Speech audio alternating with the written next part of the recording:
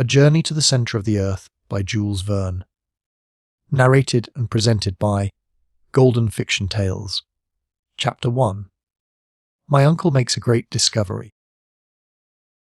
Looking back to all that has occurred to me since that eventful day, I am scarcely able to believe in the reality of my adventures. They were truly so wonderful that even now I am bewildered when I think of them. My uncle was a German, having married my mother's sister, an English woman. Being very much attached to his fatherless nephew, he invited me to study under him in his home in the fatherland. This home was in a large town, and my uncle a professor of philosophy, chemistry, geology, mineralogy, and many other ologies. One day, after passing some hours in the laboratory, my uncle being absent at the time, I suddenly felt the necessity of renovating the tissues. That is, I was hungry and was about to rouse up our old French cook, when my uncle, Professor von Hardwigg, suddenly opened the street door and came rushing upstairs. Now, Professor Hardwigg, my worthy uncle, is by no means a bad sort of man. He is, however, choleric and original. To bear with him means to obey, and scarcely had his heavy feet resounded within our joint domicile than he shouted for me to attend upon him. Harry, Harry, Harry. I hastened to obey, but before I could reach his room, jumping 3 steps at a time, he was stamping his right foot upon the landing. "Harry!" he cried in a frantic tone, "are you coming up? Now to tell the truth." At that moment I was far more interested in the question as to what was to constitute our dinner than in any problem of science. To me soup was more interesting than soda, an omelette more tempting than arithmetic, and an artichoke of 10 times more value than any amount of asbestos. But my uncle was not a man to be kept waiting. So adjourning therefore all minor questions, I presented myself before him. He was a very learned man. Now, most persons in this category supply themselves with information, as peddlers do with goods, for the benefit of others, and lay up stores in order to diffuse them abroad for the benefit of society in general. Not so my excellent uncle, Professor Hardwigg. He studied. He consumed the midnight oil. He pored over heavy tomes, and digested huge quartos and folios in order to keep the knowledge acquired to himself. There was a reason, and it may be regarded as a good one, why my uncle objected to display his learning more than was absolutely necessary. He stammered, and when intent upon explaining the phenomena of the heavens, was apt to find himself at fault, and allude in such a vague way to sun, moon, and stars that few were able to comprehend his meaning. To tell the honest truth, when the right word would not come, it was generally replaced by a very powerful adjective. In connection with the sciences, there are many almost unpronounceable names. Names very much resembling those of Welsh villages, and my uncle being very fond of using them, his habit of stammering was not thereby improved. In fact, there were periods in his discourse when he would finally give up and swallow his discomfiture in a glass of water. As I said, my uncle, Professor Hardwigg, was a very learned man, and I now had a most kind relative. I was bound to him by the double ties of affection and interest. I took deep interest in all his doings, and hoped some day to be almost as learned myself. It was a rare thing of me to be absent from his lectures. Like him, I preferred mineralogy to all the other sciences. My anxiety was to gain real knowledge of the earth. Geology and mineralogy were to us the sole objects of life, and in connection with these studies, many a fair specimen of stone, chalk, or metal did we break with our hammers. Steel rods, lodestones, glass pipes, and bottles of various acids were oftener before us than our meals. My uncle Hardwid was once known to classify 600 different geological specimens by their weight, hardness, fusibility, sound, taste, and smell. He corresponded with all the great, learned and scientific men of the age. I was, therefore, in constant communication with, at all events, the letters of Sir Humphrey Davy, Captain Franklin, and other great men. But before I state the subject on which my uncle wished to confer with me, I must say a word about his personal appearance. Alice! My readers will see a very different portrait of him at a future time, after he has gone through the fearful adventures yet to be related. My uncle was 50 years old, tall, thin, and wiry. Large spectacles hid, to a certain extent, his vast, round, and goggle eyes, while his nose was irreverently compared to a thin file. So much indeed did it resemble that useful article, that a compass was said in his presence to have made considerable nasal deviation. The truth being told, however, the only article really attracted to my uncle's nose was tobacco. Another peculiarity of his was that he always stepped a yard at a time, clenched his fists as if he were going to hit you, and was, when in one of his peculiar humours, very far from a pleasant companion. It is further necessary to observe that he lived in a very nice house, in that very nice street, the Königstrasse at Hamburg. Though lying in the centre of a town, it was perfectly rural in its aspect, half wood, half bricks, with old-fashioned gables, one of the few old houses spared by the Great Fire of 1842. When I say a nice house, I mean a handsome house, old, tottering, and not exactly comfortable to English notions. A house a little off the perpendicular and inclined to fall into the neighbouring canal. Exactly the house for a wandering artist to depict. All the more that you could scarcely see it for ivy and a magnificent old tree which grew over the door. My uncle was rich. His house was his own property, while he had a considerable private income. To my notion, the best part of his possessions was his goddaughter, Gretchen, and the old cook, the young lady, the professor, and I were the sole inhabitants. I loved mineralogy, I loved geology. To me, there was nothing like pebbles, and if my uncle had been in a little less of a fury, we should have been the happiest of families. To prove the excellent Hardwig's impatience, I solemnly declare that when the flowers in the drawing-room pots began to grow, he rose every morning at 4 o'clock to make them grow quicker by pulling the leaves. Having described my uncle, I will now give an account of our interview. He received me in his study, a perfect museum, containing every natural curiosity that can well be imagined, minerals, however, predominating. Every one was familiar to me, having been catalogued by own hand. My uncle, apparently oblivious of the fact that he had summoned me to his presence, was absorbed in a book. He was particularly fond of early editions, tall copies, and unique works. "Wonderful!" he cried, tapping his forehead. "Wonderful, wonderful!" It was one of those yellow-leaved volumes now rarely found on stalls, and to me it appeared to possess but little value. My uncle, however, was in raptures. He admired its binding, the clearness of its characters, the ease with which it opened in his hand, and repeated aloud, 6 times, that it was very, very old.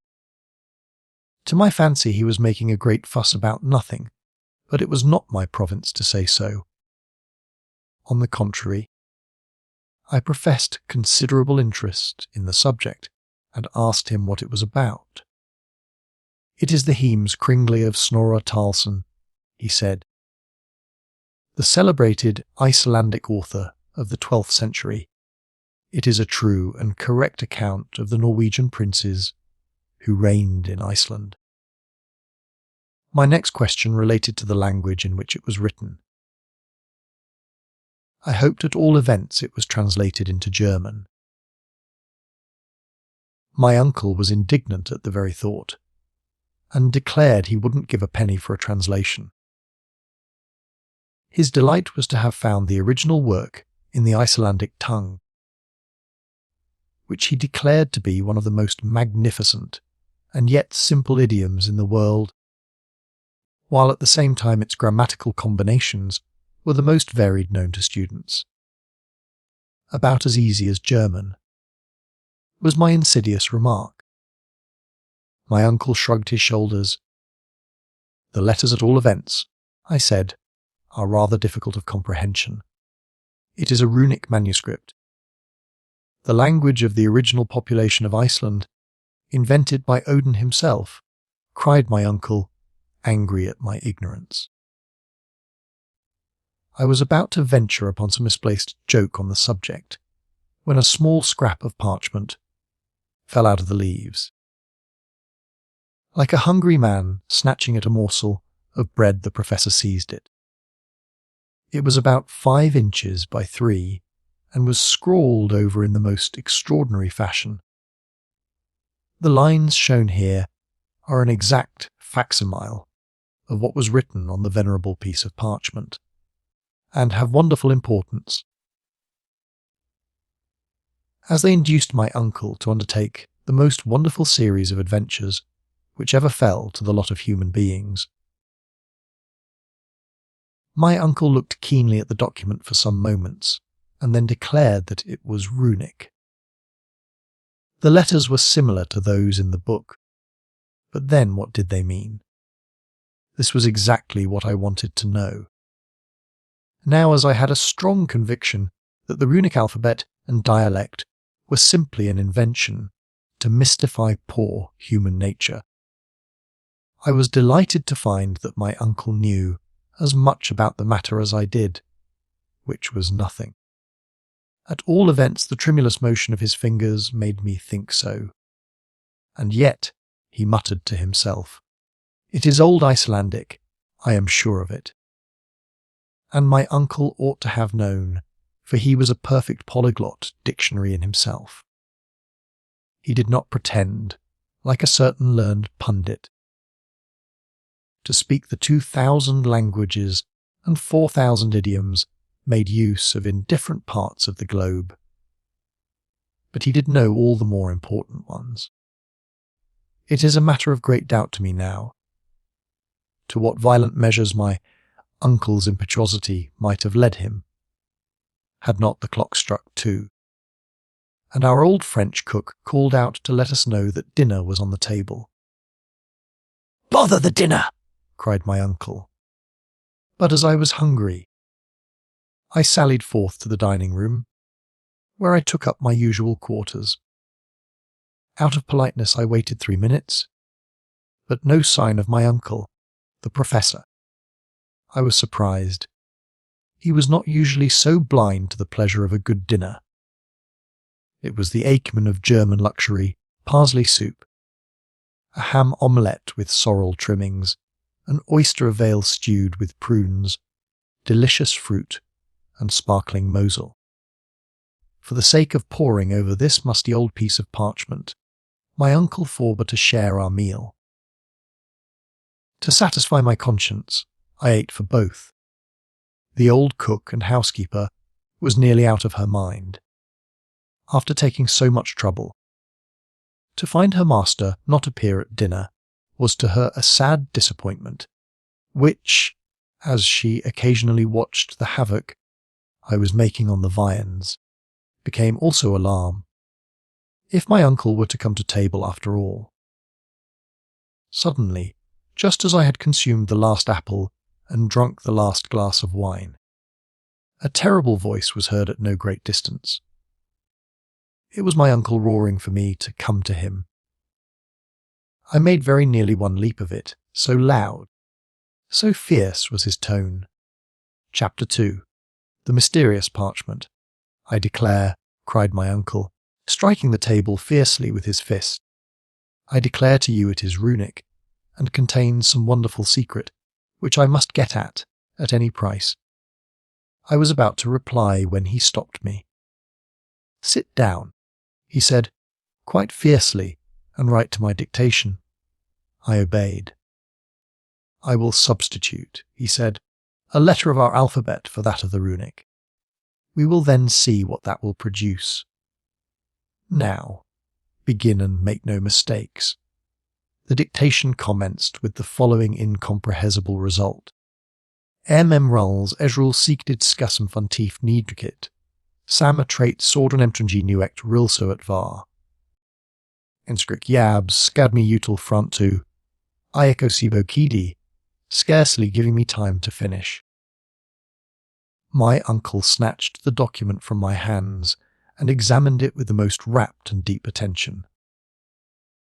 I should like to know what it means, he said, after a long period. I certainly could not tell him, nor did he expect me to, his conversation being uniformly answered by himself. I declare it puts me in mind of a cryptograph, he cried, unless, indeed, the letters have been written without any real meaning, and yet why take so much trouble? Who knows, but I may be on the verge of some great discovery. My candid opinion was that it was all rubbish. But this opinion I kept carefully to myself, as my uncle's choler was not pleasant to bear. All this time he was comparing the book with the parchment. The manuscript volume and the smaller document are written in different hands, he said. The cryptograph is of much later date than the book. There is an undoubted proof of the correctness of my surmise. An irrefragable proof I took it to be. The first letter is a double M, which was only added to the Icelandic language in the 12th century. This makes the parchment 200 years posterior to the volume. The circumstances appeared very probable and very logical, but it was all surmise to me. To me it appears probable that this sentence was written by some owner of the book. Now, who was the owner, is the next important question. Perhaps by great good luck it may be written somewhere in the volume. With these words, Professor Hardwigg took off his spectacles and, taking a powerful magnifying glass, examined the book carefully. On the flyleaf was what appeared to be a blot of ink, but on examination proved to be a line of writing almost effaced by time. This was what he sought, and, after some considerable time, he made out these letters. Arn Saknussemm.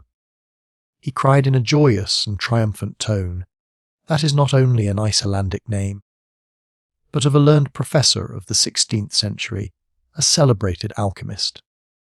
I bowed as a sign of respect.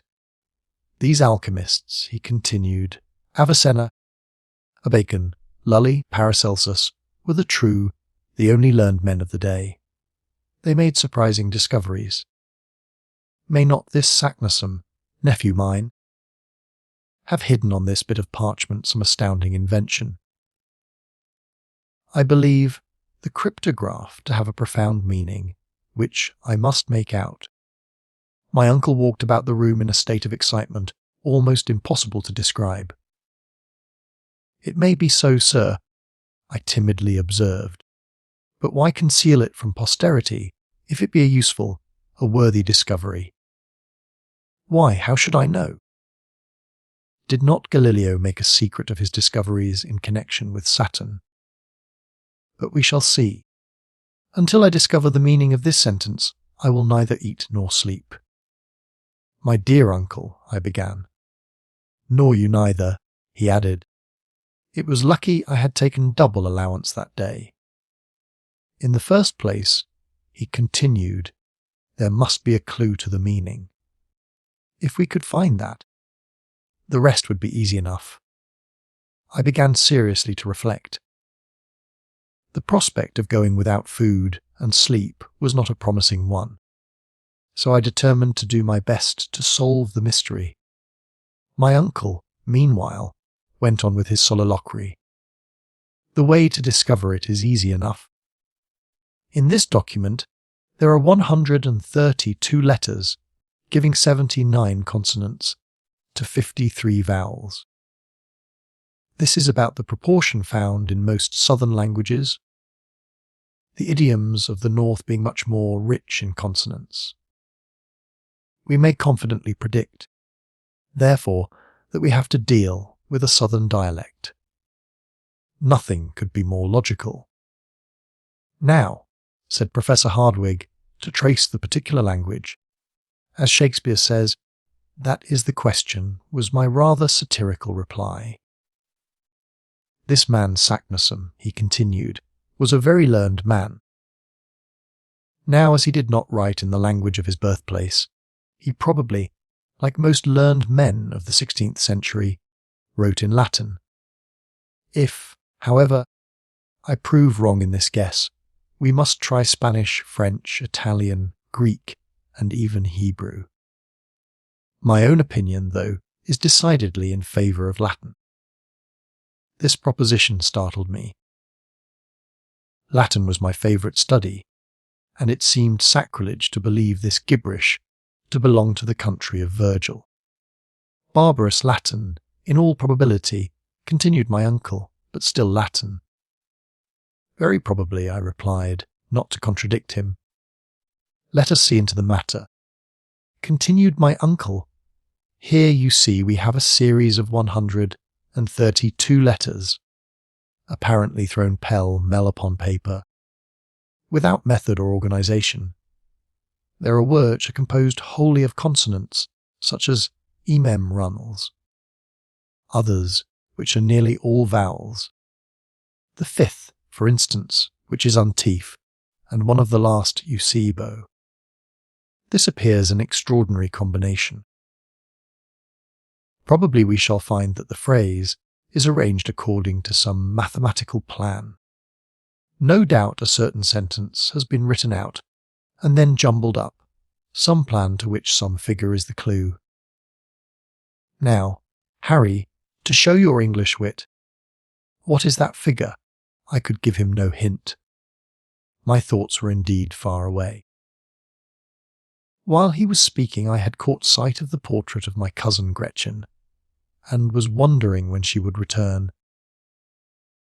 We were affianced, and loved one another very sincerely. But my uncle, who never thought even of such sublunary matters, knew nothing of this. Without noticing my abstraction, the professor began reading the puzzling cryptograph all sorts of ways, according to some theory of his own.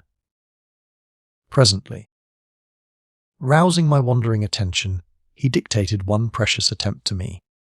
I mildly handed it over to him. It read as follows: "A Messenkesenra, Istock. Signitimurten, Isatseret rotivsadua ednexedsaden, Lacartnia legisratrak sarbutabaldmek, Meritatsilukos lefensenai."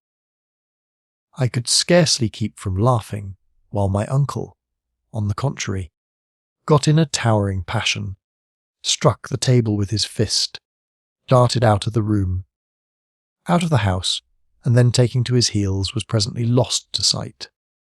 Chapter 3. An Astounding Discovery. "What is the matter?"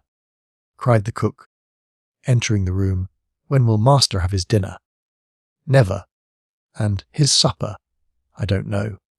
He says he will eat no more, neither shall I." "My uncle has determined to fast, and make me fast until he makes out this abominable inscription," I replied. "You will be starved to death," she said. I was very much of the same opinion, but not liking to say so, sent her away and began some of my usual work of classification. But try as I might, nothing could keep me from thinking alternately of the stupid manuscript and of the pretty Gretchen. Several times I thought of going out, but my uncle would have been angry at my absence. At the end of an hour, my allotted task was done. How to pass the time? I began by lighting my pipe. Like all other students, I delighted in tobacco, and, seating myself in the great armchair, I began to think. Where was my uncle? I could easily imagine him tearing along some solitary road, gesticulating, talking to himself, cutting the air with his cane, and still thinking of the absurd bit of hieroglyphics. Would he hit upon some clue? Would he come home in better humour? While these thoughts were passing through my brain, I mechanically took up the execrable puzzle and tried every imaginable way of grouping the letters. I put them together by twos, by threes, fours and fives in vain. Nothing intelligible came out, except that the 14th, 15th, and 16th made ice. In English, the 84th, 85th, and 86th, the word, sir. Then at last I seemed to find the Latin words. Rota, mutabile irenecatra. Ha! There seems to be some truth in my uncle's notion, thought I. Then again I seemed to find the word luco, which means sacred wood. Then in the third line I appeared to make out, labelled, a perfect Hebrew word, and at the last the syllables mir, ar, mer, which were French. It was enough to drive one mad. 4 different idioms in this absurd phrase. What connection could there be between ice, sir, anger, cruel, sacred wood, changing, mother R and sea? The first and the last might, in a sentence connected with Iceland, mean sea of ice. But what of the rest of this monstrous cryptograph? I was, in fact, fighting against an insurmountable difficulty. My brain was almost on fire. My eyes were strained with staring at the parchment. The whole absurd collection of letters appeared to dance before my vision in a number of black little groups.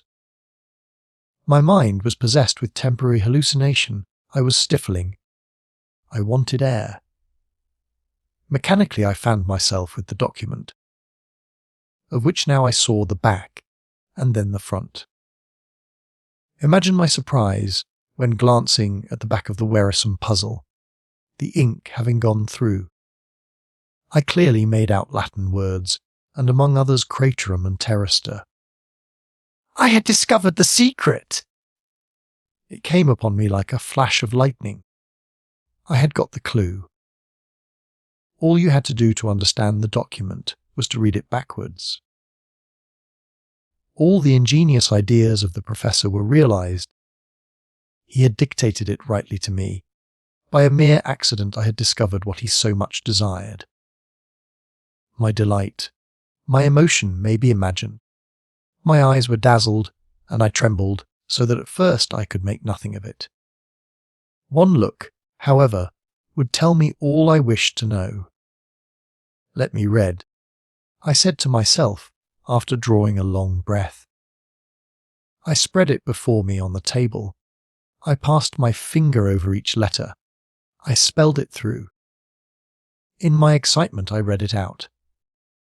What horror and stupefaction took possession of my soul. I was like a man who had received a knockdown blow. Was it possible that I really read the terrible secret, and it had really been accomplished? A man had dared to do what no living being should ever know. Never! Cried I, jumping up. Never shall my uncle be made aware of the dread secret. He would be quite capable of undertaking the terrible journey. Nothing would check him, nothing stop him. Worse, he would compel me to accompany him. and we should be lost forever. But no, such folly and madness cannot be allowed. I was almost beside myself with rage and fury. My worthy uncle is already nearly mad, I cried aloud. This would finish him. By some accident he may make the discovery, in which case we are both lost. Perish the fearful secret. Let the flames forever bury it in oblivion. I snatched up book and parchment, and was about to cast them into the fire, when the door opened and my uncle entered. I had scarcely time to put down the wretched documents before my uncle was by my side. He was profoundly absorbed. His thoughts were evidently bent on the terrible parchment. Some new combination had probably struck him while taking his walk. He seated himself in his armchair, and with a pen began to make an algebraical calculation. I watched him with anxious eyes. My flesh crawled as it became probable that he would discover the secret. His combinations I knew now were useless, I having discovered the one only clue. For 3 mortal hours he continued without speaking a word, without raising his head, scratching, rewriting, calculating over and over again. I knew that in time he must hit upon the right phrase. The letters of every alphabet have only a certain number of combinations. But then years might elapse before he would arrive at the correct solution. Still time went on. Night came, the sounds in the streets ceased, and still my uncle went on, not even answering our worthy cook when she called us to supper. I did not dare to leave him, so waved her away, and at last fell asleep on the sofa. When I awoke, my uncle was still at work. His red eyes, his pallid countenance, his matted hair, his feverish hands, his hectically flushed cheeks, showed how terrible had been his struggle with the impossible, and what fearful fatigue he had undergone during that long sleepless night. It made me quite ill to look at him, though he was rather severe with me. I loved him, and my heart ached at his sufferings. He was so overcome by one idea that he could not even get in a passion. All his energies were focused on one point. And I knew that by speaking one little word all this suffering would cease. I could not speak it. My heart was, nevertheless, inclining towards him. Why, then, did I remain silent? In the interest of my uncle himself. Nothing shall make me speak, I muttered. He will want to follow in the footsteps of the other. I know him well. His imagination is a perfect volcano. And to make discoveries in the interests of geology, he would sacrifice his life. I will therefore be silent and strictly keep the secret I have discovered. To reveal it would be suicidal. He would not only rush himself to destruction, but drag me with him. I crossed my arms, looked another way and smoked, resolved never to speak. When our cook wanted to go out to market, or on any other errand, she found the front door locked and the key taken away. Was this done purposely or not? Surely Professor Hardwigg did not intend the old woman and myself to become martyrs to his obstinate will. Were we to be starved to death? A frightful recollection came to my mind. Once we had fed on bits and scraps for a week, while he sorted some curiosities. It gave me the cramp even to think of it. I wanted my breakfast, and I saw no way of getting it. Still my resolution held good. I would starve rather than yield. But the cook began to take me seriously to task. What was to be done?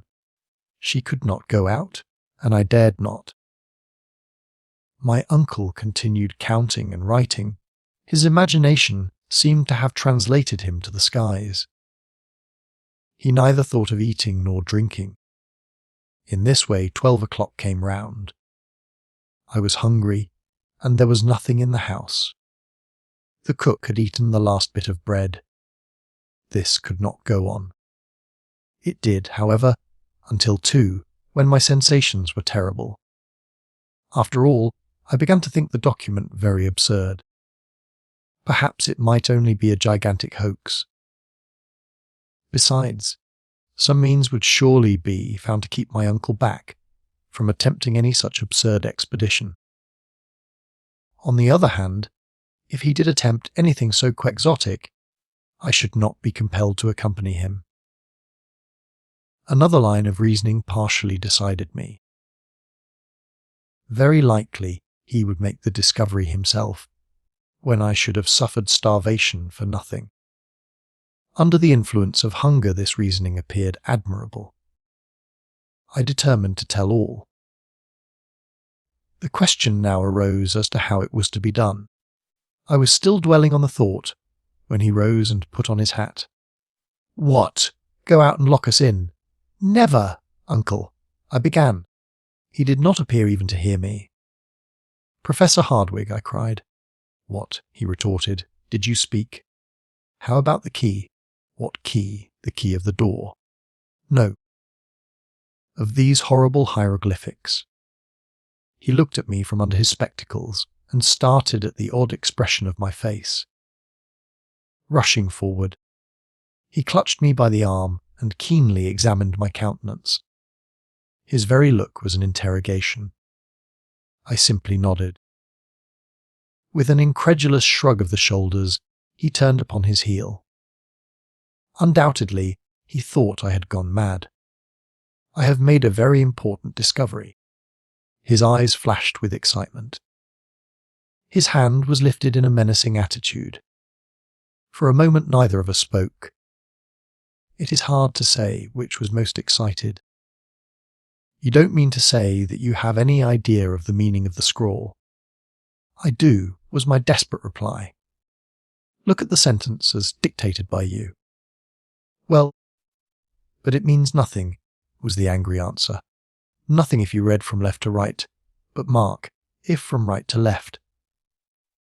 "Backwards," cried my uncle, in wild amazement. "Oh, most cunning Saknussemm, and I to be such a blockhead!" He snatched up the document, gazed at it with haggard eye, and read it out as I had done. It read as follows: "In Sneffels joculis cratrum chem delibat umbra Scartaris, Juli intra calendars descendi, orders vieta, it terrestre centrum attinges, cod feci, arn Saknussem," which dog Latin being translated, reads as follows: "Descend into the crater of Jokul of Sneffels, which the shade of Scartaris caresses, before the calends of July, audacious traveller, and you will reach the centre of the earth." I did it. Arn Saknussemm, my uncle leaped 3 feet from the ground with joy. He looked radiant and handsome. He rushed about the room wild with delight and satisfaction.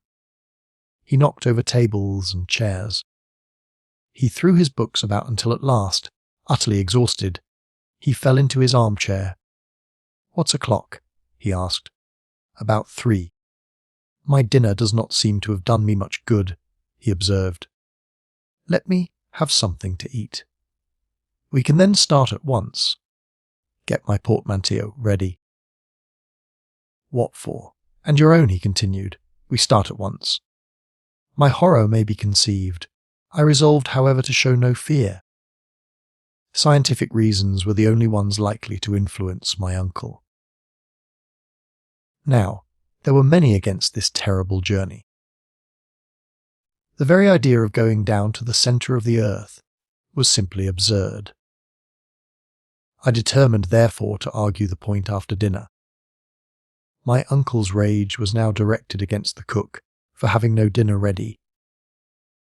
My explanation, however, satisfied him, and having gotten the key, she soon contrived to get sufficient to satisfy our voracious appetites. During the repast my uncle made some of those peculiar jokes which belong exclusively to the learned. As soon, however, as dessert was over, he called me to his study. We each took a chair on opposite sides of the table. "Henry," he said, in a soft and winning voice, "I have always believed you ingenious, and you have rendered me a service never to be forgotten.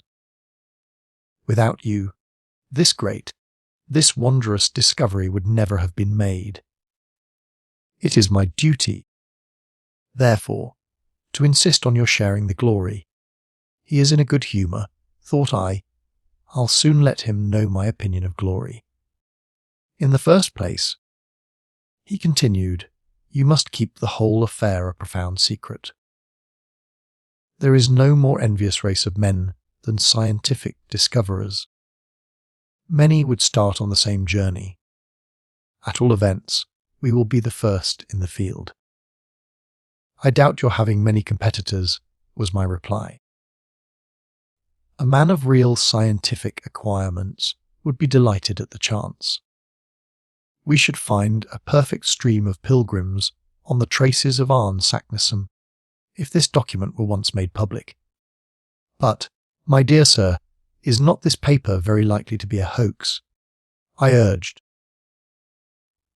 "The book in which we find it is sufficient proof of its authenticity," he replied. "I thoroughly allow that the celebrated professor wrote the lines, but only, I believe, as a kind of mystification," was my answer. Scarcely were the words out of my mouth, when I was sorry I had uttered them.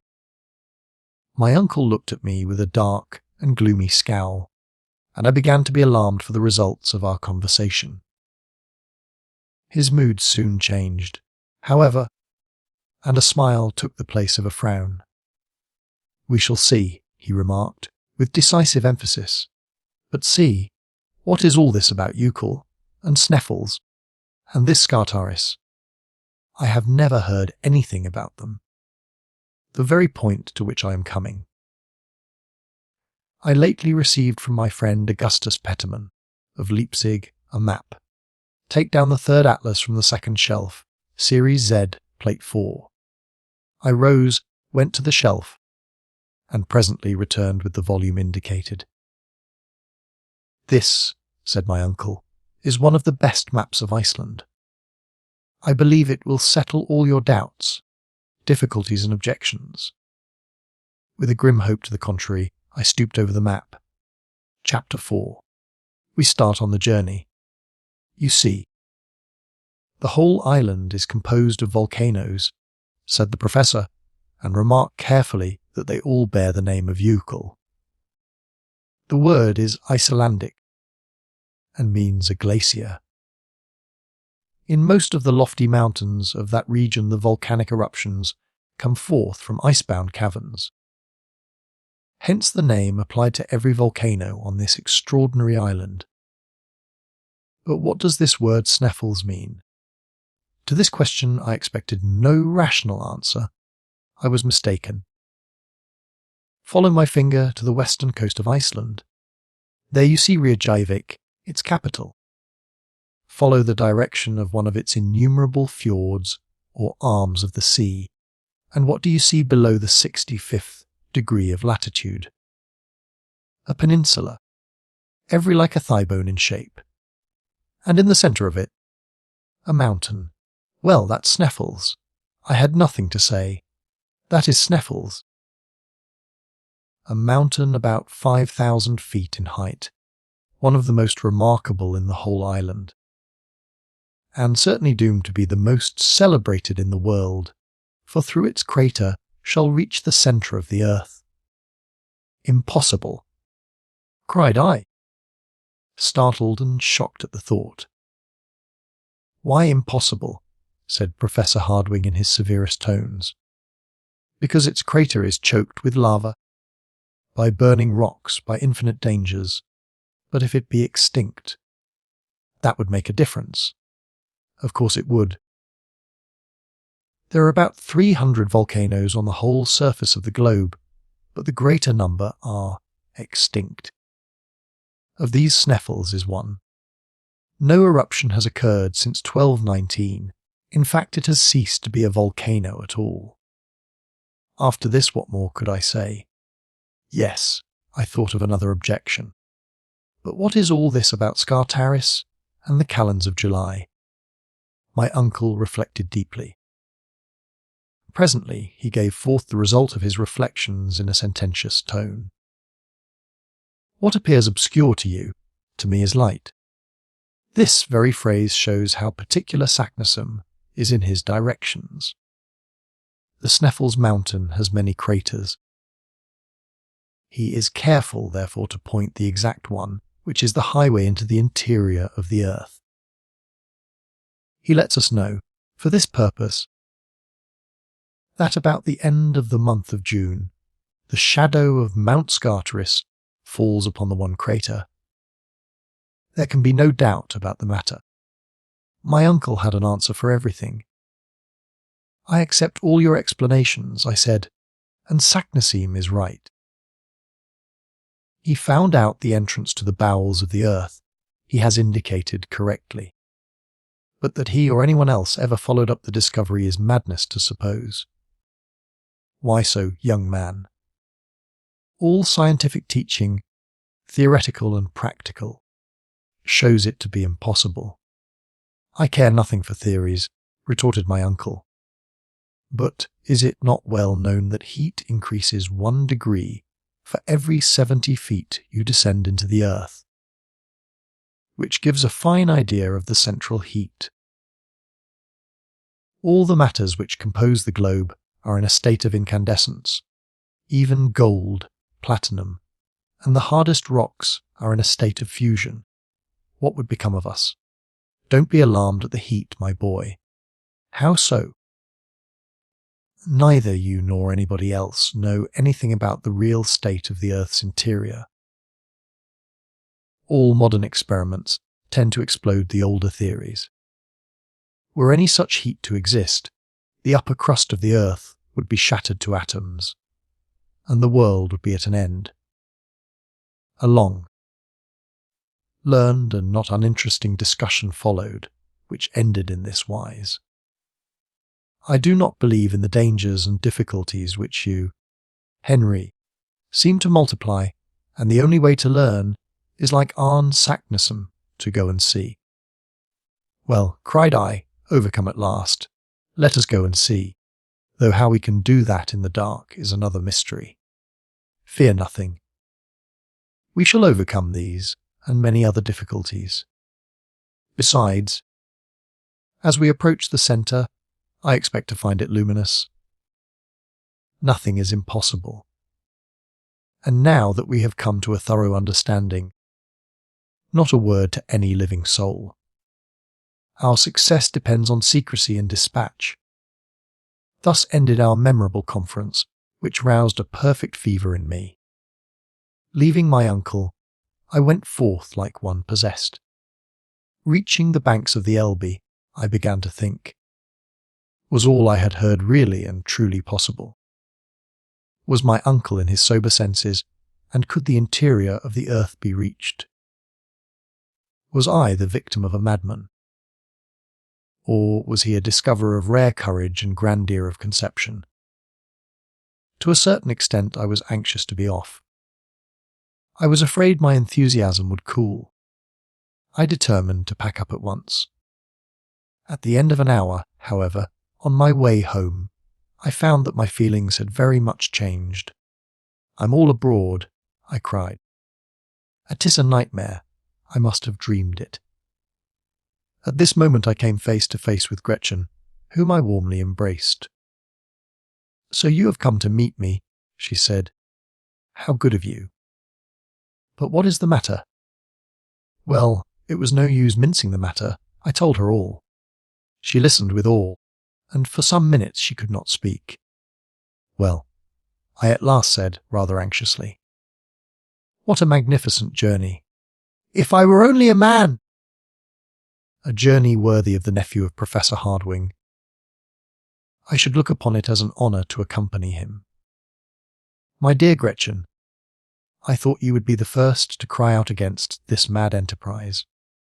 No, on the contrary, I glory in it. It is magnificent, splendid, an idea worthy of my father. Henry Lawson, I envy you. This was, as it were, conclusive. The final blow of all. When we entered the house, we found my uncle surrounded by workmen and porters who were packing up. He was pulling and hauling at a bell. "Where have you been wasting your time? Your portmanteau is not packed. My papers are not in order. The precious tailor has not brought my clothes. Nor my gaiters. The key of my carpet bag is gone." I looked at him stupefied, and still he tugged away at the bell. "We are really off then?" I said. "Yes, of course, and yet you go out for a stroll. Unfortunate boy. And when do we go?" "The day after tomorrow, at daybreak." I heard no more, but darted off to my little bedchamber and locked myself in.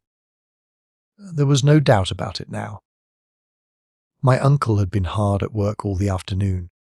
The garden was full of ropes, rope ladders, torches, gourds, iron clamps, crowbars, alpenstocks, and pickaxes, enough to load 10 men. I passed a terrible night. I was called early the next day to learn that the resolution of my uncle was unchanged and irrevocable. I also found my cousin and affianced wife as warm on the subject as was her father. Next day, at 5 o'clock in the morning, the post-chaise was at the door. Gretchen and the old cook received the keys of the house, and, scarcely pausing to wish anyone goodbye, we started on our adventurous journey into the centre of the earth. Chapter 5. First Lessons in Climbing. At Altona, a suburb of Hamburg, is the chief station of the Kiel Railway, which was to take us to the shores of the belt. In 20 minutes from the moment of our departure, we were in Holstein, and our carriage entered the station. Our heavy luggage was taken out, weighed, labelled, and placed in a huge van. We then took our tickets, and exactly at 7 o'clock were seated opposite each other in a first-class railway carriage. My uncle said nothing. He was too busy examining his papers, among which, of course, was the famous Parchment, and some letters of introduction from the Danish consul, which were to pave the way to an introduction to the governor of Iceland. My only amusement was looking out of the window. But as we passed through a flat though fertile country, this occupation was slightly monotonous. In 3 hours we reached Kiel, and our baggage was at once transferred to the steamer. We had now a day before us, a delay of about 10 hours, which fact put my uncle in a towering passion. We had nothing to do but to walk about the pretty town and bay. At length, however, we went on board, and at 10:30 was steaming down the Great Belt. It was a dark night, with a strong breeze and a rough sea. Nothing being visible but the occasional fires on shore, with here and there a lighthouse. At 7 in the morning we left Korsa, a little town on the western side of Sealand. Here we took another railway, which in 3 hours brought us to the capital, Copenhagen, where, scarcely taking time for refreshment, my uncle hurried out to present one of his letters of introduction. It was to the director of the Museum of Antiquities, who, having been informed that we were tourists bound for Iceland, did all he could to assist us. One wretched hope sustained me now. Perhaps no vessel was bound for such distant parts. Alas! A little Danish schooner, the Valkyrie, was to sail on the 2nd of June for Reykjavik. The captain, Emberjan, was on board, and was rather surprised at the energy and cordiality with which his future passenger shook him by the hand. To him a voyage to Iceland was merely a matter of course. My uncle, on the other hand, considered the event of sublime importance. The honest sailor took advantage of the professor's enthusiasm to double the fare. "On Tuesday morning at 7 o'clock be on board," said Ember John, handing us our receipts. "Excellent! Capital! Glorious!" remarked my uncle as we sat down to a late breakfast. "Refresh yourself, my boy, and we will take a run through the town." Our meal concluded, we went to the Kongens Nytor, to the king's magnificent palace, to the beautiful bridge over the canal near the museum, to the immense cenotaph of Thorwaldsen with its hideous naval groups, to the castle of Rosenberg, and to all the other lions of the place, none of which my uncle even saw, so absorbed was he in his anticipated triumphs.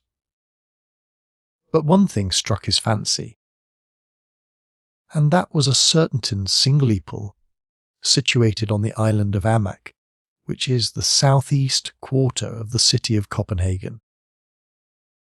My uncle at once ordered me to turn my steps that way, and accordingly we went on board the steam ferry boat, which does duty on the canal, and very soon reached the noted dockyard quay.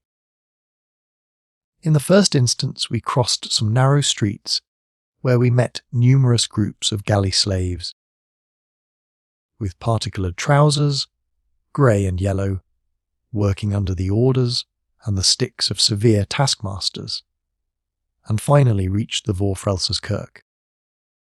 This church exhibited nothing remarkable in itself. In fact, the worthy professor had only been attracted to it by one circumstance, which was that its rather elevated steeple started from a circular platform, after which there was an exterior staircase, which wound round to the very summit. "Let us ascend," said my uncle. "But I never could climb church towers," I cried. "I am subject to dizziness in my head." "The very reason why you should go up. I want to cure you of a bad habit. But, my good sir, I tell you to come. What is the use of wasting so much valuable time?" It was impossible to dispute the dictatorial commands of my uncle. I yielded with a groan. On payment of a fee, a verger gave us the key. He, for one, was not partial to the Ascent. My uncle at once showed me the way, running up the steps like a schoolboy. I followed as well as I could, though no sooner was I outside the tower than my head began to swim. There was nothing of the eagle about me. The earth was enough for me, and no ambitious desire to soar ever entered my mind. Still, things did not go badly until I had ascended 150 steps, and was near the platform, when I began to feel the rush of cold air. I could scarcely stand, when clutching the railings, I looked upwards. The railing was frail enough, but nothing to those which skirted the terrible winding staircase that appeared, from where I stood, to ascend to the skies. "Now then, Henry." "I can't do it," I cried, in accents of despair. "Are you, after all, a coward, sir?" said my uncle in a pitiless tone. "Go up, I say." To this there was no reply possible, and yet the keen air acted violently on my nervous system. Sky, earth, all seemed to swim round, while the steeple rocked like a ship. My legs gave way like those of a drunken man. I crawled upon my hands and knees. I hauled myself up slowly, a-crawling like a snake. Presently I closed my eyes and allowed myself to be dragged upwards. "Look around you," said my uncle in a stern voice. "Heaven knows what profound abysses you may have to look down. This is excellent practice." Slowly, and shivering all the while with cold, I opened my eyes. What then did I see? My first glance was upwards at the cold fleecy clouds, which as by some optical delusion appeared to stand still, while the steeple, the weathercock, and our two selves were carried swiftly along. Far away on one side could be seen the grassy plain, while on the other lay the sea bathed in translucent light. The Sund, or Sound as we call it, could be discovered beyond the point of Elsinore, crowded with white sails, which at that distance looked like the wings of seagulls, while to the east could be made out the far-off coast of Sweden. The whole appeared a magic panorama, but faint and bewildered as I was, there was no remedy for it. Rise and stand up I must. Despite my protestations, my first lesson lasted quite an hour. When, nearly 2 hours later, I reached the bosom of Mother Earth, I was like a rheumatic old man bent double with pain. "Enough for one day," said my uncle, rubbing his hands. "We will begin again tomorrow." There was no remedy.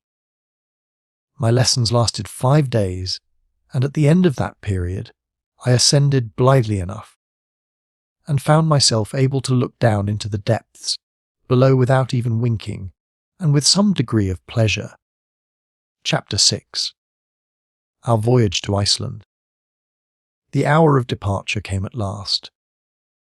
The night before, the worthy Mr. Thompson brought us the most cordial letters of introduction for Baron Tramp, Governor of Iceland, for M. Picterson, coadjutor to the bishop, and for M. Finson, mayor of the town of Reykjavik.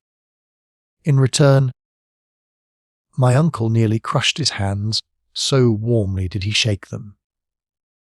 On the 2nd of the month, at 2 in the morning, our precious cargo of luggage was taken on board the good ship, Valkyrie. We followed, and were very politely introduced by the captain to a small cabin with 2 standing bed places, neither very well ventilated nor very comfortable. But in the cause of science men are expected to suffer. "Well, and have we a fair wind?" cried my uncle in his most mellifluous accents. "An excellent wind," replied Captain Jarn. "We shall leave the Sound, going free with all sails set." A few minutes afterwards, the schooner started before the wind, under all the canvas she could carry, and entered the channel.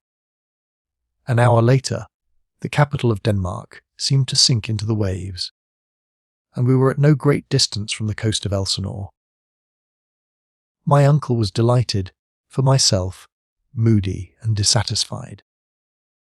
I appeared almost to expect a glimpse of the ghost of Hamlet.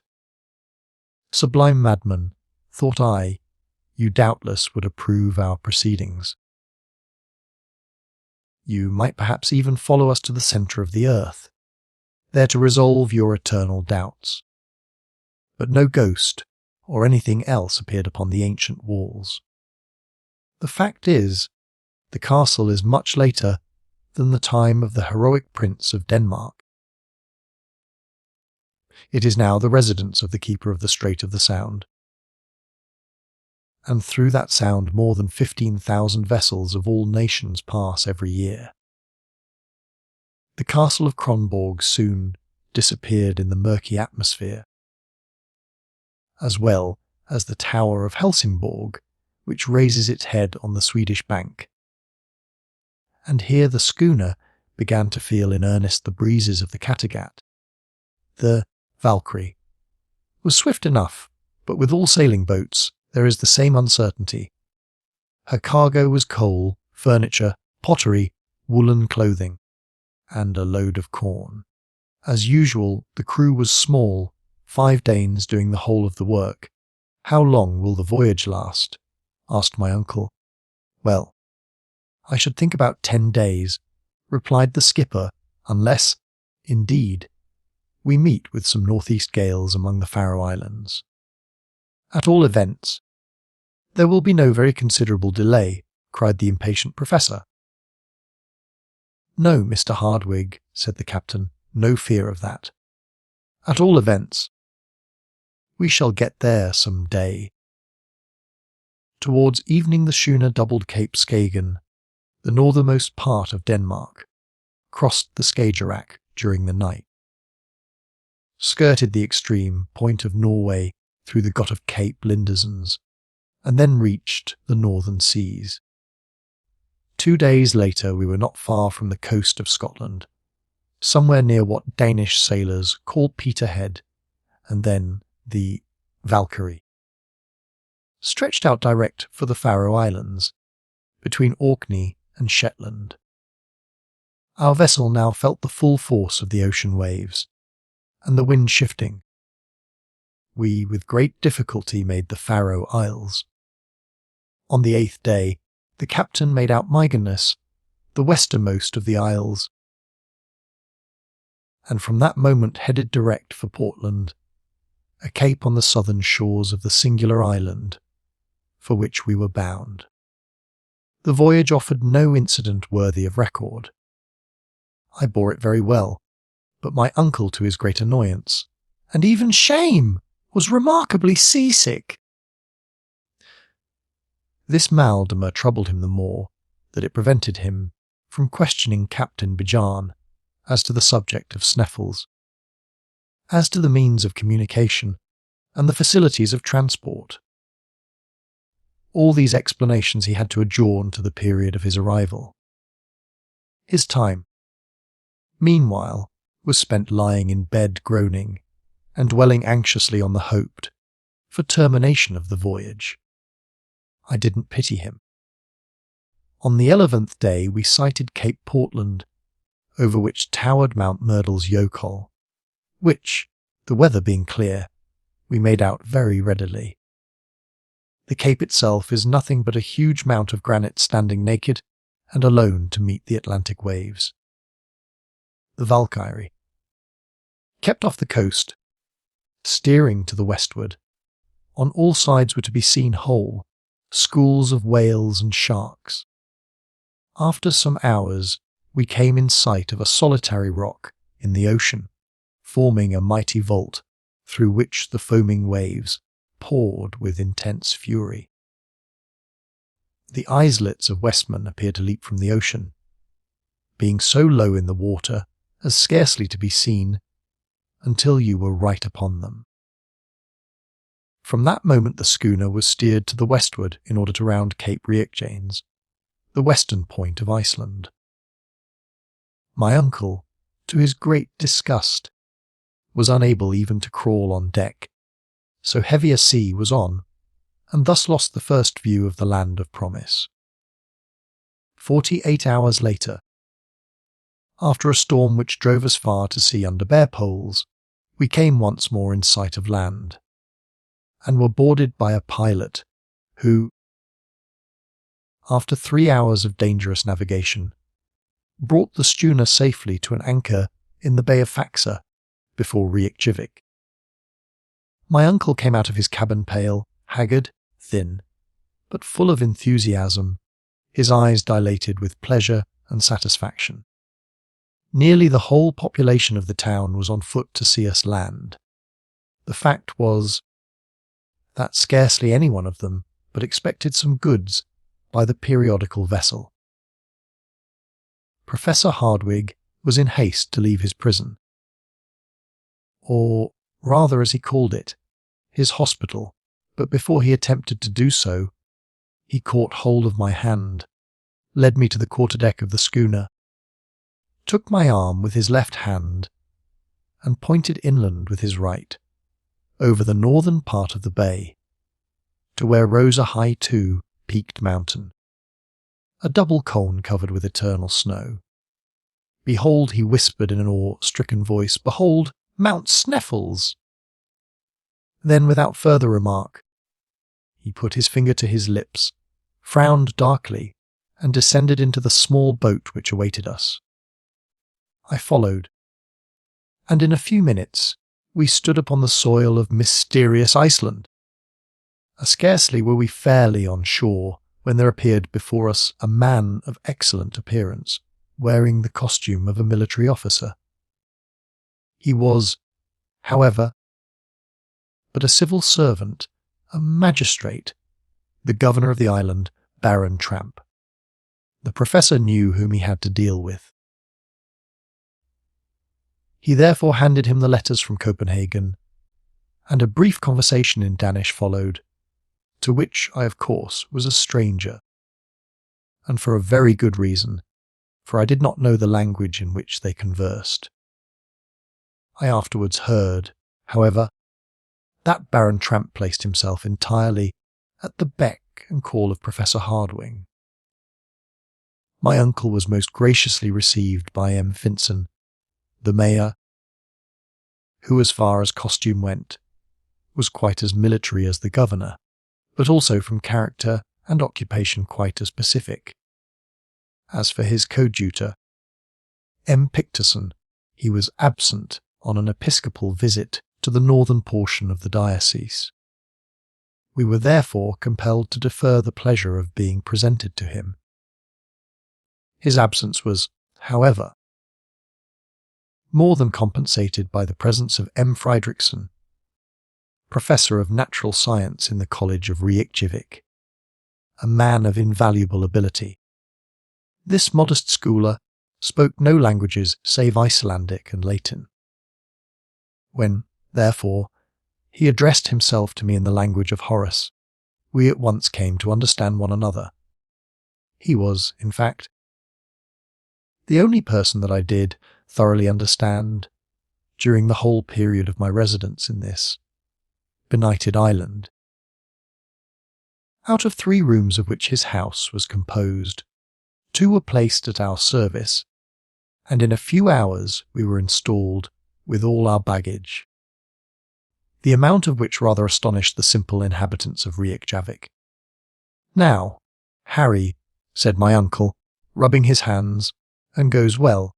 The worst difficulty is now over." "How the worst difficulty over?" I cried in fresh amazement. "Doubtless. Here we are in Iceland. Nothing more remains but to descend into the bowels of the earth." "Well, sir, to a certain extent you are right. We have only to go down, but, as far as I am concerned, that is not the question. I want to know how we are to get up again. That is the least part of the business, and does not in any way trouble me. In the meantime, there is not an hour to lose. I am about to visit the public library. Very likely I may find there some manuscripts from the hand of Saknussemm. I shall be glad to consult them. In the meanwhile, I replied, I will take a walk through the town. Will you not likewise do so? I feel no interest in the subject, said my uncle. What for me is curious in this island is not what is above the surface, but what is below. I bowed by way of reply, put on my hat and furred cloak, and went out. It was not an easy matter to lose oneself in the 2 streets of Reykjavik. I had therefore no need to ask my way. The town lies on a flat and marshy plain between 2 hills. A vast field of lava skirts it on one side, falling away in terraces towards the sea. On the other hand is the large bay of Faxa, bordered on the north by the enormous glacier of Sneffels, and in which bay the Valkyrie was then the only vessel at anchor. Generally there were 1 or 2 English or French gunboats to watch and protect the fisheries in the offing. They were now, however, absent on duty. The longest of the streets of Reykjavik runs parallel to the shore. In this street the merchants and traders live in wooden huts made with beams of wood, painted red, mere log huts, such as you find in the wilds of America. The other street, situated more to the west, runs toward a little lake between the residences of the bishop and the other personages not engaged in commerce. I had soon seen all I wanted of these weary and dismal thoroughfares. Here and there was a strip of discoloured turf, like an old worn out of woolen carpet, and now and then a bit of kitchen garden in which grew potatoes, cabbage, and lettuce, almost diminutive enough to suggest the idea of Lilliput. In the centre of the new commercial street, I found the public cemetery, enclosed by an earthen wall. Though not very large, it appeared not likely to be filled for centuries. From hence I went to the house of the governor, a mere hut in comparison with the mansion house of Hamburg, but a palace alongside the other Icelandic houses. Between the little lake and the town was the church, built in simple Protestant style and composed of calcined stones, thrown up by volcanic action. I have not the slightest doubt that in high winds its red tiles were blown out, to the great annoyance of the pastor and congregation. Upon an eminence close at hand was the national school, in which were taught Hebrew, English, French, and Danish. In 3 hours my tour was complete. The general impression upon my mind was sadness. No trees, no vegetation, so to speak, on all sides volcanic peaks, the huts of turf and earth, more like roofs than houses. Thanks to the heat of these residences, grass grows on the roof, which grass is carefully cut for hay. I saw but few inhabitants during my excursion, but I met a crowd on the beach, drying, salting and loading codfish, the principal article of exportation. The men appeared robust but heavy, fair, haired like Germans, but of pensive mien, exiles of a higher scale, in the ladder of humanity than the Eskimos. But, I thought, much more unhappy, since with superior perceptions they are compelled to live within the limits of the polar circle. Sometimes they gave vent to a convulsive laugh, but by no chance did they smile. Their costume consists of a coarse capote of black wool, known in Scandinavian countries as the vadmel, a broad-brimmed hat, trousers of red serge, and a piece of leather tied with strings for a shoe, a coarse kind of moccasin. The women, though sad-looking and mournful, had rather agreeable features, without much expression. They wear a bodice and petticoat of sombre vadmel. When unmarried, they wear a little brown knitted cap over a crown of plaited hair. But when married, they cover their heads with a coloured handkerchief, over which they tie a white scarf. Chapter 7. Conversation and Discovery. When I returned, dinner was ready. This meal was devoured by my worthy relative with avidity and voracity.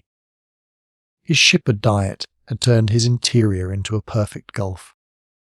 The repast, which was more Danish than Icelandic, was in itself nothing, but the excessive hospitality of our host made us enjoy it doubly.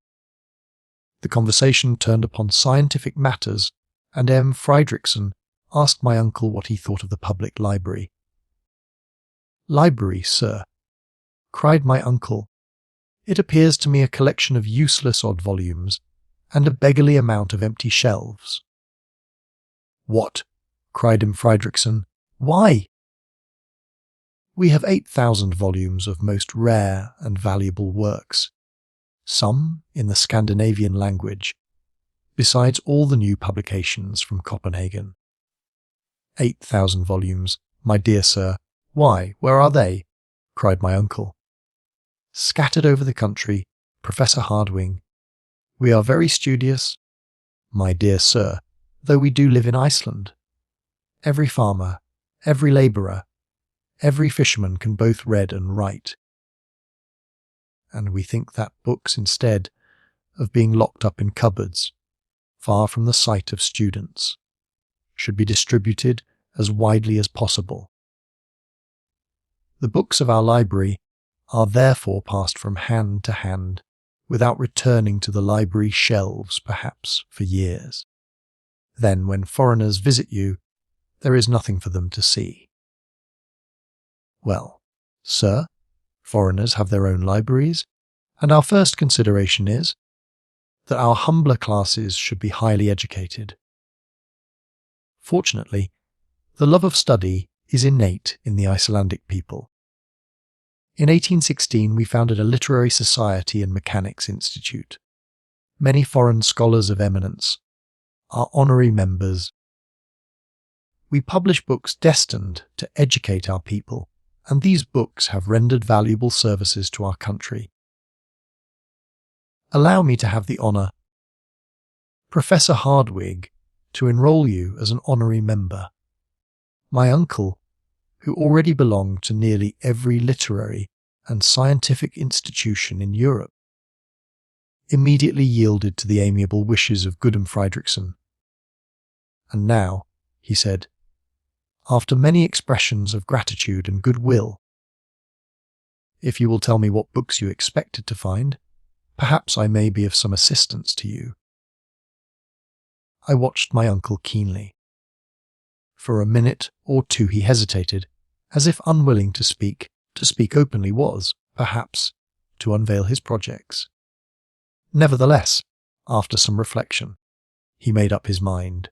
Well, M. Friedrichsen, he said in an easy, unconcerned kind of way, I was desirous of ascertaining if among other valuable works you had any of the learned Arne Saknussemm.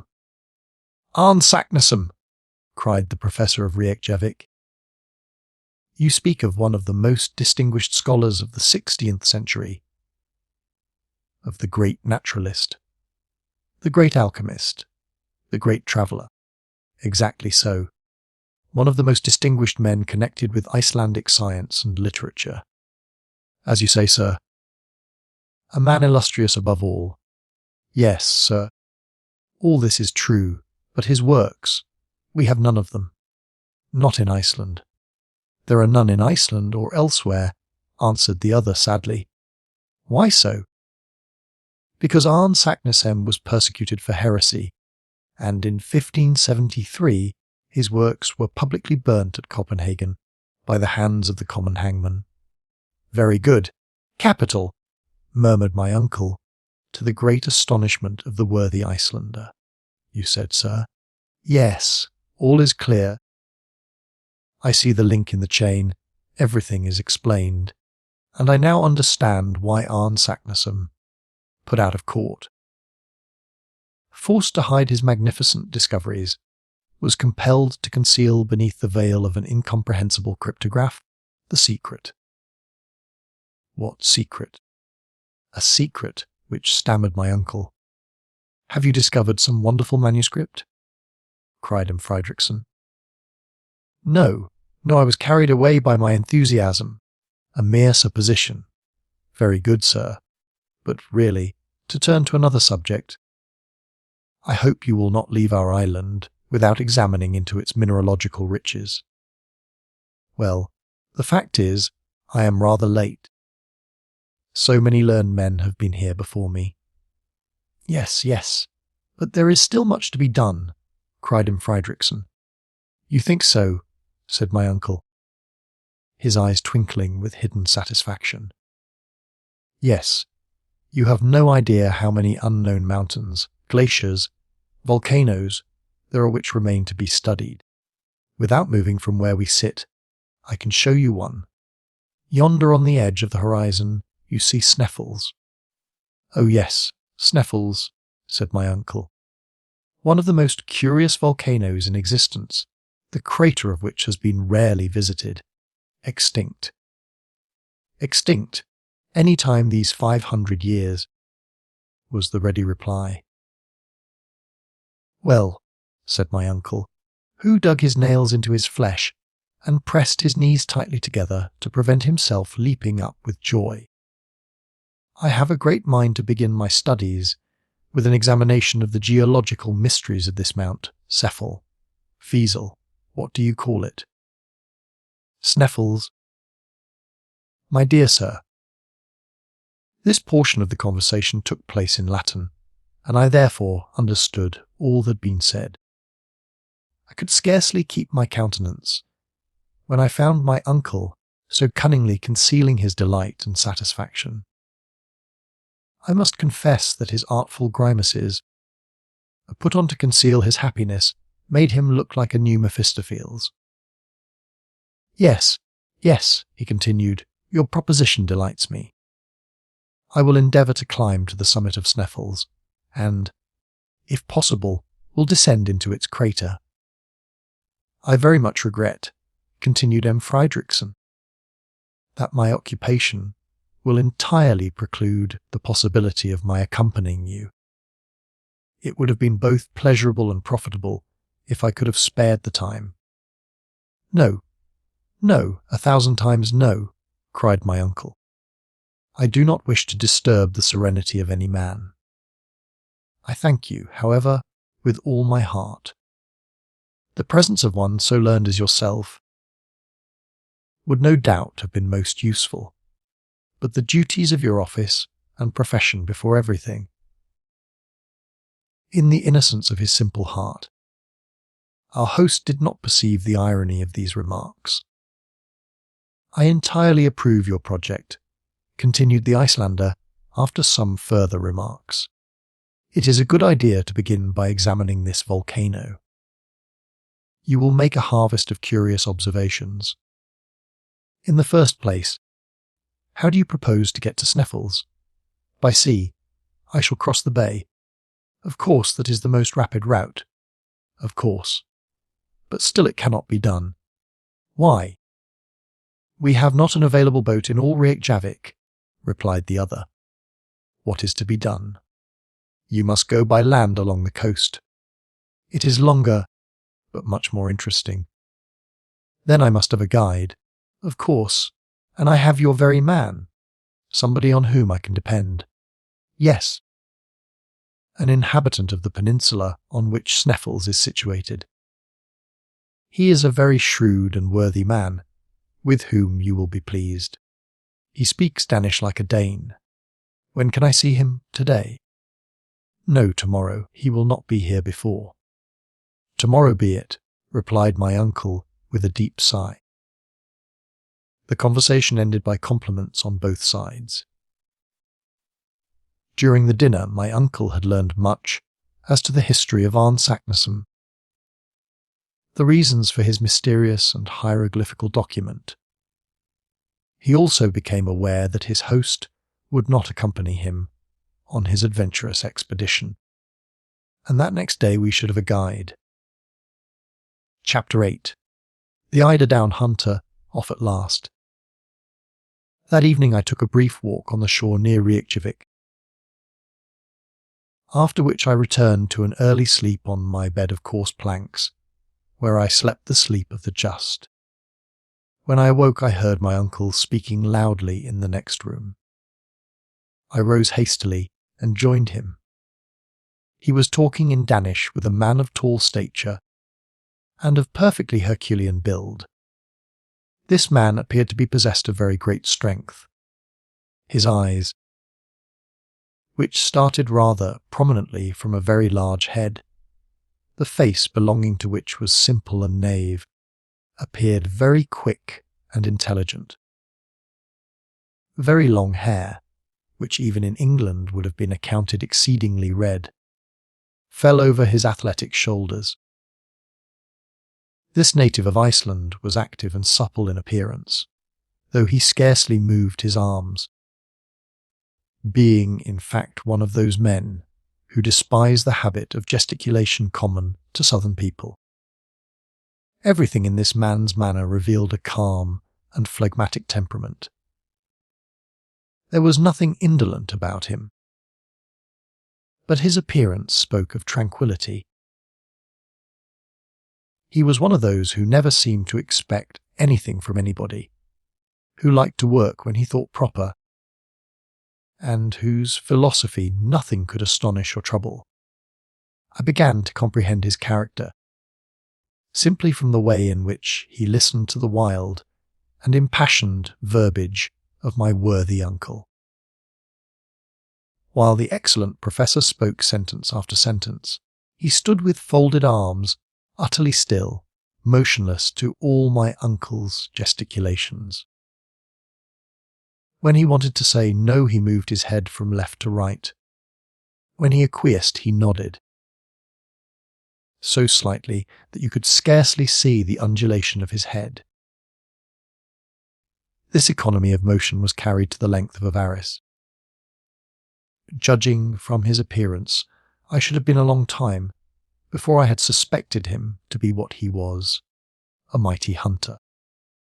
Certainly his manner was not likely to frighten the game. How, then, did he contrive to get at his prey? My surprise was slightly modified when I knew that this tranquil and solemn personage was only a hunter of the eider duck, the down of which is, after all, the greatest source of the Icelanders' wealth. In the early days of summer, the female of the eider, a pretty sort of duck, builds its nest amid the rocks of the fjords, the name given to all narrow gulfs in Scandinavian countries, with which every part of the island is indented. No sooner has the eider duck made her nest than she lines the inside of it with the softest down from her breast. Then comes the hunter or trader. Taking away the nest, the poor bereaved female begins her task over again, and this continues as long as any Eider-Down is to be found. When she can find no more, the male bird sets to work to see what he can do. As, however, his down is not so soft, and has therefore no commercial value, the hunter does not take the trouble to rob him of his nest lining. The nest is accordingly finished, the eggs are laid, the little ones are born, and next year the harvest of eider-down is again collected. Now, as the eider duck never selects steep rocks or aspects to build its nest, but rather sloping and low cliffs near to the sea, the Icelandic hunter can carry on his trade operations without much difficulty. He is like a farmer who has neither to plough, to sow, nor to harrow, only to collect his harvest. This grave, sententious, silent person, as phlegmatic as an Englishman on the French stage, was named Hans Jelk. He had called upon us in consequence of the recommendation of M. Friedrichsen. He was, in fact, our future guide. It struck me that had I sought the world over, I could not have found a greater contradiction to my impulsive uncle. They, however, readily understood one another. Neither of them had any thought about money. One was ready to take all that was offered him, the other ready to offer anything that was asked. It may readily be conceived, then, that an understanding was soon come to between them. Now, the understanding was that he was to take us to the village of Stapi, situated on the southern slope of the peninsula of Sneffels, at the very foot of the volcano. Hans, the guide, told us the distance was about 22 miles, a journey which my uncle supposed would take about 2 days. But when my uncle came to understand that they were Danish miles, of 8,000 yards each, he was obliged to be more moderate in his ideas, and, considering the horrible roads we had to follow, to allow 8 or 10 days for the journey. 4 horses were prepared for us, 2 to carry the baggage, and 2 to bear the important weight of myself and uncle. Hans declared that nothing ever would make him climb on the back of any animal. He knew every inch of that part of the coast, and promised to take us the very shortest way. His engagement with my uncle was by no means to cease with our arrival at Stapi.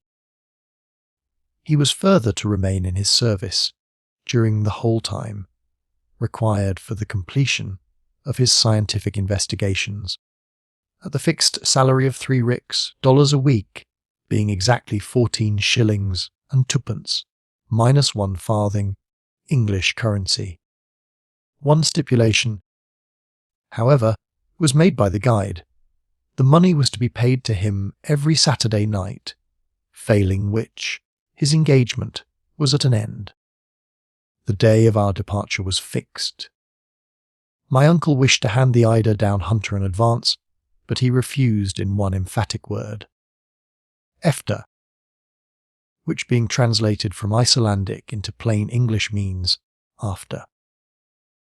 The treaty concluded, our worthy guide retired without another word. A splendid fellow, said my uncle, only he little suspects the marvellous part he is about to play in the history of the world. You mean, then, I cried in amazement that he should accompany us. To the interior of the earth, yes, replied my uncle. Why not? There were yet 48 hours to elapse before we made our final start. To my great regret, our whole time was taken up in making preparations for our journey. All our industry and ability were devoted to packing every object in the most advantageous manner. The instruments on one side, the arms on the other, the tools here and the provisions there.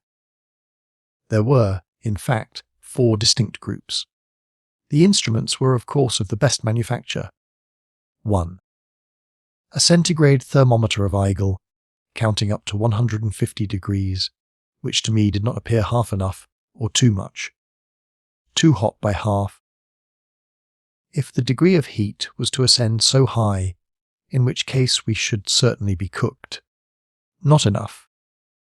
If we wanted to ascertain the exact temperature of springs or metal in a state of fusion. 2. A nometer worked by compressed air. An instrument used to ascertain the upper atmospheric pressure on the level of the ocean. Perhaps a common barometer would not have done as well. The atmospheric pressure being likely to increase in proportion as we descended below the surface of the earth. 3. A first-class chronometer made by Bessonnaz of Geneva, set at the meridian of Hamburg, from which Germans calculate, as the English do from Greenwich, and the French from Paris. 4 compasses, one for horizontal guidance, the other to ascertain the dip 5, a night glass 6, 2 Ruhmkorff coils, which, by means of a current of electricity, would ensure us a very excellent, easily carried, and certain means of obtaining light. 7. A voltaic battery on the newest principle. Thermometer thermos, and metron, an instrument for measuring the temperature of the air. Manometer, a manos, and metron, measure an instrument to show the density or rarity of gases. Chronometer chronos, time, and metros, measure a time measurer. Or superior watch, Ruhmkorff's coil, an instrument for producing currents of induced electricity of great intensity. It consists of a coil of copper wire, insulated by being covered with silk, surrounded by another coil of fine wire, also insulated, in which a momentary current is induced when a current is passed through the inner coil from a voltaic battery. When the apparatus is in action, the gas becomes luminous and produces a white and continued light. The battery and wire are carried in a leather bag, which the traveller fastens by a strap to his shoulders. The lantern is in front, and enables the benighted wanderer to see in the most profound obscurity. He may venture without fear of explosion into the midst of the most inflammable gases, and the lantern will burn beneath the deepest waters. H.D. Ruhmkorff, an able and learned chemist, discovered the induction coil. In 1864, he won the quinquennial French prize of Bretons, 2000, for this ingenious application of electricity, a voltaic battery, so called from Volta, its designer, is an apparatus consisting of a series of metal plates, arranged in pairs, and subjected to the action of saline solutions for producing currents of electricity. Our arms consisted of 2 rifles with 2 revolving 6-shooters. Why these arms were provided it was impossible for me to say. I had every reason to believe that we had neither wild beasts nor savage natives to fear. My uncle, on the other hand, was quite as devoted to his arsenal as to his collection of instruments, and above all was very careful with his provision of fulminating or gun cotton, warranted to keep in any climate, and of which the expansive force was known to be greater than that of ordinary gunpowder. Our tools consisted of 2 pickaxes, 2 crowbars, a silken ladder, 3 iron-shod alpine poles, a hatchet, a hammer, a dozen wedges, some pointed pieces of iron, and a quantity of strong rope. You may conceive that the whole made a tolerable parcel, especially when I mention that the ladder itself was 300 feet long. Then there came the important question of provisions. The hamper was not very large, but tolerably satisfactory, for I knew that in concentrated essence of meat and biscuit there was enough to last 6 months. The only liquid provided by my uncle was skeedam. Of water, not a drop. We had, however, an ample supply of gourds, and my uncle counted on finding water, and enough to fill them, as soon as we commenced our downward journey. My remarks as to the temperature, the quality, and even as to the possibility of none being found, remained wholly without effect. To make up the exact list of our travelling gear, for the guidance of future travellers, add that we carried a medicine and surgical chest with all apparatus necessary for wounds, fractures and blows, lint, scissors, lancets, in fact, a perfect collection of horrible-looking instruments, a number of vials containing ammonia, alcohol, ether, gulad water, aromatic vinegar, in fact, every possible and impossible drug, finally, all the materials for working the Ruhmkorff coil. My uncle had also been careful to lay in a goodly supply of tobacco, several flasks of very fine gunpowder, boxes of tinder, besides a large belt crammed full of notes and gold. Good boots rendered watertight were to be found to the number of 6 in the toolbox. My boy, with such clothing, with such boots, and such general equipment, said my uncle, in a state of rapturous delight, we may hope to travel far. It took a whole day to put all these matters in order. In the evening we dined with Baron Tramp, in company with the Mayor of Reykjavik, and Dr. Hyaltalin, the great medical man of Iceland. M. Fridriksson was not present, and I was afterwards sorry to hear that he and the governor did not agree on some matters connected with the administration of the island. Unfortunately, the consequence was that I did not understand a word that was said at dinner, a kind of semi-official reception. One thing I can say, my uncle never left off speaking. The next day our labour came to an end.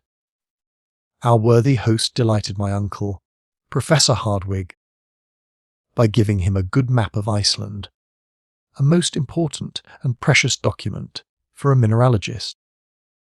Our last evening was spent in a long conversation with M. Fridriksson, whom I liked very much, the more that I never expected to see him or anyone else again. After this agreeable way of spending an hour or so, I tried to sleep. In vain. With the exception of a few dozes, my night was miserable. At 5 o'clock in the morning I was awakened from the only real half-hour's sleep of the night by the loud neighing of horses under my window.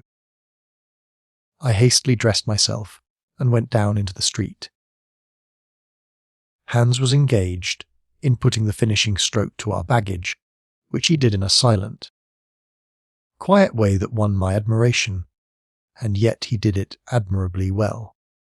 My uncle wasted a great deal of breath in giving him directions, but worthy Hans took not the slightest notice of his words.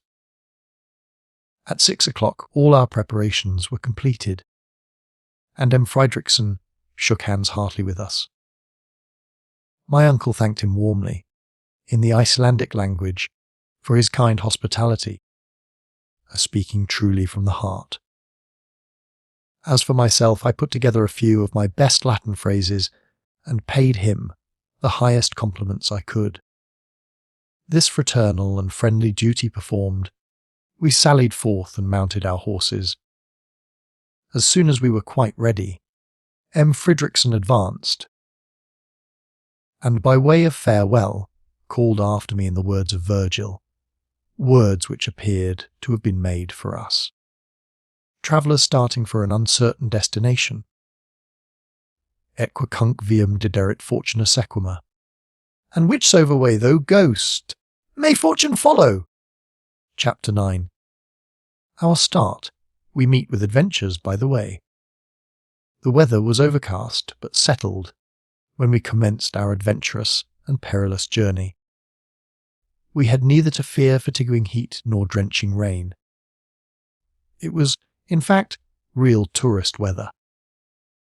As there was nothing I liked better than horse exercise, the pleasure of riding through an unknown country caused the early part of our enterprise to be particularly agreeable to me. I began to enjoy the exhilarating delight of travelling, a life of desire, gratification and liberty. The truth is that my spirits rose so rapidly that I began to be indifferent to what had once appeared to be a terrible journey. After all, I said to myself, what do I risk? Simply to take a journey through a curious country, to climb a remarkable mountain, and if the worst comes to the worst, to descend into the crater of an extinct volcano. There could be no doubt that this was all this terrible Saknussemm had done. As to the existence of a gallery or of subterraneous passages leading into the interior of the earth, the idea was simply absurd. The hallucination of a distempered imagination. All, then, that may be required of me I will do cheerfully, and will create no difficulty.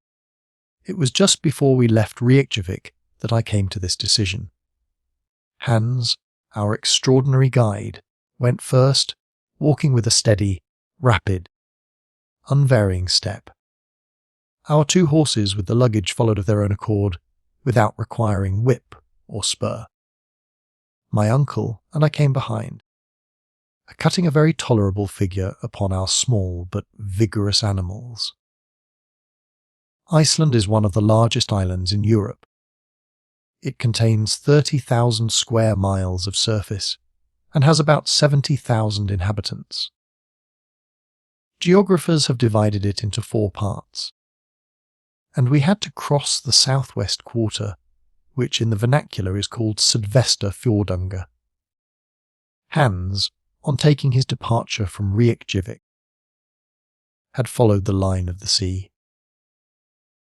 We took our way through poor and sparse meadows, which made a desperate effort every year to show a little green. They very rarely succeed in a good show of yellow. The rugged summits of the rocky hills were dimly visible on the edge of the horizon. Through the misty fogs, every now and then some heavy flakes of snow showed conspicuous in the morning light. While certain lofty and pointed rocks were first lost in the grey low clouds, their summits clearly visible above, like jagged reefs rising from a troublous sea. Every now and then a spur of rock came down through the arid ground, leaving us scarcely room to pass. Our horses, however, appeared not only well acquainted with the country, but by a kind of instinct knew which was the best road. My uncle had not even the satisfaction of urging forward his steed by whip, spur, or voice. It was utterly useless to show any signs of impatience. I could not help smiling to see him look so big on his little horse. His long legs now and then touching the ground made him look like a 6-footed centaur. Good beast, he would cry. I assure you that I begin to think no animal is more intelligent than an Icelandic horse. Snow, tempest, impracticable roads, rocks, icebergs, nothing stops him. He is brave, he is sober, he is safe, he never makes a false step, never glides or slips from his path. I dare to say that if any river, any fjord has to be crossed, and I have no doubt there will be many, you will see him enter the water without hesitation like an amphibious animal, and reach the opposite side in safety. We must not, however, attempt to hurry him. We must allow him to have his own way, and I will undertake to say that between us we shall do our 10 leagues a day. We may do so, was my reply, but what about our worthy guide? I have not the slightest anxiety about him. That sort of people go ahead without knowing even what they are about. Look at Hans. He moves so little that it is impossible for him to become fatigued. Besides, if he were to complain of weariness, he could have the loan of my horse. I should have a violent attack of the cramp if I were not to have some sort of exercise. My arms are right, but my legs are getting a little stiff. All this while we were advancing at a rapid pace. The country we had reached was already nearly a desert. Here and there could be seen an isolated farm, some solitary burgh or Icelandic house, built of wood, earth, fragments of lava, looking like beggars on the highway of life. These wretched and miserable huts excited in us such pity that we felt half disposed to leave alms at every door. In this country there are no roads. Our paths are nearly unknown, and vegetation, poor as it was, slowly as it reached perfection, soon obliterated all traces of the few travellers who passed from place to place. Nevertheless, this division of the province, situated only a few miles from the capital, is considered one of the best cultivated and most thickly peopled in all Iceland. What, then, must be the state of the less known and more distant parts of the island? After travelling fully half a Danish mile, we had met neither a farmer at the door of his hut, nor even a wandering shepherd with his wild and savage flock. A few stray cows and sheep were only seen occasionally. What, then, must we expect when we come to the upheaved regions, to the districts broken and roughened from volcanic eruptions and subterraneous commotions? We were to learn this all in good time. I saw, however, on consulting the map, that we avoided a good deal of this rough country by following the winding and desolate shores of the sea. In reality, the great volcanic movement of the island and all its attendant phenomena are concentrated in the interior of the island. There, horizontal layers or strata of rocks, piled one upon the other, eruptions of basaltic origin, and streams of lava, have given this country a kind of supernatural reputation. Little did I expect, however, the spectacle which awaited us when we reached the peninsula of Sneffels, where agglomerations of nature's ruins form a kind of terrible chaos. Some 2 hours or more after we had left the city of Reykjavik, we reached the little town called Ölkirkja, or the principal church. It consists simply of a few houses, not what in England or Germany we should call a hamlet. Hans stopped here 1/2 hour.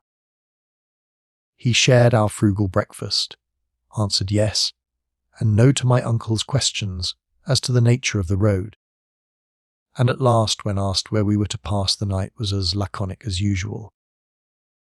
"Garda," was his one-worded reply.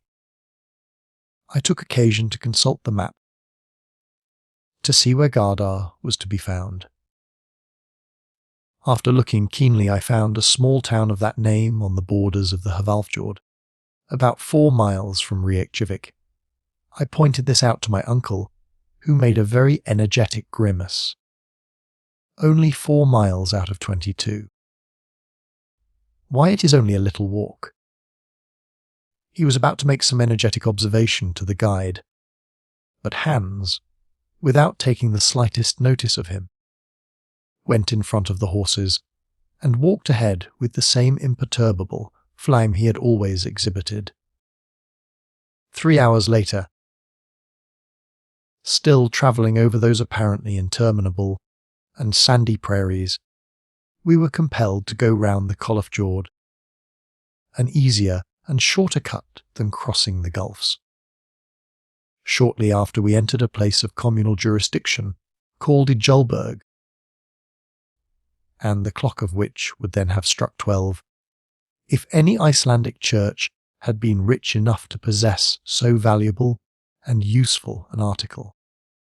These sacred edifices are, however, very much like these people, who do without watches and never miss them. Here the horses were allowed to take some rest and refreshment. Then, following a narrow strip of shore between high rocks and the sea, they took us without further halt to the old Kircher of Brantar, and after another mile to Sorba-Annexia, a chapel of ease situated on the southern bank of the Hvalfjord. It was 4 o'clock in the evening, and we had travelled 4 Danish miles, about equal to 20 English. The fjord was in this place about half a mile in width. The sweeping and broken waves came rolling in upon the pointed rocks. The gulf was surrounded by rocky walls, a mighty cliff, 3,000 feet in height, remarkable for its brown strata, separated here and there by beds of tufa of a reddish hue.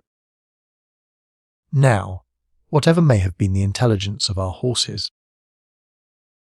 I had not the slightest reliance upon them as a means of crossing a stormy arm of the sea. To ride over salt water upon the back of a little horse seemed to me absurd. If they are really intelligent, I said to myself, they will certainly not make the attempt. In any case, I shall trust rather to my own intelligence than theirs. But my uncle was in no humour to wait. He dug his heels into the sides of his steed and made for the shore. His horse went to the very edge of the water, sniffed at the approaching wave and retreated. My uncle, who was, sooth to say, quite as obstinate as the beast he bestrode, insisted on his making the desired advance. This attempt was followed by a new refusal on the part of the horse, which quietly shook his head. This demonstration of rebellion was followed by a volley of words and a stout application of whipcord, also followed by kicks on the part of the horse, which threw its head and heels upwards and tried to throw his rider.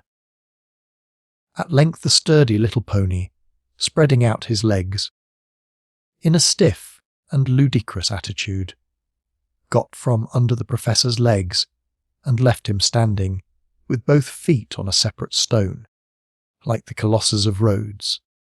"Wretched animal!" cried my uncle, suddenly transformed into a foot passenger, and as angry and ashamed as a dismounted cavalry officer on the field of battle. "Farja," said the guide, tapping him familiarly on the shoulder. "What?" "A ferry boat!" "Der," answered Hans, pointing to where lay the boat in question there. "Well," I cried, quite delighted with the information, "so it is." "Why did you not say so before?" cried my uncle. "Why not start at once?" "Tidvatten," said the guide. "What does he say?" I asked, considerably puzzled by the delay in the dialogue. "He says tide," replied my uncle, translating the Danish word for my information. "Of course I understand. We must wait till the tide serves." "For Bida?" asked my uncle. "Ja," replied Hans. My uncle frowned, stamped his feet, and then followed the horses to where the boat lay. I thoroughly understood and appreciated the necessity for waiting. Before crossing the fjord, for that moment when the sea at its highest point is in a state of slack water, as neither the ebb nor flow can then be felt. The ferry boat was in no danger of being carried out to sea or dashed upon the rocky coast. The favourable moment did not come until 6 o'clock in the evening. Then my uncle, myself, and guide, 2 boatmen, and the 4 horses got into a very awkward flat-bottom boat. Accustomed as I had been to the steam, ferry boats of the Elbe, I found the long oars of the boatmen but sorry means of locomotion. We were more than an hour in crossing the fjord, but at length the passage was concluded without accident. Half an hour later we reached Garda. Chapter 10. Travelling in Iceland. It ought, one would have thought, to have been night, even in the 65th parallel of latitude, but still the nocturnal illumination did not surprise me. For in Iceland, during the months of June and July, the sun never sets. The temperature, however, was very much lower than I expected. I was cold, but even that did not affect me so much as ravenous hunger. Welcome indeed, therefore, was the hut which hospitably opened its doors to us. It was merely the house of a peasant, but in the matter of hospitality, it was worthy of being the palace of a king. As we alighted at the door, the master of the house came forward, held out his hand, and, without any further ceremony, signalled to us to follow him. We followed him, for to accompany him was impossible. A long, narrow, gloomy passage led into the interior of this habitation, and made from beams roughly squared by the axe. This passage gave ingress to every room. The chambers were 4 in number, the kitchen, the workshop, where the weaving was carried on, the general sleeping chamber of the family, and the best room, to which strangers were especially invited. My uncle, whose lofty stature had not been taken into consideration when the house was built, contrived to knock his head against the beams of the roof. We were introduced into our chamber, a kind of large room with a hard earthen floor, and lighted by a window, the panes of which were made of a sort of parchment from the intestines of sheep, very far from transparent. The bedding was composed of dry hay thrown into 2 long red wooden boxes, ornamented with sentences painted in Icelandic. I really had no idea that we should be made so comfortable. There was one objection to the house, and that was the very powerful odour of dried fish, of macerated meat, and of sour milk, which 3 fragrances combined did not at all suit my olfactory nerves. As soon as we had freed ourselves from our heavy travelling costume, the voice of our host was heard calling to us to come into the kitchen, the only room in which the Icelanders ever make any fire, no matter how cold it may be. My uncle, nothing loath, hastened to obey this hospitable and friendly invitation. I followed. The kitchen chimney was made on an antique model. A large stone standing in the middle of the room was the fireplace. Above, in the roof, was a hole for the smoke to pass through. This apartment was kitchen, parlour, and dining room all in one. On our entrance, our worthy host, as if he had not seen us before, advanced ceremoniously, uttered a word which means, "Be happy," and then kissed both of us on the cheek. His wife followed, pronounced the same word, with the same ceremonial. Then the husband and wife, placing their right hands upon their hearts, bowed profoundly. This excellent Icelandic woman was the mother of 19 children who, little and big, rolled, crawled, and walked about in the midst of volumes of smoke arising from the angular fireplace in the middle of the room. Every now and then I could see a fresh white head and a slightly melancholy expression of countenance peering at me through the vapour. Both my uncle and myself, however, were very friendly with the whole party, and before we were aware of it, there were 3 or 4 of these little ones on our shoulders, as many on our boxes, and the rest hanging about our legs. Those who could speak kept crying out "Sil Virtu" in every possible and impossible key. Those who did not speak only made all the more noise. This concert was interrupted by the announcement of supper. At this moment our worthy guide, the Eider duck hunter, came in after seeing to the feeding and stabling of the horses, which consisted in letting them loose to browse on the stunted green of the Icelandic prairies. There was little for them to eat, but moss and some very dry and innutritious grass. Next day they were ready before the door, some time before we were. "Welcome," said Hans. Then tranquilly, with the air of an automaton, without any more expression in one kiss than another, he embraced the host and hostess and their 19 children. This ceremony concluded to the satisfaction of all parties. We all sat down to table. That is 24 of us, somewhat crowded. Those who were best off had only 2 juveniles on their knees. As soon, however, as the inevitable soup was placed on the table, the natural taciturnity, common even to Icelandic babies, prevailed over all else.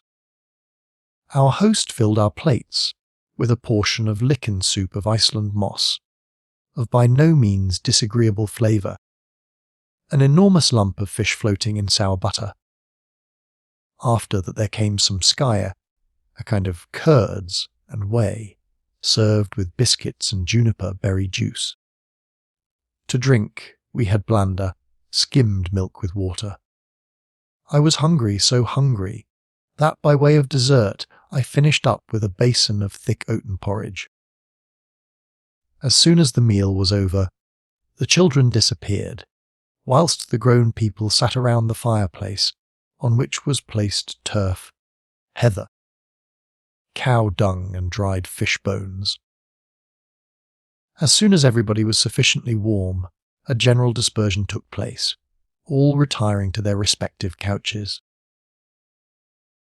Our hostess offered to pull off our stockings and trousers, according to the custom of the country, but as we graciously declined to be so honoured, she left us to our bed of dry fodder. Next day, at 5 in the morning, we took our leave of these hospitable peasants. My uncle had great difficulty in making them accept a sufficient and proper remuneration. Hans then gave the signal to start. We had scarcely got 100 yards from Garda when the character of the country changed. The soil began to be marshy and boggy, and less favourable to progress.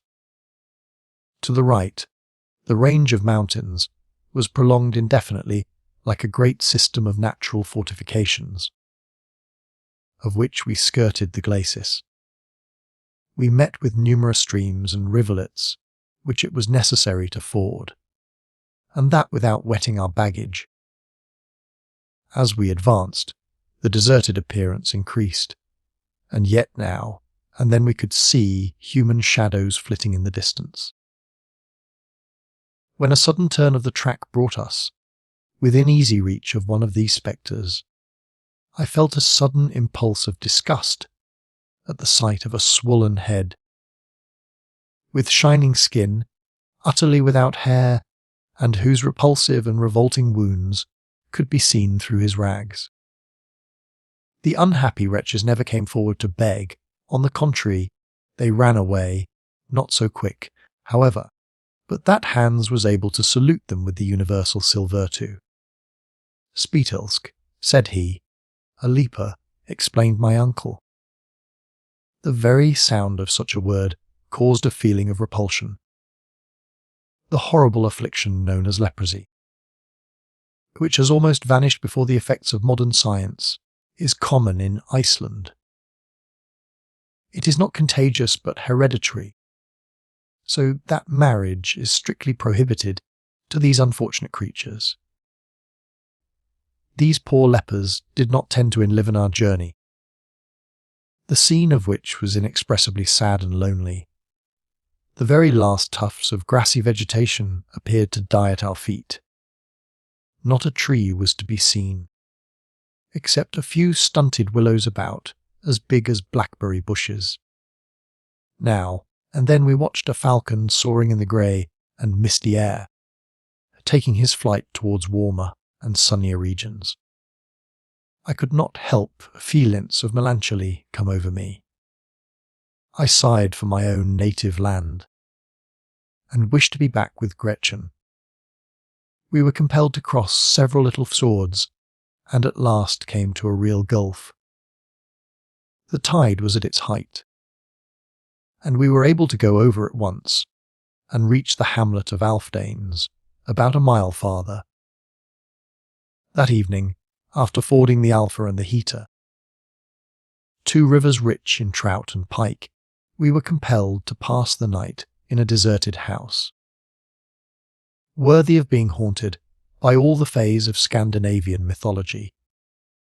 The King of Cold had taken up his residence there, and made us feel his presence all night.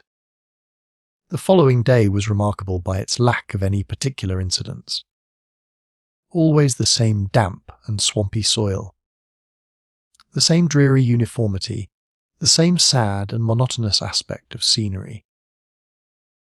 In the evening, having accomplished the half of our projected journey, we slept at the annexure of Crozult. For a whole mile, we had under our feet nothing but lava. This disposition of the soil is called Huron. The crumbled lava on the surface was in some instances like ship cables stretched out horizontally, in others coiled up in heaps. An immense field of lava came from the neighbouring mountains, all extinct volcanoes, but whose remains showed what once they had been. Here and there could be made out the steam from hot water springs. There was no time, however, for us to take more than a cursory view of these phenomena. We had to go forward with what speed we might. Soon the soft and swampy soil again appeared under the feet of our horses, while at every 100 yards we came upon one or more small lakes. Our journey was now in a westerly direction.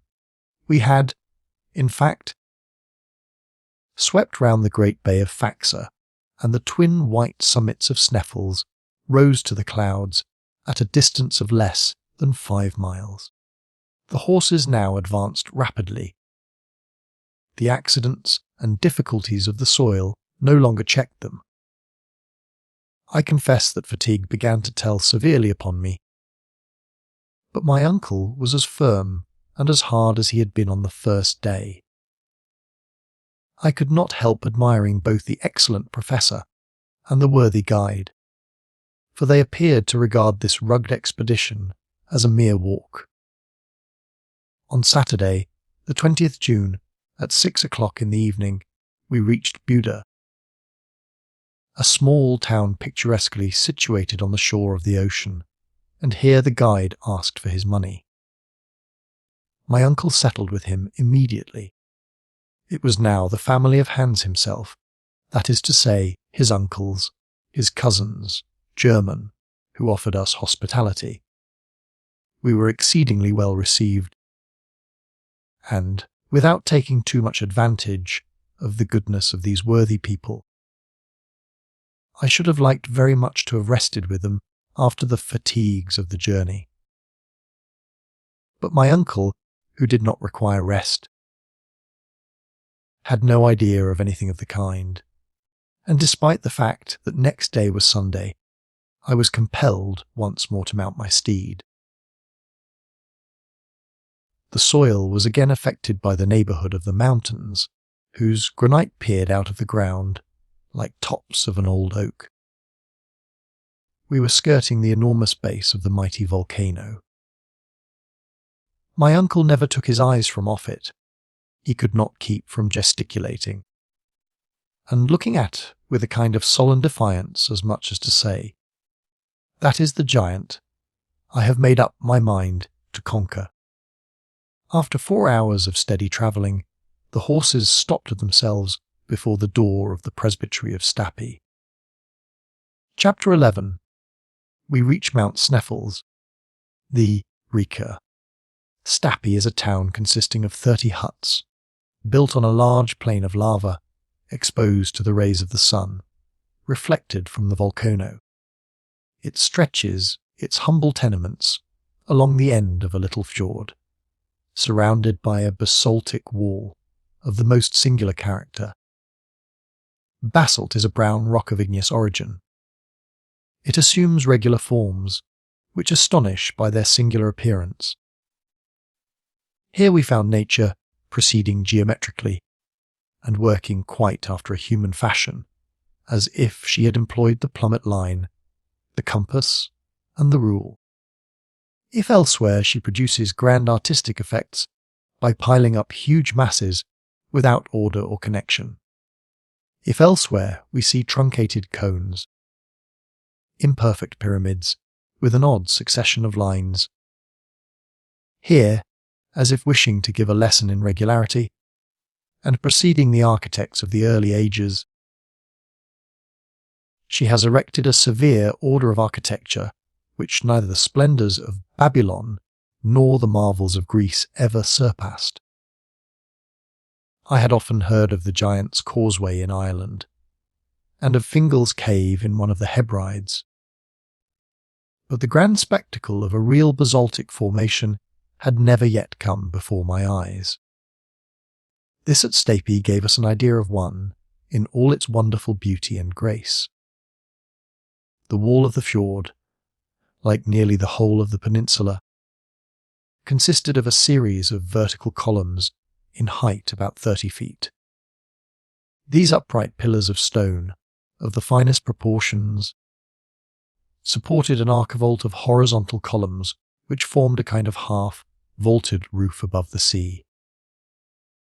At certain intervals, and below this natural basin, the eye was pleased and surprised by the sight of oval openings through which the outward waves came thundering in volleys of foam. Some banks of basalt,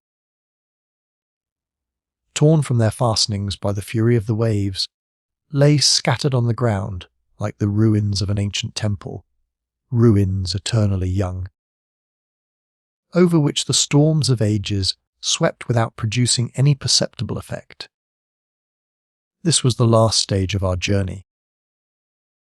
Hans had brought us along with fidelity and intelligence, and I began to feel somewhat more comfortable when I reflected that he was to accompany us still farther on our way. When we halted before the house of the rector, a small and incommodious cabin, neither handsome nor more comfortable than those of his neighbours, I saw a man in the act of shoeing a horse, a hammer in his hand, and a leathern apron tied round his waist. "Be happy," said the Eider-Down hunter, using his national salutation in his own language.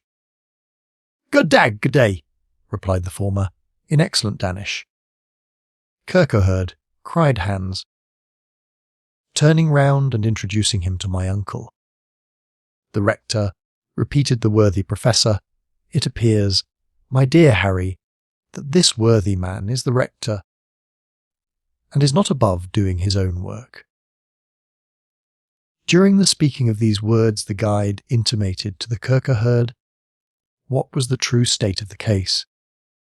The good man, ceasing from his occupation, gave a kind of halloo, upon which a tall woman, almost a giantess, came out of the hut. She was at least 6 feet high, which in that region is something considerable. My first impression was one of horror. I thought she had come to give us the Icelandic kiss. I had, however, nothing to fear, for she did not even show much inclination to receive us into her house. The room devoted to strangers appeared to be by far the worst in the presbytery. It was narrow, dirty and offensive. There was, however, no choice about the matter. The rector had no notion of practicing the usual cordial and antique hospitality. Far from it. Before the day was over, I found we had to deal with a blacksmith, a fisherman, a hunter, a carpenter, anything but a clergyman. It must be said in his favour that we had caught him on a weekday. Probably he appeared to greater advantage on the Sunday. These poor priests receive from the Danish government a most ridiculously inadequate salary, and collect 1/4 of the tithe of their parish, not more than 60 marks current, or about 13s sterling, hence the necessity of working to live. In truth, we soon found that our host did not count civility among the cardinal virtues. My uncle soon became aware of the kind of man he had to deal with. Instead of a worthy and learned scholar, he found a dull, ill-mannered peasant. He therefore resolved to start on his great expedition as soon as possible. He did not care about fatigue, and resolved to spend a few days in the mountains. The preparations for our departure were made the very next day after our arrival at Stapi. Hans now hired 3 Icelanders to take the place of the horses, which could no longer carry our luggage. When, however, these worthy islanders had reached the bottom of the crater, they were to go back and leave us to ourselves. This point was settled before they would agree to start. On this occasion, my uncle partly confided in Hans, the eider duck hunter, and gave him to understand that it was his intention to continue his exploration of the volcano to the last possible limits. Hans listened calmly, and then nodded his head. To go there, or elsewhere, to bury himself in the bowels of the earth, or to travel over its summits, was all the same to him. As for me, amused and occupied by the incidents of travel, I had begun to forget the inevitable future. But now I was once more destined to realize the actual state of affairs. What was to be done? Run away? But if I really had intended to leave Professor Hardwigg to his fate, it should have been at Hamburg and not at the foot of Sneffels. One idea, above all others, began to trouble me. A very terrible idea, and one calculated to shake the nerves of a man even less sensitive than myself. Let us consider the matter, I said to myself. We are going to ascend the Sneffels mountain. Well and good. We are about to pay a visit to the very bottom of the crater. Good still. Others have done it and did not perish from that course.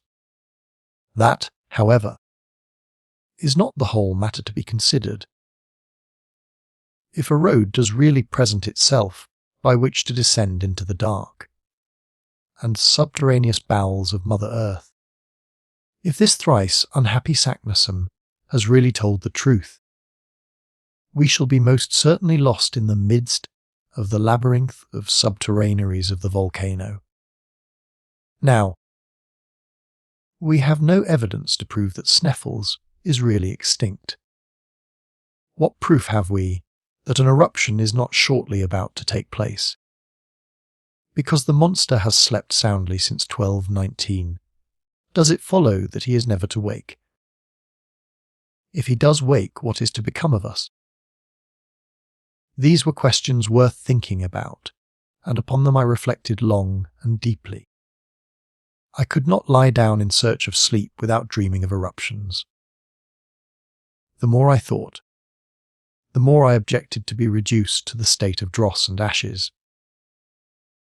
I could stand it no longer, so I determined at last to submit the whole case to my uncle, in the most adroit manner possible, and under the form of some totally irreconcilable hypothesis. I sought him. I laid before him my fears, and then drew back in order to let him get his passion over at his ease. "I have been thinking about the matter," he said, in the quietest tone in the world. What did he mean? Was he at last about to listen to the voice of reason? Did he think of suspending his project? It was almost too much happiness to be true. I, however, made no remark. In fact, I was only too anxious not to interrupt him, and allowed him to reflect at his leisure. After some moments he spoke out. "I have been thinking about the matter," he resumed, "ever since we have been at Stapy. My mind has been almost solely occupied with the grave question which has been submitted to me by yourself. For nothing would be unwiser and more inconsistent than to act with imprudence.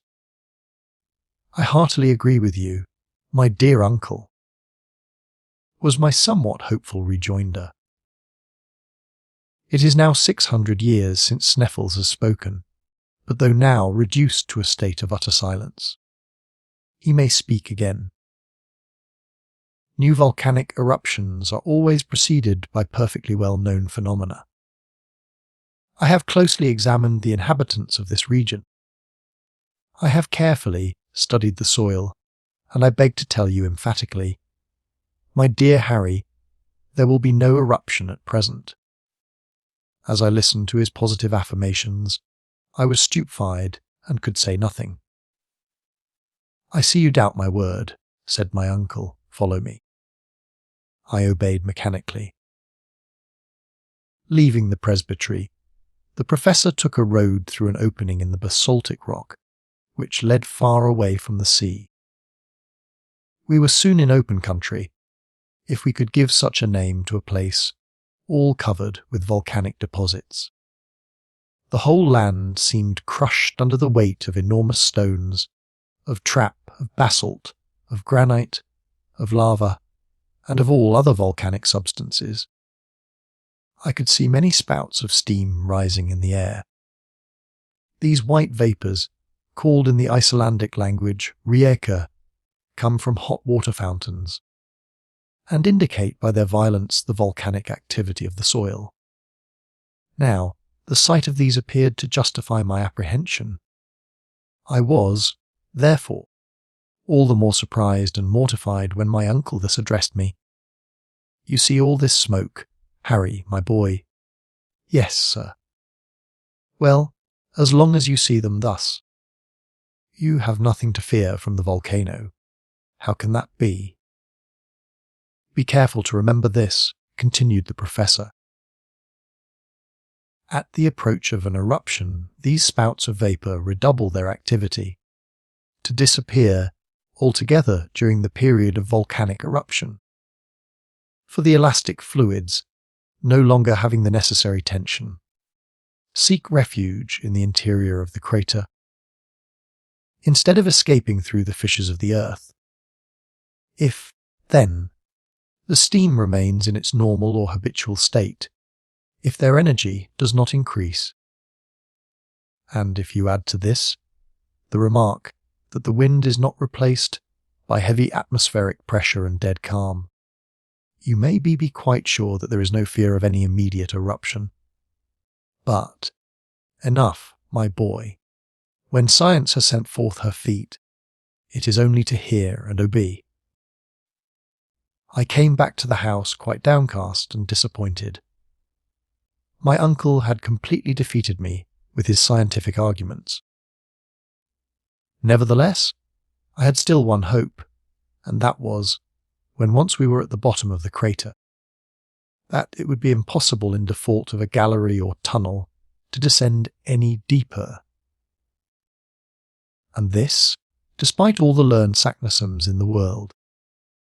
I passed the whole of the following night with a nightmare on my chest, and, after unheard of miseries and tortures, found myself in the very depths of the earth, from which I was suddenly launched into planetary space, under the form of an eruptive rock. Next day, June 23rd, Hans calmly awaited us outside the presbytery with his 3 companions loaded with provisions, tools, and instruments. 2 iron shoot poles, 2 guns, and 2 large game bags were reserved for my uncle and myself. Hans, who was a man who never forgot even the minutest precautions, had added to our baggage a large skin full of water as an addition to our gourds. This assured us water for 8 days. It was 9 o'clock in the morning when we were quite ready.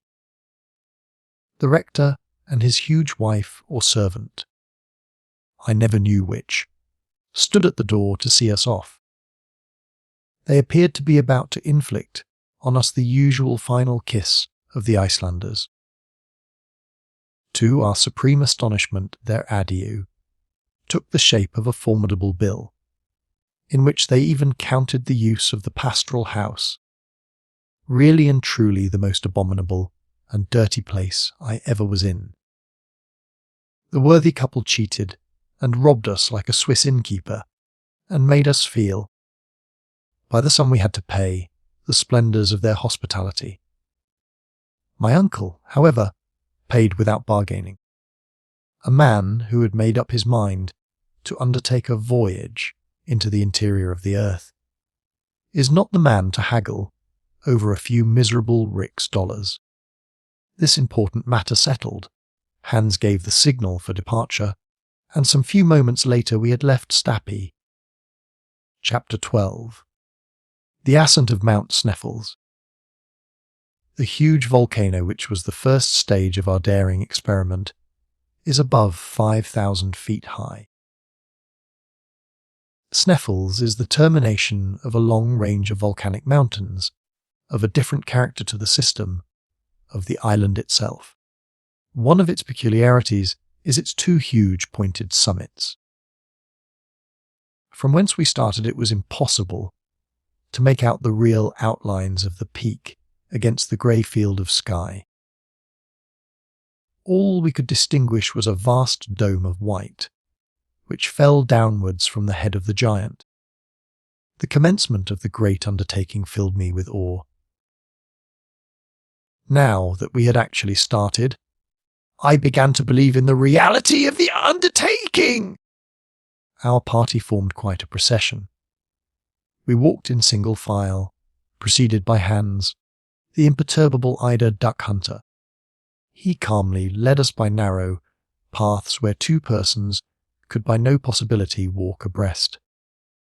Conversation was wholly impossible. We had all the more opportunity to reflect and admire the awful grandeur of the scene around. Beyond the extraordinary basaltic wall of the fjord of Stapi, we found ourselves making our way through fibrous turf, over which grew a scanty vegetation of grass, the residuum of the ancient vegetation of the swampy peninsula.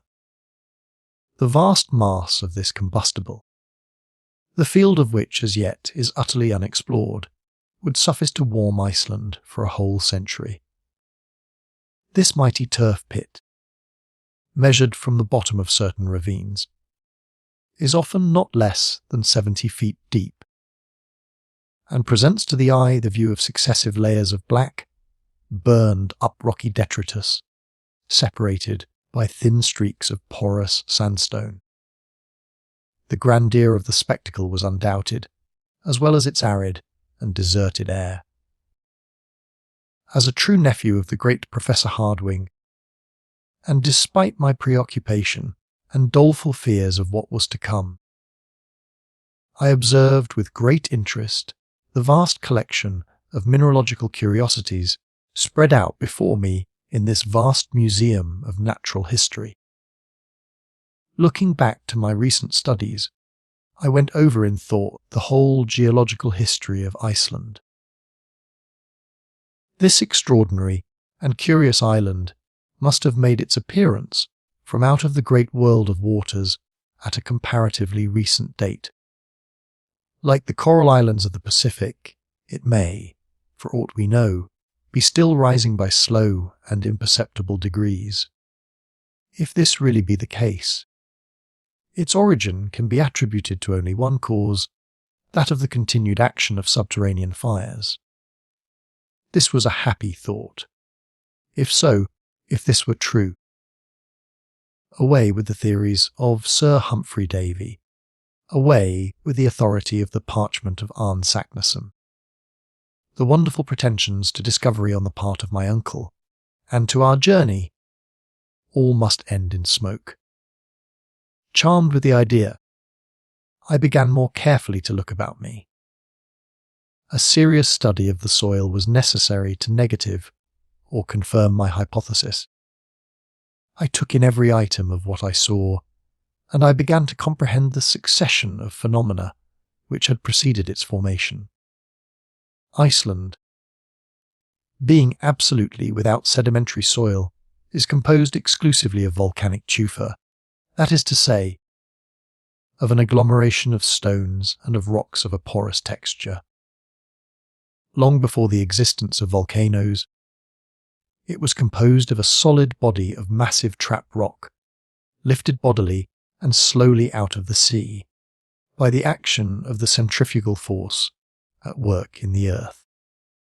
The internal fires, however, had not as yet burst their bounds and flooded the exterior cake of Mother Earth with hot and raging lava. My readers must excuse this brief and somewhat pedantic geological lecture, but it is necessary to the complete understanding of what follows. At a later period in the world's history, a huge and mighty fissure must, reasoning by analogy, have been dug diagonally from the southwest to the northeast of the island, through which by degrees flowed the volcanic crust. The great and wondrous phenomenon then went on without violence. The outpouring was enormous, and the seething fused matter, ejected from the bowels of the earth, spread slowly and peacefully in the form of vast level plains, or what are called mamelons or mounds. It was at this epoch that the rocks called feldspars, syenites, and porphyries appeared. But as a natural consequence of this overflow, the depth of the island increased.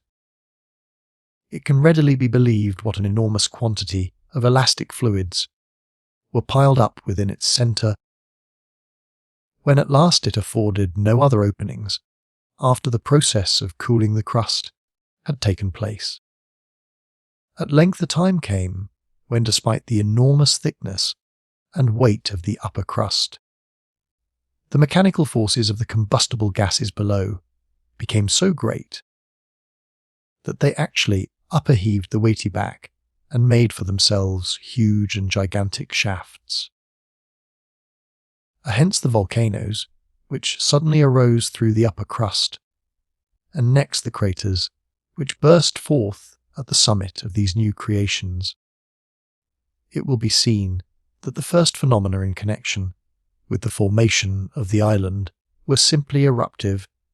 To these, however, shortly succeeded the volcanic phenomena. Through the newly formed openings escaped the marvellous mass of basaltic stones with which the plain we were now crossing was covered. We were trampling our way over heavy rocks of dark grey colour, which while cooling had been moulded into six-sided prisms. In the back distance, we could see a number of flattened cones which formerly were so many fire-vomiting mouths. After the basaltic eruption was appeased and set at rest, the volcano, the force of which increased with that of the extinct craters, gave free passage to the fiery overflow of lava, and to the mass of cinders and pumice stone, now scattered over the sides of the mountain, like dishevelled hair on the shoulders of a Bacchante. Here, in a nutshell, I had the whole history of the phenomena from which Iceland arose. All take their rise in the fierce action of interior fires, and to believe that the central mass did not remain in a state of liquid fire, white hot, was simply and purely madness. This being satisfactorily proved, QE'd. What insensate folly to pretend to penetrate into the interior of the mighty earth! This mental lecture delivered to myself while proceeding on a journey did me good. I was quite reassured as to the fate of our enterprise, and therefore went, like a brave soldier mounting a bristling battery, to the assault of old Sneffels. As we advanced, the road became every moment more difficult. The soil was broken and dangerous.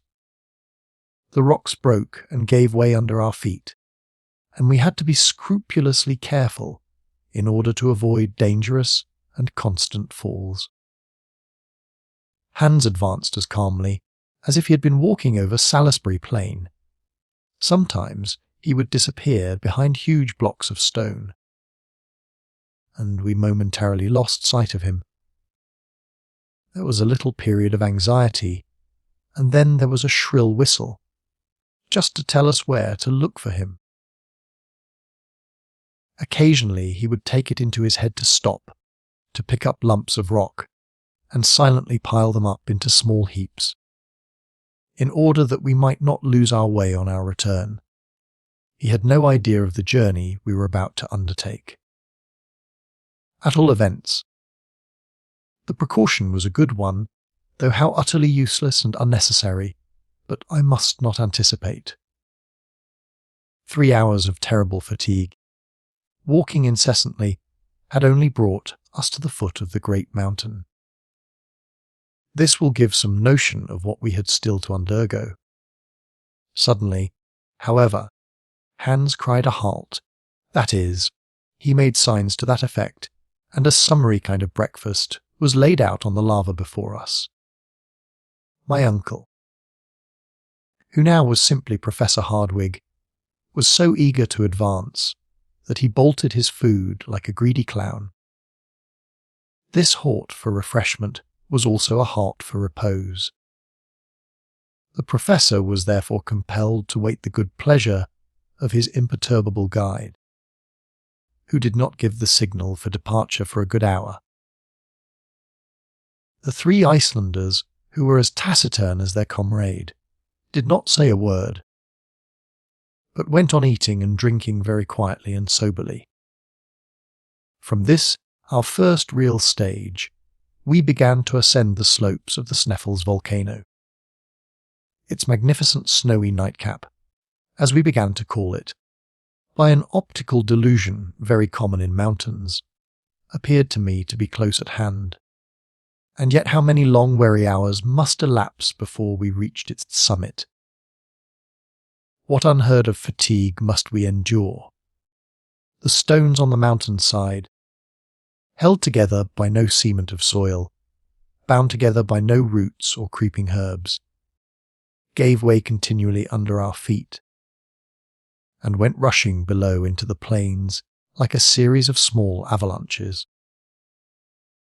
In certain places the sides of this stupendous mountain were at an angle, so steep that it was impossible to climb upwards, and we were compelled to get round these obstacles as best we might. Those who understand alpine climbing will comprehend our difficulties. Often we were obliged to help each other along by means of our climbing poles. I must say this for my uncle, that he stuck as close to me as possible. He never lost sight of me, and on many occasions his arm supplied me with firm and solid support. He was strong, wiry, and apparently insensible to fatigue. Another great advantage with him was that he had the innate sentiment of equilibrium, for he never slipped or failed in his steps. The Icelanders, though heavily loaded, climbed with the agility of mountaineers, looking up every now and then at the height of the great volcano of Sneffels. It appeared to me wholly impossible to reach to the summit on that side, at all events, if the angle of inclination did not speedily change. Fortunately, after an hour of unheard of fatigues, and of gymnastic exercises that would have been trying to an acrobat, we came to a vast field of ice, which wholly surrounded the bottom of the cone of the volcano. The natives called it the tablecloth, probably from some such reason as the dwellers in the Cape of Good Hope call their mountain Table Mountain, and their roads Table Bay. Here, to our mutual surprise, we found an actual flight of stone steps, which wonderfully assisted our ascent. This singular flight of stairs was, like everything else, volcanic. It had been formed by one of those torrents of stones cast up by the eruptions, and of which the Icelandic name is Stina. If this singular torrent had not been checked in its descent by the peculiar shape of the flanks of the mountain, it would have swept into the sea, and would have formed new islands. Such as it was, it served us admirably. The abrupt character of the slopes momentarily increased, but these remarkable stone steps, a little less difficult than those of the Egyptian pyramids, were the one simple natural means by which we were enabled to proceed. About 7 in the evening of that day, after having clambered up 2,000 of these rough steps, we found ourselves overlooking a kind of spur or projection of the mountain, a sort of buttress upon which the cone-like crater, properly so called, leaned for support. The ocean lay beneath us at a depth of more than 3,200 feet, a grand and mighty spectacle. We had reached the region of eternal snows. The cold was keen, searching, and intense. The wind blew with extraordinary violence. I was utterly exhausted. My worthy uncle, the professor, saw clearly that my legs refused further service, and that, in fact, I was utterly exhausted. Despite his hot and feverish impatience, he decided, with a sigh, upon a halt. He called the eider-duck hunter to his side. That worthy, however, shook his head. Ovanfor was his sole-spoken reply. It appears, says my uncle with a woebegone look, that we must go higher. He then turned to Hans, and asked him to give some reason for this decisive response. Mistor, replied the guide. Ja, Mistor. Yes, the Mistor, cried one of the Icelandic guides in a terrified tone. It was the first time he had spoken. What does this mysterious word signify? I anxiously inquired. Look, said my uncle. I looked down upon the plain below, and I saw a prodigious volume of pulverized pumice stone, of sand, of dust, rising to the heavens in the form of a mighty waterspout. It resembled the fearful phenomenon of a similar character known to the travellers in the desert of the Great Sahara. The wind was driving it directly towards that side of Sneffels on which we were perched. This opoke veil standing up between us and the sun projected a deep shadow on the flanks of the mountain. If this sand spout broke over us, we must all be infallibly destroyed, crushed in its fearful embraces. This extraordinary phenomenon, very common when the wind shakes the glaciers and sweeps over the arid plains, is in the Icelandic tongue called Mr. "Haste it," cried our guide. Now, I certainly knew nothing of Danish, but I thoroughly understood that his gestures were meant to quicken us.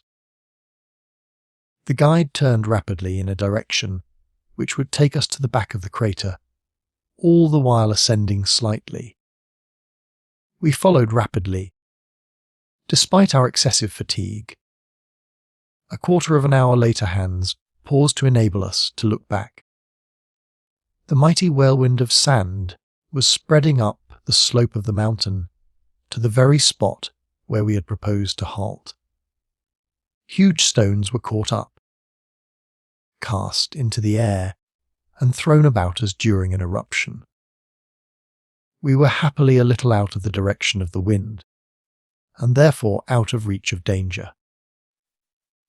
But for the precaution and knowledge of our guide, our dislocated bodies, our crushed and broken limbs, would have been cast to the wind, like dust from some unknown meteor. Hans, however, did not think it prudent to pass the night on the bare side of the cone. We therefore continued our journey in a zigzag direction. The 1,500 feet which remained to be accomplished took us at least 5 hours. The turnings and windings, the no thoroughfares, the marches and marches, turned that insignificant distance into at least 3 leagues. I never felt such misery, fatigue, and exhaustion in my life. I was ready to faint from hunger and cold. The rarefied air at the same time painfully acted upon my lungs. At last, when I thought myself at my last gasp, about 11 at night, it being in that region quite dark, we reached the summit of Mount Sneffels. It was in an awful mood of mind that, despite my fatigue, before I descended into the crater which was to shelter us for the night, I paused to behold the sun rise at midnight on the very day of its lowest declension, and enjoyed the spectacle of its ghastly pale rays cast upon the isle which lay sleeping at our feet. I no longer wondered at people travelling all the way from England to Norway to behold this magical and wondrous spectacle. Chapter 13. The Shadow of Scartaris. Our supper was eaten with ease and rapidity, after which everybody did the best he could for himself within the hollow of the crater. The bed was hard, the shelter unsatisfactory, the situation painful, lying in the open air, 5,000 feet above the level of the sea. Nevertheless, it has seldom happened to me to sleep so well as I did on that particular night. I did not even dream. So much for the effects of what my uncle called wholesome fatigue. Next day, when we awoke under the rays of a bright and glorious sun, we were nearly frozen by the keen air. I left my granite couch and made one of the party to enjoy a view of the magnificent spectacle which developed itself, panorama-like, at our feet. I stood upon the lofty summit of Mount Sneffels' southern peak. Thence I was able to obtain a view of the greater part of the island. The optical delusion, common to all lofty heights, raised the shores of the island, while the central portions appeared depressed. It was by no means too great a flight of fancy to believe that a giant picture was stretched out before me. I could see the deep valleys that crossed each other in every direction. I could see precipices looking like sides of wells, lakes that seemed to be changed into ponds, ponds that looked like puddles, and rivers that were transformed into petty brooks. To my right were glaciers upon glaciers, and multiplied peaks, topped with light clouds of smoke. The undulation of these infinite numbers of mountains, whose snowy summits make them look as if covered by foam, recalled to my remembrance the surface of a storm-beaten ocean. If I looked towards the west, the ocean lay before me in all its majestic grandeur, a continuation, as it were, of these fleecy hilltops. Where the earth ended and the sea began, it was impossible for the eye to distinguish. I soon felt that strange and mysterious sensation which is awakened in the mind when looking down from lofty hilltops.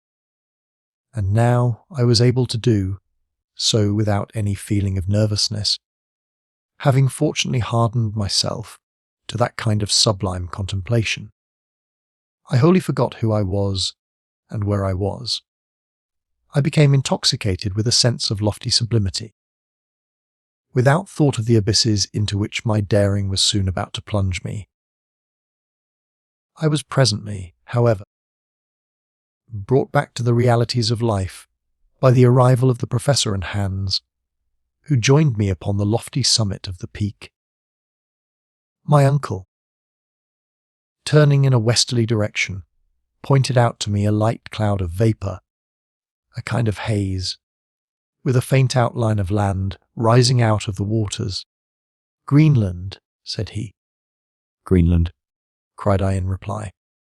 "Yes," continued my uncle, who always, when explaining anything, spoke as if he were in a professor's chair. "We are not more than 35 leagues distant from that wonderful land. When the great annual break-up of the ice takes place, white bears come over to Iceland, carried by the floating masses of ice from the north. This, however, is a matter of little consequence. We are now on the summit of the great, transcendent Sneffels, and here are its two peaks, north and south. Hans will tell you the name by which the people of Iceland call that on which we stand." My uncle turned to the imperturbable guide, who nodded, and spoke as usual one word. "Scartaris." My uncle looked at me with a proud and triumphant glance. "A crater," he said. "You hear?" I did hear, but I was totally unable to make reply. The crater of Mount Sneffels represented an inverted cone, the gaping orifice apparently half a mile across, the depth indefinite feet.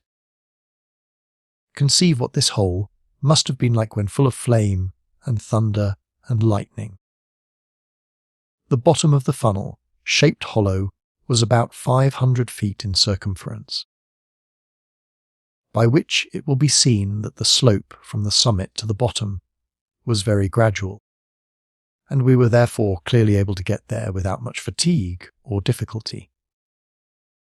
Involuntarily, I compared this crater to an enormous loaded cannon, and the comparison completely terrified me.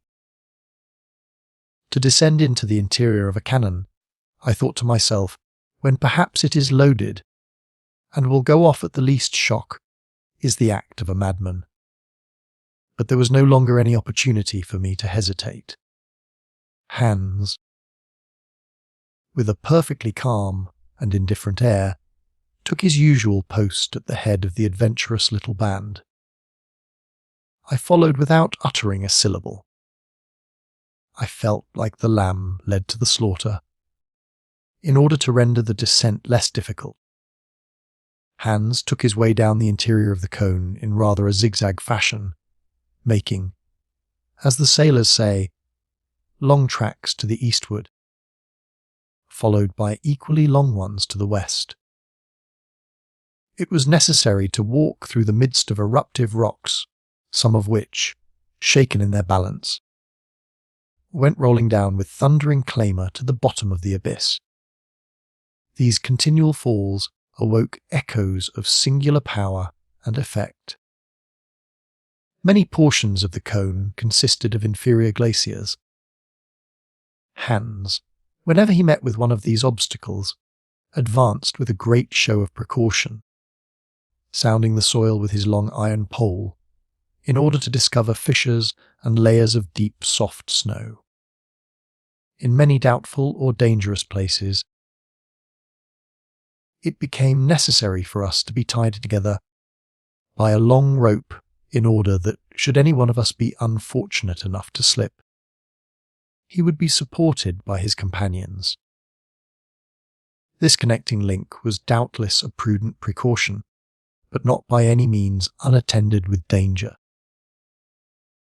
Nevertheless, and despite all the manifold difficulties of the descent along slopes with which our guide was wholly unacquainted, we made considerable progress without accident.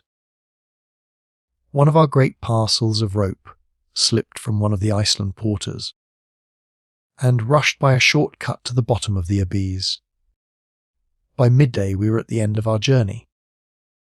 I looked upwards, and saw only the upper orifice of the cone, which served as a circular frame to a very small portion of the sky.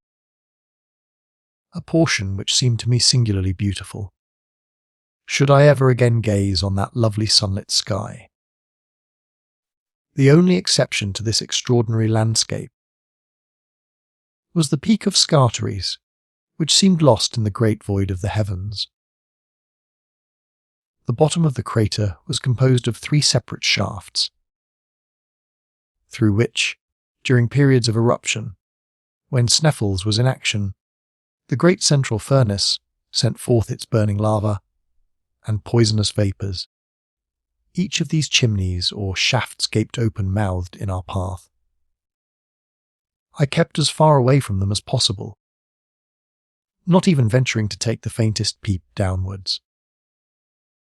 As for the professor, after a rapid examination of their disposition and characteristics, he became breathless and panting. He ran from one to the other like a delighted schoolboy, gesticulating wildly and uttering incomprehensible and disjointed phrases in all sorts of languages. Hans, the guide, and his humbler companions seated themselves on some piles of lava and looked silently on. They clearly took my uncle for a lunatic and waited the result. Suddenly the professor uttered a wild, unearthly cry. At first I imagined he had lost his footing and was falling headlong into one of the yawning gulfs. Nothing of the kind. I saw him, his arms spread out to their widest extent, his legs stretched apart, standing upright before an enormous pedestal, high enough and black enough to bear a gigantic statue of Pluto. His attitude and mien were that of a man utterly stupefied. But his stupefaction was speedily changed to the wildest joy. "Harry! Harry! Come here!" he cried. "Make haste! Wonderful! Wonderful!" Unable to understand what he meant, I turned to obey his commands. Neither Hans nor the other Icelanders moved a step. "Look," said the professor, in something of the manner of the French general, pointing out the pyramids to his army, and fully partaking his stupefaction, if not his joy.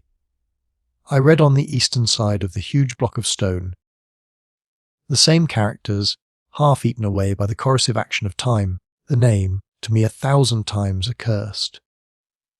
"Arne Saknussemm!" cried my uncle. "Now, unbeliever, do you begin to have faith?" It was totally impossible for me to answer a single word. I went back to my pile of lava, in a state of silent awe. The evidence was unanswerable, overwhelming. In a few moments, however, my thoughts were far away, back in my German home, with Gretchen and the old cook. What would I have given for one of my cousin's smiles, for one of the ancient domestic's omelettes, and for my own feather bed? How long I remained in this state I know not.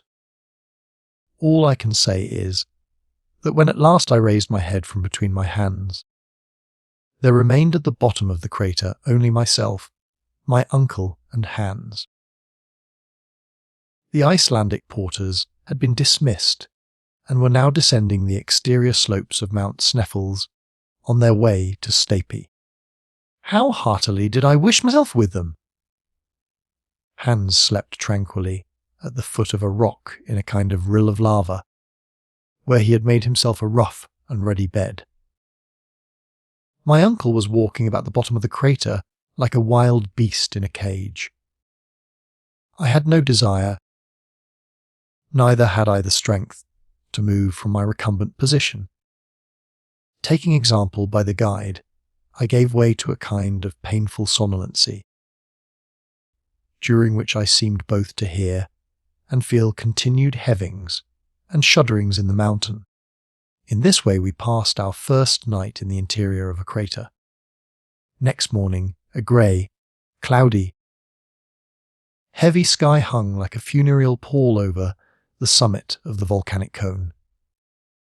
I did not notice it so much from the obscurity that reigned around us as from the rage with which my uncle was devoured. I fully understood the reason, and again a glimpse of hope made my heart leap with joy. I will briefly explain the cause. Of the 3 openings which yawned beneath our steps, only one could have been followed by the adventurous Saknussemm. According to the words of the learned Icelander, it was only to be known by that one particular mentioned in the cryptograph, that the shadow of Scartaris fell upon it, just touching its mouth in the last days of the month of June. We were, in fact, to consider the pointed peak as the stylus of an immense sun-dial, the shadow of which pointed on one given day, like the exorable finger of fate, to the yawning chasm which led into the interior of the earth.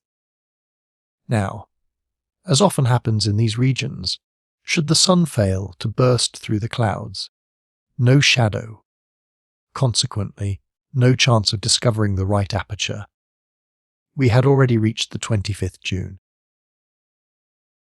If the kindly heavens would only remain densely clouded for 6 more days, we should have to put off our voyage of discovery for another year, when certainly there would be 1 person fewer in the party. I already had sufficient of the mad and monstrous enterprise. It would be utterly impossible to depict the impotent rage of Professor Hardwing. The day passed away, and not the faintest outline of a shadow could be seen at the bottom of the crater. Hans the guide never moved from his place. He must have been curious to know what we were about, if indeed he could believe we were about anything. As for my uncle, he never addressed a word to me. He was nursing his wrath to keep it warm. His eyes fixed on the black and foggy atmosphere, his complexion hideous with suppressed passion. Never had his eyes appeared so fierce, his nose so aquiline, his mouth so hard and firm. On the 26th, no change for the better. A mixture of rain and snow fell during the whole day. Hans very quietly built himself a hut of lava into which he retired like Diogenes into his tub. I took a malicious delight in watching the 1,000 little cascades that flowed down the side of the cone, carrying with them at times a stream of stones into the vasty deep below. My uncle was almost frantic. To be sure, it was enough to make even a patient man angry. He had reached to a certain extent the goal of his desires, and yet he was likely to be wrecked in port. But if the heavens and the elements are capable of causing us much pain and sorrow, there are 2 sides to a medal. And there was reserved for Professor Hardwing a brilliant and sudden surprise which was to compensate him for all his sufferings. Next day the sky was still overcast, but on Sunday, the 28th, the last day but 2 of the month, with a sudden change of wind and a new moon, there came a change of weather. The sun poured its beaming rays to the very bottom of the crater.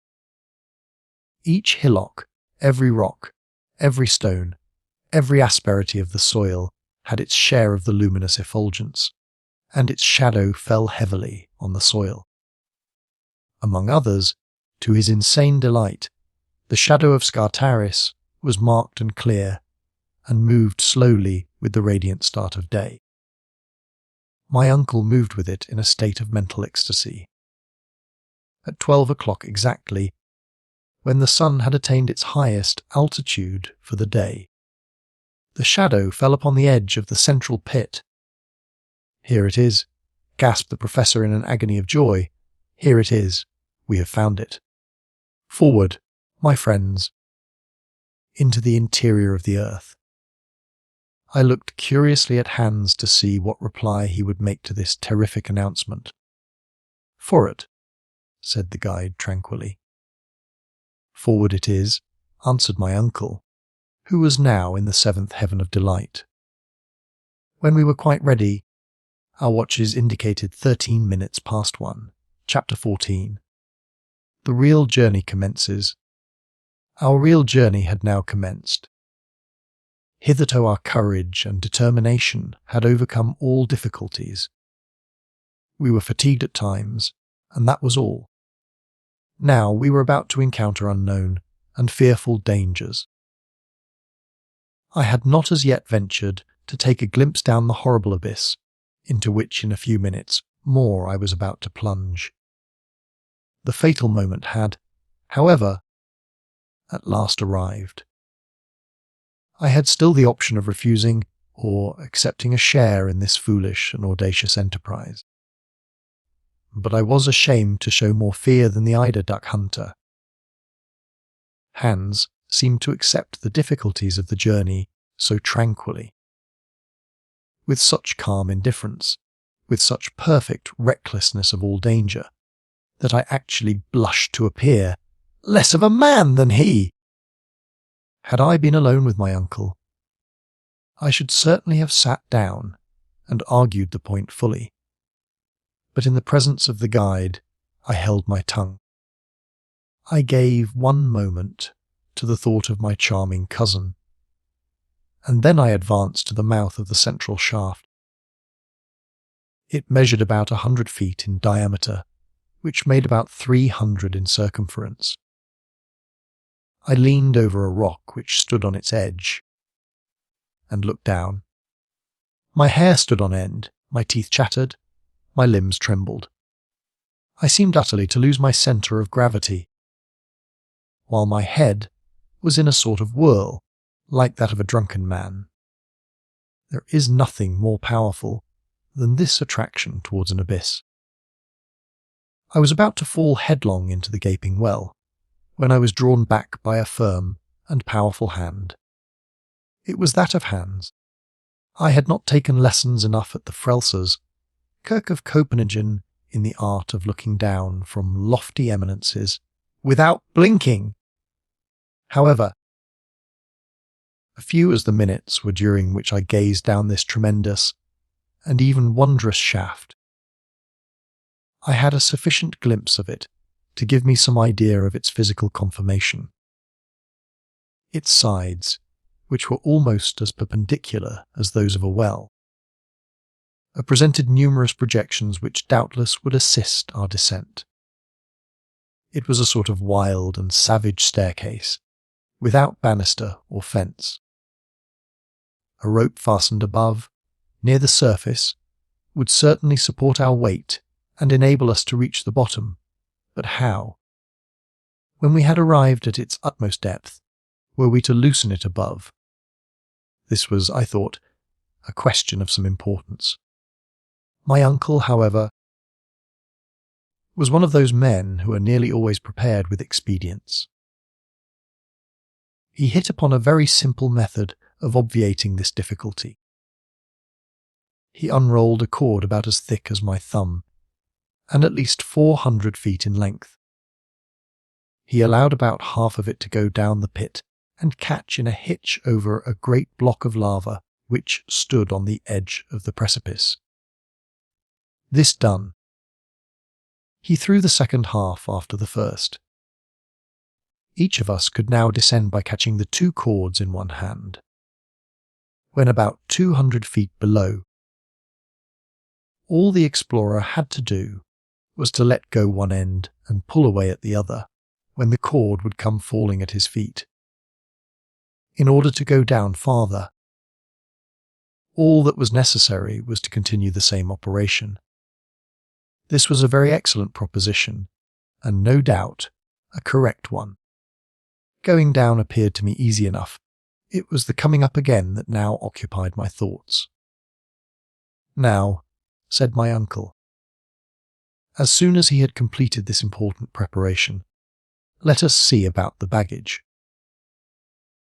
It must be divided into 3 separate parcels, and each of us must carry one on his back. I allude to the more important and fragile articles. My worthy and ingenious uncle did not appear to consider that we came under the denomination. Hans," he continued, "you will take charge of the tools and some of the provisions. You, Harry, must take possession of another third of the provisions and of the arms. I will load myself with the rest of the eatables and with the more delicate instruments. But," I exclaimed, "our clothes, this mass of cord and ladders, who will undertake to carry them down? They will go down of themselves." "And how so?" I asked. "You shall see." My uncle was not fond of half measures, nor did he like anything in the way of hesitation. Giving his orders to Hans, he had the whole of the non-fragile articles made up into one bundle, and the packet, firmly and solidly fastened, was simply pitched over the edge of the gulf. I heard the moaning of the suddenly displaced air, and the noise of falling stones. My uncle, leaning over the abyss, followed the descent of his luggage with a perfectly self-satisfied air, and did not rise until it had completely disappeared from sight. "Now then," he cried, "it is our turn." I put it in good faith to any man of common sense. Was it possible to hear this energetic cry without a shudder? The professor fastened his case of instruments on his back. Hans took charge of the tools, I of the arms. The descent then commenced in the following order. Hans went first, my uncle followed, and I went last. Our progress was made in profound silence, a silence only troubled by the fall of pieces of rock, which, breaking from the jagged sides, fell with a roar into the depths below. I allowed myself to slide, so to speak, holding frantically on the double cord with one hand, and with the other keeping myself off the rocks by the assistance of my iron shoe pole. One idea was all the time impressed upon my brain. I feared that the upper support would fail me. The cord appeared to me far too fragile to bear the weight of 3 such persons as we were, with our luggage. I made as little use of it as possible, trusting to my own agility and doing miracles in the way of feats of dexterity and strength upon the projecting shelves and spurs of lava, which my feet seemed to clutch as strongly as my hands. The guide went first, I have said, and when one of the slippery and frail supports broke from under his feet, he had recourse to his usual monosyllabic way of speaking. "Gifak." "Attention!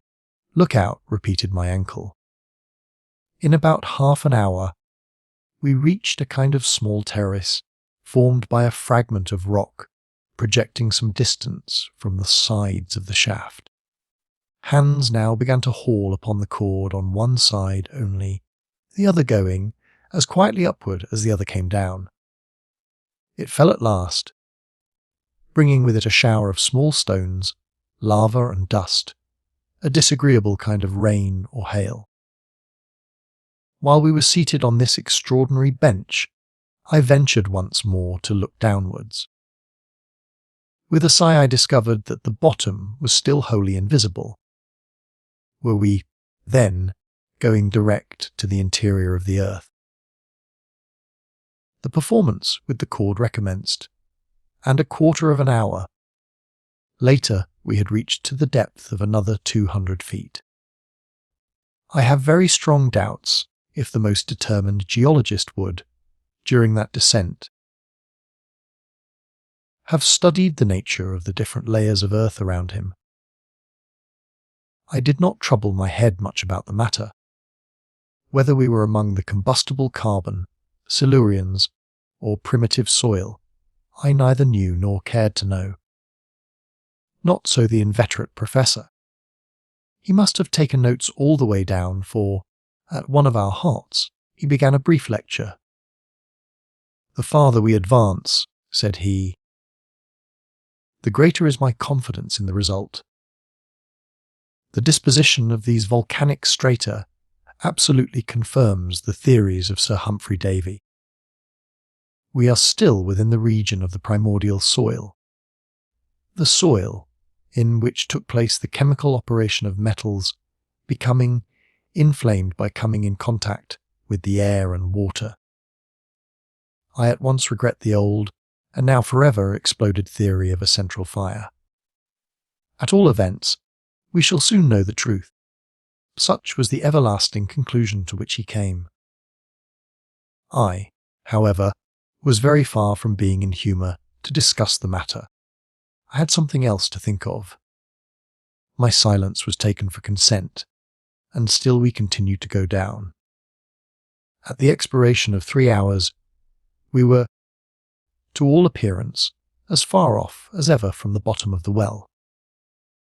When I looked upwards, however, I could see that the upper orifice was every minute decreasing in size. The sides of the shaft were getting closer and closer together.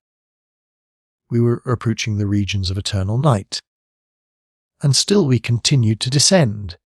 At length, I noticed that when pieces of stone were detached from the sides of this stupendous precipice, they were swallowed up with less noise than before. The final sound was sooner heard. We were approaching the bottom of the abyss. As I had been very careful to keep account of all the changes of chord which took place, I was able to tell exactly what was the depth we had reached, as well as the time it had taken. We had shifted the rope 28 times, each operation taking a quarter of an hour, which in all made 7 hours.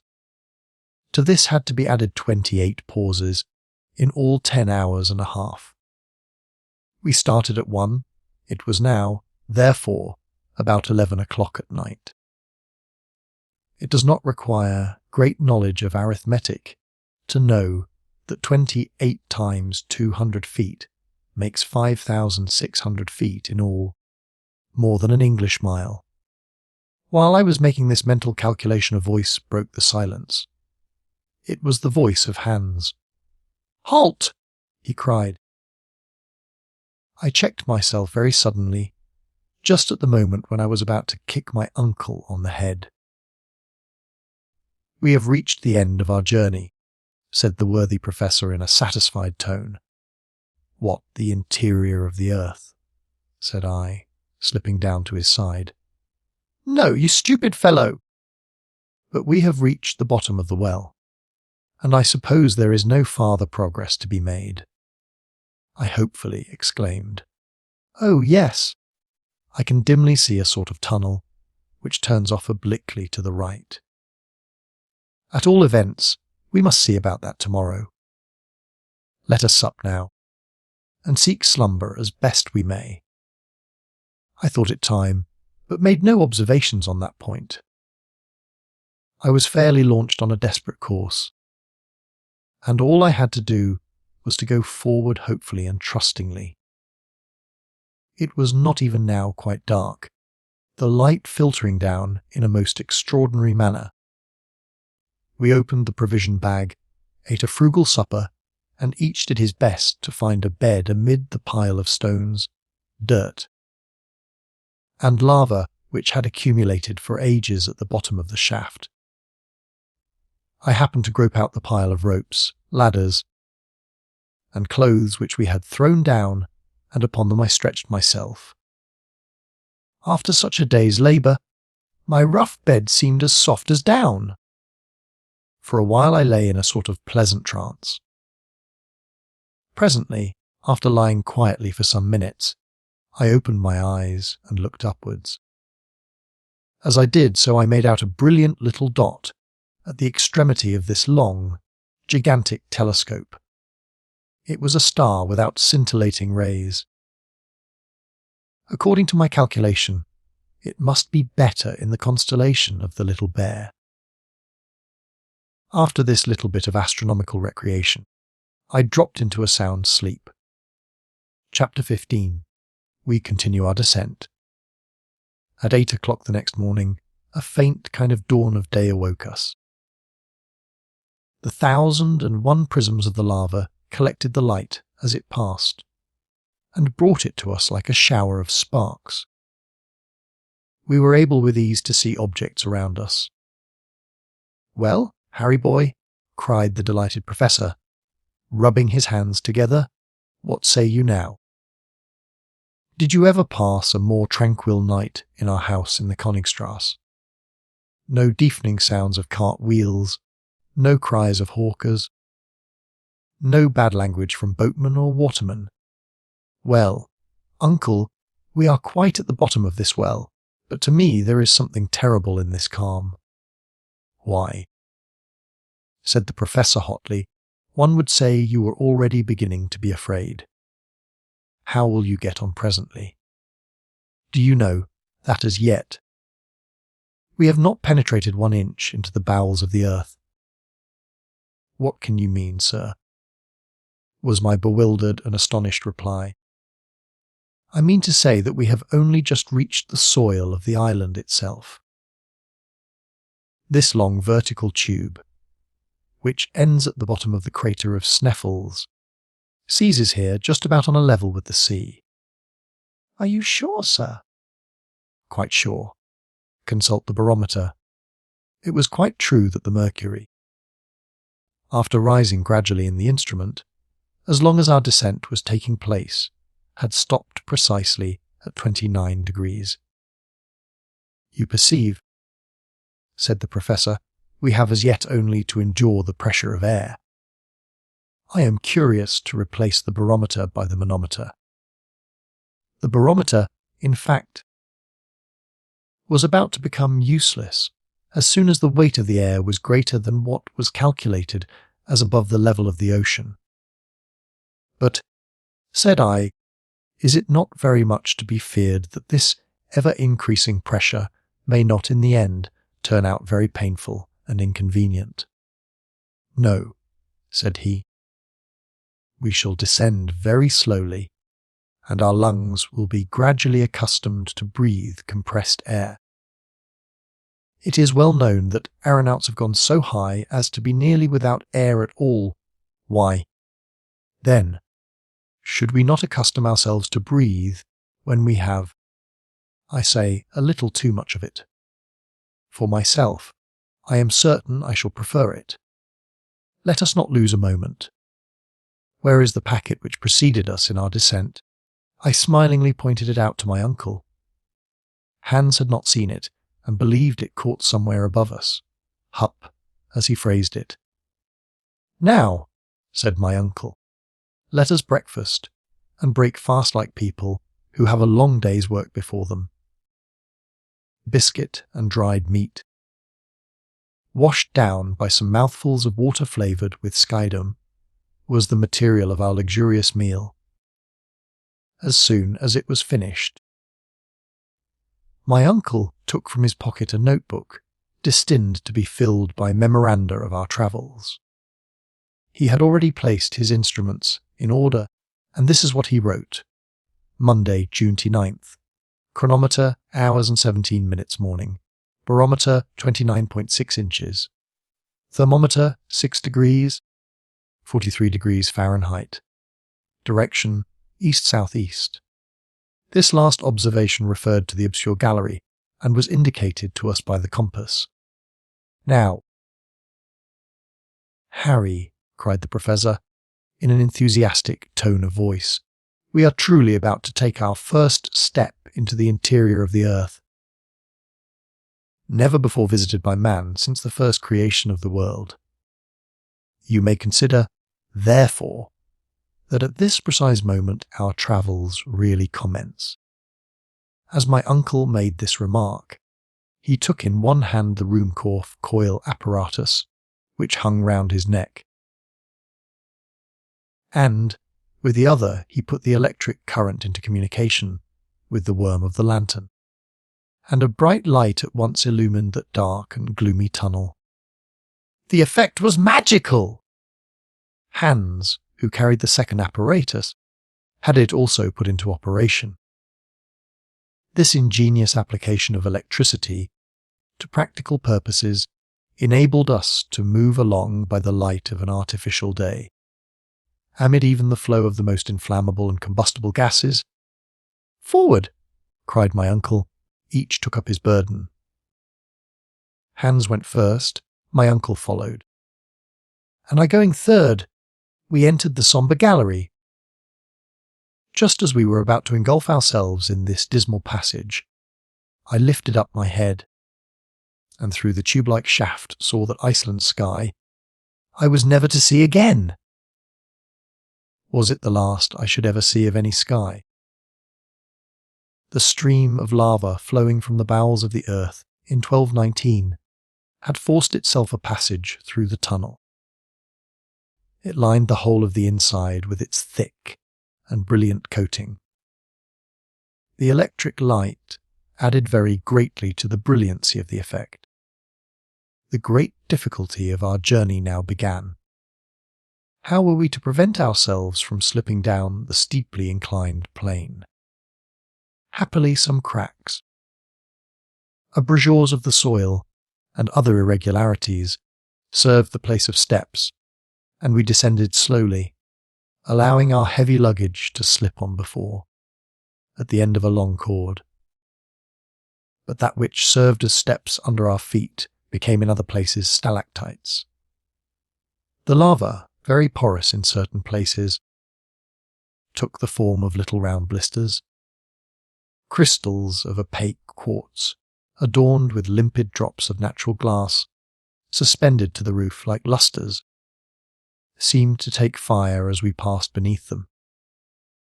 One would have fancied that the genii of romance were illuminating their underground palaces to receive the sons of men.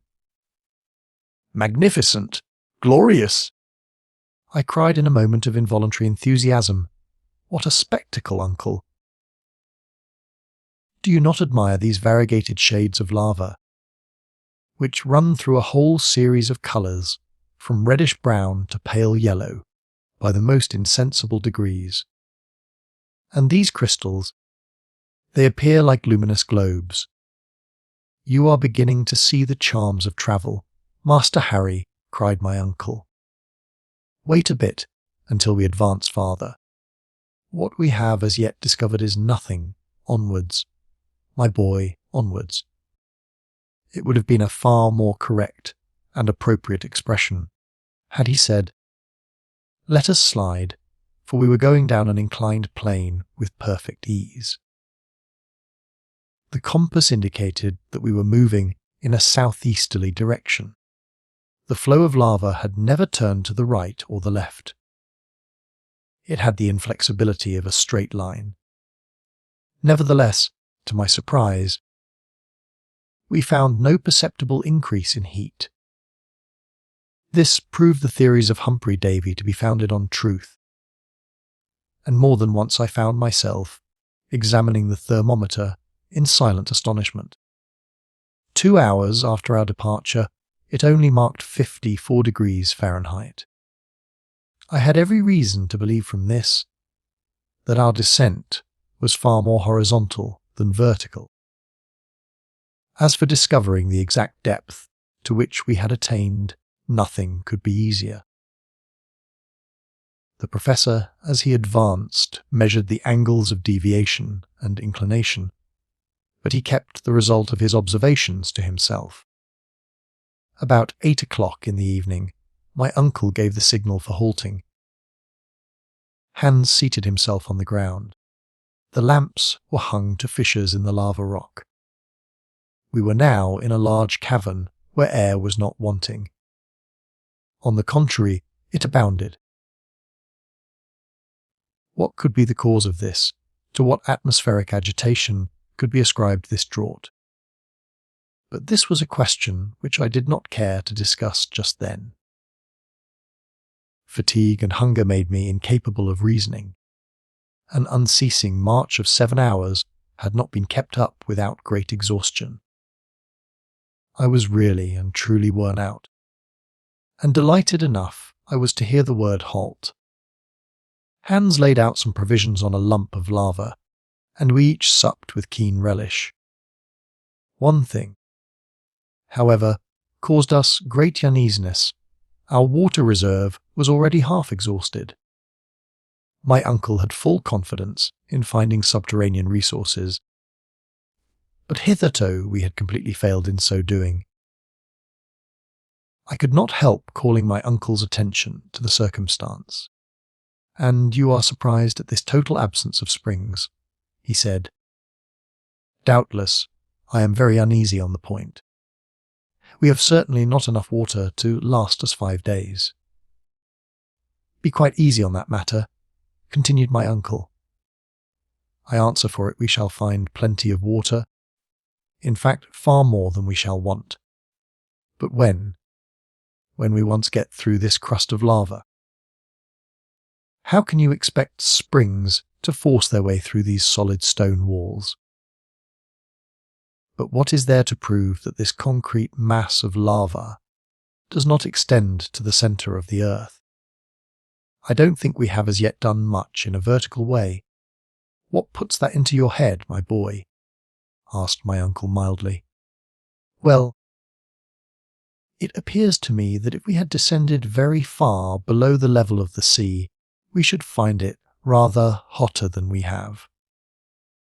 "According to your system," said my uncle, "but what does the thermometer say?" "Scarcely 15 degrees by Reaumur, which is only an increase of 9 since our departure." "Well, and what conclusion does that bring you to?" inquired the professor. "The deduction I draw from this is very simple. According to the most exact observations, the augmentation of the temperature of the interior of the earth is 1 degree for every 100 feet, but certain local causes may considerably modify this figure. Thus at Yakutsk in Siberia, it has been remarked that the heat increases a degree every 36 feet. The difference evidently depends on the conductibility of certain rocks. In the neighbourhood of an extinct volcano, it has been remarked that the elevation of temperature was only 1 degree in every 5 and 20 feet. Let us, then, go upon this calculation, which is the most favourable, and calculate. Calculate away, my boy. Nothing easier, said I, pulling out my notebook and pencil. 9 times 125 feet make a depth of 1125 feet. Archimedes could not have spoken more geometrically. Well, according to my observations, we are at least 10,000 feet below the level of the sea. Can it be possible? Either my calculation is correct, or there is no truth in figures. The calculations of the professor were perfectly correct. We were already 6,000 feet deeper down, in the bowels of the earth, than anyone had ever been before. The lowest known depth to which man had hitherto penetrated was in the mines of Kitzbühel, in the Tyrol, and those of Württemberg. The temperature, which should have been 81, was in this place only 15. This was a matter for serious consideration. Chapter 16. The Eastern Tunnel. The next day was Tuesday, the 30th of June, and at 6 o'clock in the morning we resumed our journey. We still continued to follow the gallery of lava. a perfect natural pathway, as easy of descent as some of those inclined planes which, in very old German houses, served the purpose of staircases. This went on until 17 minutes past 12, the precise instant at which we rejoined Hans, who, having been somewhat in advance, had suddenly stopped. "At last," cried my uncle, "we have reached the end of the shaft." I looked wonderingly about me. We were in the centre of 4 cross paths, sombre and narrow tunnels. The question now arose as to which it was wise to take. And this of itself was no small difficulty. My uncle, who did not wish to appear to have any hesitation about the matter before myself or the guide, at once made up his mind. He pointed quietly to the eastern tunnel, and without delay we entered within its gloomy recesses. Besides, had he entertained any feeling of hesitation, it might have been prolonged indefinitely, for there was no indication by which to determine on a choice. It was absolutely necessary to trust to chance and good fortune. The descent of this obscure and narrow gallery was very gradual and winding. Sometimes we gazed through a succession of arches, its course very like the aisles of a Gothic cathedral. The great artistic sculptors and builders of the Middle Ages might have here completed their studies with advantage. Many most beautiful and suggestive ideas of architectural beauty would have been discovered by them.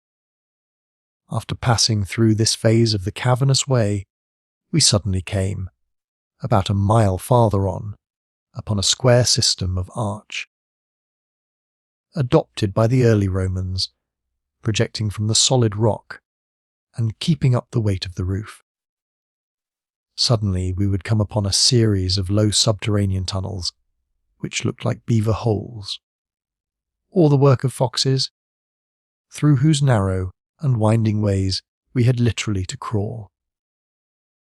The heat still remained at quite a supportable degree. With an involuntary shudder, I reflected on what the heat must have been when the volcano of Sneffels was pouring its smoke, flames, and streams of boiling lava, all of which must have come up by the road we were now following.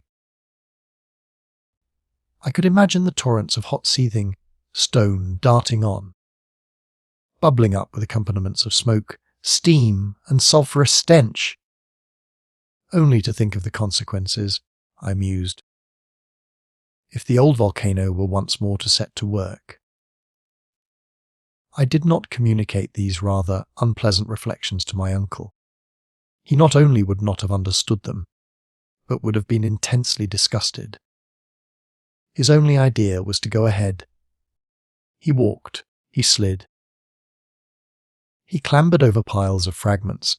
He rolled down heaps of broken lava, with an earnestness and conviction it was impossible not to admire. At 6 o'clock in the evening, after a very wearisome journey, but one not so fatiguing as before, we had made 6 miles towards the southward, but had not gone more than a mile downwards. My uncle, as usual, gave the signal to halt. We ate our meal in thoughtful silence, and then retired to sleep.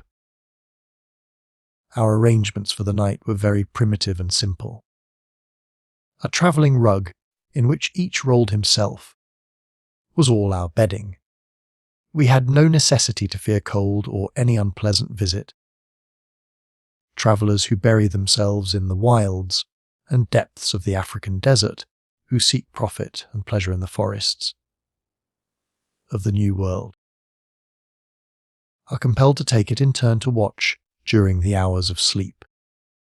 But in this region of the earth absolute solitude and complete security reigned supreme. We had nothing to fear either from savages or from wild beasts. After a night's sweet repose, we awoke fresh and ready for action. There being nothing to detain us, We started on our journey. We continued to burrow through the lava tunnel as before. It was impossible to make out through what soil we were making way. The tunnel, moreover, instead of going down into the bowels of the earth, became absolutely horizontal. I even thought, after some examination, that we were actually tending upwards. About 10 o'clock in the day, this state of things became so clear that, finding the change very fatiguing, I was obliged to slacken my pace and finally come to a halt. "Well," said the professor quickly, "what is the matter?" "The fact is, I am dreadfully tired," was my earnest reply. "What?" cried my uncle, "tired after a 3 hours' walk, and by so easy a road?" "Easy enough, I dare say, but very fatiguing." "But how can that be, when all we have to do is to go downwards?" "I beg your pardon, sir.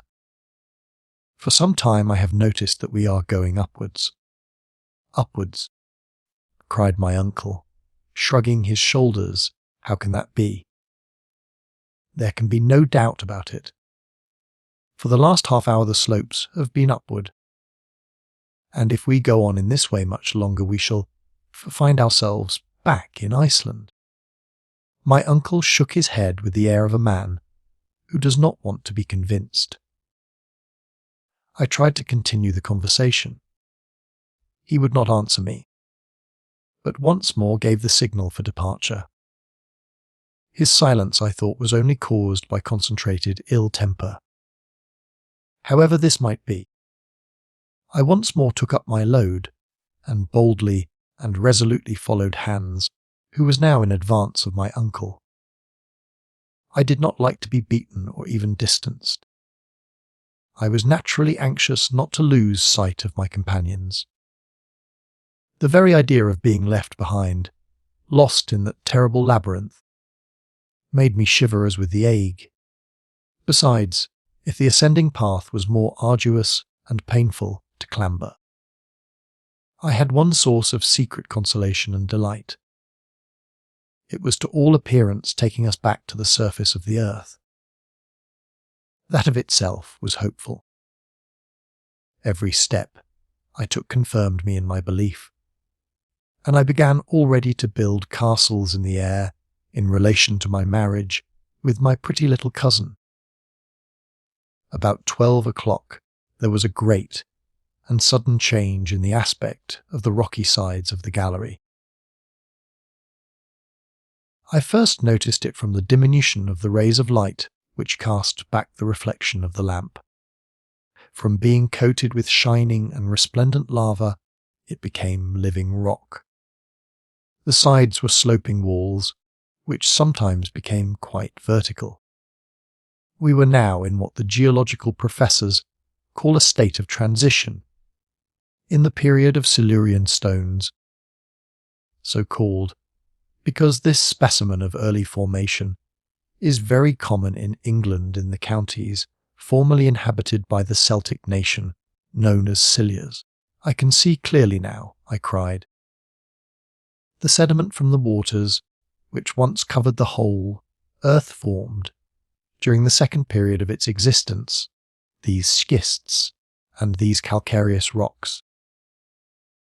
We are turning our backs on the granite rocks, and are like people from Hamburg who would go to Lübeck by way of Hanover.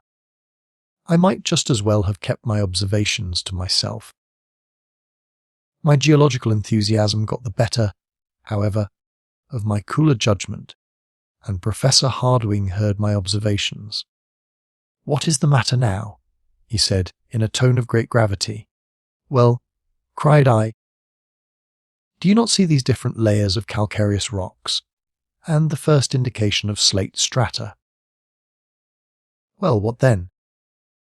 "We have arrived at that period of the world's existence when the first plants and the first animals made their appearance." "You think so?" "Yes, look. Examine and judge for yourself." I induced the professor with some difficulty to to cast the light of his lamp on the sides of the long, winding gallery. I expected some exclamation to burst from his lips. I was very much mistaken. The worthy professor never spoke a word. It was impossible to say whether he understood me or not. Perhaps it was possible that in his pride, my uncle and a learned professor, he did not like to own that he was wrong in having chosen the eastern tunnel. Or was he determined at any price to go to the end of it? It was quite evident we had left the region of lava, and that the road by which we were going could not take us back to the great crater of Mount Sneffels. As we went along, I could not help ruminating on the whole question, and asked myself if I did not lay too great a stress on these sudden and peculiar modifications of the earth's crust. After all, I was very likely to be mistaken, and it was within the range of probability and possibility that we were not making our way through the strata of rocks, which I believed I recognized piled on the lower layer of granitic formation. At all events, if I am right, I thought to myself, I must certainly find some remains of primitive plants, and it will be absolutely necessary to give way to such indubitable evidence. Let us have a good search. I accordingly lost no opportunity of searching, and had not gone more than about 100 yards, when the evidence I sought for cropped up in the most incontestable manner before my eyes. It was quite natural that I should expect to find these signs, for during the Silurian period the seas contained no fewer than 1,500 different animal and vegetable species. My feet, so long accustomed to the hard and arid lava soil, suddenly found themselves treading on a kind of soft dust, the remains of plants and shells. Upon the walls themselves I could clearly make out the outline, as plain as a sun picture, of the fucus and the lycopods. The worthy and excellent Professor Hardwigg could not, of course, make any mistake about the matter, but I believe he deliberately closed his eyes and continued on his way with a firm and unalterable step. I began to think that he was carrying his obstinacy a great deal too far. I could no longer act with prudence or composure. I stooped on a sudden and picked up an almost perfect shell, which had undoubtedly belonged to some animal very much resembling some of the present day. Having secured the prize, I followed in the wake of my uncle. "Do you see this?" I said. "Well," said the professor, with the most imperturbable tranquillity, "it is the shell of a crustaceous animal of the extinct order of the trilobites, nothing more, I assure you." "But," cried I, much troubled at his coolness, "do you draw no conclusion from it?" "Well, if I may ask, what conclusion do you draw from it yourself?" Well, I thought, I know, my boy, what you would say. And you are right, perfectly and incontestably right. We have finally abandoned the crust of lava and the road by which the lava ascended. It is quite possible that I may have been mistaken, but I shall be unable to discover my error until I get to the end of this gallery. You are quite right, as far as that is concerned, I replied, and I should highly approve of your decision, if we had not to fear the greatest of all dangers. And what is that? Want of water. Well, my dear Henry, it can't be helped. We must put ourselves on rations. And on he went. Chapter 17. Deeper and deeper, the coal mine. In truth, we were compelled to put ourselves upon rations. Our supply would certainly last not more than 3 days. I found this out about supper time. The worst part of the matter was that, in what is called the transition rocks, It was hardly to be expected we should meet with water. I had read of the horrors of thirst, and I knew that where we were, a brief trial of its sufferings would put an end to our adventures and our lives. But it was utterly useless to discuss the matter with my uncle. He would have answered by some axiom from Plato. During the whole of next day we proceeded on our journey through this interminable gallery. Arch after arch, tunnel after tunnel. We journeyed without exchanging a word. We had become as mute and reticent as Hans, our guide. The road had no longer an upward tendency, at all events. If it had, it was not to be made out very clearly. Sometimes there could be no doubt that we were going downwards. But this inclination was scarcely to be distinguished, and was by no means reassuring to the Professor, because the character of the strata was in no wise modified, and the transition character of the rocks became more and more marked. It was a glorious sight to see how the electric light brought out the sparkles in the walls of the calcareous rocks and the old red sandstone. One might have fancied oneself in one of those deep cuttings in Devonshire, which have given their name to this kind of soil. Some magnificent specimens of marble projected from the sides of the gallery. Some of an agate grey, with white veins of variegated character. Others of a yellow-spotted colour, with red veins. Farther off might be seen samples of colour in which cherry-tinted seams were to be found in all their brightest shades. The greater number of these marbles were stamped with the marks of primitive animals. Since the previous evening, nature and creation had made considerable progress. Instead of the rudimentary trilobites, I perceived the remains of a more perfect order. Among others, the fish in which the eye of a geologist has been able to discover the first form of the reptile. The Devonian seas were inhabited by a vast number of animals of this species, which were deposited in tens of thousands in the rocks of new formation. It was quite evident to me that we were ascending the scale of animal life of which man forms the summit. My excellent uncle, the Professor, appeared not to take notice of these warnings. He was determined at any risk to proceed. He must have been in expectation of one of two things. Either that a vertical well was about to open under his feet, and thus allow him to continue his descent, or that some insurmountable obstacle would compel us to stop and go back by the road we had so long travelled. But evening came again, and, to my horror, neither hope was doomed to be realised. On Friday, after a night when I began to feel the gnawing agony of thirst, and when in consequence appetite decreased, our little band rose, and once more followed the turnings and windings, the ascents and descents of this interminable gallery. All were silent and gloomy. I could see that even my uncle had ventured too far. After about 10 hours of further progress, a progress dull and monotonous to the last degree, I remarked that the reverberation and reflection of our lamps upon the sides of the tunnel had singularly diminished.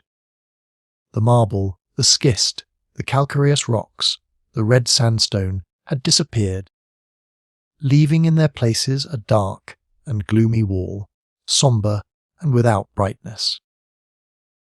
When we reached a remarkably narrow part of the tunnel, I leaned my left hand against the rock. When I took my hand away and happened to glance at it, it was quite black. We had reached the coal strata of the central earth. "A coal mine," I cried. "A coal mine without miners," responded my uncle, a little severely. How can we tell? I can tell, replied my uncle, in a sharp and doctorial tone.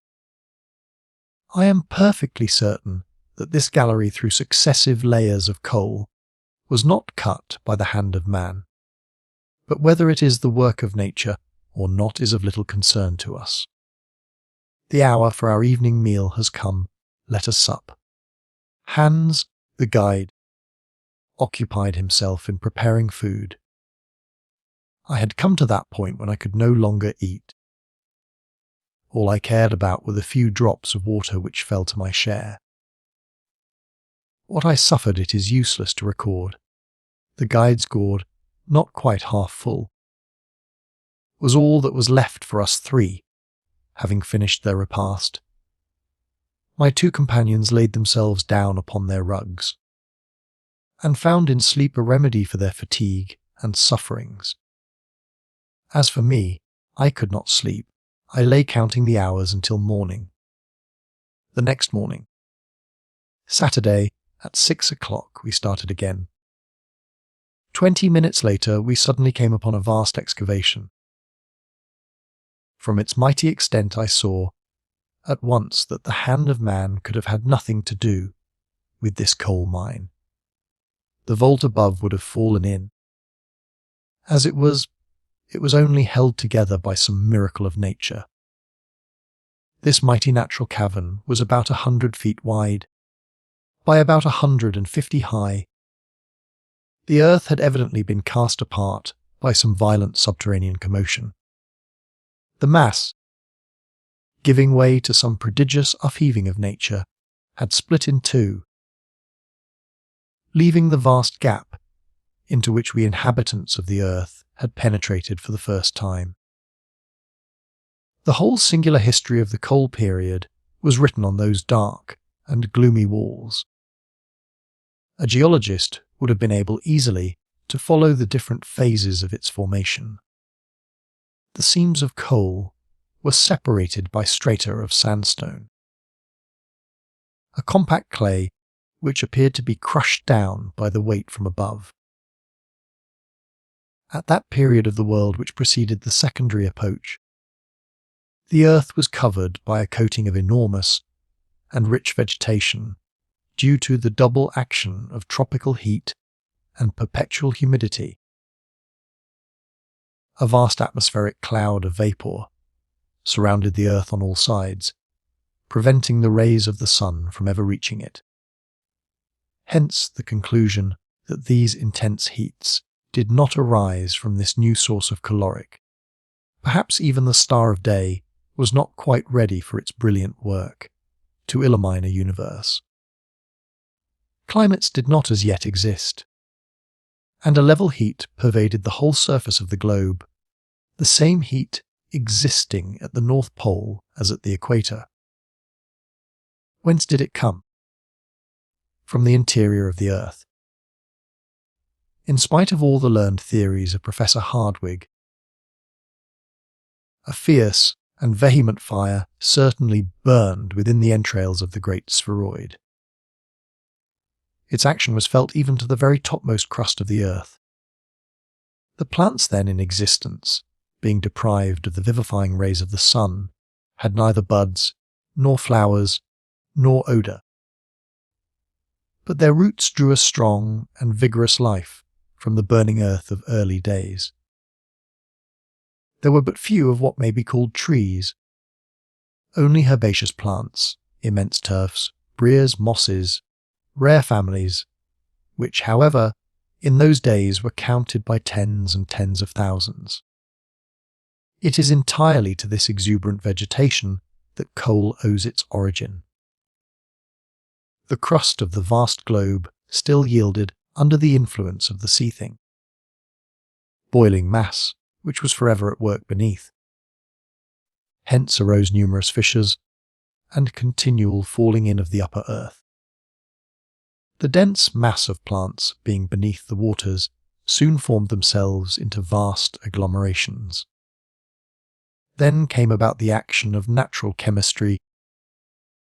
In the depths of the ocean the vegetable mass at first became turf. Then, thanks to the influence of gases, and subterranean fermentation. They underwent the complete process of mineralization. In this manner, in early days, were formed those vast and prodigious layers of coal, which an ever-increasing consumption must utterly use up in about 3 centuries more. If people do not find some more economic light than gas and some cheaper motive power than steam.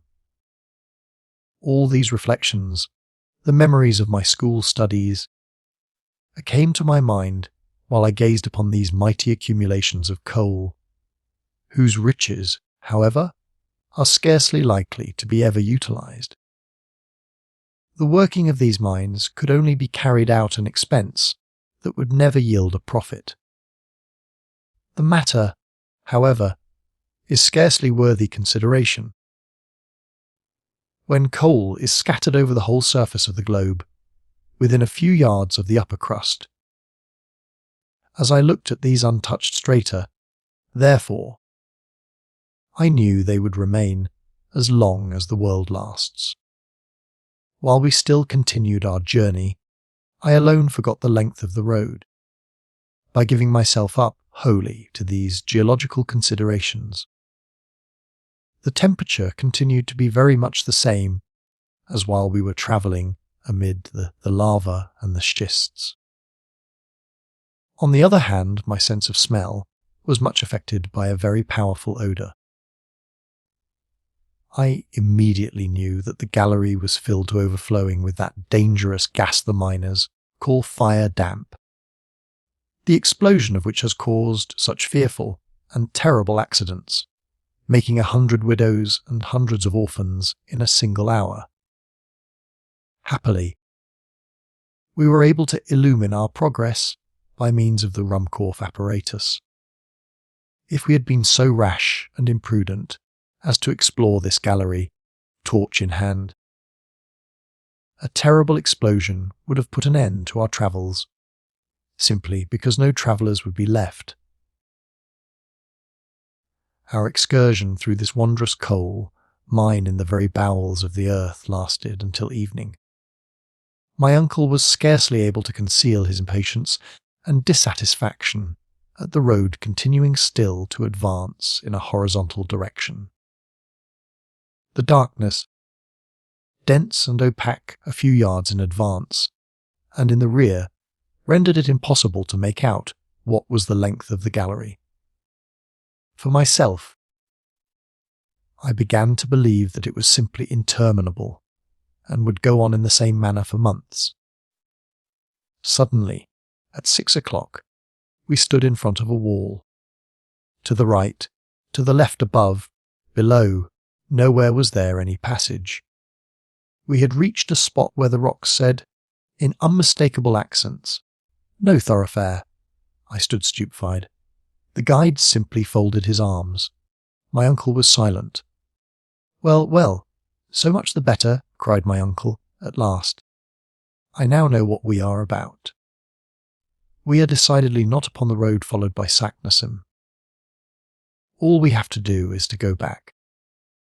Let us take one night's good rest, and before 3 days are over, I promise you we shall have regained the point where the galleries divided." "Yes, we may, if our strength lasts as long," I cried in a lamentable voice. "And why not? Tomorrow, among us 3, there will not be a drop of water.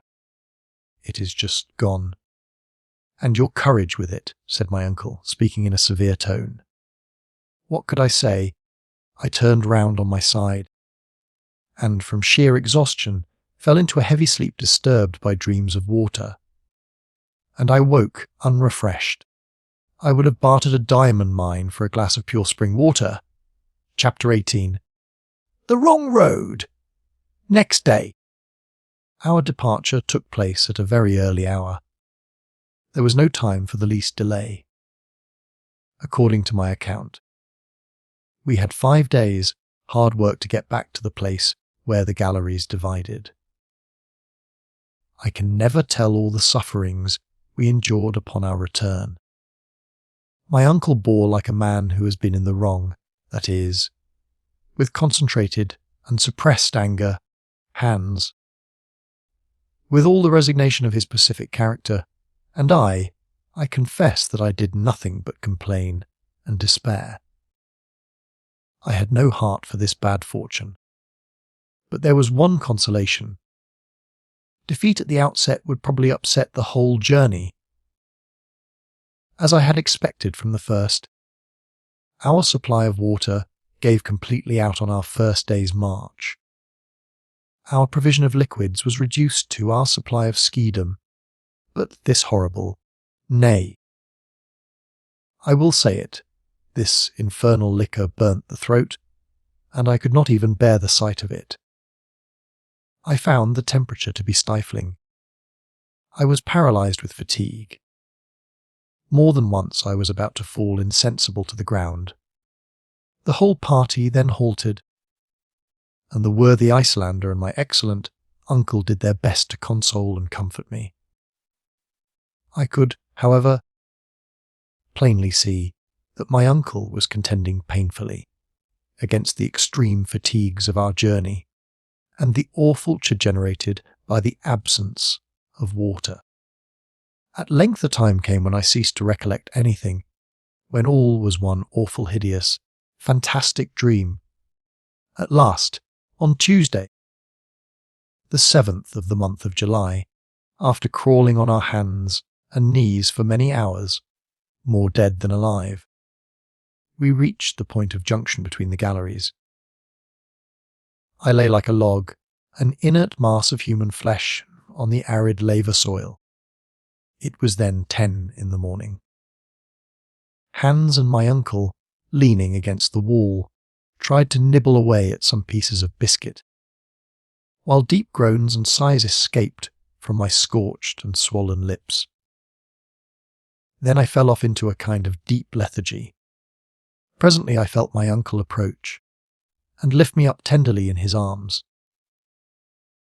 "Poor boy," I heard him say in a tone of deep commiseration. I was profoundly touched by these words. Being by no means accustomed to signs of womanly weakness in the professor, I caught his trembling hands in mine and gave them a gentle pressure. He allowed me to do so without resistance, looking at me kindly all the time. His eyes were wet with tears. I then saw him take the gourd which he wore at his side. To my surprise, or rather to my stupefaction, he placed it to my lips. "Drink, my boy," he said. Was it possible my ears had not deceived me? Was my uncle mad? I looked at him with, I am sure, quite an idiotic expression. I could not believe him. I too much feared the counteraction of disappointment. "Drink," he said again. Had I heard aright? Before, however, I could ask myself the question a second time. A mouthful of water cooled my parched lips and throat. One mouthful. But I do believe it brought me back to life. I thanked my uncle by clasping my hands. My heart was too full to speak. "Yes," said he, "one mouthful of water. The very last, do you hear, my boy, the very last? I have taken care of it at the bottom of my bottle as the apple of my eye. 20 times, 100 times I have resisted the fearful desire to drink it. But no, Harry, I saved it for you. My dear uncle," I exclaimed, and the big tears rolled down my hot and feverish cheeks. "Yes, my poor boy, I knew that when you reached this place, this crossroad in the earth, you would fall down half dead, and I saved my last drop of water in order to restore you." "Thanks," I cried, "thanks from my heart." As little as my thirst was really quenched, I had nevertheless partially recovered my strength. The contracted muscles of my throat relaxed, and the inflammation of my lips in some measure subsided. At all events, I was able to speak. "Well," I said, "there can be no doubt now as to what we have to do. Water has utterly failed us, our journey is therefore at an end. Let us return. While I spoke thus, my uncle evidently avoided my face. He held down his head. His eyes were turned in every possible direction but the right one. Yes, I continued, getting excited by my own words, we must go back to Sneffels. May heaven give us strength to enable us once more to revisit the light of day. Would that we now stood on the summit of the crater. Go back, said my uncle, speaking to himself, and must it be so? Go back, yes.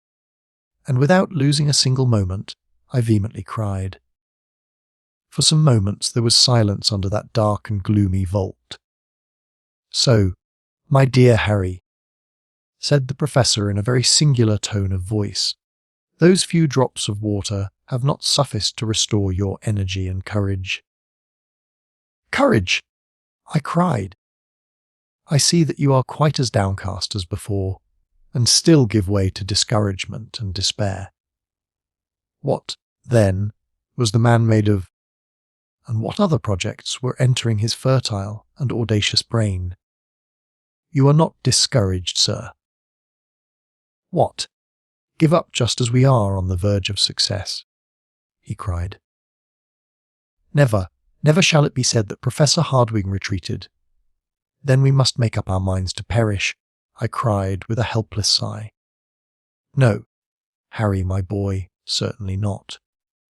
Go, leave me. I am very far from desiring your death. Take Hans with you. I will go on alone.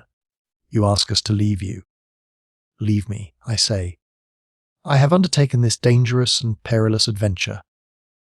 I will carry it to the end, or I will never return to the surface of Mother Earth. Go, Harry. Once more I say to you, go. My uncle, as he spoke, was terribly excited.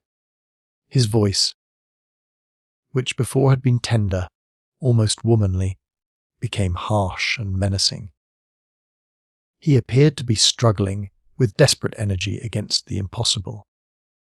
I did not wish to abandon him at the bottom of that abyss, while, on the other hand, the instinct of preservation told me to fly. Meanwhile, our guide was looking on with profound calmness and indifference. He appeared to be an unconcerned party, and yet he perfectly well knew what was going on between us. Our gestures sufficiently indicated the different roads each wished to follow, and which each tried to influence the other to undertake.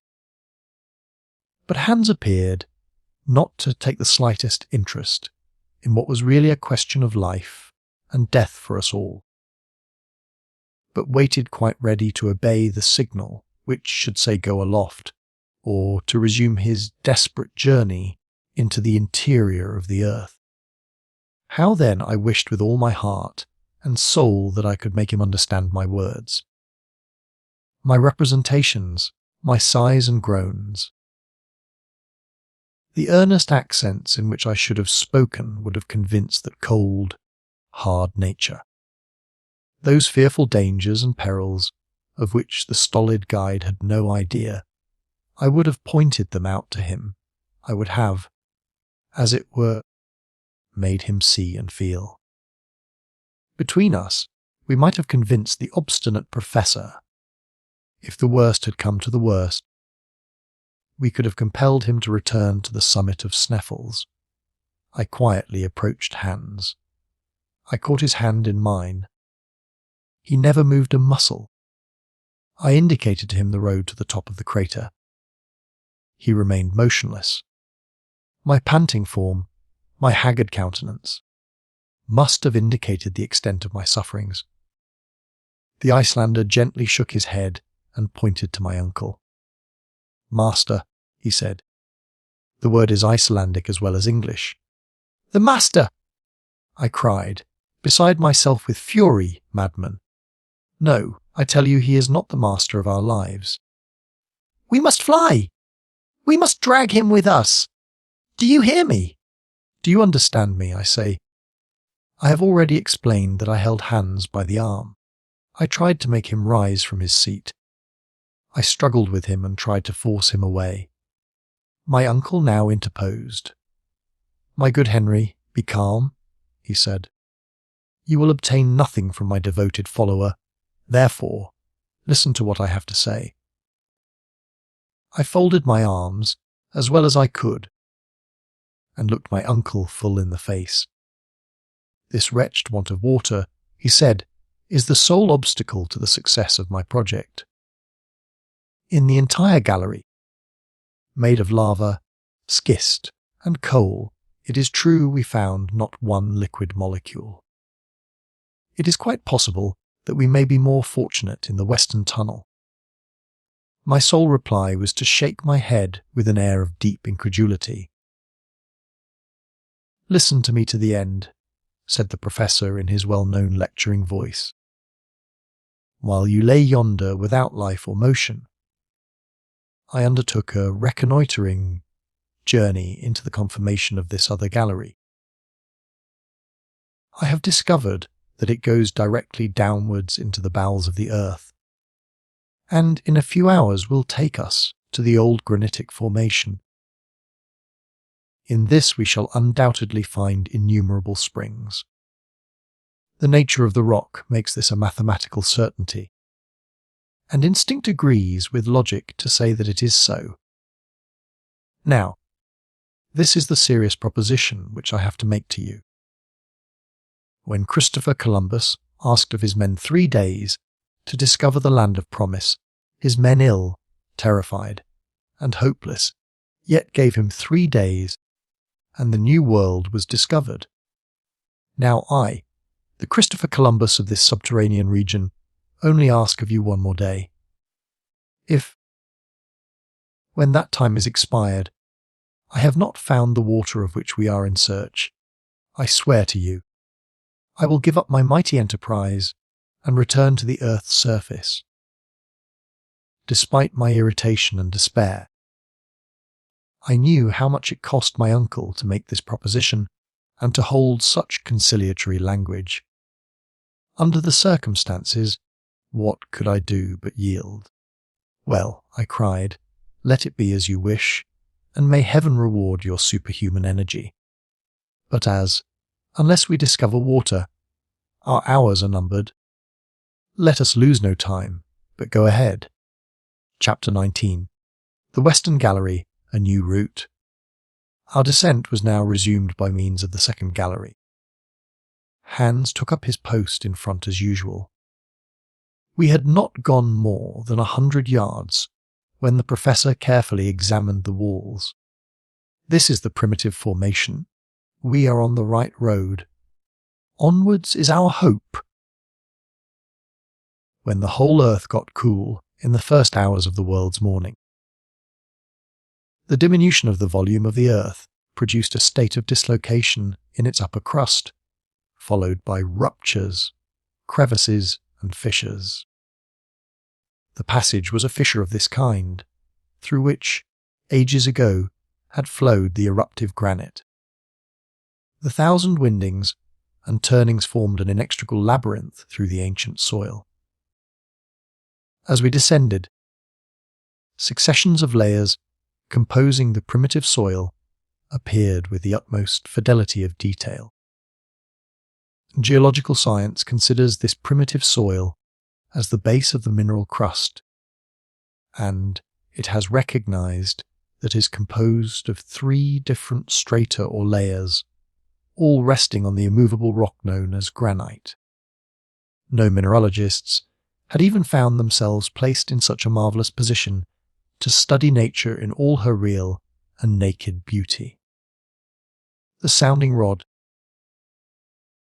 a mere machine, could not bring to the surface of the earth the objects of value for the study of its internal structure, which we were about to see with our own eyes, to touch with our own hands.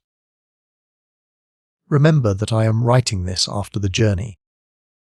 Across the streak of the rocks, coloured by beautiful green tints, wound metallic threads of copper, of manganese, with traces of platinum and gold. I could not help gazing at these riches buried in the entrails of Mother Earth, and of which no man would have the enjoyment to the end of time.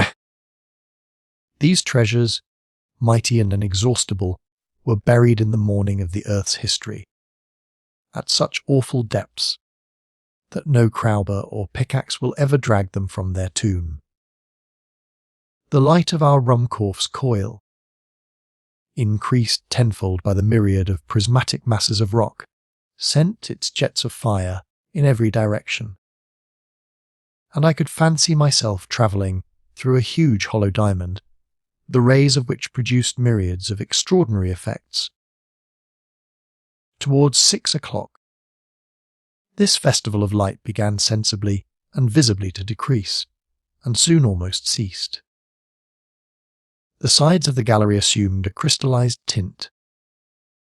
With a sombre hue, white mica began to commingle more freely with feldspar and quartz to form what may be called the true rock.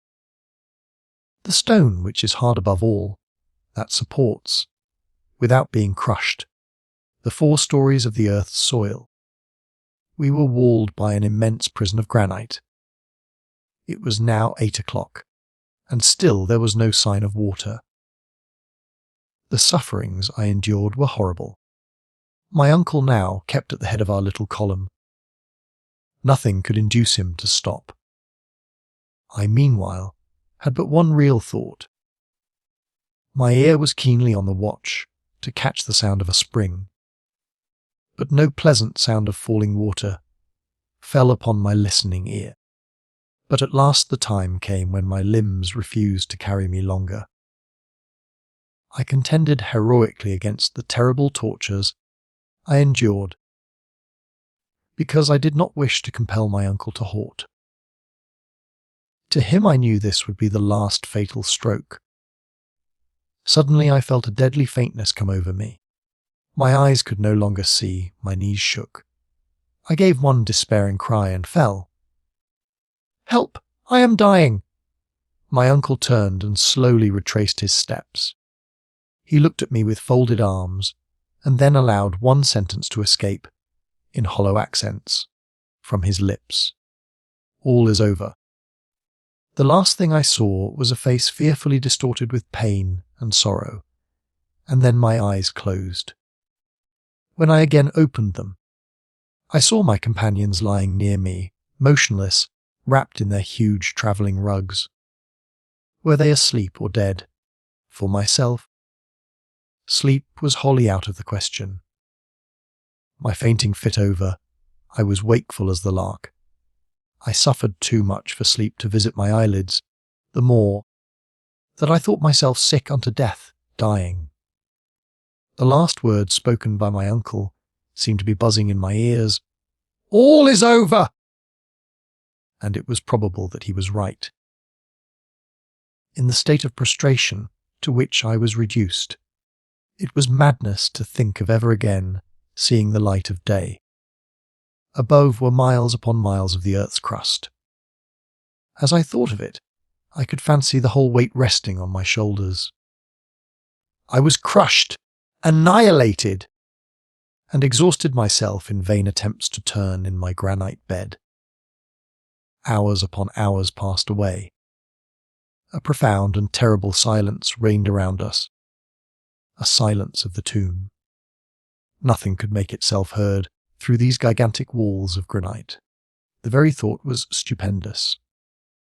Presently, despite my apathy, despite the kind of deadly calm into which I was cast, something aroused me. It was a slight but peculiar noise. While I was watching intently, I observed that the tunnel was becoming dark. Then, gazing through the dim light that remained, I thought I saw the Icelander taking his departure, lamp in hand. Why had he acted thus? Did Hans the guide mean to abandon us? My uncle lay fast asleep, or dead. I tried to cry out and arouse him. My voice, feebly issuing from my parched and fevered lips, found no echo in that fearful place. My throat was dry, my tongue stuck to the roof of my mouth. The obscurity had by this time become intense. and at last even the faint sound of the guide's footsteps was lost in the blank distance. My soul seemed filled with anguish, and death appeared welcome. Only let it come quickly. "Hans is leaving us," I cried. "Hans, Hans, if you are a man, come back." These words were spoken to myself. They could not be heard aloud. Nevertheless, after the first few moments of terror were over, I was ashamed of my suspicions against a man who hitherto had behaved so admirably. Nothing in his conduct or character justified suspicion. Moreover, a moment's reflection reassured me. His departure could not be a flight. Instead of ascending the gallery, he was going deeper down into the gulf. Had he had any bad design, his way would have been upwards. This reasoning calmed me a little, and I began to hope. The good and peaceful and imperturbable Hans would certainly not have arisen from his sleep without some serious and grave motive. Was he bent on a voyage of discovery? During the deep, still silence of the night, had he at last heard that sweet murmur about which we were all so anxious? Chapter 20. Water. Where is it? A bitter disappointment. During a long, weary hour, there crossed my wildly delirious brain all sorts of reasons as to what could have aroused our quiet and faithful guide. The most absurd and ridiculous ideas passed through my head, each more impossible than the other. I believe I was either half or wholly mad. Suddenly, however, there arose, as it were from the depths of the earth, a voice of comfort. It was the sound of footsteps. Hans was returning. Presently the uncertain light began to shine upon the walls of the passage, and then it came in view far down the sloping tunnel. At length Hans himself appeared. He approached my uncle, placed his hand upon his shoulder, and gently awakened him. My uncle, as soon as he saw who it was, instantly arose. "Well!" exclaimed the professor. "Vatten," said the hunter. I did not know a single word of the Danish language, and yet by a sort of mysterious instinct I understood what the guide had said. "Water, water!" I cried, in a wild and frantic tone, clapping my hands and gesticulating like a madman. "Water!" murmured my uncle, in a voice of deep emotion and gratitude. "Ivar." "Where?" "Nedat." "Below." "Where?" "Below." I understood every word. I had caught the hunter by the hands, and I shook them heartily, while he looked on with perfect calmness. The preparations for our departure did not take long, and we were soon making a rapid descent into the tunnel. An hour later we had advanced 1,000 yards and descended 2,000 feet. At this moment I heard an accustomed and well-known sound running along the floors of the granite rock, a kind of dull and sullen roar, like that of a distant waterfall. During the first half-hour of our advance, not finding the discovered spring, my feelings of intense suffering appeared to return. Once more I began to lose all hope. My uncle, however, observing how downhearted I was again becoming, took up the conversation. "Hans was right," he exclaimed enthusiastically. "That is the dull roaring of a torrent." "A torrent?" I cried, delighted at even hearing the welcome words. "There's not the slightest doubt about it," he replied. "A subterranean river is flowing beside us." I made no reply, but hastened on, once more animated by hope. I began not even to feel the deep fatigue which hitherto had overpowered me. The very sound of this glorious murmuring water already refreshed me. We could hear it increasing in volume every moment. The torrent, which for a long time could be heard flowing over our heads, now ran distinctly along the left wall, roaring rushing, spluttering, and still falling. Several times I passed my hand across the rock, hoping to find some trace of humidity, of the slightest percolation. Alice! In vain. Again a half-hour passed in the same weary toil. Again we advanced. It now became evident that the hunter, during his absence, had not been able to carry his researches any farther. Guided by an instinct peculiar to the dwellers in regions and water-finders, he smelt the living spring through the rock. Still he had not seen the precious liquid. He had neither quenched his own thirst, nor brought us one drop in his gourd.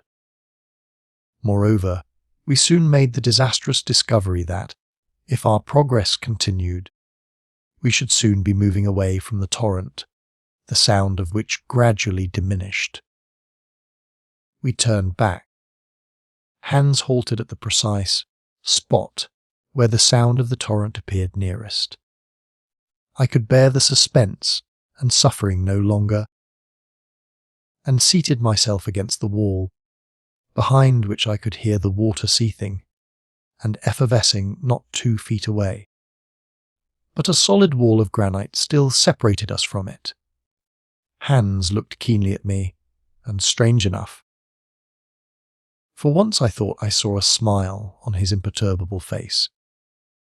He rose from a stone on which he had been seated, and took up the lamp. I could not help rising and following. He moved slowly along the firm and solid granite wall. I watched him with mingled curiosity and eagerness. Presently he halted and placed his ear against the dry stone, moving slowly along and listening with the most extreme care and attention. I understood at once that he was searching for the exact spot where the torrent's roar was most plainly heard. This point he soon found in the lateral wall on the left side, about 3 feet above the level of the tunnel floor. I was in a state of intense excitement. I scarcely dared believe what the Eider duck hunter was about to do. It was, however, impossible in a moment more not to both understand and applaud, and even to smother him in my embraces, when I saw him raise the heavy crowbar and commence an attack upon the rock itself. "Saved!" I cried. "Yes!" cried my uncle. Even more excited and delighted than myself, Hans is quite right. Oh, the worthy, excellent man! We should never have thought of such an idea, and nobody else, I think, would have done so. Such a process, simple as it seemed, would most certainly not have entered our heads. Nothing could be more dangerous than to begin to work with pickaxes in that particular part of the globe. Supposing while he was at work a break-up were to take place, and supposing the torrent once, having gained an inch, were to take an ell, and come pouring bodily through the broken rock. Not one of these dangers was chimerical. They were only too real. But at that moment no fear of falling in of the roof, or even of inundation, was capable of stopping us. Our thirst was so intense that to quench it, we would have dug below the bed of old ocean itself. Hans went quietly to work, a work which neither my uncle nor I would have undertaken at any price. Our impatience was so great that if we had once begun with pickaxe and crowbar, the rock would soon have split into 100 fragments. The guide, on the contrary, calm, ready, moderate, wore away the hard rock by little steady blows of his instrument, making no attempt at a larger hole than about 6 inches. As I stood, I heard, or I thought I heard, the roar of the torrent momentarily increasing in loudness, and at times I almost felt the pleasant sensation of water upon my parched lips. At the end of what appeared an age, Hans had made a hole which enabled his crowbar to enter 2 feet into the solid rock. He had been at work exactly an hour. It appeared a dozen. I was getting wild with impatience. My uncle began to think of using more violent measures. I had the greatest difficulty in checking him. He had indeed just got hold of his crowbar when a loud and welcome hiss was heard. Then a stream, or rather jet, of water burst through the wall and came out with such force as to hit the opposite side.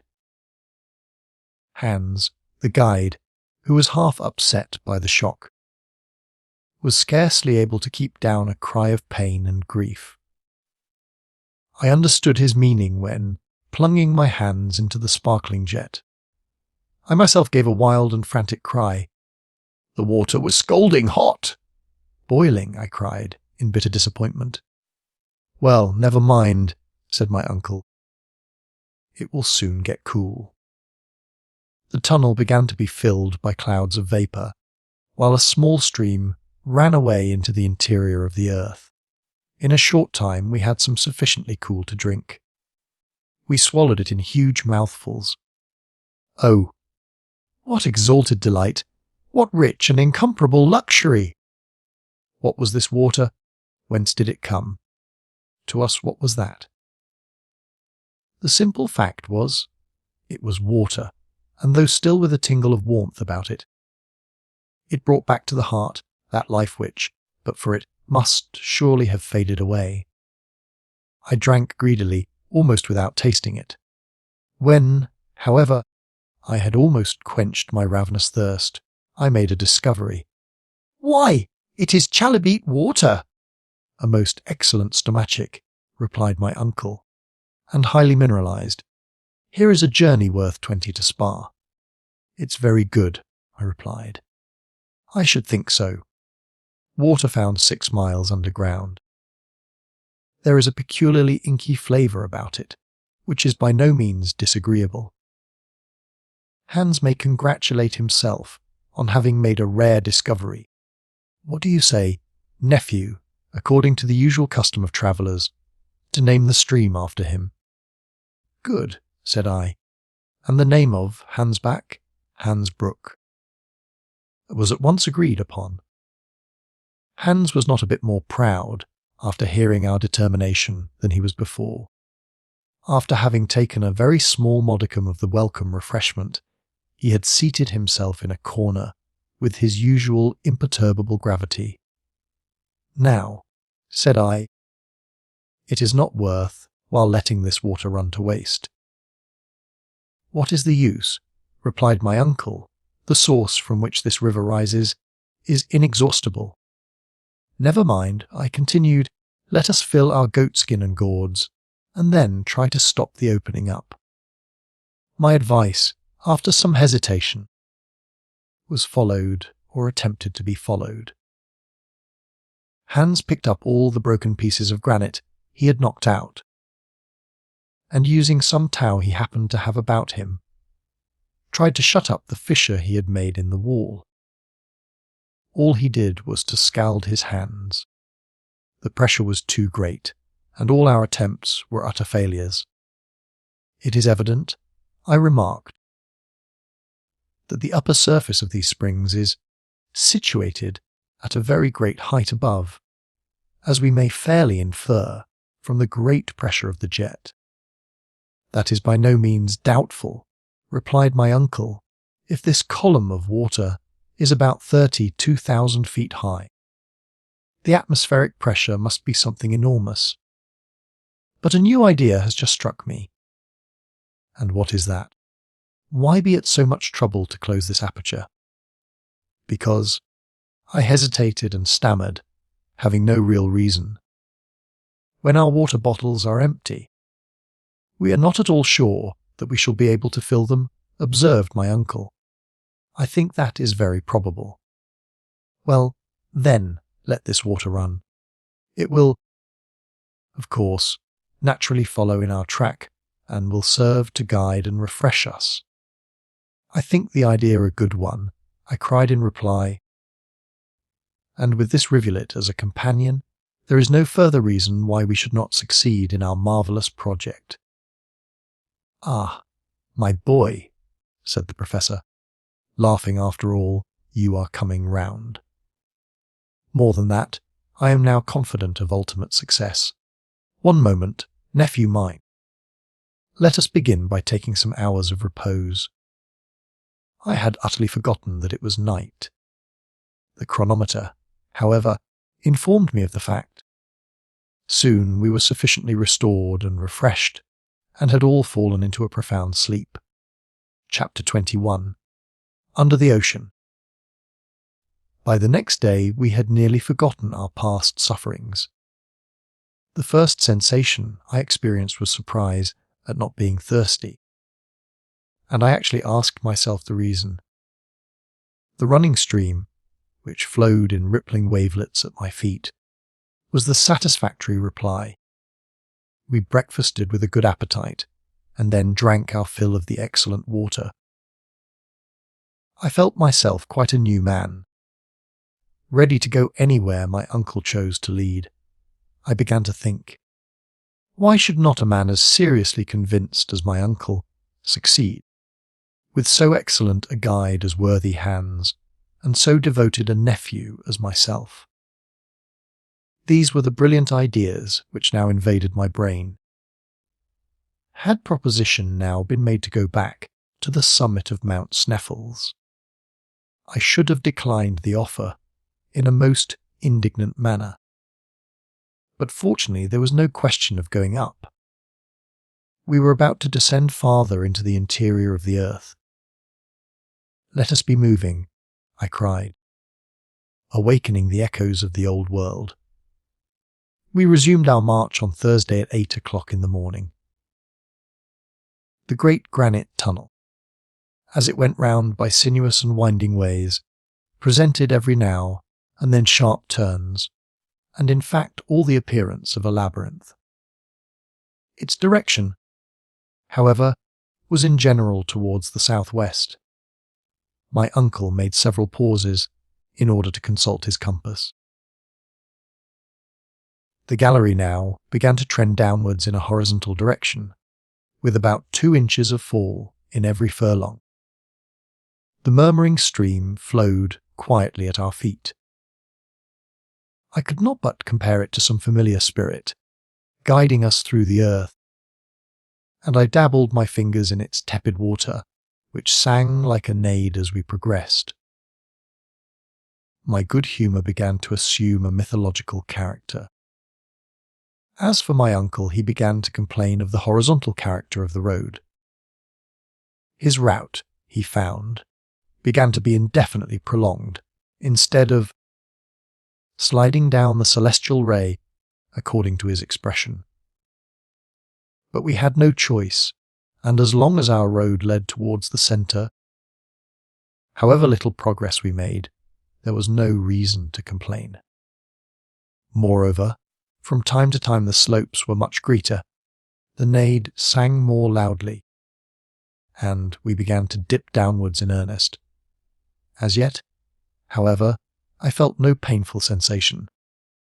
I had not got over the excitement of the discovery of water. That day and the next we did a considerable amount of horizontal, and relatively very little vertical, travelling.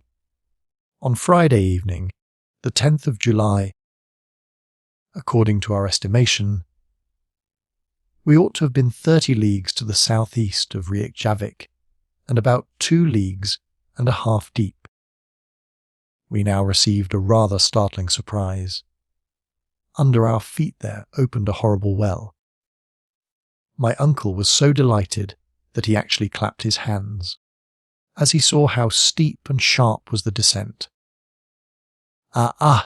he cried, in rapturous delight, "this will take us a long way. Look at the projections of the rock." "Ah!" he exclaimed, "it's a fearful staircase."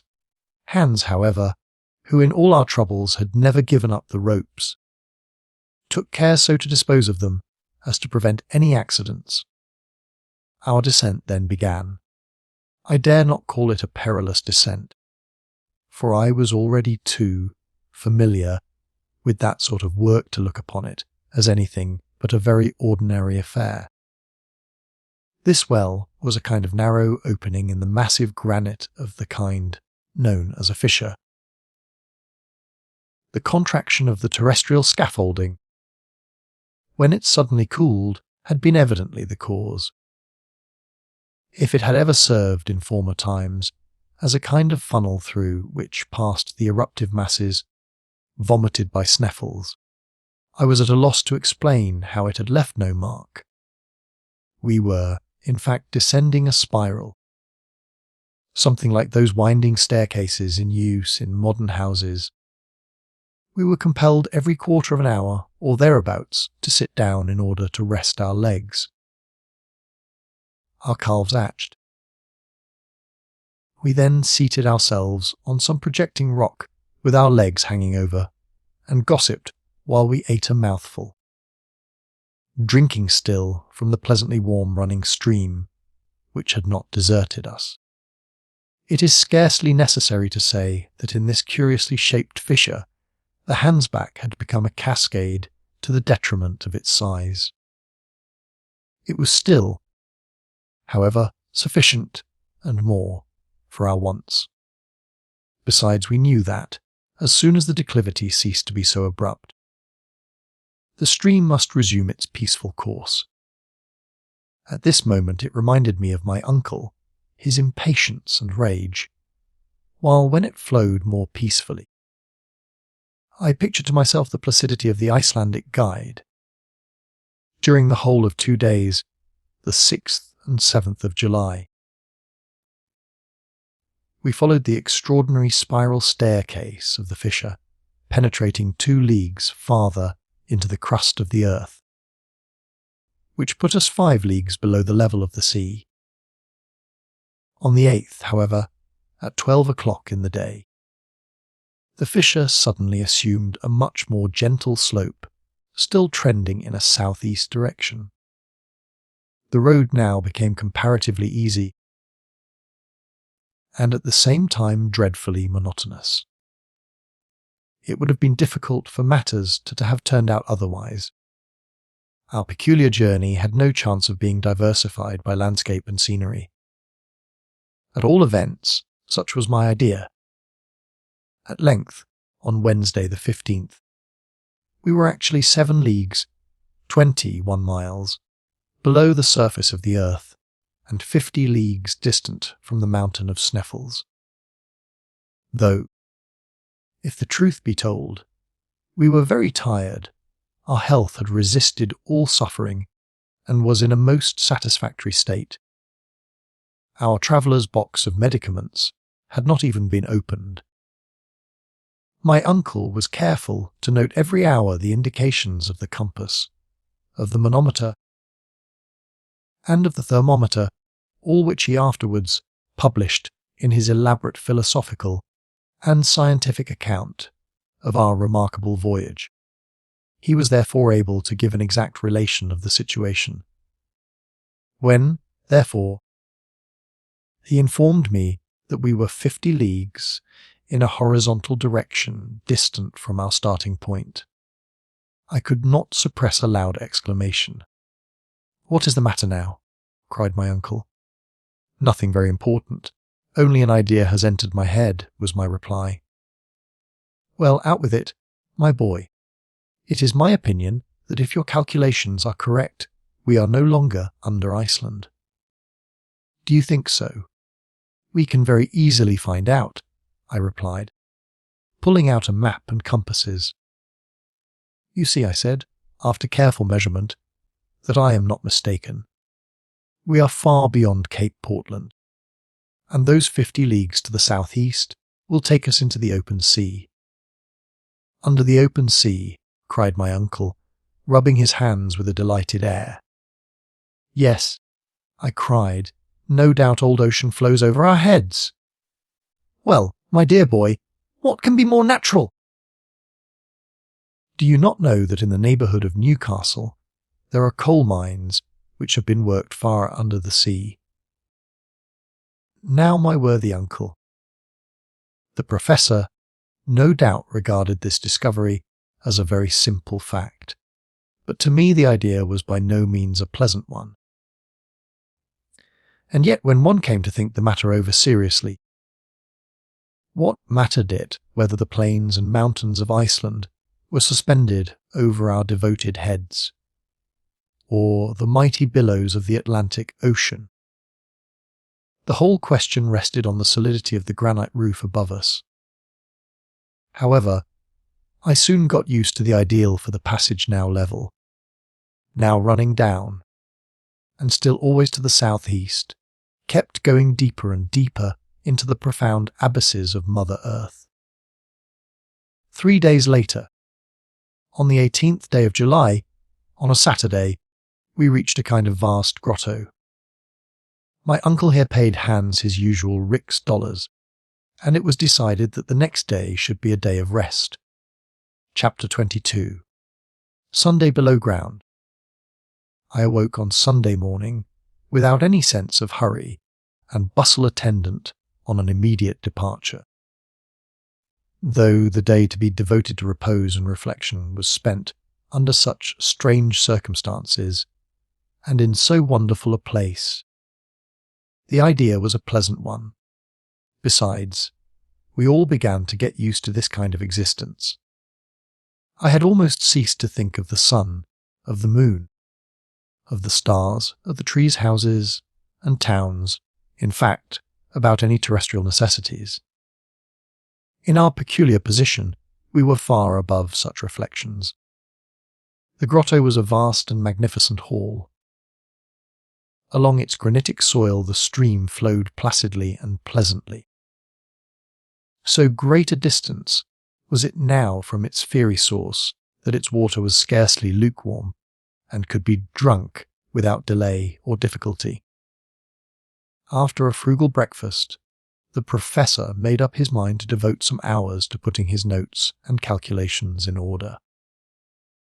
In the first place, he said, I have a good many to verify and prove, in order that we may know our exact position. I wish to be able on our return to the upper regions to make a map of our journey, a kind of vertical section of the globe, which will be, as it were, the profile of the expedition. That would indeed be a curious work, uncle, but can you make your observations with anything like certainty and precision? I can. I have never on any occasion failed to note with great care the angles and slopes. I am certain as to having made no mistake. Take the compass and examine how she points. I looked at the instrument with care. East 1/4 southeast. Very good, resumed the professor, noting the observation and going through some rapid calculations. I make out that we have journeyed 250 miles from the point of our departure. Then the mighty waves of the Atlantic are rolling over our heads. Certainly. And at this very moment it is possible that fierce tempests are raging above, and that men and ships are battling against the angry blasts just over our heads.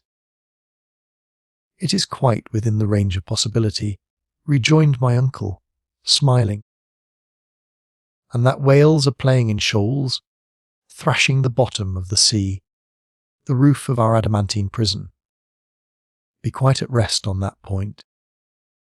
There is no danger of their breaking through.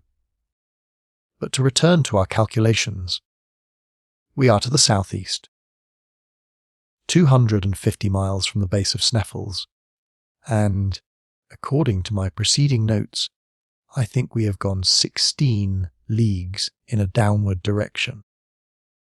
16 leagues, 50 miles, I cried. I am sure of it.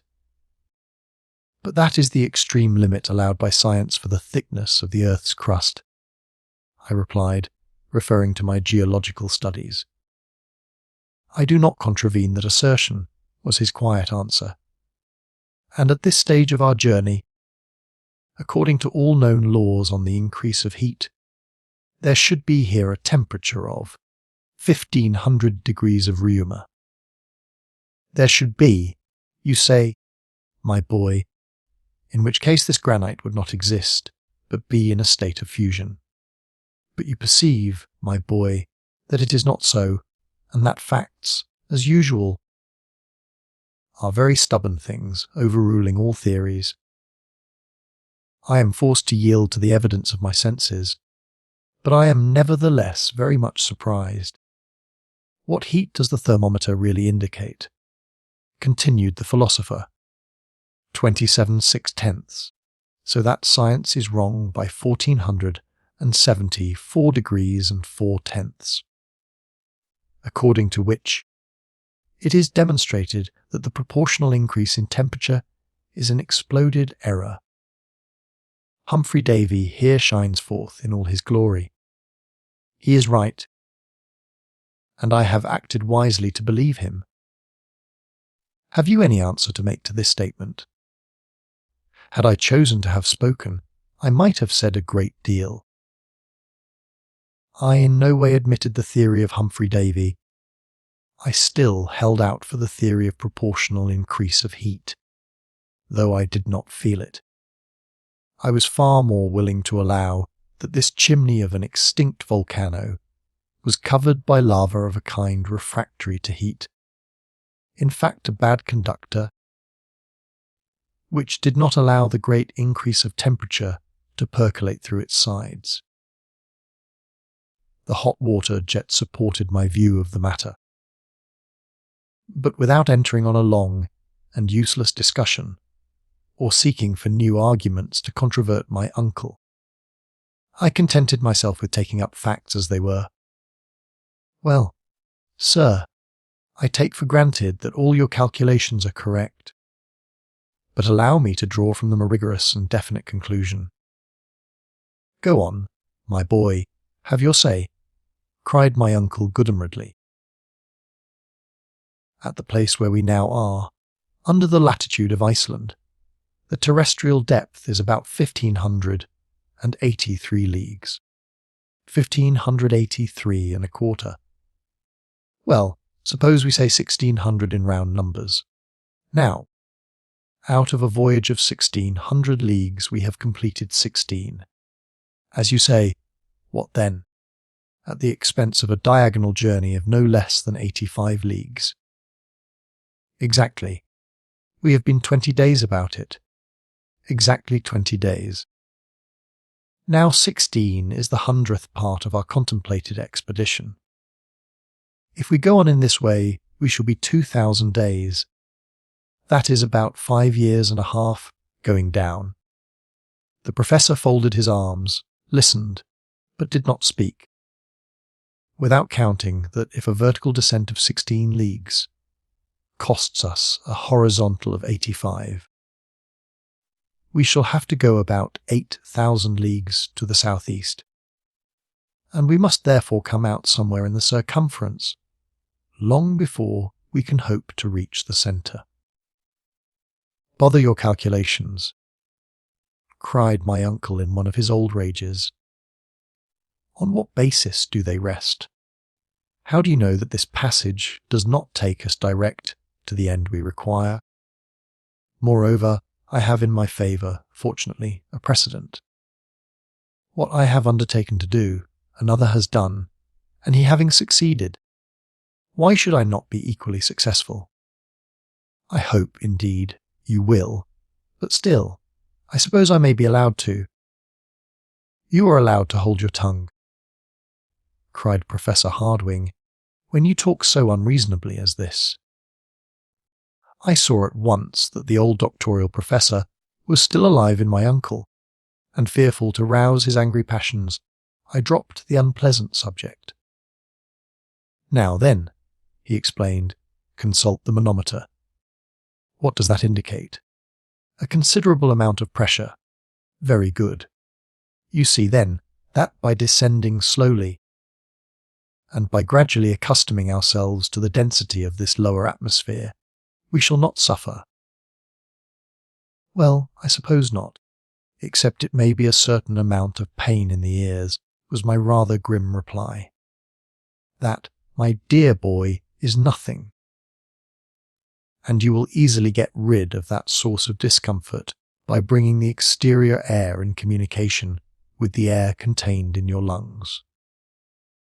Perfectly, said I, for I had quite made up my mind in no wise to contradict my uncle. I should fancy almost that I should experience a certain amount of satisfaction in making a plunge into this dense atmosphere.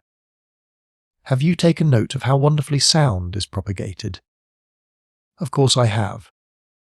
There can be no doubt that a journey into the interior of the earth would be an excellent cure for deafness.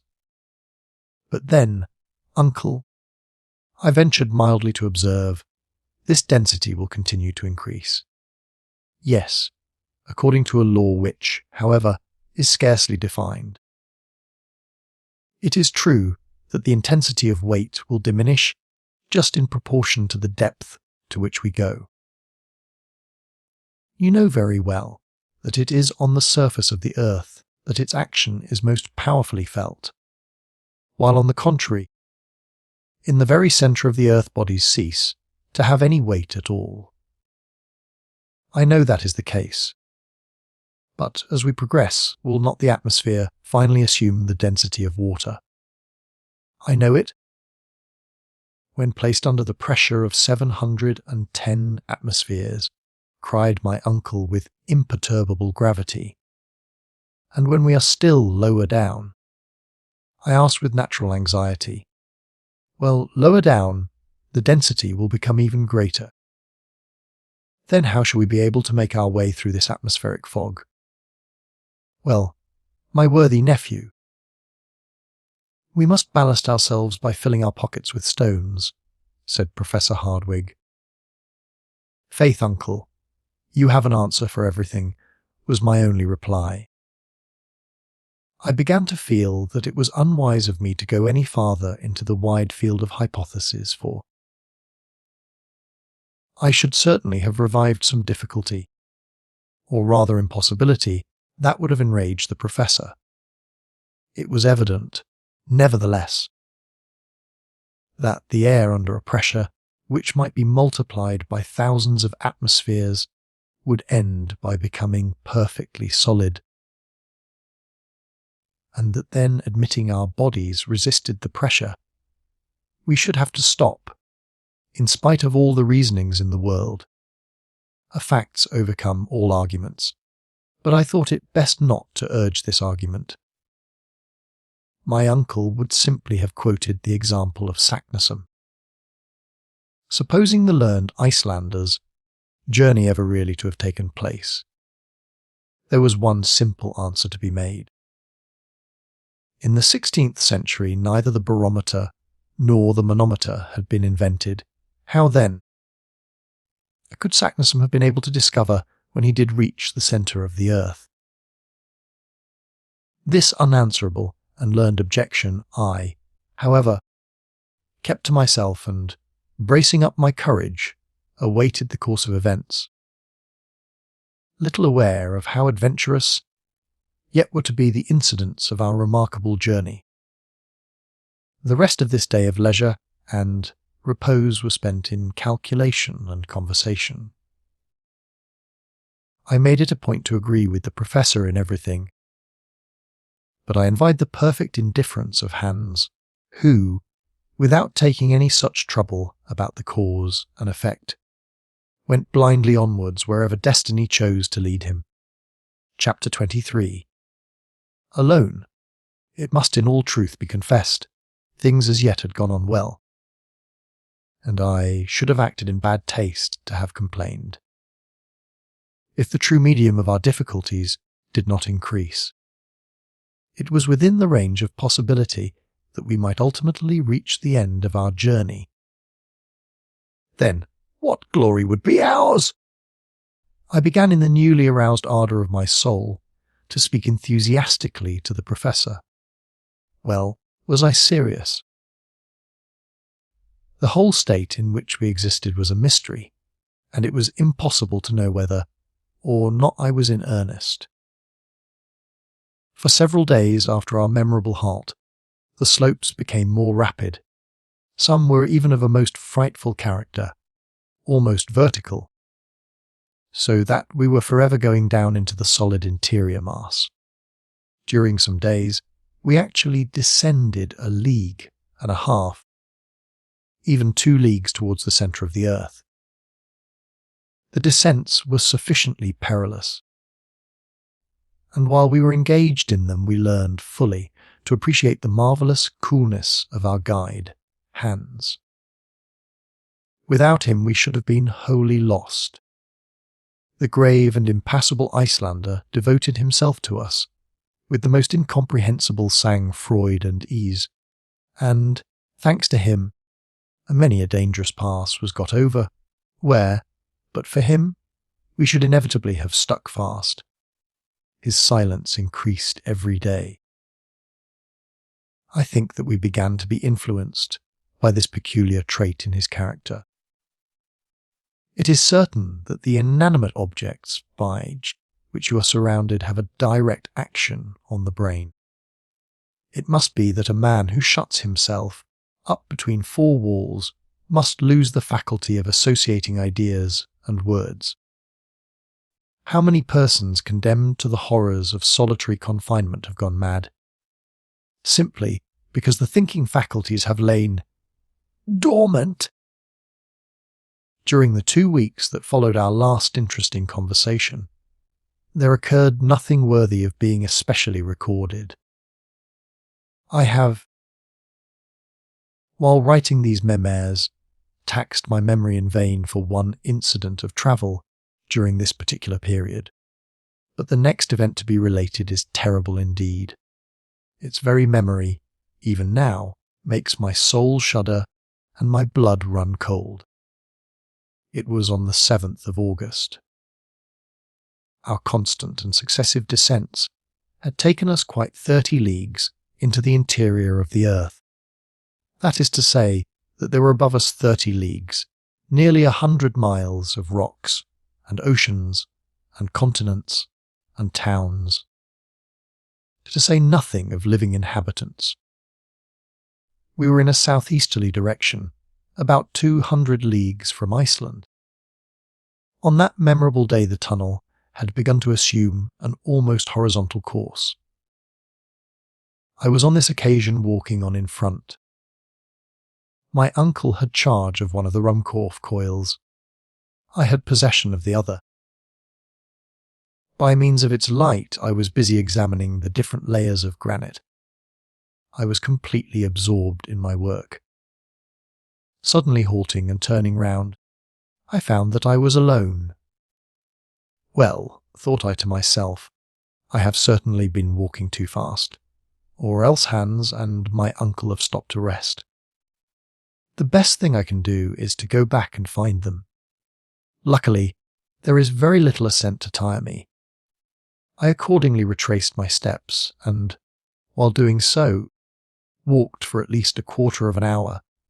Rather uneasy, I paused and looked eagerly around. Not a living soul. I called aloud. No reply. My voice was lost amid the myriad cavernous echoes it aroused. I began for the first time to feel seriously uneasy. A cold shiver shook my whole body, and perspiration, chill and terrible, burst upon my skin. I must be calm, I said, speaking aloud, as boys whistle to drive away fear. There can be no doubt that I shall find my companions. There cannot be 2 roads. It is certain that I was considerably ahead. All I have to do is to go back. Having come to this determination, I ascended the tunnel for at least half an hour, unable to decide if I had ever seen certain landmarks before. Every now and then I paused to discover if any loud appeal was made to me, well knowing that in that dense and intensified atmosphere I should hear it a long way off. But no.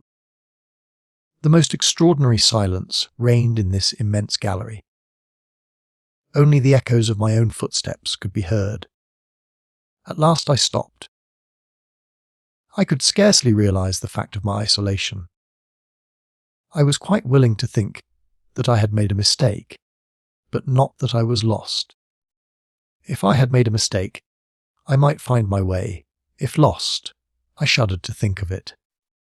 "Come, come," said I to myself, "since there is only one road, and they must come by it, we shall at last meet. All I have to do is still to go upwards." Perhaps, however, not seeing me, and forgetting I was ahead, they may have gone back in search of me.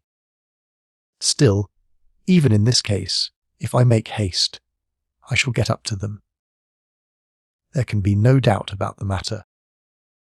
But as I spoke these last words aloud, it would have been quite clear to any listener, had there been one, that I was by no means convinced of the fact. Moreover, in order to associate together these simple ideas, and to reunite them under the form of reasoning, required some time. I could not all at once bring my brain to think. Then another dread doubt fell upon my soul. After all, was I ahead? Of course I was. Hans was no doubt following behind, preceded by my uncle. I perfectly recollected his having stopped for a moment to strap his baggage on his shoulder. I now remembered this trifling detail.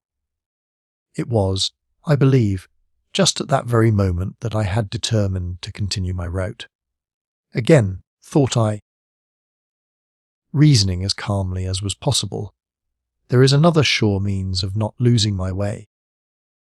A thread to guide me through the labyrinthine subterraneous retreat, one which I had forgotten, my faithful river.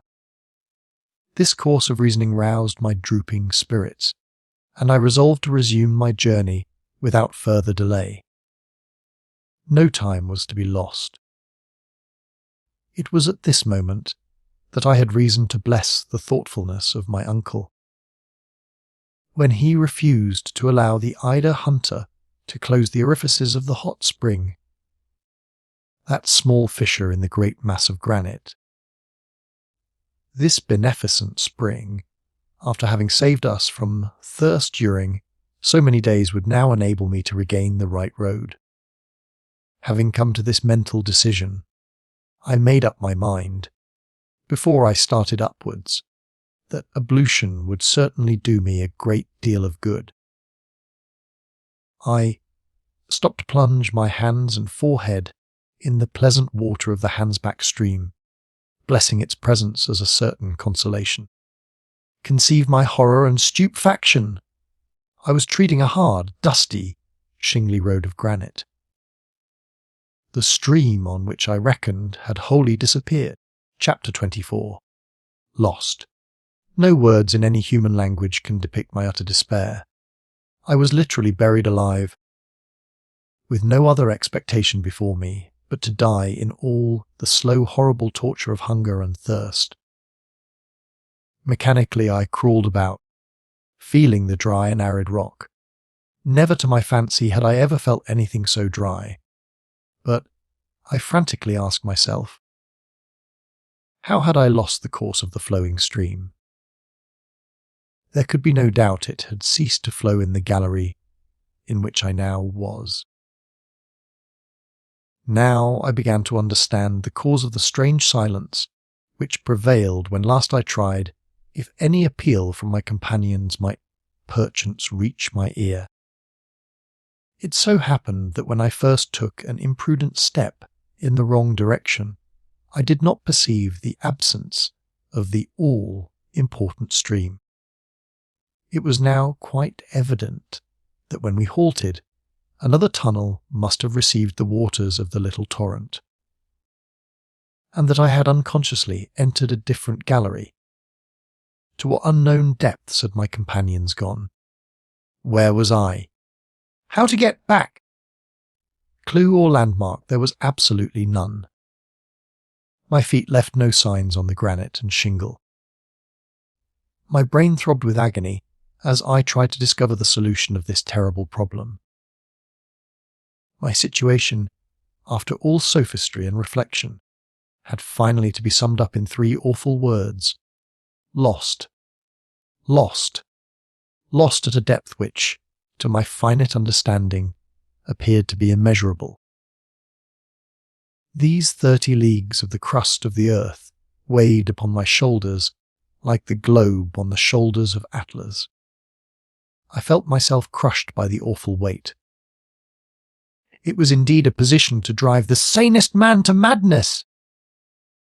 I tried to bring my thoughts back to the things of the world so long forgotten. It was with the greatest difficulty that I succeeded in doing so. Hamburg. The house on the Königstrasse. My dear cousin Gretchen. All that world, which had before vanished like a shadow floated before my now vivid imagination. There they were before me, but how unreal. Under the influence of a terrible hallucination, I saw all the incidents of our journey pass before me like the scenes of a panorama. The ship and its inmates, Iceland, M. Fridriksson, and the great summit of Mount Sneffels. I said to myself that, if in my position I retained the most faint and shadowy outline of a hope, it would be a sure sign of approaching delirium. It were better to give way wholly to despair. In fact, did I but reason with calmness and philosophy, what human power was there in existence able to take me back to the surface of the earth, and ready, too, to split asunder, to rend in twain those huge and mighty vaults which stand above my head? Who could enable me to find my road, and regain my companions? Insensate folly and madness to entertain even a shadow of hope. "Oh, uncle," was my despairing cry. This was the only word of reproach which came to my lips, for I thoroughly understood how deeply and sorrowfully the worthy professor would regret my loss, and how in his turn he would patiently seek for me. When I at last began to resign myself to the fact that no further aid was to be expected from man, and knowing that I was utterly powerless to do anything for my own salvation, I kneeled with earnest fervour and asked assistance from heaven. The remembrance of my innocent childhood, the memory of my mother, known only in my infancy, came welling forth from my heart. I had recourse to prayer, and little as I had a right to be remembered by him, whom I had forgotten in the hour of prosperity, and whom I so tardily invoked. I prayed earnestly and sincerely. This renewal of my youthful faith brought about a much greater amount of calm, and I was enabled to concentrate all my strength and intelligence on the terrible realities of my unprecedented situation. I had about me that which I had at first wholly forgotten, 3 days' provisions. Moreover, my water bottle was quite full. Nevertheless, the one thing which it was impossible to do was to remain alone. Try to find my companions I must, at any price. But which course should I take? Should I go upwards, or again descend? Doubtless it was right to retrace my steps in an upward direction. By doing this with care and coolness, I must reach the point where I had turned away from the rippling stream. I must find the fatal bifurcation or fork. Once at this spot, once the river at my feet, I could, at all events, regain the awful crater of Mount Sneffels. Why had I not thought of this before? This, at last, was a reasonable hope of safety. The most important thing, then, to be done was to discover the bed of the Hansbach. After a slight meal and a draught of water, I rose like a giant refreshed. Leaning heavily on my pole, I began the ascent of the gallery. The slope was very rapid and rather difficult. But I advanced hopefully and carefully, like a man who at last is making his way out of a forest, and knows there is only one road to follow. During 1 whole hour nothing happened to check my progress. As I advanced, I tried to recollect the shape of the tunnel, to recall to my memory certain projections of rocks, to persuade myself that I had followed certain winding routes before.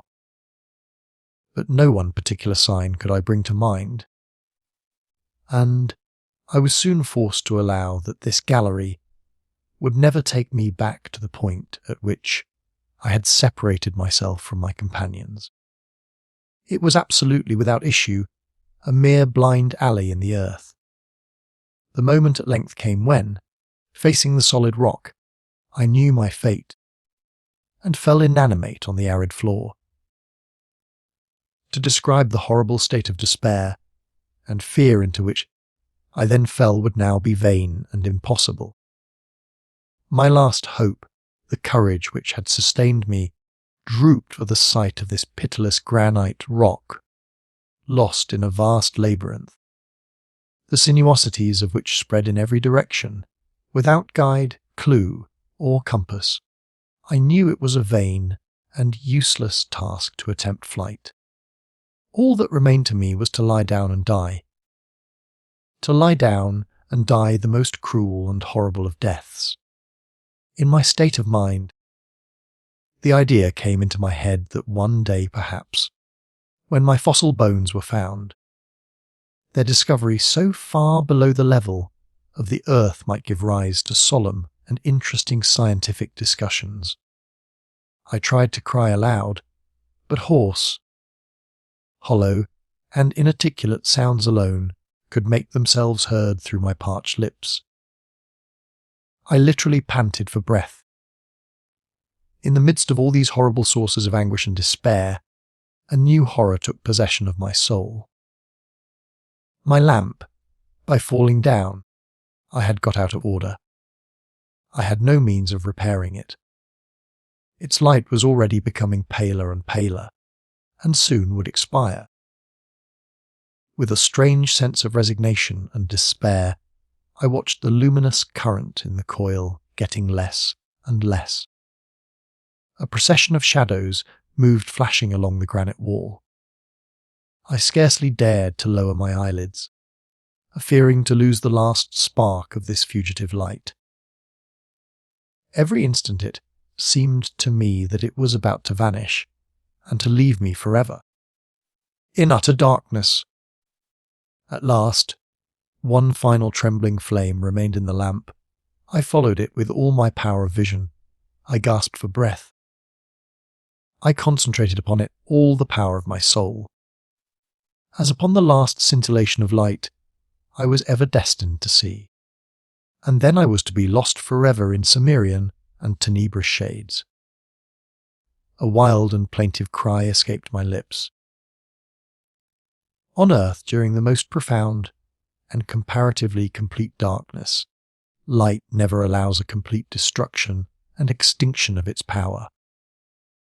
Light is so diffuse, so subtle, that it permeates everywhere, and whatever little may remain, the retina of the eye will succeed in finding it. In this place nothing, the absolute obscurity made me blind in every sense. My head was now wholly lost. I raised my arms, trying the effects of the feeling in getting against the cold stone wall. It was painful in the extreme. Madness must have taken possession of me. I knew not what I did. I began to run, to fly, rushing at haphazard in this inextricable labyrinth, always going downwards. Running wildly underneath the terrestrial crust, like an inhabitant of the subterranean furnaces, screaming, roaring, howling, until bruised by the pointed rocks, falling and picking myself up all covered with blood, seeking madly to drink the blood which dripped from my torn features, mad because this blood only trickled over my face, and watching always for this horrid wall which ever presented to me the fearful obstacle against which I could not dash my head. Where was I going? It was impossible to say. I was perfectly ignorant of the matter. Several hours passed in this way. After a long time, Having utterly exhausted my strength, I fell a heavy inert mass along the side of the tunnel and lost consciousness. Chapter 25. The Whispering Gallery. When at last I came back to a sense of life and being, my face was wet, but wet, as I soon knew, with tears. How long this state of insensibility lasted, it is quite impossible for me now to say. I had no means left to me of taking any account of time. Never since the creation of the world had such a solitude as mine existed. I was completely abandoned. After my fall I lost much blood. I felt myself flooded with the life-giving liquid. My first sensation was perhaps a natural one. Why was I not dead? Because I was alive. There was something left to do. I tried to make up my mind to think no longer. As far as I was able, I drove away all ideas. And, utterly overcome by pain and grief, I crouched against the granite wall. I just commenced to feel the fainting coming on again, and the sensation that this was the last struggle before complete annihilation, when, on a sudden, a violent uproar reached my ears. It had some resemblance to the prolonged rumbling voice of thunder, and I clearly distinguished sonorous voices, lost one after the other, in the distant depths of the gulf. Whence came this noise?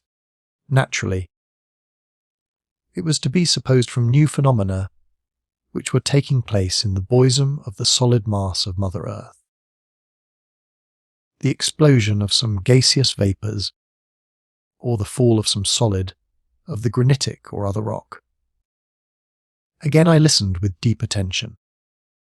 I was extremely anxious to hear if this strange and inexplicable sound was likely to be renewed. A whole quarter of an hour elapsed in painful expectation. Deep and solemn silence reigned in the tunnel, so still that I could hear the beatings of my own heart. I waited with a strange kind of hopefulness.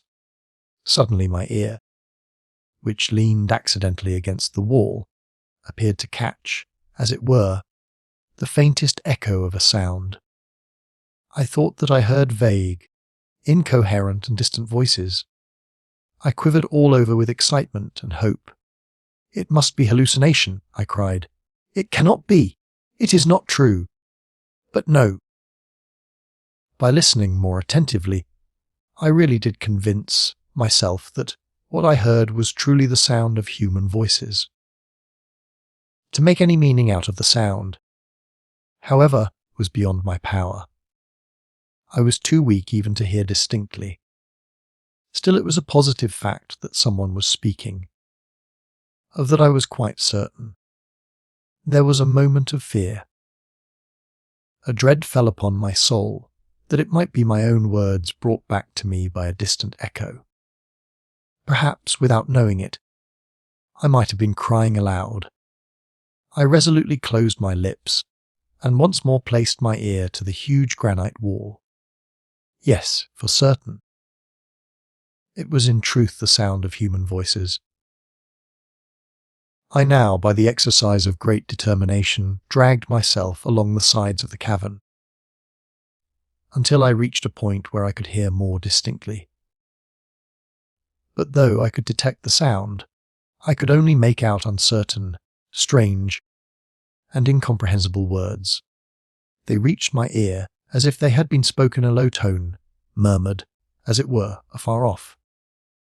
At last, I made out the word Fallerad repeated several times, in a tone betokening great mental anguish and sorrow. What could this word mean, and who was speaking it? It must be either my uncle or the guide Hans. If, therefore, I could hear them, they must surely be able to hear me. "Help!" I cried at the top of my voice. "Help! I am dying!" I then listened with scarcely a breath. I panted for the slightest sound in the darkness, a cry, a sigh, a question, but silence reigned supreme. No answer came. In this way some minutes passed. A whole flood of ideas flashed through my mind.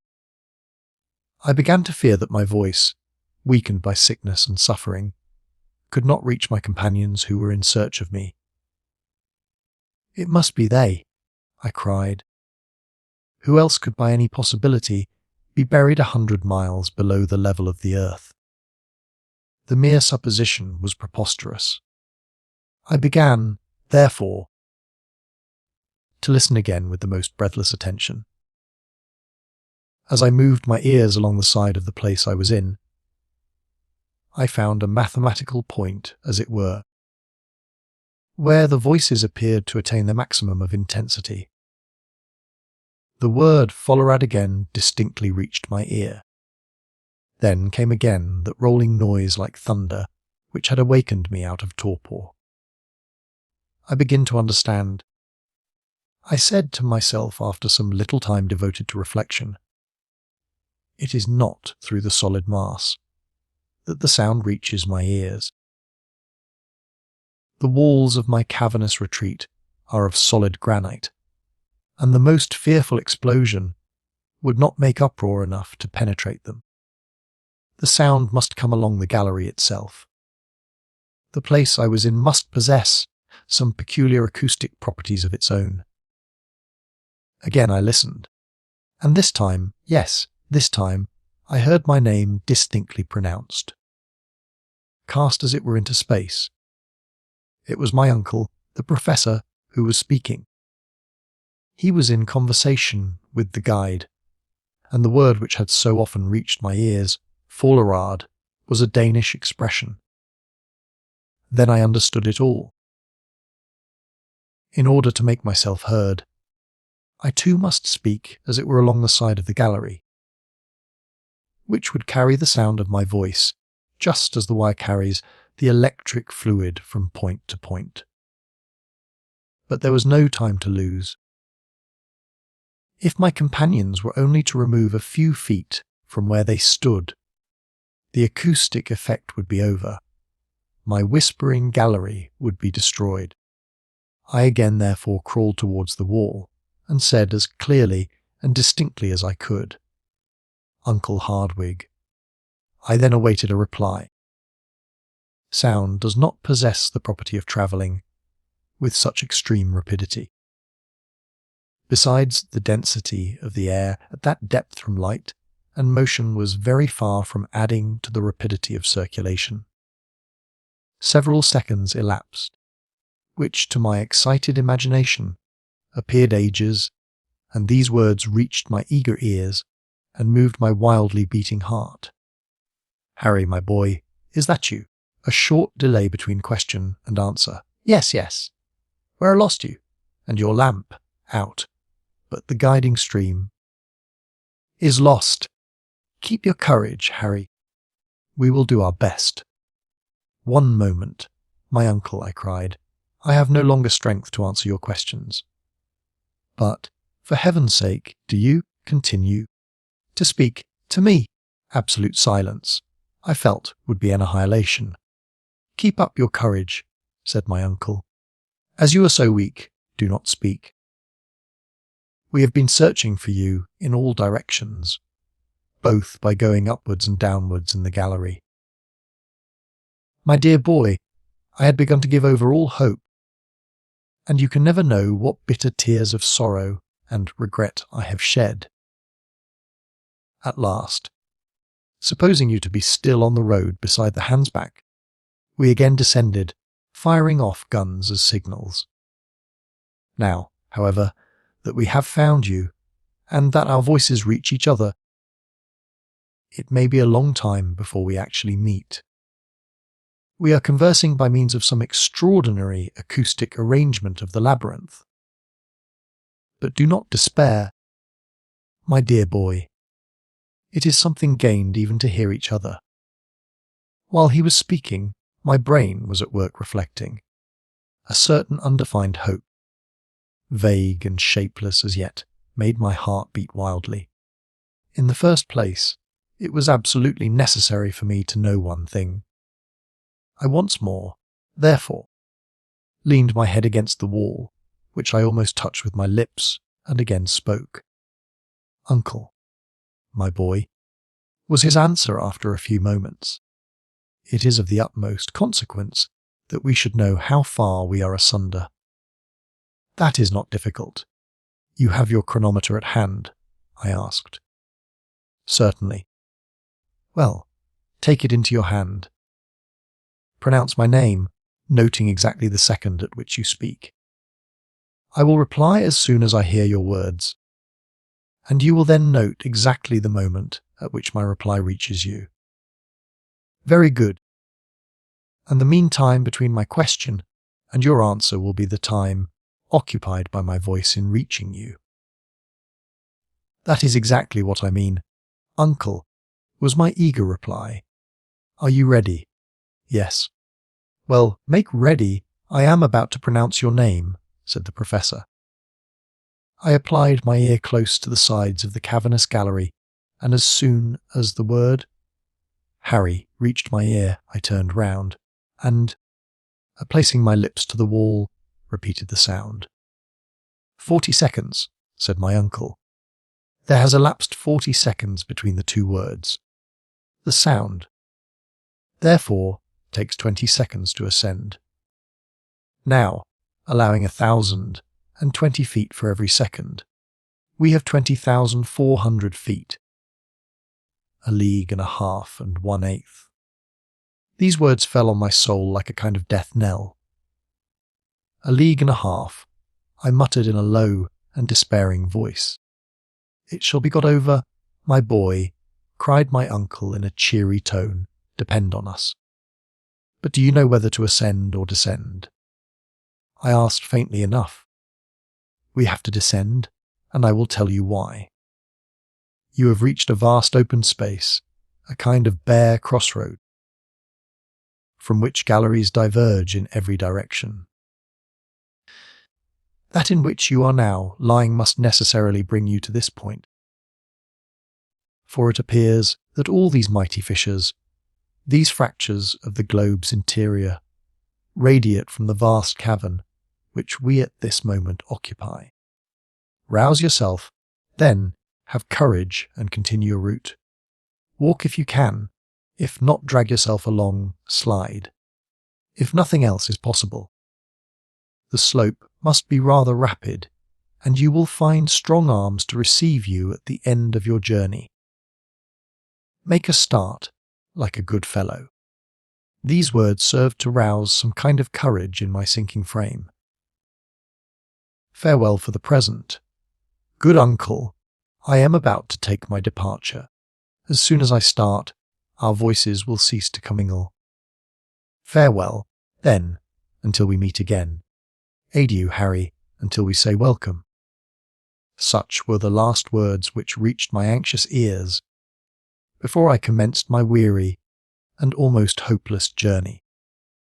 This wonderful and surprising conversation, which took place through the vast mass of the earth's labyrinth, these words exchanged, the speakers being about 5 miles apart, ended with hopeful and pleasant expressions.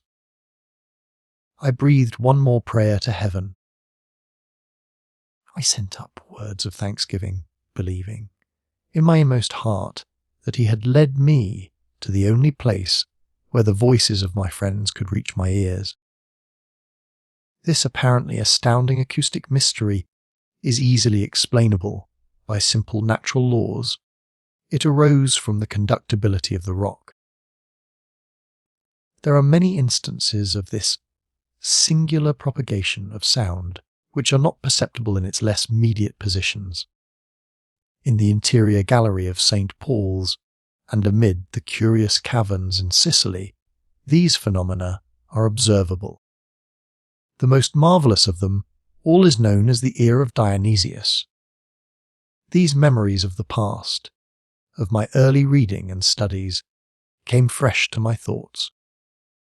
Moreover, I began to reason that if my uncle and I could communicate at so great a distance, no serious obstacle could exist between us. All I had to do was to follow the direction whence the sound had reached me, and logically putting it, I must reach him if my strength did not fail. I accordingly rose to my feet. I soon found, however, that I could not walk, that I must drag myself along. The slope, as I expected, was very rapid, but I allowed myself to slip down. Soon the rapidity of the descent began to assume frightful proportions and menaced a fearful fall.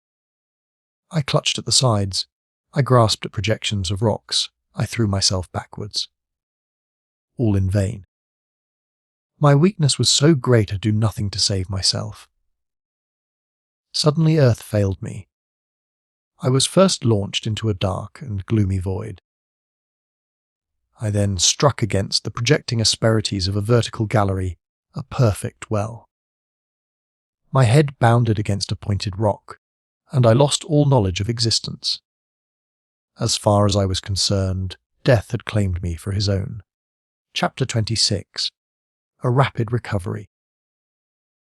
When I returned to the consciousness of existence, I found myself surrounded by a kind of semi-obscurity, lying on some thick and soft coverlets. My uncle was watching, his eyes fixed intently on my countenance, a grave expression on his face, a tear in his eye. At the first sigh which struggled from my bosom, he took hold of my hand. When he saw my eyes open and fix themselves upon his, he uttered a loud cry of joy. "He lives." "Yes, my good uncle," I whispered. "My dear boy," continued the grim professor, clasping me to his heart. "You are saved." I was deeply and unaffectedly touched by the tone in which these words were uttered, and even more by the kindly care which accompanied them. The professor, however, was one of those men who must be severely tried in order to induce any display of affection or gentle emotion. At this moment our friend Hans, the guide, joined us. He saw my hand in that of my uncle, and I venture to say that, taciturn as he was, his eyes beamed with lively satisfaction. "God dag," he said. "Good day, Hans, good day," I replied, in as hearty a tone as I could assume. "And now, uncle, that we are together, tell me where we are. I have lost all idea of our position, as of everything else." "Tomorrow, Harry, tomorrow," he replied. "Today you are far too weak. Your head is surrounded with bandages and poultices that must not be touched. Sleep, my boy, sleep, and tomorrow you will know all that you require." "But," I cried, "let me know what o'clock it is, what day it is." "It is now 11 o'clock at night, and this is once more Sunday. It is now the 9th of the month of August. And I distinctly prohibit you from asking any more questions until the 10th of the same. I was, if the truth were told, very weak indeed, and my eyes soon closed involuntarily. I did require a good night's rest, and I went off reflecting at the last moment that my perilous adventure in the interior of the earth, in total darkness, had lasted 4 days. On the morning of the next day, at my awakening, I began to look around me. My sleeping place, made of all our travelling bedding, was in a charming grotto, adorned with magnificent stalagmites, glittering in all the colours of the rainbow, the floor of soft and silvery sand. A dim obscurity prevailed. No torch, no lamp was lighted, and yet certain unexplained beams of light penetrated from without, and made their way through the opening of the beautiful grotto. I, moreover, heard a vague and indefinite murmur, like the ebb and flow of waves upon a strand, and sometimes I verily believed I could hear the sighing of the wind. I began to believe that, instead of being awake, I must be dreaming. Surely my brain had not been affected by my fall, and all that occurred during the last 24 hours was not the frenzied visions of madness. And yet, after some reflection, a trial of my faculties, I came to the conclusion that I could not be mistaken. Eyes and ears could not surely both deceive me. It is a ray of the blessed daylight, I said to myself, which has penetrated through some mighty fissure in the rocks.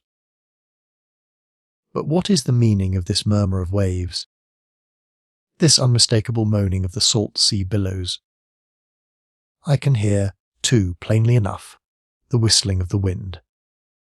But can I be altogether mistaken if my uncle, during my illness, has but carried me back to the surface of the earth? Has he, on my account, given up his wondrous expedition? Or, in some strange manner, has it come to an end? I was puzzling my brain over these and other questions when the professor joined me. "Good day, Harry," he cried in a joyous tone. "I fancy you are quite well." "I am very much better," I replied, actually sitting up in my bed. "I knew that would be the end of it, as you slept both soundly and tranquilly. Hans and I have each taken turn to watch, and every hour we have seen visible signs of amelioration." "You must be right, uncle," was my reply, "for I feel as if I could do justice to any meal you could put before me." "You shall eat, my boy, you shall eat. The fever has left you. Our excellent friend Hans has rubbed your wounds and bruises with I know not what ointment, of which the Icelanders alone possess the secret, and they have healed your bruises in the most marvellous manner. Ah, he's a wise fellow, is Master Hans." While he was speaking, my uncle was placing before me several articles of food, which, despite his earnest injunctions, I readily devoured. As soon as the first rage of hunger was appeased, I overwhelmed him with questions, to which he now no longer hesitated to give answers. I then learned, for the first time, that my providential fall had brought me to the bottom of an almost perpendicular gallery. As I came down, amidst a perfect shower of stones, the least of which falling on me would have crushed me to death, they came to the conclusion that I had carried with me an entire dislocated rock. Riding, as it were, on this terrible chariot, I was cast headlong into my uncle's arms, and into them I fell, insensible and covered with blood. "It is indeed a miracle," was the professor's final remark, "that you were not killed 1,000 times over. But let us take care never to separate, for surely we should risk never meeting again. Let us take care never again to separate." These words fell with a sort of chill upon my heart. The journey, then, was not over. I looked at my uncle with surprise and astonishment. My uncle, after an instant's examination of my countenance, said, "What is the matter, Harry? I want to ask you a very serious question. You say that I am all right in health. Certainly you are. And all my limbs are sound and capable of new exertion." I asked. "Most undoubtedly. But what about my head?" was my next anxious question. "Well, your head, except that you have 1 or 2 contusions, is exactly where it ought to be, on your shoulders," said my uncle, laughing. "Well, my own opinion is that my head is not exactly right. In fact, I believe myself slightly delirious." "What makes you think so?" "I will explain why I fancy I have lost my senses," I cried. "Have we not returned to the surface of Mother Earth?" "Certainly not." "Then truly I must be mad. For do I not see the light of day? Do I not hear the whistling of the wind? And can I not distinguish the wash of a great sea? And that is all that makes you uneasy?" said my uncle, with a smile. "Can you explain?" "I will not make any attempt to explain, for the whole matter is utterly inexplicable. but you shall see and judge for yourself. You will then find that geological science is as yet in its infancy, and that we are doomed to enlighten the world. Let us advance, then, I cried eagerly, no longer able to restrain my curiosity. Wait a moment, my dear Harry, he responded. You must take precautions after your illness before going into the open air. The open air. Yes, my boy. I have to warn you that the wind is rather violent, and I have no wish for you to expose yourself without necessary precautions. But I beg to assure you that I am perfectly recovered from my illness. Have just a little patience, my boy. A relapse would be inconvenient to all parties. We have no time to lose, as our approaching sea voyage may be of long duration. Sea voyage, I cried, more bewildered than ever.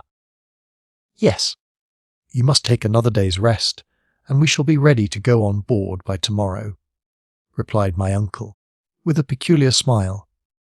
Go on board. The words utterly astonished me. Go on board, what and how? Had we come upon a river, a lake? Had we discovered some inland sea? Was a vessel lying at anchor in some part of the interior of the earth? My curiosity was worked up to the very highest pitch. My uncle made vain attempts to restrain me. When at last, however, he discovered that my feverish impatience would do more harm than good, and that the satisfaction of my wishes could alone restore me to a calm state of mind, he gave way. I dressed myself rapidly, and then, taking the precaution to please my uncle of wrapping myself in one of the coverlets, I rushed out of the grotto. Chapter 27. The Central Sea. At first I saw absolutely nothing. My eyes, wholly unused to the effulgence of light, could not bear the sudden brightness, and I was compelled to close them. When I was able to reopen them, I stood still, far more stupefied than astonished. Not all the wildest effects of imagination could have conjured up such a scene. The sea, I cried. Yes, replied my uncle, in a tone of pardonable pride, the Central Sea. No future navigator will deny the fact of my having discovered it, and hence of acquiring a right of giving it a name. It was quite true. A vast, limitless expanse of water, the end of a lake, if not of an ocean, spread before us until it was lost in the distance. The shore, which was very much indented, consisted of a beautiful soft golden sand, mixed with small shells, the long deserted home of some of the creatures of a past age. The waves broke incessantly, and with a peculiarly sonorous murmur, to be found in underground localities. A slight frothy flake arose as the wind blew along the pellucid waters, and many a dash of spray was blown into my face. The mighty superstructure of rock which rose above to an inconceivable height left only a narrow opening, but where we stood there was a large margin of strand. On all sides were capes, and promontories, and enormous cliffs, partially worn by the eternal breaking of the waves through countless ages. And as I gazed from side to side, the mighty rocks faded away like a fleecy film of cloud. It was in reality an ocean, with all the usual characteristics of an inland sea, only horribly wild, so rigid, cold and savage. One thing startled and puzzled me greatly. How was it that I was able to look upon that vast sheet of water, instead of being plunged in utter darkness? The vast landscape before me lit up like day, but there was wanting the dazzling brilliancy, the splendid irradiation of the sun, the pale cold illumination of the moon, the brightness of the stars. The illuminating power in this subterranean region, from its trembling and rickering character, its clear, dry whiteness, the very slight elevation of its temperature. Its great superiority to that of the moon was evidently electric, something in the nature of the aurora borealis, only that its phenomena were constant, and able to light up the whole of the ocean cavern. The tremendous vault above our heads, the sky, so to speak, appeared to be composed of a conglomeration of nebulous vapours in constant motion. I should originally have supposed that, under such an atmospheric pressure as must exist in that place, the evaporation of water could not really take place. And yet, from the action of some physical law, which escaped my memory, there were heavy and dense clouds rolling along that mighty vault, partially concealing the roof. Electric currents produced astonishing play of light and shade in the distance, especially around the heavier clouds. Deep shadows were cast beneath, and then suddenly, between two clouds, there would come a ray of unusual beauty and remarkable intensity. And yet it was not like the sun, for it gave no heat. The effect was sad and excruciatingly melancholy. Instead of a noble firmament of blue, studded with stars, there was above me a heavy roof of granite, which seemed to crush me. Gazing around, I began to think of the theory of the English captain who compared the earth to a vast hollow sphere in the interior of which the air is retained in a luminous state by means of atmospheric pressure, while two stars, Pluto and Proserpine, circled there in their mysterious orbits. After all, suppose the old fellow was right. In truth, we were imprisoned, bound as it were, in a vast excavation.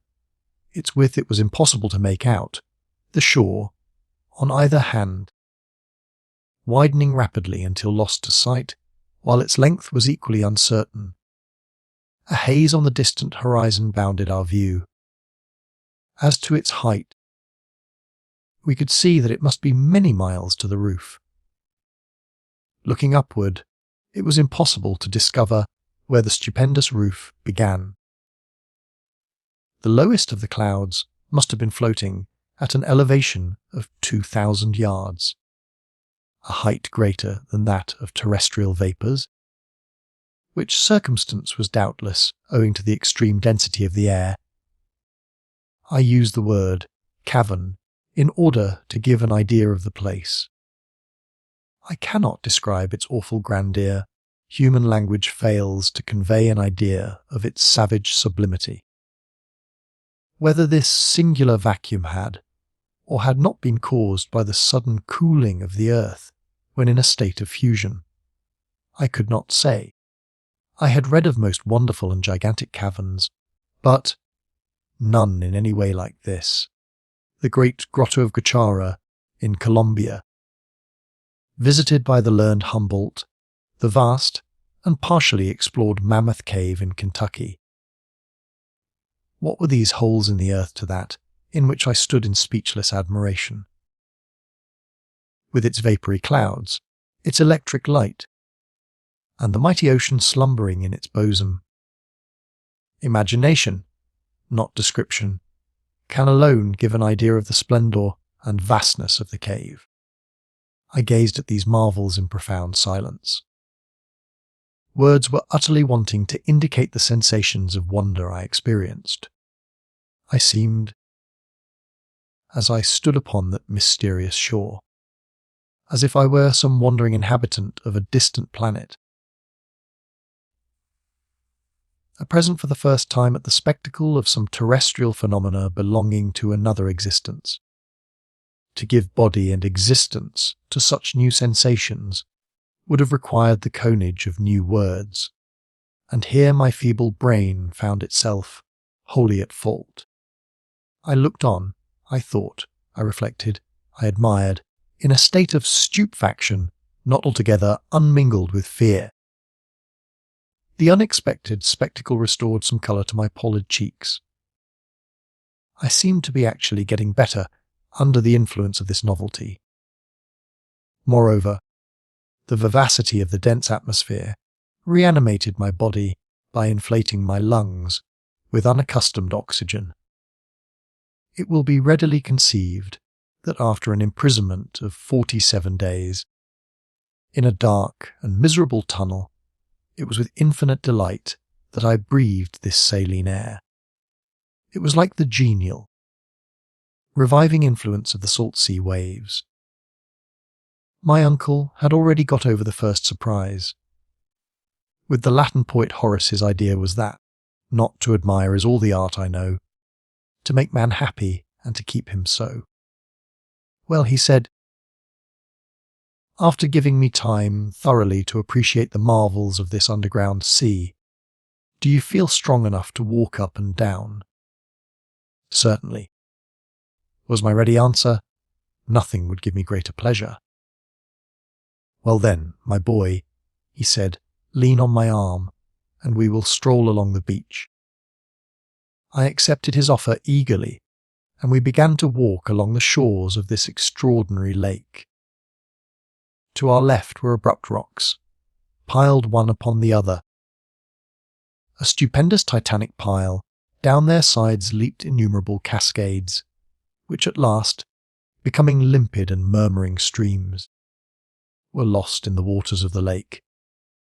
Light vapours, which rose here and there and floated in fleecy clouds from rock to rock, indicated hot springs, which also poured their superfluity into the vast reservoir at our feet.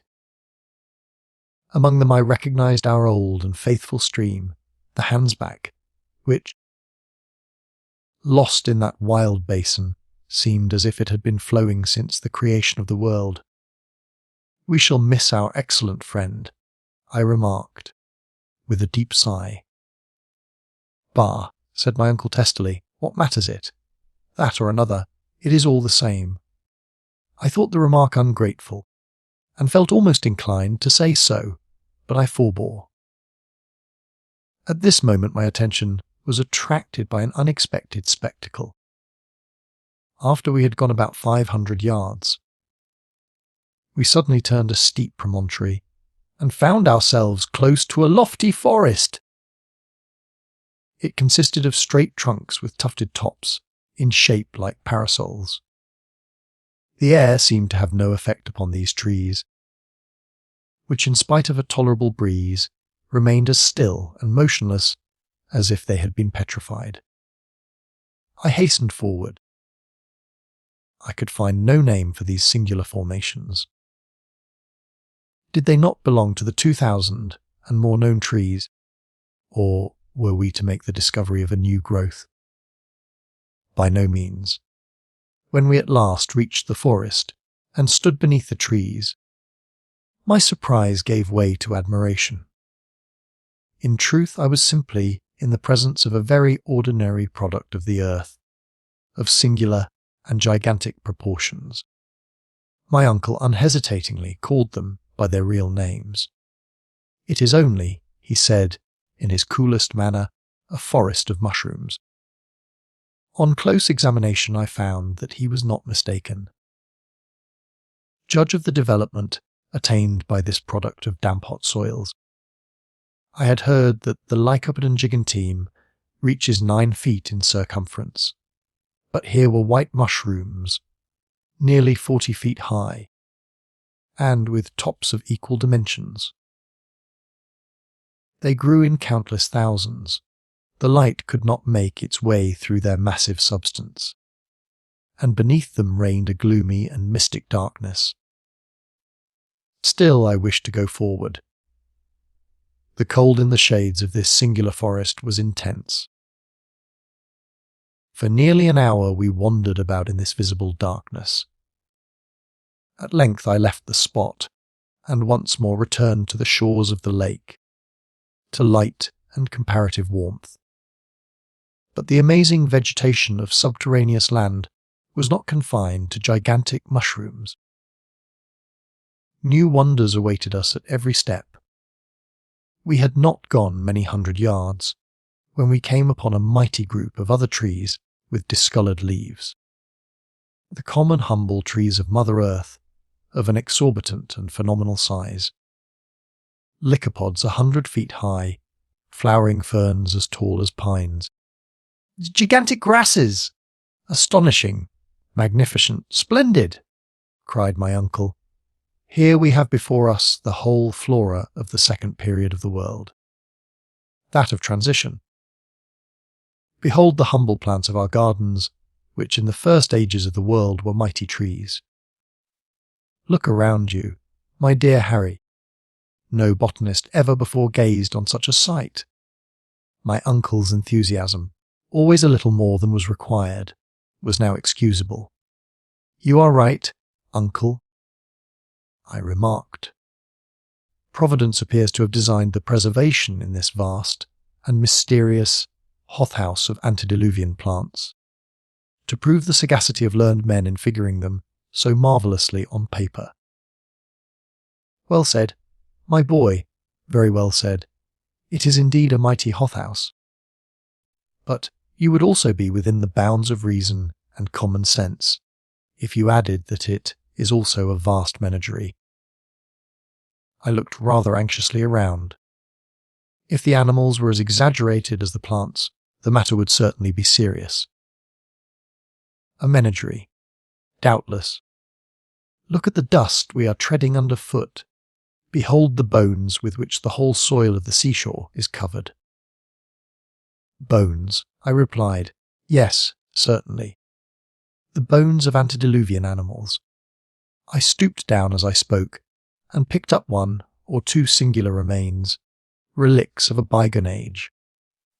It was easy to give a name to these gigantic bones, in some instances as big as trunks of trees. Here is, clearly, the lower jawbone of a mastodon. I cried, almost as warmly and enthusiastically as my uncle. Here are the molars of the Dinotherium. Here is a leg bone which belonged to the Megatherium. You are right, uncle. It is indeed a menagerie, for the mighty animals to which these bones once belonged have lived and died on the shores of this subterranean sea, under the shadow of these plants. Look, yonder are whole skeletons, and yet,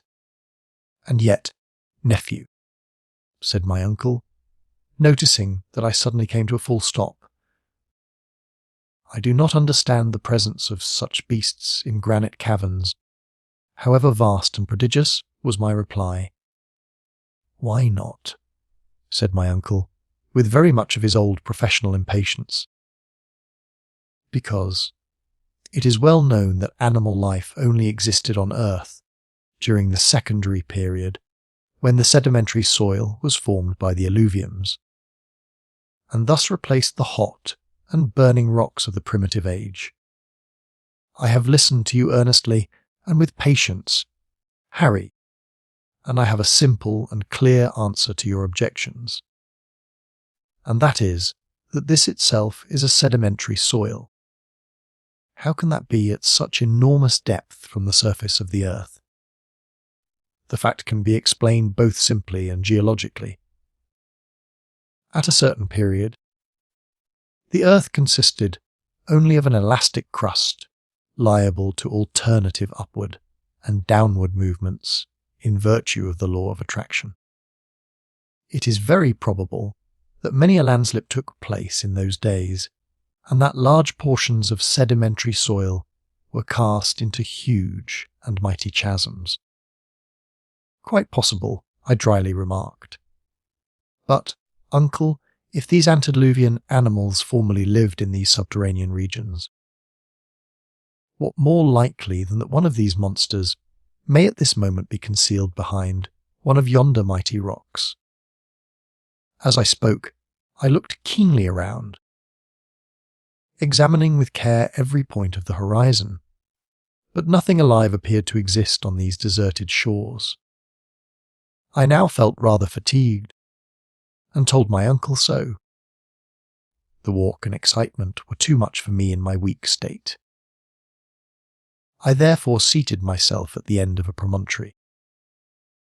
at the foot of which the waves broke in incessant rolls. I looked round a bay formed by projections of vast granitic rocks. At the extreme end was a little port protected by huge pyramids of stones. A brig and 3 or 4 Shawners might have lain there with perfect ease, so natural did it seem, that every minute my imagination induced me to expect a vessel coming out, under all sail, and making for the open sea, under the influence of a warm, southerly breeze. But the fantastic illusion never lasted more than a minute. We were the only living creatures in this subterranean world. During certain periods, there was an utter cessation of wind, when a silence deeper, more terrible than the silence of the desert, fell upon these solitary and arid rocks, and seemed to hang like a leaden weight upon the waters of this singular ocean. I sought, amid the awful stillness, to penetrate through the distant fog, to tear down the veil which concealed the mysterious distance. What unspoken words were murmured by my trembling lips? What questions did I wish to ask and did not? Where did this sea end? To what did it lead? Should we ever be able to examine its distant shores? But my uncle had no doubts about the matter. He was convinced that our enterprise would in the end be successful. For my part, I was in a state of painful indecision. I desired to embark on the journey and to succeed, and still I feared the result. After we had passed an hour or more in silent contemplation of the wondrous spectacle, we rose and went down towards the bank on our way to the grotto, which I was not sorry to gain. After a slight repast, I sought refuge in slumber, and at length, after many and tedious struggles, sleep came over my weary eyes. Chapter 28, Launching the Raft. On the morning of the next day, to my great surprise, I awoke completely restored. I thought a bath would be delightful after my long illness and sufferings. So, soon after rising, I went and plunged into the waters of this new Mediterranean. The bath was cool, fresh and invigorating. I came back to breakfast with an excellent appetite. Hans, our worthy guide, thoroughly understood how to cook such eatables as we were able to provide. He had both fire and water at discretion, so that he was enabled slightly to vary the weary monotony of our ordinary repast. Our morning meal was like a capital English breakfast, with coffee by way of a wind-up, and never had this delicious beverage been so welcome and refreshing. My uncle had sufficient regard for my state of health not to interrupt me in the enjoyment of the meal, but he was evidently delighted when I had finished. "Now then," said he, "come with me. It is the height of the tide, and I am anxious to study its curious phenomena." "What?" I cried, rising in astonishment. "Did you say the tide, uncle?" "Certainly I did." "You do not mean to say," I replied, in a tone of respectful doubt, "that the influence of the sun and moon is felt here below? And pray, why not? Are not all bodies influenced by the law of universal attraction?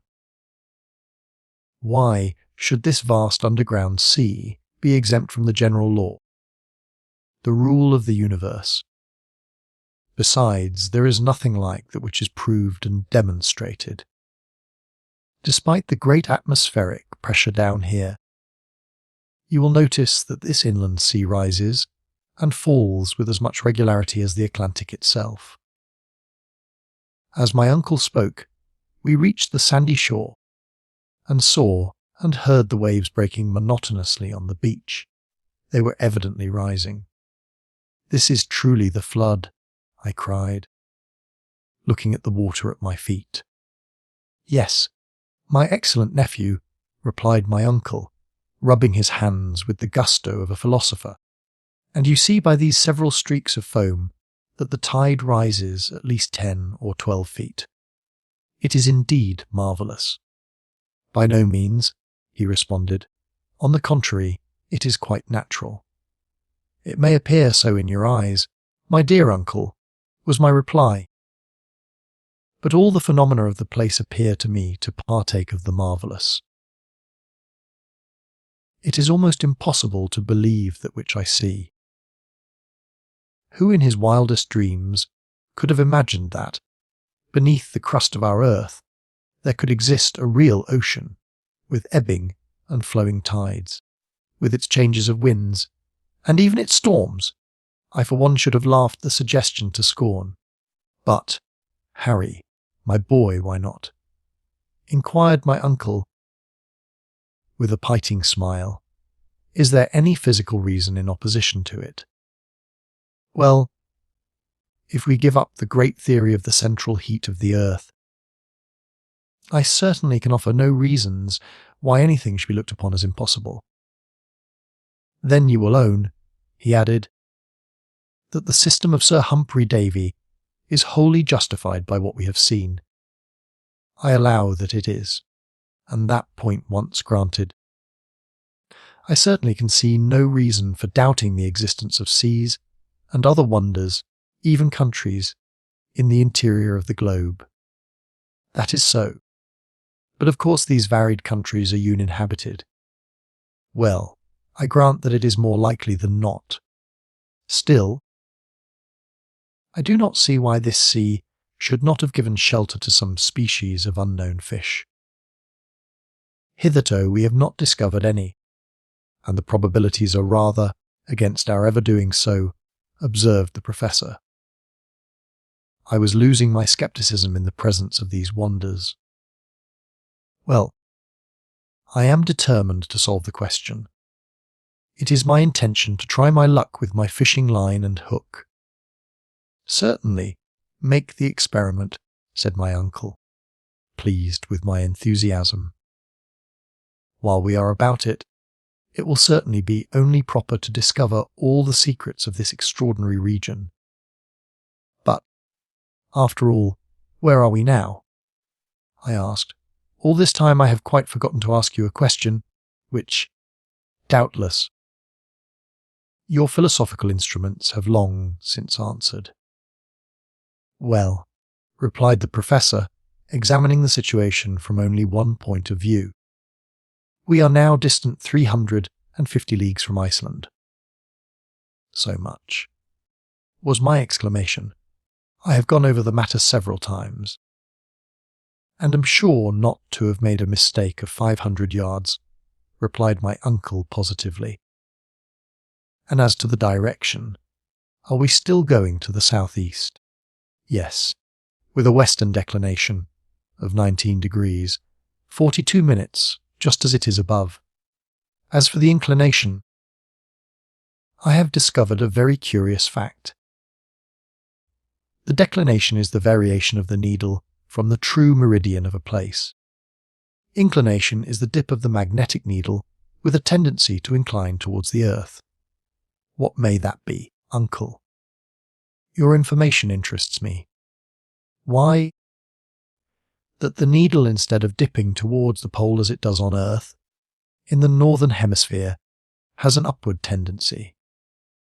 This proves, I cried, that the great point of magnetic attraction lies somewhere between the surface of the Earth and the spot we have succeeded in reaching. Exactly. My observant nephew, exclaimed my uncle, elated and delighted. And it is quite probable that if we succeed in getting toward the polar regions, somewhere near the 73rd degree of latitude, where Sir James Ross discovered the magnetic pole, we shall behold the needle point directly upward.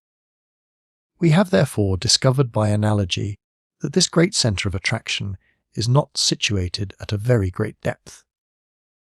Well, said I, rather surprised, this discovery will astonish experimental philosophers. It was never suspected. Science, great, mighty, and in the end unerring, replied my uncle dogmatically. Science has fallen into many errors which have been fortunate and useful, rather than otherwise, for they have been the stepping stones to truth. After some further discussion, I turned to another matter. Have you any idea of the depth we have reached? We are now, continued the professor, exactly 35 leagues, above 100 miles, down into the interior of the earth. So, said I, after measuring the distance on the map, we are now beneath the Scottish Highlands, and have over our heads the lofty Grampian Hills. You are quite right, said the professor, laughing. It sounds very alarming, the weight being heavy. But the vault which supports this vast mass of earth and rock is solid and safe. The mighty architect of the universe has constructed it of solid materials. Man, even in his highest flights of vivid and poetic imagination, never thought of such things. What are the finest arches of our bridges? What the vaulted roofs of our cathedrals, to that mighty dome above us, and beneath which floats an ocean with its storms and calms and tides. I admire it all as much as you can, uncle, and have no fear that our granite sky will fall upon our heads. But now that we have discussed matters of science and discovery, what are your future intentions? Are you not thinking of getting back to the surface of our beautiful earth? This was said more as a feeler than with any hope of success. Go back, nephew, cried my uncle in a tone of alarm. You are not surely thinking of anything so absurd or cowardly. No, my intention is to advance and continue our journey. We have as yet been singularly fortunate, and henceforth I hope we shall be more so. But, said I, how are we to cross yonder liquid plain? It is not my intention to leap into it head foremost, or even to swim across it, like Linder over the Hellespont. But as oceans are, after all, only great lakes, inasmuch as they are surrounded by land, so does it stand to reason that this central sea is circumscribed by granite surroundings. Doubtless, was my natural reply.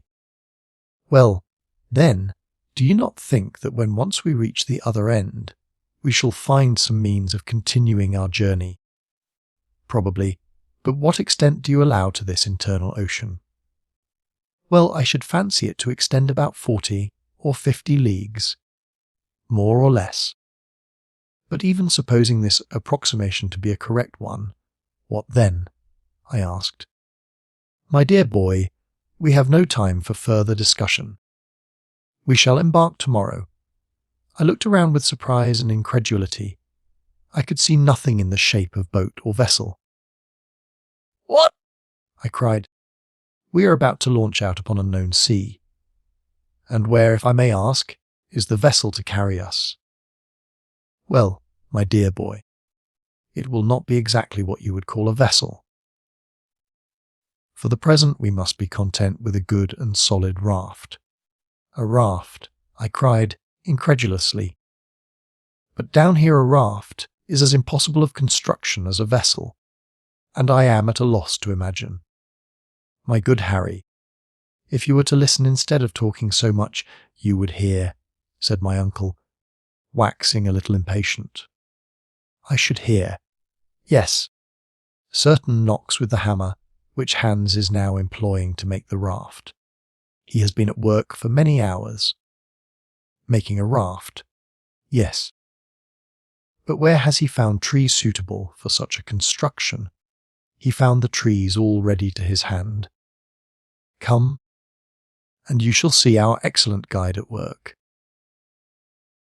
More and more amazed at what I heard and saw, I followed my uncle like one in a dream.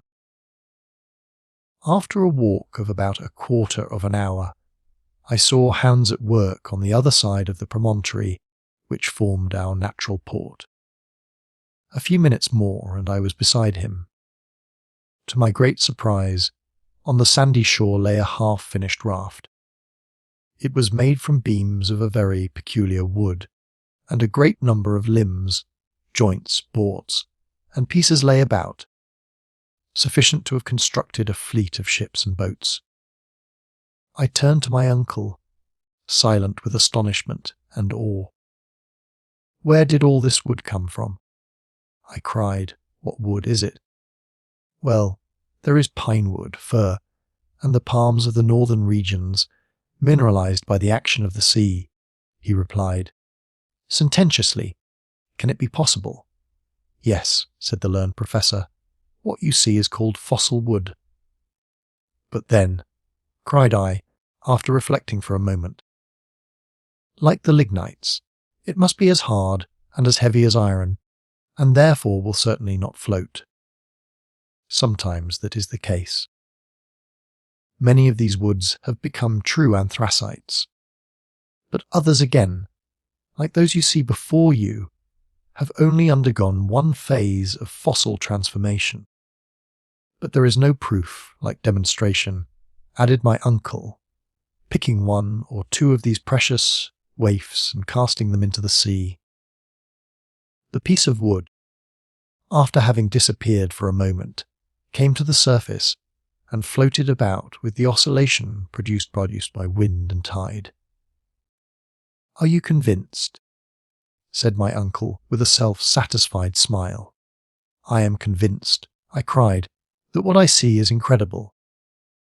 The fact was that my journey into the interior of the earth was rapidly changing all preconceived notions, and day by day preparing me for the marvellous. I should not have been surprised to have seen a fleet of native canoes afloat upon that silent sea. The very next evening, thanks to the industry and ability of Hans, the raft was finished. It was about 10 feet long and 5 feet wide.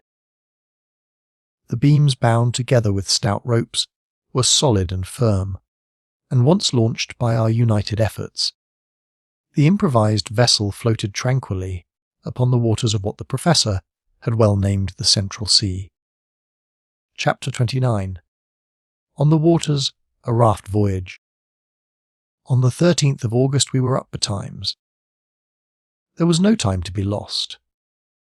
We now had to inaugurate a new kind of locomotion, which would have the advantage of being rapid and not fatiguing. A mast, made of 2 pieces of wood fastened together to give additional strength. A yard made from another one, the sail a lined sheet from our bed. We were fortunately in no want of cordage, and the whole on trial appeared solid and seaworthy. At 6 o'clock in the morning, when the eager and enthusiastic professor gave the signal to embark, the victuals, the luggage, all our instruments, our weapons, and a goodly supply of sweet water, which we had collected from springs in the rocks, were placed on the raft. Hans had, with considerable ingenuity, contrived a rudder which enabled him to guide the floating apparatus with ease. He took the tiller as a matter of course. The worthy man was as good a sailor as he was a guide and duck hunter. I then let go the painter which held us to the shore. The sail was brought to the wind, and we made a rapid offing. Our sea voyage had at length commenced, and once more we were making for distant and unknown regions. Just as we were about to leave the little port where the raft had been constructed, my uncle, who was very strong as to geographic nomenclature, wanted to give it a name, and among others suggested mine. "Well," said I, "before you decide, I have another to propose." "Well, out with it." "I should like to call it Gretchen. Port Gretchen will sound very well on our future map." "Well then, Port Gretchen let it be," said the professor.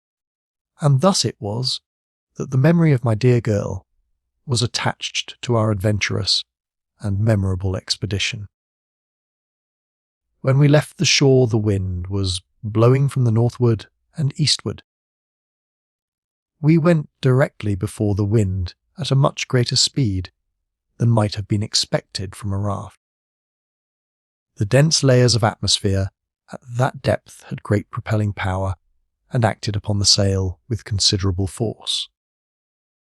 At the end of an hour, my uncle, who had been taking careful observations, was enabled to judge of the rapidity with which we moved. It was far beyond anything seen in the upper world.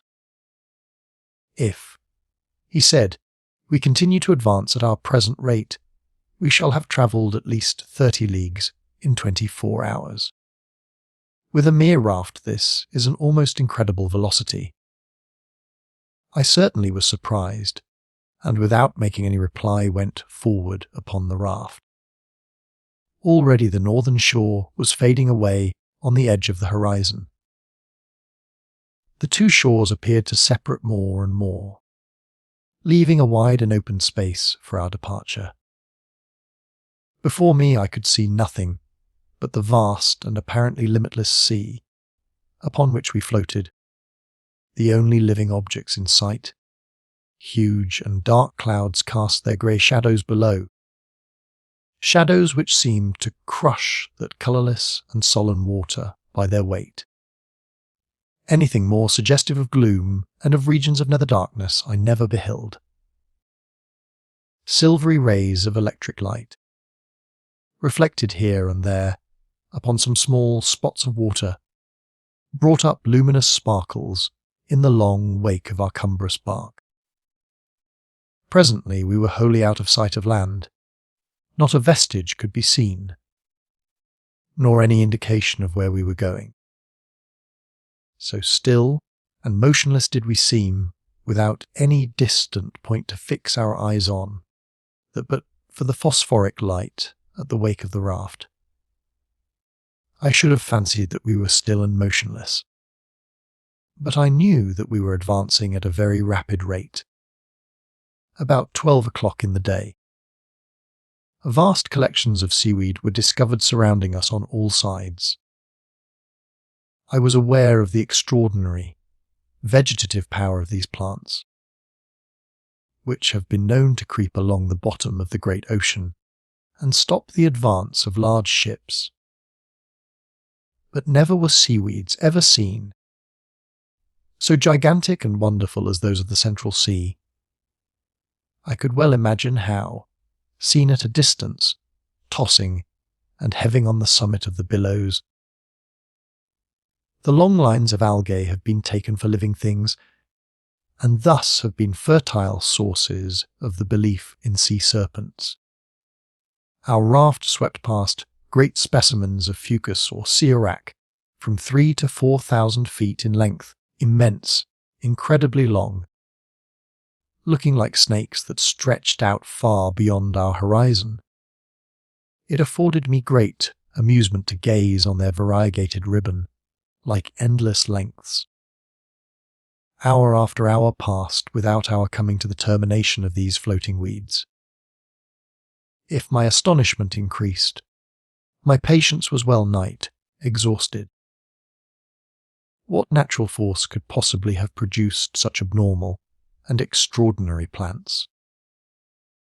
What must have been the aspect of the globe during the first centuries of its formation, when under the combined action of heat and humidity, the vegetable kingdom occupied its surface to the exclusion of everything else?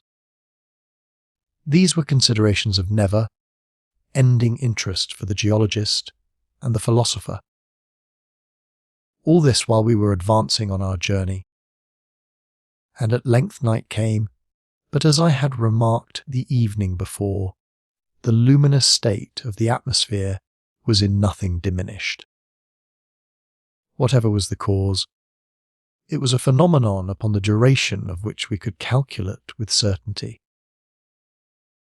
As soon as our supper had been disposed of, and some little speculative conversation indulged in, I stretched myself at the foot of the mast, and presently went to sleep. Hans remained motionless at the tiller, allowing the raft to rise and fall on the waves. The wind being aft, and the sail square, all he had to do was to keep his oar in the centre.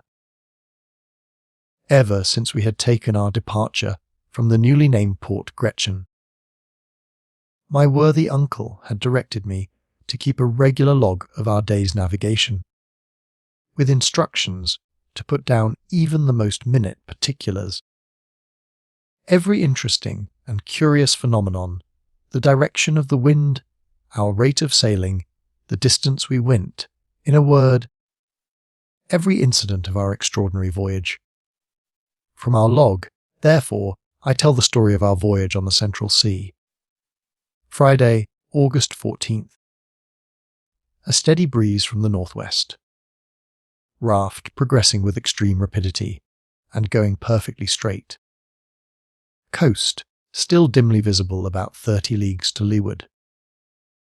Nothing to be seen beyond the horizon in front. The extraordinary intensity of the light neither increases nor diminishes. It is singularly stationary. The weather remarkably fine, that is to say, the clouds have ascended very high, and are light and fleecy, and surrounded by an atmosphere resembling silver infusion. Thermometer, a plus 32 degrees centigrade. About 12 o'clock in the day, our guide Hans, having prepared and baited a hook, cast his line into the subterranean waters. The bait he used was a small piece of meat, by means of which he concealed his hook. Anxious as I was for a long time doomed to disappointment. Were these waters supplied with fish or not? That was the important question. No, was my decided answer. Then there came a sudden and rather hard tug. Hans coolly drew it in, and with it a fish, which struggled violently to escape. "A fish!" cried my uncle. "It is a sturgeon!" I cried. Certainly a small sturgeon. The professor examined the fish carefully, noting every characteristic, and he did not coincide in my opinion. The fish had a flat head, round body, and the lower extremities covered with bony scales. Its mouth was wholly without teeth. The pectoral fins, which were highly developed, sprouted direct from the body, which, properly speaking, had no tail. The animal certainly belonged to the order in which naturalists class the sturgeon, but it differed from that fish in many essential particulars. My uncle, after all, was not mistaken. After a long and patient examination, he said, "This fish, my dear boy, belongs to a family which has been extinct for ages, and of which no trace has ever been found on earth, except fossil remains in the Devonian strata."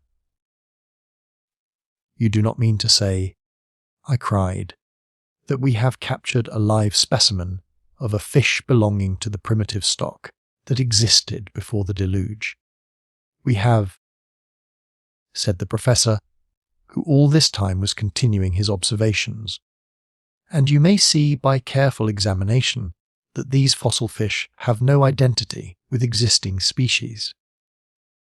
To hold in one's hand, therefore, a living specimen of the order is enough to make a naturalist happy for life." "But," cried I, "to what family does it belong?"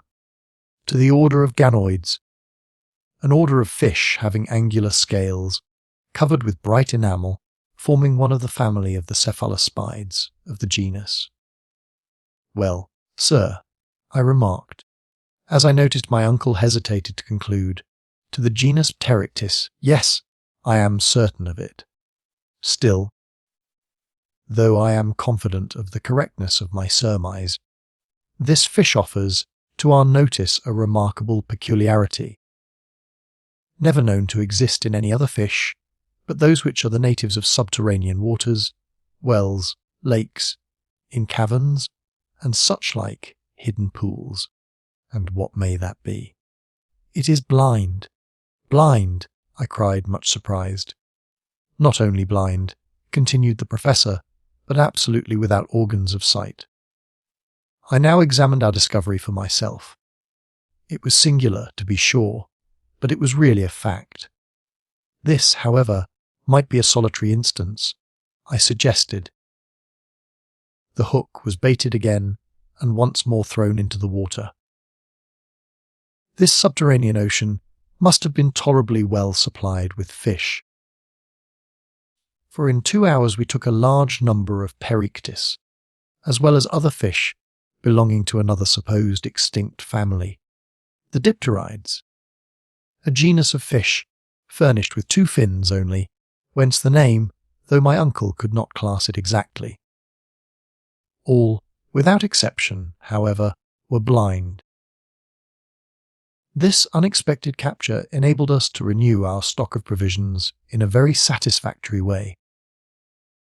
We were now convinced that this subterranean sea contained only fish known to us as fossil specimens, and fish and reptiles alike were all the more perfect the farther back they dated their origin. We began to hope that we should find some of those saurians which science has succeeded in reconstructing from bits of bone or cartilage. I took up the telescope and carefully examined the horizon, looked over the whole sea. It was utterly and entirely deserted. Doubtless we were still too near the coast. After an examination of the ocean, I looked upward, towards the strange and mysterious sky. Why should not one of the birds reconstructed by the immortal Cuvier flap his stupendous wings aloft in the dull strata of subterranean air? It would, of course, find quite sufficient food from the fish in the sea. I gazed for some time upon the void above. It was as silent and as deserted as the shores we had but lately left. Nevertheless, though I could neither see nor discover anything, my imagination carried me away into wild hypotheses. I was in a kind of waking dream. I thought I saw on the surface of the water those enormous antediluvian turtles as big as floating islands. Upon those dull and sombre shores passed a spectral row of the mammifers of early days. The great Liptotherium found in the cavernous hollow of the Brazilian hills, the Mesocotherium, a native of the glacial regions of Siberia. Farther on, the Pachydermatus lophrodon, that gigantic tapir, which concealed itself behind rocks, ready to do battle for its prey with the Anoplotherium. A singular animal partaking of the nature of the rhinoceros, the horse, the hippopotamus, and the camel. There was the giant mastodon, a twisting and turning his horrid trunk, with which he crushed the rocks of the shore to powder, while the megatherium, his back raised like a cat in a passion, his enormous claws stretched out, dug into the earth for food. At the same time that he awoke the sonorous echoes of the whole place with his terrible roar. Higher up still, the first monkey ever seen on the face of the globe clambered, gambolling and playing up the granite hills. Still farther away ran the pterodactyl, with the winged hand, gliding or rather sailing through the dense and compressed air like a huge bat. Above all, near the leaden granitic sky, were immense birds more powerful than the cassowary and the ostrich, which spread their mighty wings and fluttered against the huge stone vault of the inland sea. I thought, such was the effect of my imagination, that I saw this whole tribe of antediluvian creatures. I carried myself back to far ages, long before man existed, when, in fact, the earth was in too imperfect a state for him to live upon it. My dream was of countless ages before the existence of man. The mammifers first disappeared, then the mighty birds, then the reptiles of the secondary period, presently the fish, the crustacea, the mollusks, and finally the vertebrata. The zoophytes of the period of transition in their turn sank into annihilation. The whole panorama of the world's life, before the historic period, seemed to be born over again, and mine was the only human heart that beat in this unpeopled world. There were no more seasons. There were no more climates. The natural heat of the world increased unceasingly and neutralized that of the great radiant sun. Vegetation was exaggerated in an extraordinary manner. I passed like a shadow in the midst of brushwood, as lofty as the giant trees of California, and trod underfoot the moist and humid soil, reeking with a rank and varied vegetation. I leaned against the huge column like trunks of giant trees, to which those of Canada were as ferns. Whole ages passed, hundreds upon hundreds of years were concentrated into a single day. Next, unrolled before me like a panorama, it came the great and wondrous series of terrestrial transformations. Plants disappeared, the granitic rocks lost all trace of solidity. The liquid state was suddenly substituted for that which had before existed. This was caused by intense heat acting on the organic matter of the earth. The waters flowed over the whole surface of the globe. They boiled. They were volatilized, or turned into vapor. A kind of steam cloud wrapped the whole earth, the globe itself becoming at last nothing but one huge sphere of gas, indescribable in colour, between white heat and red, as big and as brilliant as the sun. In the very centre of this prodigious mass, 1,400,000 times as large as our globe, I was whirled round in space and brought into close conjunction with the planets. My body was subtilized, or rather became volatile, and commingled in a state of atomic vapour with the prodigious clouds, which rushed forward like a mighty comet into infinite space. What an extraordinary dream! Where would it finally take me?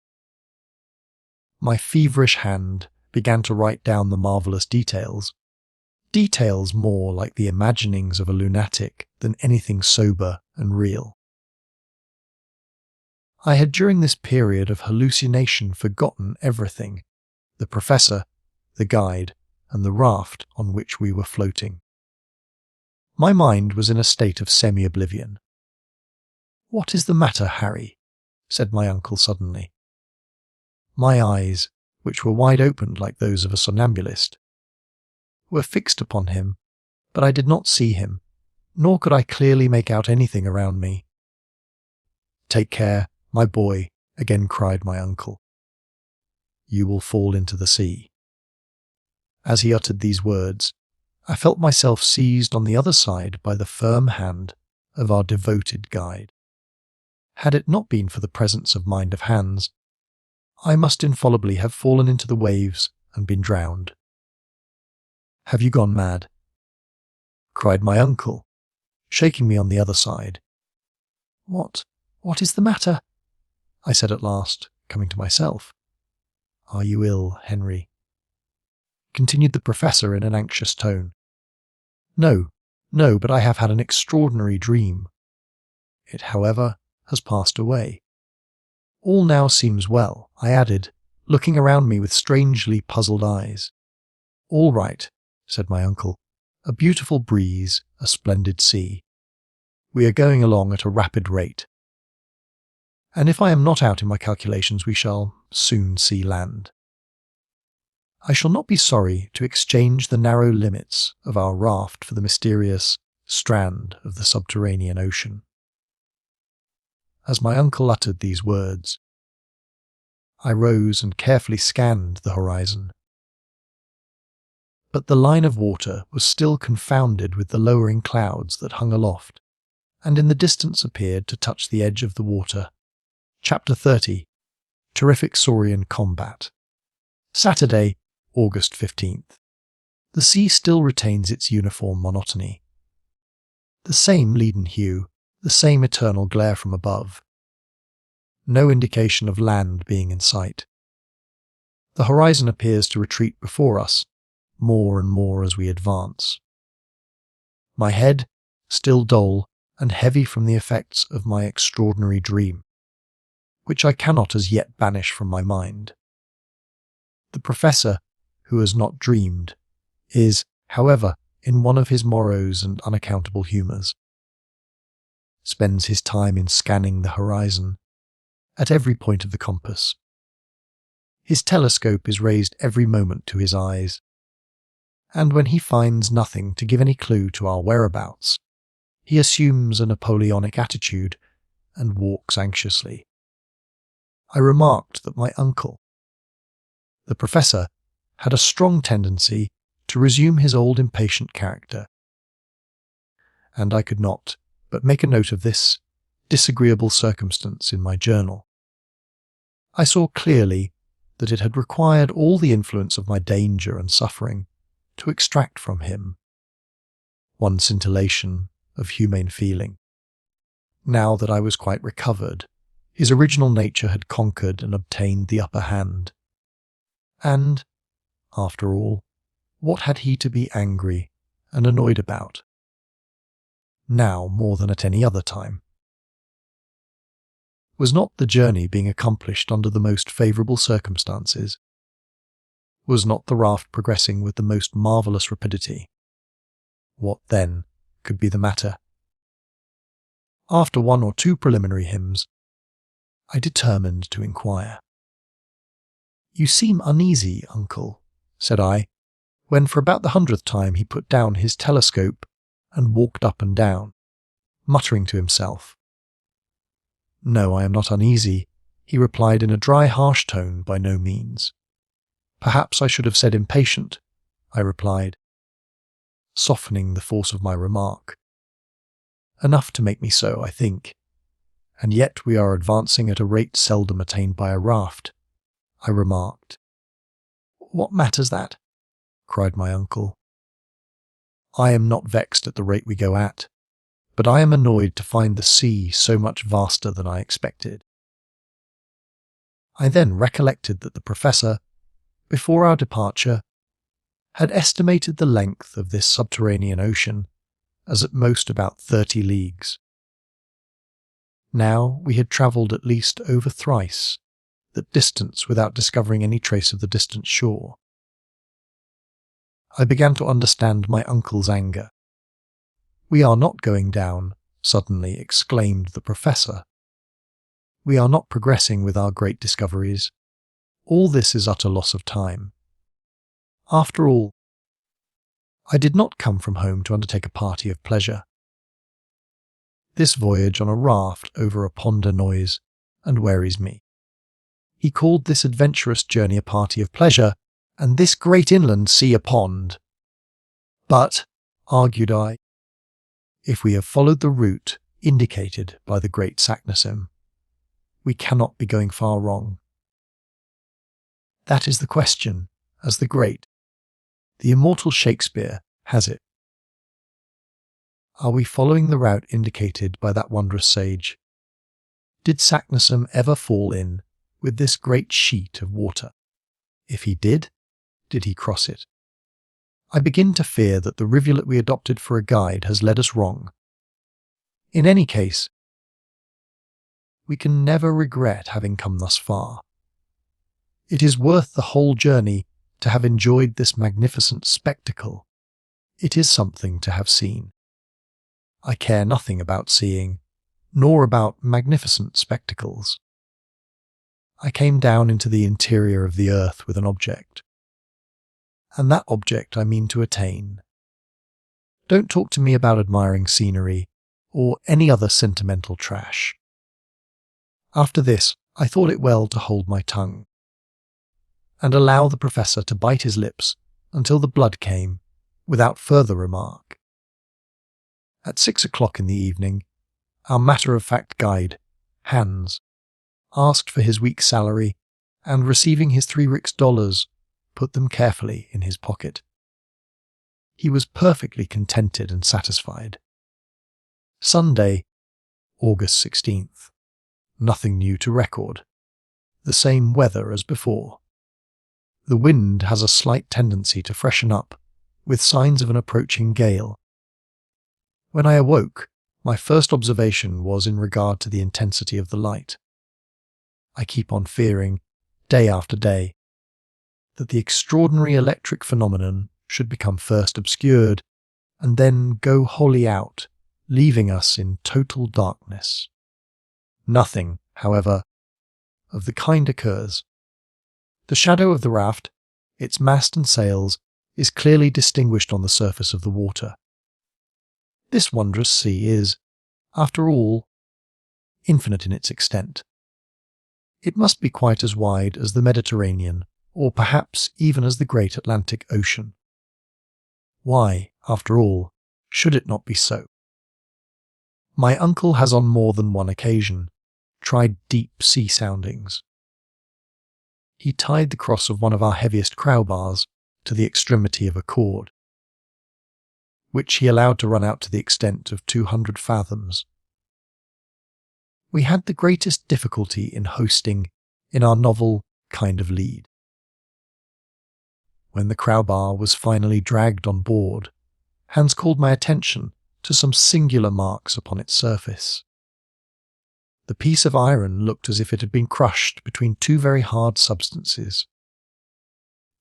I looked at our worthy guide with an inquiring glance. "Tanda," said he. Of course I was at a loss to understand. I turned round towards my uncle, absorbed in gloomy reflections. I had little wish to disturb him from his reverie. I accordingly turned once more towards our worthy Icelander. Hans very quietly and significantly opened his mouth once or twice, as if in the act of biting, and in this way made me understand his meaning. "Teeth," cried I, with stupefaction, as I examined the bar of iron with more attention. Yes, there can be no doubt about the matter. The indentations on the bar of iron are the marks of teeth. What jaws must the owner of such molars be possessed of? Have we then come upon a monster of unknown species, which still exists within the vast waste of waters, a monster more voracious than a shark, more terrible and bulky than the whale?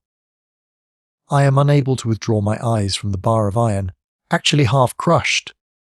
Is, then, my dream about to come true, a dread and terrible reality? All day my thoughts were bent upon these speculations, and my imagination scarcely regained a degree of calmness and power of reflection until after a sleep of many hours. This day, as on other Sundays, we observed as a day of rest and pious meditation. Monday, August 17th. I have been trying to realize from memory the particular instincts of those antediluvian animals of the secondary period, which, succeeding to the mollusca, to the crustacea, and to the fish, preceded the appearance of the race of mammifers. The generation of reptiles then reigned supreme upon the earth. These hideous monsters ruled everything in the seas of the secondary period, which formed the strata of which the Jura Mountains are composed. Nature had endowed them with perfect organization. What a gigantic structure was theirs! What vast and prodigious strength they possessed! The existing Saurians, which include all such reptiles as lizards, crocodiles, and alligators, even the largest and most formidable of their class, are but feeble imitations of their mighty sires, the animals of ages long ago. If there were giants in the days of old, there were also gigantic animals. I shuddered as I evolved from my mind the idea and recollection of these awful monsters. No eye of man had seen them in the flesh. They took their walks abroad upon the face of the earth thousands of ages before man came into existence, and their fossil bones, discovered in the limestone, have allowed us to reconstruct them anatomically, and thus to get some faint idea of their colossal formation. I recollect once seeing in the great museum of Hamburg the skeleton of one of these wonderful Saurians. It measured no less than 30 feet from the nose to the tail. Am I, then an inhabitant of the earth of the present day, destined to find myself face to face with a representative of this antediluvian family? I can scarcely believe it possible. I can hardly believe it true. And yet these marks of powerful teeth upon the bar of iron. Can there be a doubt from their shape that the bite is the bite of a crocodile? My eyes stare wildly and with terror upon the subterranean sea. Every moment I expect one of these monsters to rise from its vast cavernous depths. I fancy that the worthy professor in some measure shares my notions, if not my fears, for, after an attentive examination of the crowbar, he cast his eyes rapidly over the mighty and mysterious ocean. What could possess him to leave the land? I thought. As if the depth of this water was of any importance to us. No doubt he has disturbed some terrible monster in his watery home, and perhaps we may pay dearly for our temerity. Anxious to be prepared for the worst, I examined our weapons, and saw that they were in a fit state for use. My uncle looked on at me and nodded his head approvingly. He, too, has noticed what we have to fear. Already the uplifting of the waters on the surface indicates that something is in motion below. The danger approaches. It comes nearer and nearer. It behooves us to be on the watch. Tuesday, August 18th. Evening came at last, the hour when the desire for sleep caused our eyelids to be heavy. Night there is not, properly speaking, in this place, any more than there is in summer in the Arctic regions. Hans, however, is immovable at the rudder. When he snatches a moment of rest, I really cannot say. I take advantage of his vigilance to take some little repose. But 2 hours after I was awakened from a heavy sleep by an awful shock. The raft appeared to have struck upon a sunken rock. It was lifted right out of the water by some wondrous and mysterious power, and then started off 20 fathoms distant. What is it?" cried my uncle, starting up. "Are we shipwrecked, or what?" Hans raised his hand and pointed to where, about 200 yards off, a large black mass was moving up and down. I looked with awe. My worst fears were realized. "It is a colossal monster!" I cried, clasping my hands. "Yes," cried the agitated professor, "and there yonder is a huge sea lizard, of terrible size and shape. And farther on behold a prodigious crocodile. Look at his hideous jaws, and that row of monstrous teeth." "Ha! He has gone! A whale!" shouted the professor. "I can see her enormous fins.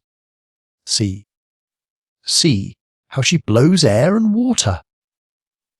2 liquid columns rose to a vast height above the level of the sea, into which they fell with a terrific crash, waking up the echoes of that awful place. We stood still, surprised, stupefied, terror-stricken at the sight of this group of fearful marine monsters, more hideous in the reality than in my dream. They were of supernatural dimensions. The very smallest of the whole party could with ease have crushed our raft and ourselves with a single bite. Hans, seizing the rudder which had flown out of his hand, puts it hard a-weather in order to escape from such dangerous vicinity. But no sooner does he do so than he finds he is flying from Scylla to Charybdis. To leeward is a turtle about 40 feet wide, and a serpent quite as long, with an enormous and hideous head peering from out the waters. Look which way we will, it is impossible for us to fly. The fearful reptiles advanced upon us. They turned and twisted about the raft with awful rapidity. They formed around our devoted vessel a series of concentric circles. I took up my rifle in desperation. But what effect can a rifle ball produce upon the armour scales with which the bodies of these horrid monsters are covered? We remain still and dumb from utter horror. They advance upon us, nearer and nearer. Our fate appears certain, fearful and terrible. On one side the mighty crocodile, on the other the great sea serpent. The rest of the fearful crowd of marine prodigies have plunged beneath the briny waves and disappeared. I am about to fire at any risk and try the effect of a shot. Hans, the guide, however, interfered by a sign to check me. The two hideous and ravenous monsters passed within 50 fathoms of the raft, and then made a rush at one another, their fury and rage preventing them from seeing us. The combat commenced. We distinctly made out every action of the two hideous monsters. But to my excited imagination, the other animals appeared about to take part in the fierce and deadly struggle. The monster, the whale, the lizard, and the turtle. I distinctly saw them every moment. I pointed them out to the Icelander, but he only shook his head. "Tivia," he said. "What?" "Two only does he say." "Surely he is mistaken," I cried in a tone of wonder. "He is quite right," replied my uncle coolly and philosophically, examining the terrible duel with his telescope and speaking as if he were in a lecture room. "How can that be?" "Yes, it is so. The first of these hideous monsters has the snout of a porpoise, the head of a lizard, the teeth of a crocodile, and it is this that has deceived us. It is the most fearful of all antediluvian reptiles, the world-renowned Ichthyosaurus or great fish lizard. And the other is a monstrous serpent, concealed under the hard vaulted shell of the turtle, the terrible enemy of its fearful rival, the Plesiosaurus, or sea crocodile. Hans was quite right. The two monsters only disturbed the surface of the sea.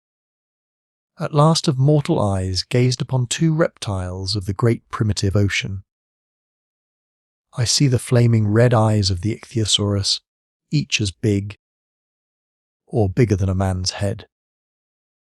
Nature, in its infinite wisdom, had gifted this wondrous marine animal with an optical apparatus of extreme power,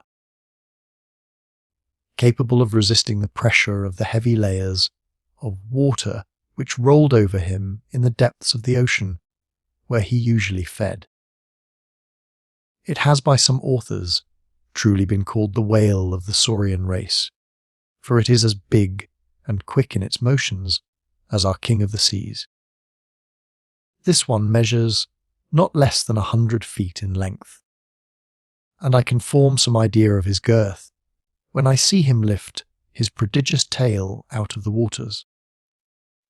His jaw is of all size and strength, and according to the best informed naturalists, it does not contain less than 182 teeth. The other was the mighty Plesiosaurus, a serpent with a cylindrical trunk, with a short stumpy tail, with fins like a bank of oars in a Roman galley. Its whole body covered by a carapace or shell, and its neck, as flexible as that of a swan, rose more than 30 feet above the waves. A tower of animated flesh, these animals attacked one another with inconceivable fury. Such a combat was never seen before by mortal eyes, and to us who did see it, It appeared more like the phantasmagoric creation of a dream than anything else. They raised mountains of water, which dashed in spray over the raft, already tossed to and fro by the waves. 20 times we seemed on the point of being upset and hurled headlong into the waves. Hideous hisses appeared to shake the gloomy granite roof of that mighty cavern, hisses which carried terror to our hearts. The awful combatants held each other in a tight embrace. I could not make out one from the other. Still the combat could not last forever, and woe unto us, which soever became the victor. 1 hour, 2 hours, 3 hours passed away, without any decisive result. The struggle continued with the same deadly tenacity, but without apparent result. The deadly opponents now approached, now drew away from the raft. Once or twice we fancied they were about to leave us altogether, but instead of that, they came nearer and nearer. We crouched on the raft ready to fire at them at a moment's notice, poor as the prospect of hurting or terrifying them was. Still we were determined not to perish without a struggle. Suddenly the Ecluthiosaurus and the Plesiosaurus disappeared beneath the waves, leaving behind them a maelstrom in the midst of the sea. We were nearly drawn down by the indraft of the water. Several minutes elapsed before anything was again seen. Was this wonderful combat to end in the depths of the ocean? Was the last act of this terrible drama to take place without spectators? It was impossible for us to say. Suddenly, at no great distance from us, an enormous mass rises out of the waters, the head of the great Plesiosaurus. The terrible monster is now wounded unto death. I can see nothing now of his enormous body. All that could be distinguished was his serpent-like neck, which he twisted and curled in all the agonies of death. Now he struck the waters with it as if it had been a gigantic whip, and then again wriggled like a worm cut in two. The water was spurted up to a great distance in all directions. A great portion of it swept over our raft and nearly blinded us. But soon the end of the beast approached nearer and nearer. His movements slackened visibly, his contortions almost ceased, and at last the body of the mighty snake lay an inert, the dead mass on the surface of the now calm and placid waters. As for the Ichthyosaurus, has he gone down to his mighty cavern under the sea to rest, or will he reappear to destroy us? This question remained unanswered, and we had breathing time. Chapter 31. The Sea Monster. Wednesday, August 19th.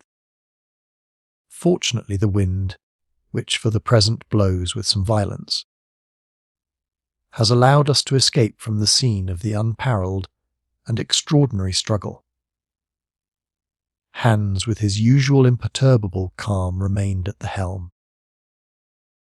My uncle, who for a short time had been withdrawn from his absorbing reveries by the novel incidents of this sea fight, fell back again apparently into a brown study.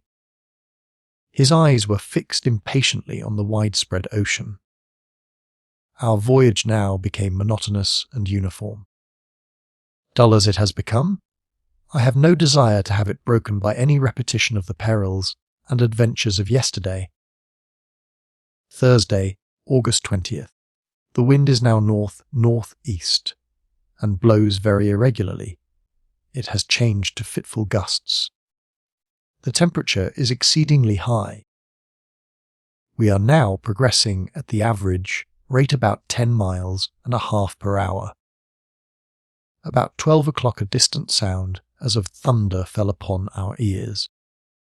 I make a note of the fact without even venturing a suggestion as to its cause. It was one continued roar, as of a sea falling over mighty rocks. Far off in the distance, said the professor dogmatically. "There is some rock, or some island against which the sea, lashed to fury by the wind, is breaking violently." Hans, without saying a word, clambered to the top of the mast, but could make out nothing. The ocean was level in every direction as far as the eye could reach. 3 hours passed away without any sign to indicate what might be before us. The sound began to assume that of a mighty cataract. I expressed my opinion on this point strongly to my uncle. He merely shook his head. I, however, am strongly impressed by a conviction that I am not wrong. Are we advancing towards a mighty waterfall, which shall cast us into the abyss? Probably this mode of descending into the abyss may be agreeable to the professor, because it would be something like the vertical descent he is so eager to make. I entertain a very different opinion. Whatever be the truth, it is certain that not many leagues distant, there must be some very extraordinary phenomenon, for as we advance the roar becomes something mighty and stupendous. Is it in the water or in the air?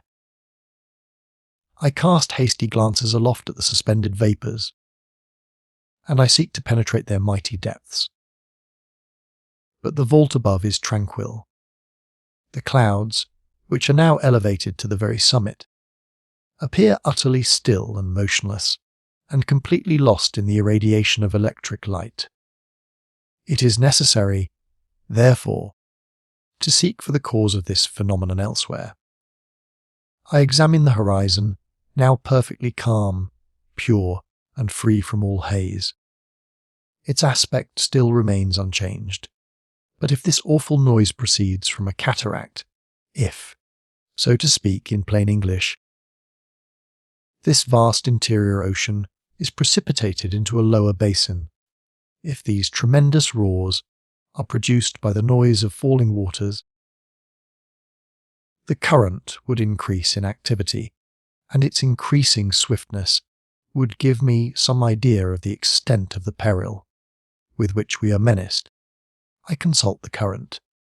It simply does not exist. There is no such thing.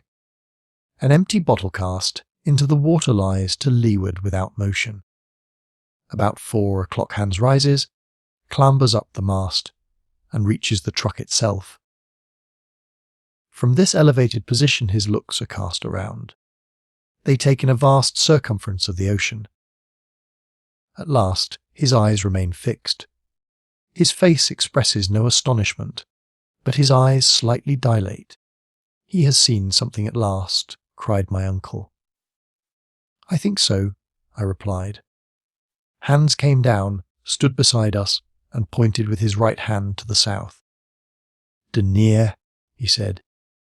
"There," replied my uncle, and seizing his telescope, he looked at it with great attention for about a minute, which to me appeared an age.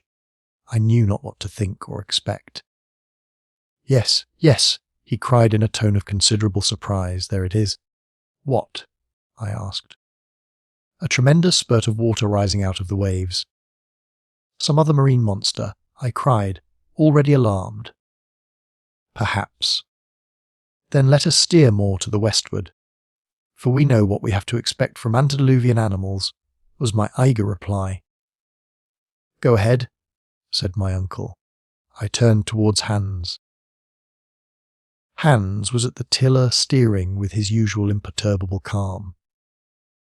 Nevertheless, if from the distance which separated us from this creature, a distance which must be estimated at not less than a dozen leagues, one could see the column of water spurting from the blow-hole of the great animal, his dimensions must be something preternatural. To fly is, therefore, the course to be suggested by ordinary prudence. But we have not come into that part of the world to be prudent.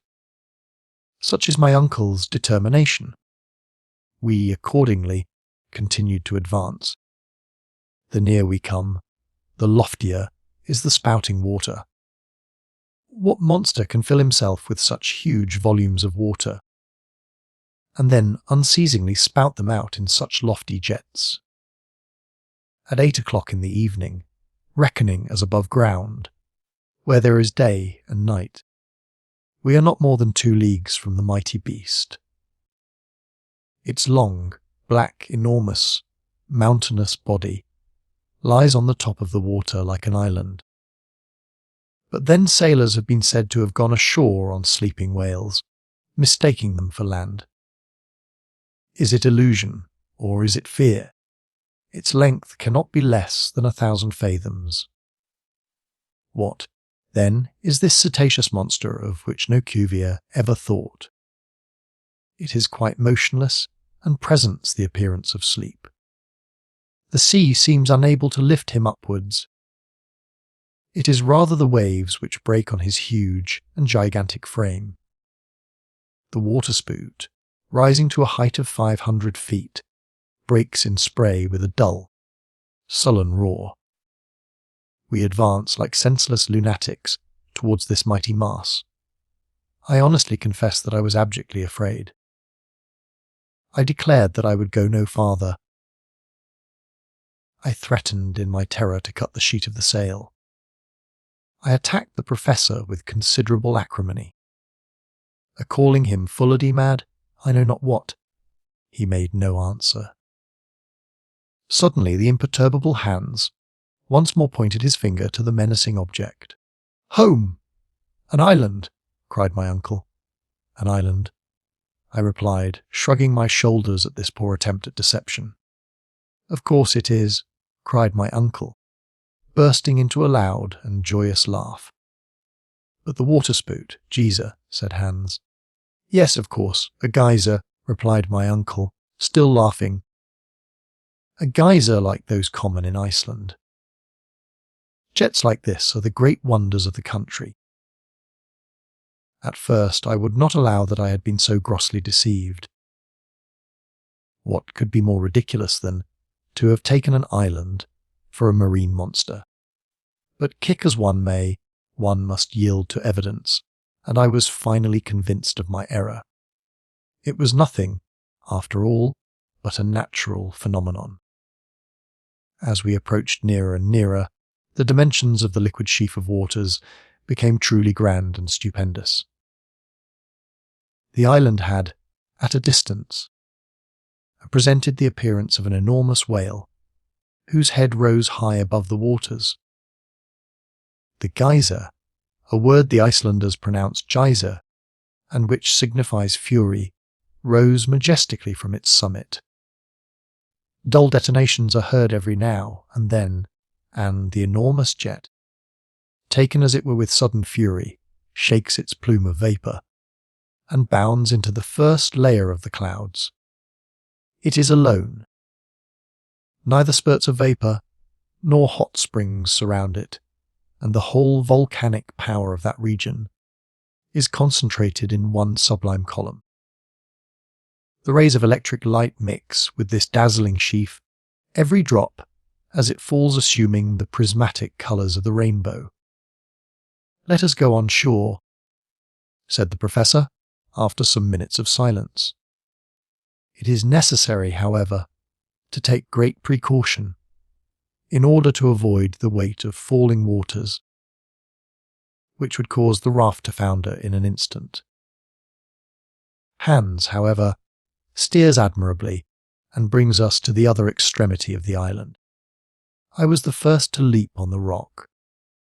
My uncle followed, while the eider duck hunter remained still, like a man above any childish sources of astonishment. We were now walking on granite mixed with silicious sandstone. The soil shivered under our feet like the sides of boilers in which overheated steam is forcibly confined. It is burning. We soon came in sight of the little central basin from which rose the geyser. I plunged a thermometer into the water, which ran bubbling from the centre, and it marked a heat of 163 degrees. "This water, therefore," came from some place where the heat was intense. This was singularly in contradiction with the theories of Professor Hardwigg. I could not help telling him my opinion on the subject. "Well," said he sharply, "and what does this prove against my doctrine?" "Nothing," replied I dryly, seeing that I was running my head against a foregone conclusion. "Nevertheless, I am compelled to confess that until now we have been most remarkably fortunate, and that this voyage is being accomplished in most favourable conditions of temperature. But it appears evident, in fact, certain, that we shall sooner or later arrive at one of those regions where the central heat will reach its utmost limits, and will go far beyond all the possible gradations of thermometers. Visions of the Hades of the ancients, believed to be in the centre of the earth, floated through my imagination. We shall, however, see what we shall see. That is the Professor's favourite phrase now. Having christened the volcanic island by the name of his nephew, the leader of the expedition turned away and gave the signal for embarkation. I stood still, however, for some minutes, gazing upon the magnificent geyser. I soon was able to perceive that the upward tendency of the water was irregular. Now it diminished in intensity, and then, suddenly, it regained new vigour, which I attributed to the variation of the pressure of the accumulated vapours in its reservoir. At last we took our departure, going carefully round the projecting and rather dangerous rocks of the southern side. Hans had taken advantage of this brief halt to repair the raft. Before we took our final departure from the island, however, I made some observations to calculate the distance we had gone over, and I put them down in my journal. Since we left Port Gretchen, we had travelled 270 leagues, more than 800 miles. On this great inland sea, we were, therefore, 620 leagues from Iceland, and exactly under England. Chapter 32. The Battle of the Elements. Friday, August 21st. This morning the magnificent geyser had wholly disappeared. The wind had freshened up, and we were fast leaving the neighbourhood of Henry's Island. Even the roaring sound of mighty column was lost to the ear. The weather, if, under the circumstances, we may use such an expression, is about to change very suddenly. The atmosphere is being gradually loaded with vapours, which carry with them the electricity formed by the constant evaporation of the saline waters. The clouds are slowly but sensibly falling towards the sea, and are assuming a dark olive texture. The electric rays can scarcely pierce through the opaque curtain which has fallen like a drop scene before this wondrous theatre, on the stage of which another and terrible drama is soon to be enacted. This time it is no fight of animals, it is the fearful battle of the elements. I feel that I am very peculiarly influenced, as all creatures are on land when a deluge is about to take place. The cumuli, a perfectly oval kind of cloud, piled upon the south, presented a most awful and sinister appearance, with the pitiless aspect often seen before a storm. The air is extremely heavy, the sea is comparatively calm. In the distance, the clouds have assumed the appearance of enormous balls of cotton, or rather pods, piled one above the other in picturesque confusion. By degrees, they appear to swell out, break, and gain in number what they lose in grandeur. Their heaviness is so great that they are unable to lift themselves from the horizon. But under the influence of the upper currents of air, they are gradually broken up, become much darker, and then present the appearance of one single layer of a formidable character, now and then a lighter cloud, still lit up from above, rebounds upon this grey carpet and is lost in the opaque mass. There can be no doubt that the entire atmosphere is saturated with electric fluid. I am myself wholly impregnated. My hairs literally stand on end, as if under the influence of a galvanic battery. If one of my companions ventured to touch me, I think he would receive rather a violent and unpleasant shock. About 10 o'clock in the morning, the symptoms of the storm became more thorough and decisive. The wind appeared to soften down, as if to take breath for a renewed attack. The vast funereal pall above us looked like a huge bag, like the cave of Aulus, in which the storm was collecting its forces for the attack. I tried all I could not to believe in the menacing signs of the sky, and yet I could not avoid saying, as it were involuntarily, "I believe we are going to have bad weather." The professor made me no answer. He was in a detestable humour, to see the ocean stretching interminably before his eyes. On hearing my words, he simply shrugged his shoulders. "We shall have a tremendous storm," I said again, pointing to the horizon. "These clouds are falling lower and lower upon the sea, as if to crush it." A great silence prevailed. The wind wholly ceased. Nature assumed a dead calm and ceased to breathe. Upon the mast, where I noticed a sort of slight ignis fatuus, the sail hangs in loose heavy folds. The raft is motionless in the midst of a dark heavy sea, without undulation, without motion. It is as still as glass. But as we are making no progress, what is the use of keeping up the sail? Which may be the cause of our perdition, if the tempest should suddenly strike us without warning. "Let us lower the sail," I said. "It is only an act of common prudence." "No, no," cried my uncle, in an exasperated tone, 100 times no. "Let the wind strike us and do its worst. Let the storm sweep us away where it will. Only let me see the glimmer of some coast, of some rocky cliffs, even if they dash our raft into 1,000 pieces. No, keep up the sail, no matter what happens." These words were scarcely uttered when the southern horizon underwent a sudden and violent change.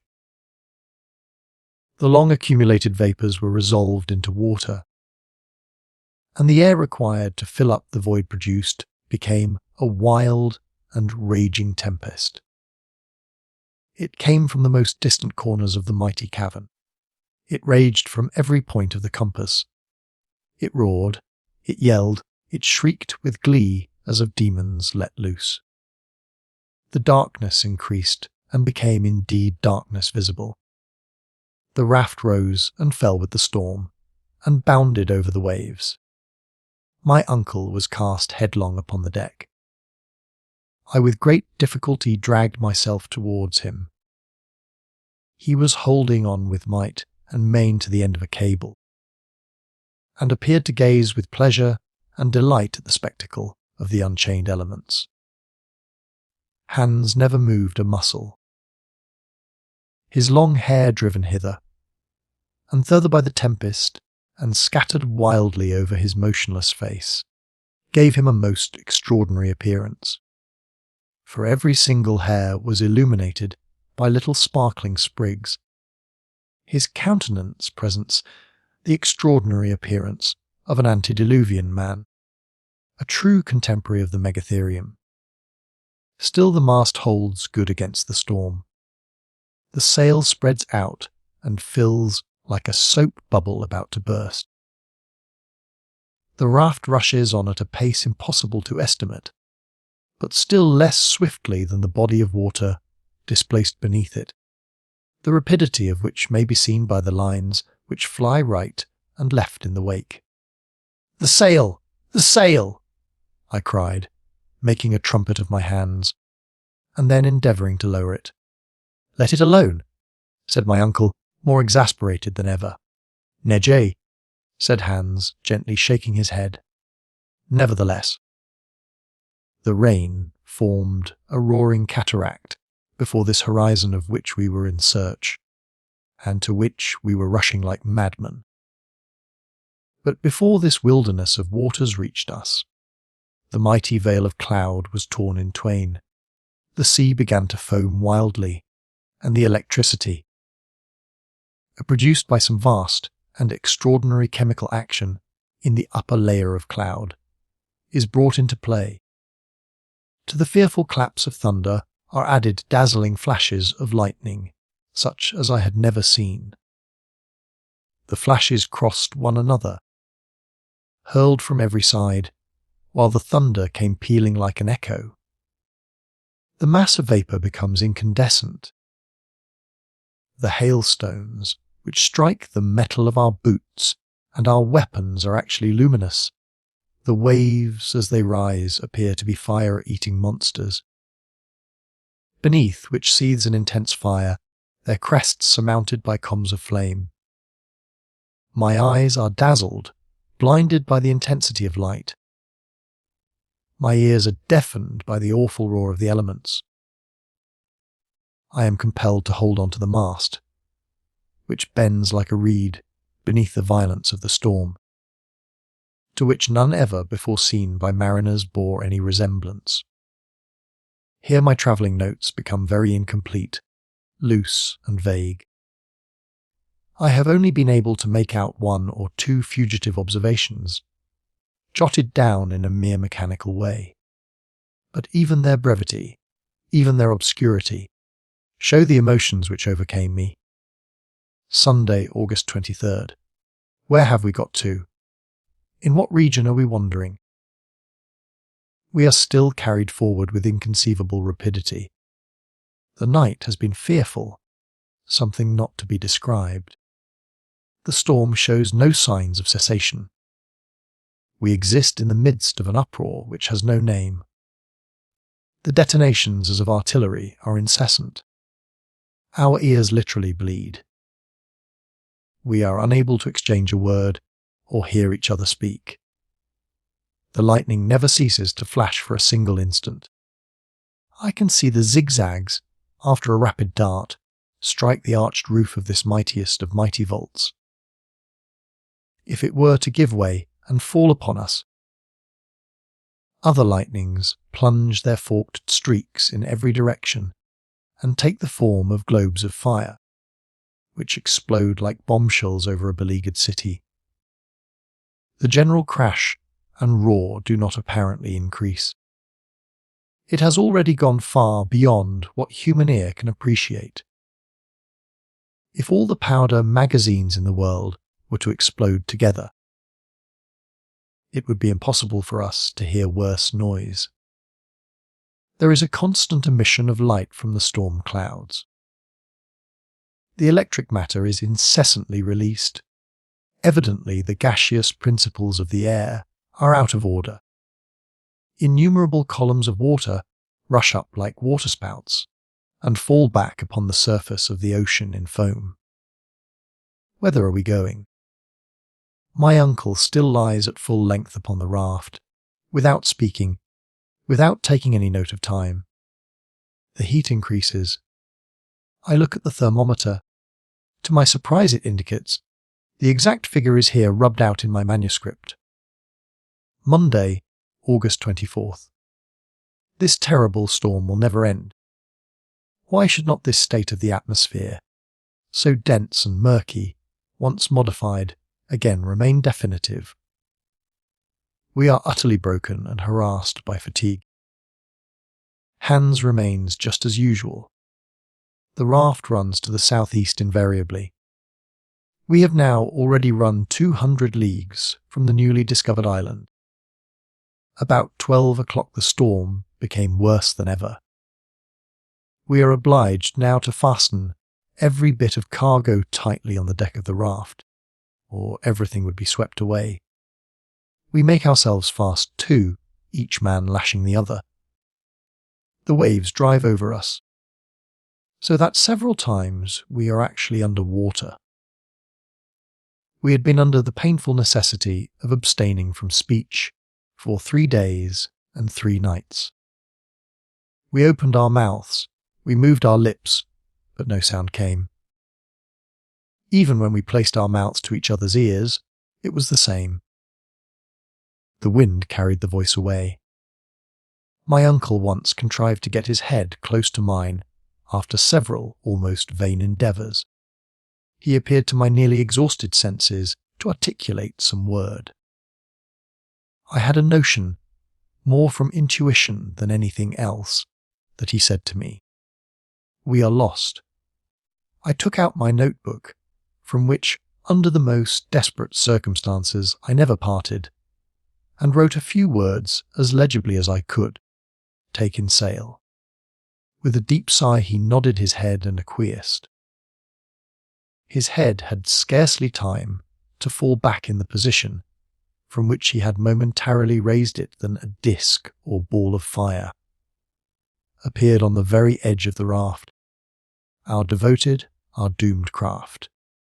The mast and sail are carried away bodily, and I see them swept away to a prodigious height like a kite. We were frozen, actually shivered with terror. The ball of fire, half white, half azure-coloured, about the size of a 10-inch bombshell, moved along, turning with prodigious rapidity to leeward of the storm. It ran about here, there, and everywhere. It clambered up one of the bulwarks of the raft. It leaped upon the sack of provisions, and then finally descended lightly, fell like a football, and landed on our powder barrel. Horrible situation. An explosion, of course, was now inevitable. By heaven's mercy, it was not so. The dazzling disk moved on one side. It approached Hans, who looked at it with singular fixity.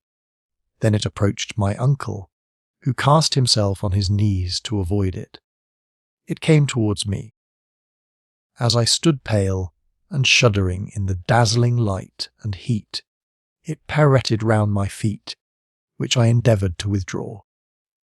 An odour of nitrous gas filled the whole air. It penetrated to the throat, to the lungs. I felt ready to choke.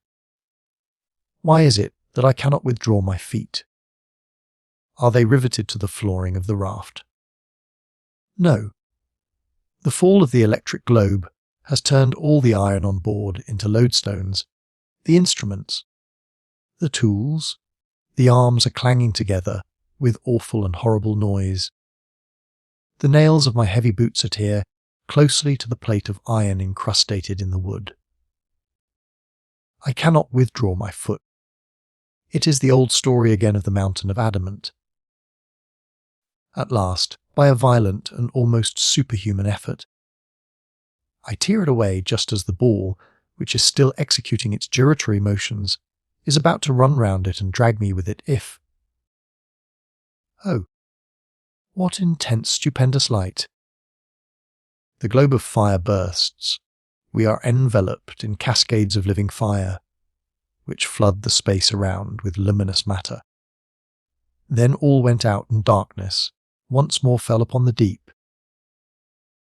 I had just time to see my uncle, once more cast apparently senseless on the flooring of the raft, hands at the helm, spitting fire, under the influence of the electricity which seemed to have gone through him. "Whither are we going?" I ask, and Echo answers whether. Tuesday, August 25th. I have just come out of a long fainting fit. The awful and hideous storm still continues. The lightning has increased in vividness, and pours out its fiery wrath like a browed of serpents let loose in the atmosphere. Are we still upon the sea? Yes. And being carried along with incredible velocity. We have passed under England, under the Channel, under France. Probably under the whole extent of Europe. Another awful clamour in the distance. This time it is certain that the sea is breaking upon the rocks at no great distance. Then, Chapter 33. Our route reversed. Here ends what I call my journal of our voyage on board the raft, which journal was happily saved from the wreck. I proceed with my narrative as I did before I commenced my daily notes. What happened when the terrible shock took place? When the raft was cast upon the rocky shore, it would be impossible for me now to say. I felt myself precipitated violently into the boiling waves, and if I escaped from a certain and cruel death, it was wholly owing to the determination of the faithful hands, who, clutching me by the arm, saved me from the yawning abyss. The courageous Icelander then carried me in his powerful arms, far out of the reach of the waves, and laid me down upon a burning expanse of sand, where I found myself some time afterwards in the company of my uncle, the professor. Then he quietly returned towards the fatal rocks, against which the furious waves were beating, in order to save any stray waifs from the wreck. This man was always practical and thoughtful. I could not utter a word. I was quite overcome with emotion. My whole body was broken and bruised with fatigue. It took hours before I was anything like myself. Meanwhile, there fell a fearful deluge of rain, drenching us to the skin. Its very violence, however, proclaimed the approaching end of the storm. Some overhanging rocks afforded us a slight protection from the torrents. Under this shelter, Hans prepared some food, which, however, I was unable to touch, and, exhausted by the 3 weary days and nights of watching, we fell into a deep and painful sleep. My dreams were fearful. But at last exhausted nature asserted her supremacy, and I slumbered. Next day when I woke the change was magical. The weather was magnificent. Air and sea, as if by mutual consent, had regained their serenity. Every trace of the storm, even the faintest, had disappeared. I was saluted on my awakening by the first joyous tones I had heard from the professor for many a day. His gaiety, indeed, was something terrible. "Well, my lad," he cried, rubbing his hands together, "have you slept soundly?" Might it not have been supposed that we were in the old house on the Koningsstrasse?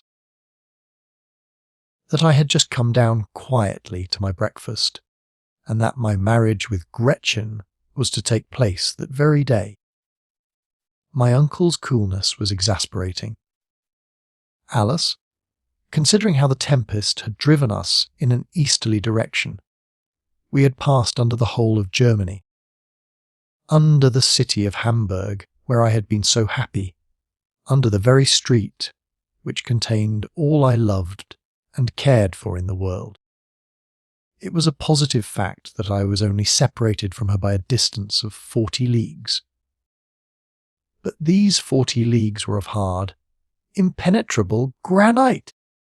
All these dreary and miserable reflections passed through my mind before I attempted to answer my uncle's question. "Why, what is the matter?" he cried. "Cannot you say whether you have slept well or not?" "I have slept very well," was my reply, "but every bone in my body aches. I suppose that will lead to nothing."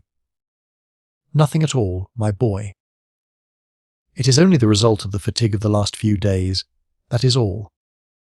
You appear, if I may be allowed to say so, to be very jolly this morning," I said. "Delighted, my dear boy, delighted. Was never happier in my life.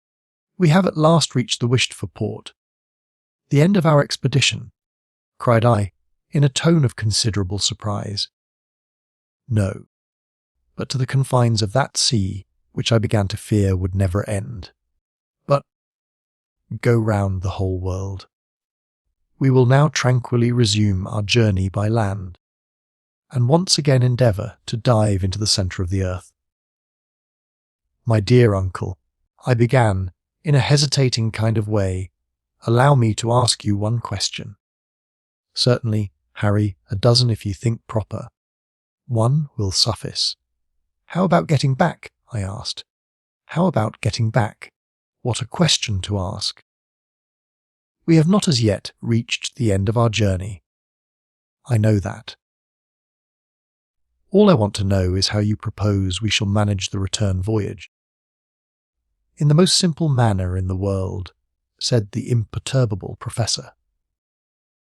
"Once we reach the exact centre of this sphere, either we shall find a new road by which to ascend to the surface, or we shall simply turn round and go back by the way we came. I have every reason to believe that while we are travelling forward, it will not close behind us. Then one of the first matters to see to will be to repair the raft," was my rather melancholy response. "Of course.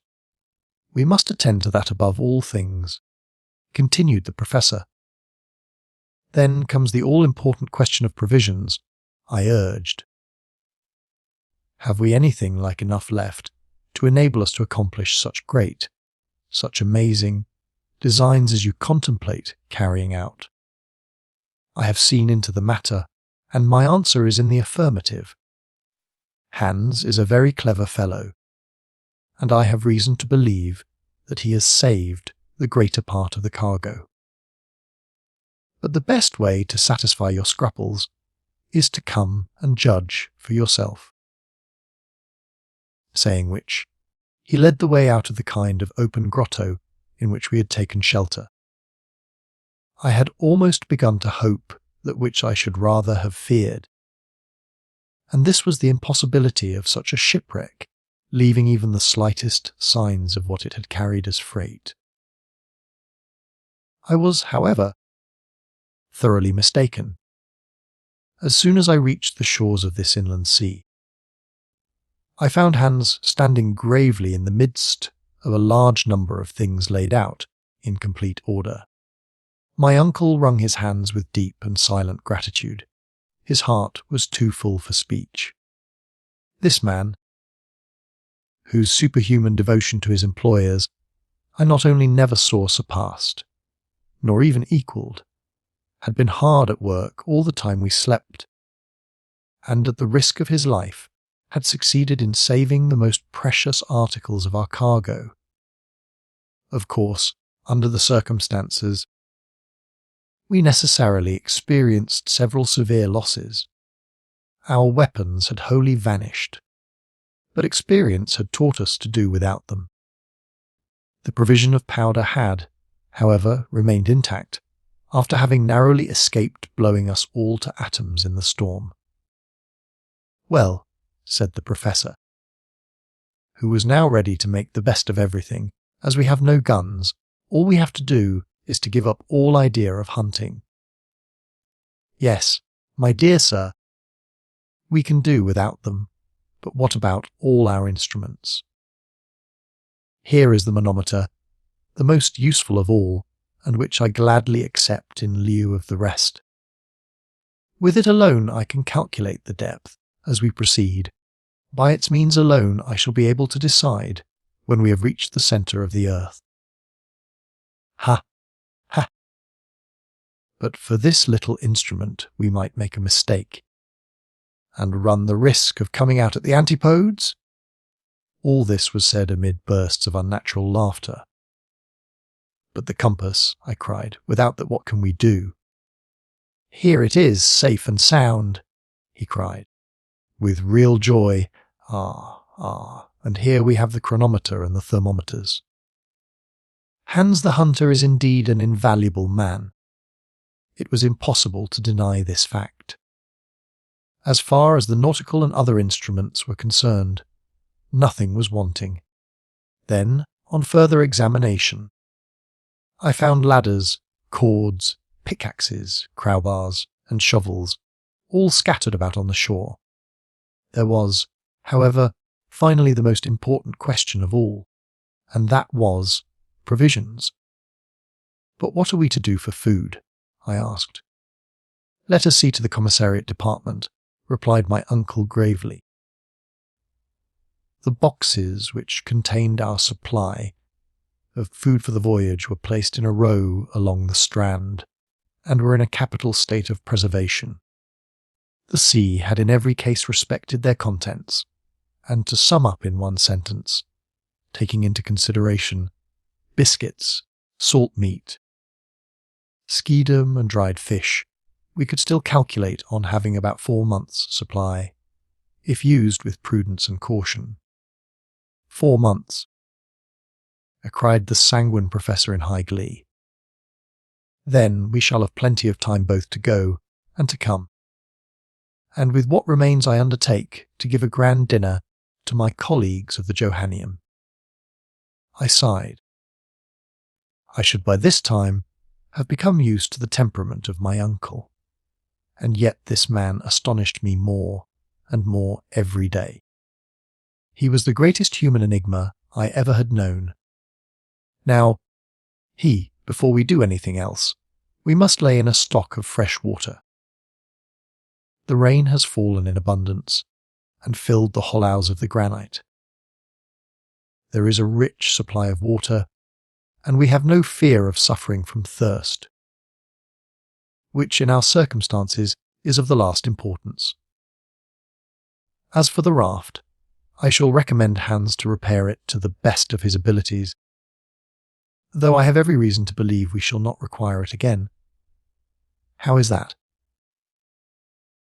I cried, more amazed than ever at my uncle's style of reasoning. "I have an idea, my dear boy. It is none other than this simple fact. We shall not come out by the same opening as that by which we entered." I began to look at my uncle with vague suspicion. An idea had more than once taken possession of me, and this was that he was going mad. And yet, little did I think how true and prophetic his words were doomed to be. "And now," he said, having seen to all these matters of detail, "to breakfast." I followed him to a sort of projecting cape, after he had given his last instructions to our guide.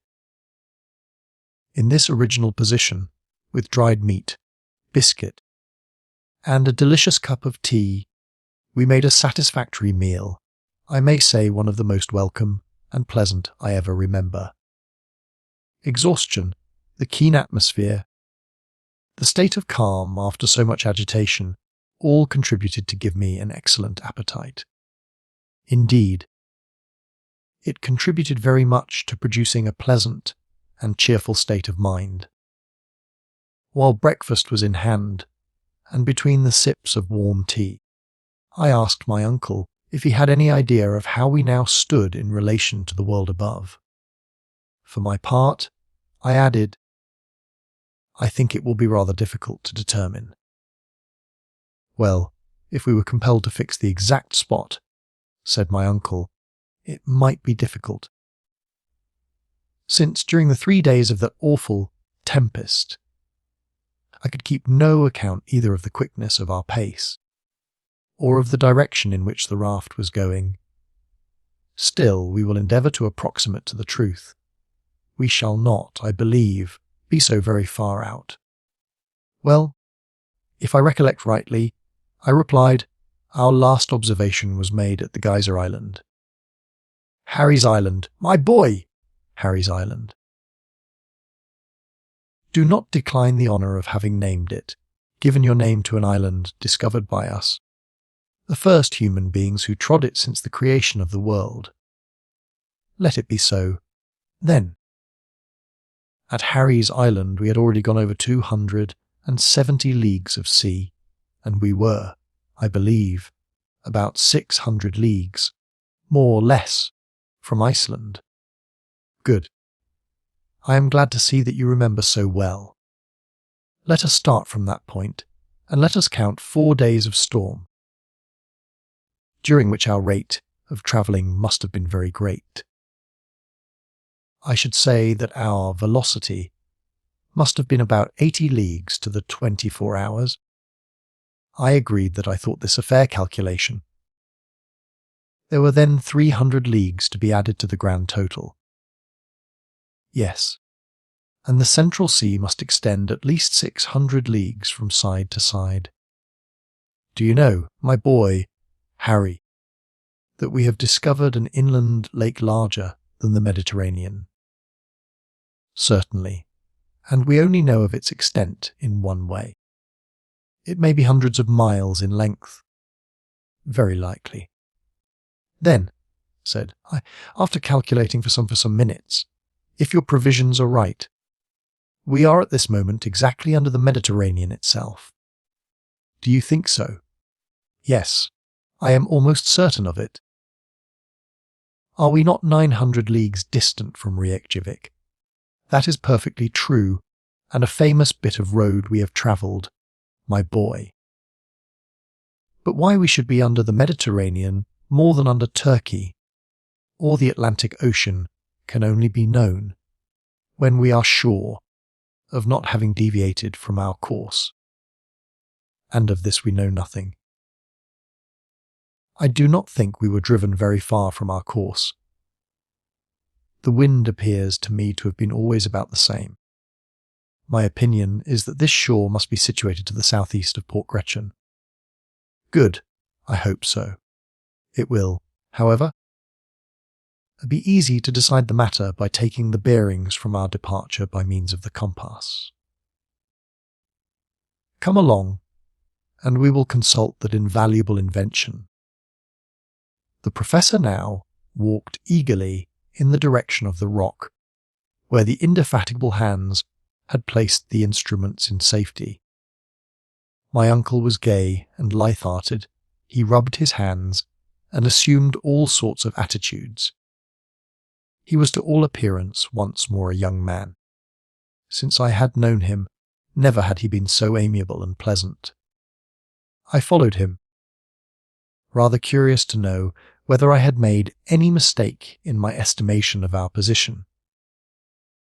As soon as we had reached the rock, my uncle took the compass, placed it horizontally before him, and looked keenly at the needle. As he had at first shaken it to give it vivacity, it oscillated considerably, and then slowly assumed its right position under the influence of the magnetic power. The professor bent his eyes curiously over the wondrous instrument. A violent start immediately showed the extent of his emotion. He closed his eyes, rubbed them, and took another and a keener survey. Then he turned slowly round to me, stupefaction depicted on his countenance. "What is the matter?" said I, beginning to be alarmed. He could not speak. He was too overwhelmed for words. He simply pointed to the instrument. I examined it eagerly according to his mute directions, and a loud cry of surprise escaped my lips. The needle of the compass pointed due north. In the direction we expected was the south. It pointed to the shore instead of to the high seas. I shook the compass. I examined it with a curious and anxious eye. It was in a state of perfection. No blemish in any way explained the phenomenon.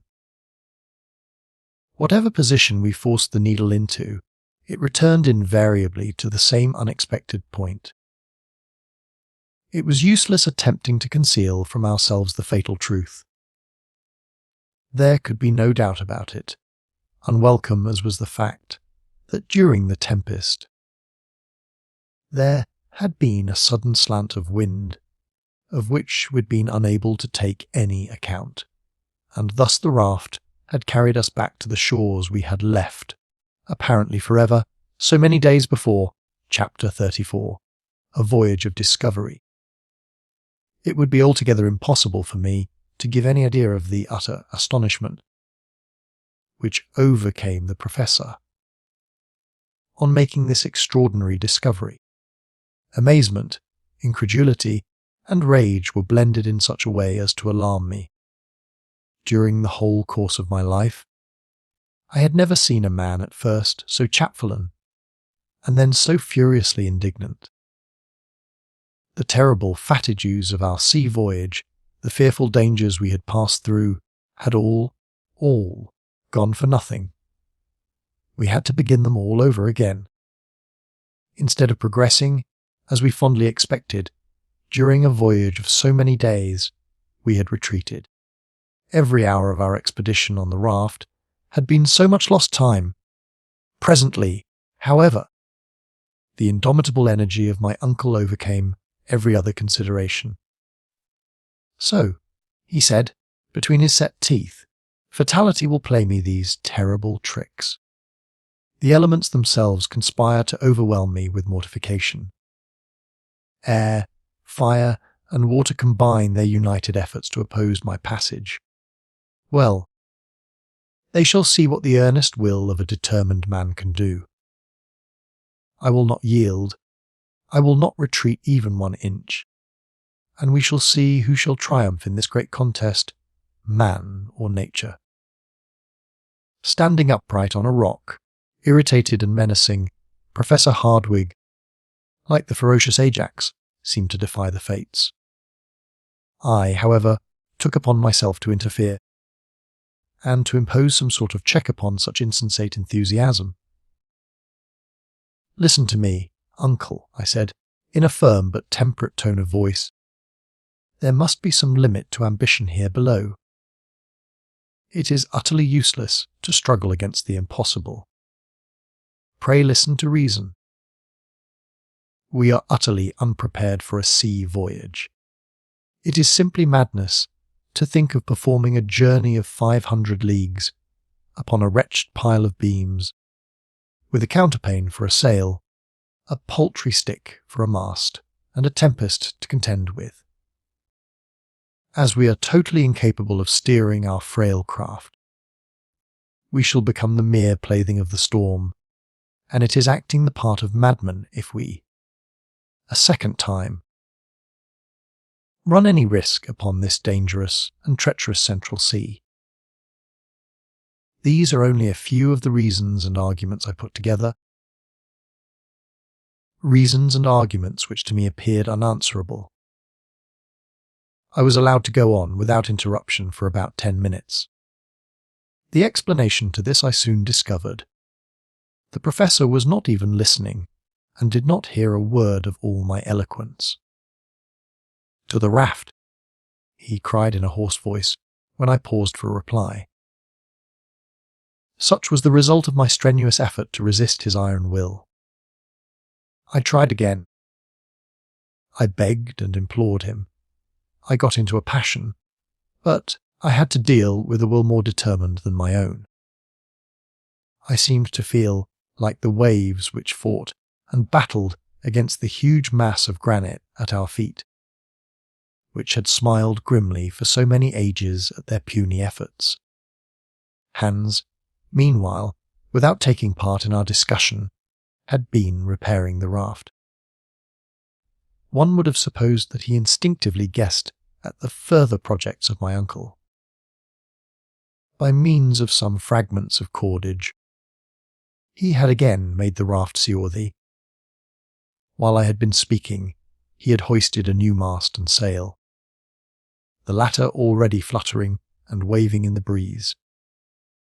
The worthy professor spoke a few words to our imperturbable guide, who immediately began to put our baggage on board and to prepare for our departure.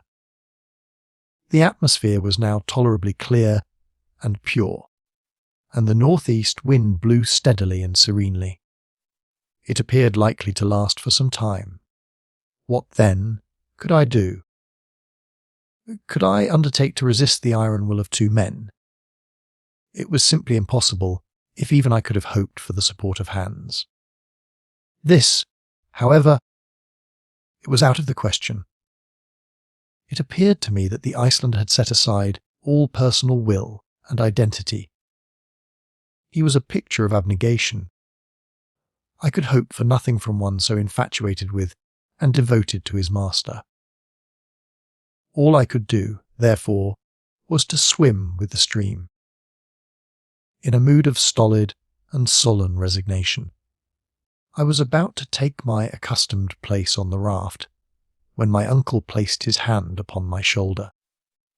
"There is no hurry, my boy," he said. "We shall not start until tomorrow." I looked at the picture of resignation to the dire will of fate. "Under the circumstances," he said, "I ought to neglect no precautions. As fate has cast me upon these shores, I shall not leave without having completely examined them." In order to understand this remark, I must explain that though we had been driven back to the northern shore, we had landed at a very different spot from that which had been our starting point. Port Gretchen must, we calculated, be very much to the westward. Nothing, therefore, was more natural and reasonable than that we should reconnoitre this new shore upon which we had so unexpectedly landed. "Let us go on a journey of discovery," I cried. And leaving Hans to his important operation, we started on our expedition. The distance between the foreshore at high water and the foot of the rocks was considerable. It would take about half an hour's walking to get from one to the other. As we trudged along, our feet crushed innumerable shells of every shape and size, once the dwelling place of animals of every period of creation. I particularly noticed some enormous shells, carapaces, turtle and tortoise species, the diameter of which exceeded 15 feet. They had in past ages belonged to those gigantic glyptodons of the Pliocene period, of which the modern turtle is but a minute specimen. In addition, the whole soil was covered by a vast quantity of stony relics, having the appearance of flints worn by the action of the waves, and lying in successive layers, one above the other. I came to the conclusion that in past ages the sea must have covered the whole district. Upon the scattered rocks, now lying far beyond its reach, the mighty waves of ages had left evident marks of their passage. On reflection, this appeared to me partially to explain the existence of this remarkable ocean, 40 leagues below the surface of the earth's crust. According to my new, and perhaps fanciful, theory, this liquid mass must be gradually lost in the deep bowels of the earth. I had also no doubt that this mysterious sea was fed by infiltration of the ocean above through imperceptible fissures. Nevertheless, it was impossible not to admit that these fissures must now be nearly choked up, for if not, the cavern, or rather the immense and stupendous reservoir, would have been completely filled in a short space of time. Perhaps even this water, having to contend against the accumulated subterraneous fires of the interior of the earth, had become partially vaporized. Hence the explanation of those heavy clouds suspended over our heads, and the superabundant display of that electricity which occasioned such terrible storms in this deep and cavernous sea. This lucid explanation of the phenomena we had witnessed appeared to me quite satisfactory. However great and mighty the marvels of nature may seem to us, they are always to be explained by physical reasons. Everything is subordinate to some great law of nature. It now appeared clear that we were walking upon a kind of sedimentary soil, formed like all the soils of that period, so frequent on the surface of the globe by the subsidence of the waters. The professor, who was now in his element, carefully examined every rocky fissure.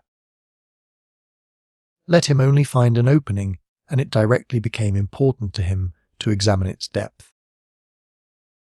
For a whole mile we followed the windings of the central sea, when suddenly an important change took place in the aspect of the soil.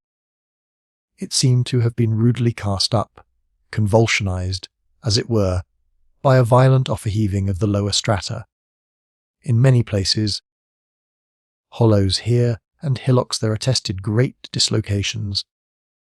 At some other period of the terrestrial mass, we advanced with great difficulty over the broken masses of granite, mixed with flint, quartz, and alluvial deposits, when a large field, more even than a field, a plain of bones, appeared suddenly before our eyes. It looked like an immense cemetery, where generation after generation had mingled their mortal dust. Lofty barrows of early remains rose at intervals. They undulated away to the limits of the distant horizon, and were lost in a thick and brown fog.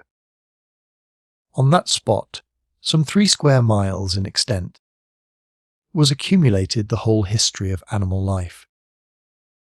A scarcely one creature upon the comparatively modern soil of the upper and inhabited world had not there existed. Nevertheless, we were drawn forward by an all-absorbing and impatient curiosity. Our feet crushed with a dry and crackling sound the remains of those prehistoric fossils, for which the museums of great cities quarrel, even when they obtain only rare and curious morsels. 1,000 such naturalists as Cuvier would not have sufficed to recompose the skeletons of the organic beings which lay in this magnificent osseous collection. I was utterly confounded.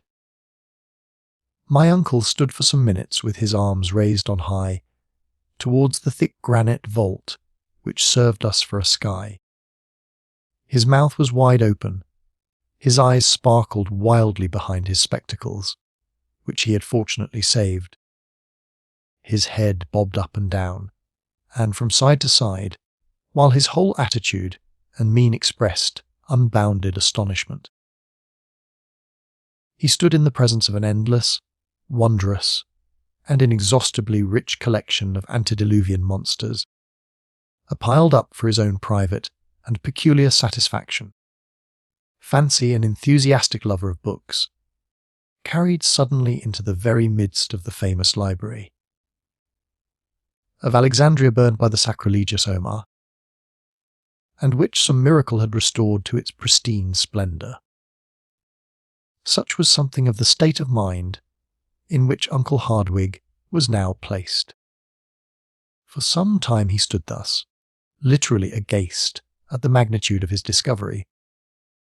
But it was even a greater excitement when, darting wildly over this mass of organic dust, he caught up a Nate's skull and addressed me in a quivering voice. "Harry, my boy, Harry, this is a human head! A human head, uncle," I said, no less amazed and stupefied than himself. "Yes, nephew." "Ah, Mr. Milne Edwards." "Ah, Mr. Quatfidges. Why are you not here where I am? I, Professor Hardwing." Chapter 35. Discovery upon discovery. In order fully to understand the exclamation made by my uncle, and his allusions to these illustrious and learned men, it will be necessary to enter into certain explanations in regard to a circumstance of the highest importance to paleontology, or the science of fossil life, which had taken place a short time before our departure from the upper regions of the earth. On the 28th of March, 1863. Some navigators under the direction of M. Butcher de Perthes were at work in the great quarries of Moulinquignan, near Abbeville, in the department of the Somme, in France. While at work, they unexpectedly came upon a human jawbone buried 14 feet below the surface of the soil.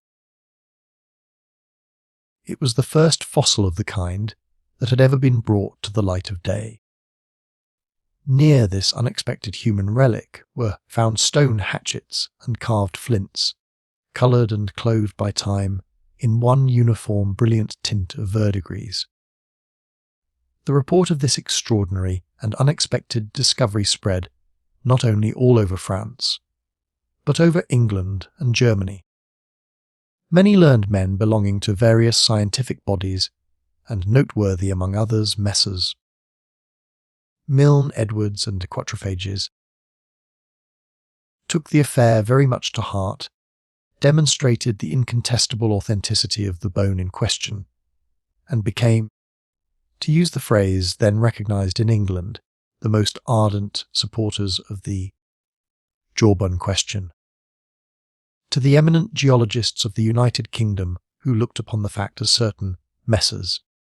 Falconer, Buck, Carpenter, and others were soon united the learned men of Germany, and among those in the first rank, the most eager, the most enthusiastic, was my worthy uncle, Professor Hardwing. The authenticity of a human fossil of the Quaternary period seemed then to be incontestably demonstrated, and even to be admitted by the most sceptical.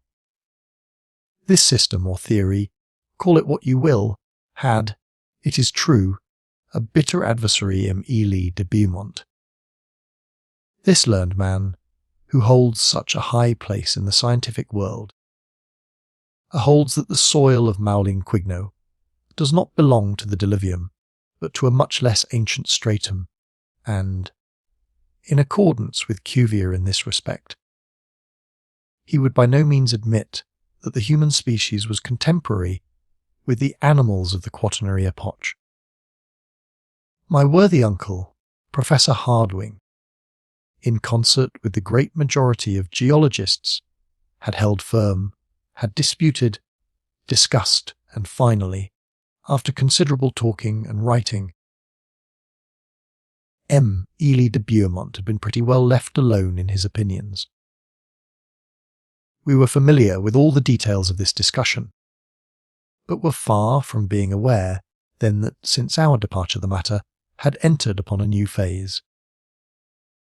Other similar jawbones, though belonging to individuals of varied types and very different natures, had been found in the movable grey sands of certain grottos in France, Switzerland, and Belgium, together with arms, utensils, tools, bones of children, of men in the prime of life, and of old men. The existence of men in the Quaternary period became, therefore, more positive every day. But this was far from being all. New remains, dug up from the Pleistocene or tertiary deposits, had enabled the more far-seeing or audacious among learned men to assign even a far greater degree of antiquity to the human race. These remains, it is true, were not those of men, that is, were not the bones of men, but objects decidedly having served the human race. Shin bones, thigh bones of fossil animals, regularly scooped out, and in fact sculptured, bearing the unmistakable signs of human handiwork. By means of these wondrous and unexpected discoveries, man ascended endless centuries in the scale of time. He, in fact, preceded the mastodon, became the contemporary of the Elephas meridionalis. The southern elephant acquired an antiquity over 100,000 years, since that is the date given by the most eminent geologists to the Pleistocene period of the Earth. Such was then the state of paleontologic science, and what we moreover knew sufficed to explain our attitude before this great cemetery of the plains of the Hardwing Ocean. It will now be easy to understand the Professor's mingled astonishment and joy when, on advancing about 20 yards, he found himself in the presence of, I may say face to face with, a specimen of the human race, actually belonging to the Quaternary period. It was indeed a human skull, perfectly recognizable, had a soil of very peculiar nature, like that of the cemetery of St. Michael at Bordeaux, preserved it during countless ages. This was the question I asked myself, but which I was wholly unable to answer. But this head with stretched and parchmenty skin, with the teeth whole, the hair abundant, was before our eyes as in life. I stood mute, almost paralysed with wonder and awe before this dread apparition of another age. My uncle, who on almost every occasion was a great talker, remained for a time completely dumbfounded. He was too full of emotion for speech to be possible. After a while, however, we raised up the body to which the skull belonged. We stood it on end. It seemed, to our excited imaginations, to look at us with its terrible hollow eyes. After some minutes of silence, the man was vanquished by the professor. Human instinct succumbed to scientific pride and exultation. Professor Hardwing, carried away by his enthusiasm, forgot all the circumstances of our journey, the extraordinary position in which we were placed, the immense cavern which stretched far away over our heads. There can be no doubt that he thought himself at the institution, addressing his attentive pupils, for he put on his most doctorial style, waved his hand, and began. Gentlemen, I have the honour on this auspicious occasion to present to you a man of the quaternary period of our globe. Many learned men have denied his very existence, while other able persons, perhaps of even higher authority, have affirmed their belief in the reality of his life. If the St. Thomases of paleontology were present, they would reverentially touch him with their fingers and believe in his existence, thus acknowledging their obstinate heresy. I know that science should be careful in relation to all discoveries of this nature. I am not without having heard of the many Barnums and other quicks who have made a trade of such-like pretended discoveries. I have, of course, heard of the discovery of the knee bones of Ajax, of the pretended finding of the body of Orestes by the Spartiates, and of the body of Asterius, 10 spans long, 15 feet, of which we read in Pausanias. I have read everything in relation to the skeleton of Trapani, discovered in the 14th century, and which many persons chose to regard as that of Polyphemus, and the history of the giant dug up during the 16th century in the environs of Palmyra. You are well aware, as I am, gentlemen, of the existence of the celebrated analysis made near Lucerne in 1577, of the great bones which the celebrated Dr. Felix Plater declared belonged to a giant about 19 feet high. I have devoured all the treatises of Cassanian and all those memoirs, pamphlets, speeches, and replies published in reference to the skeleton of Teutobochus, king of the Cimbri, the invader of Gaul, dug out of a gravel pit in Dauphine in 1613. In the 18th century, I should have denied, with Peter Campet, the existence of the Predamites of Sticisa. I have had in my hands the writing called Gigans. Here my uncle was afflicted by the natural infirmity which prevented him from pronouncing difficult words in public. It was not exactly stuttering, but a strange sort of constitutional hesitation. The writing named Gigans, he repeated. He, however, could get no further. Giganteo. Impossible. The unfortunate word would not come out. There would have been great laughter at the institution had the mistake happened there. Gigantosteology, at last exclaimed Professor Hardwig between two savage growls. Having got over our difficulty and getting more and more excited. Yes, gentlemen, I am well acquainted with all these matters, and know, also, that Cuvier and Blumenbach fully recognized in these bones the undeniable remains of mammoths of the Quaternary period.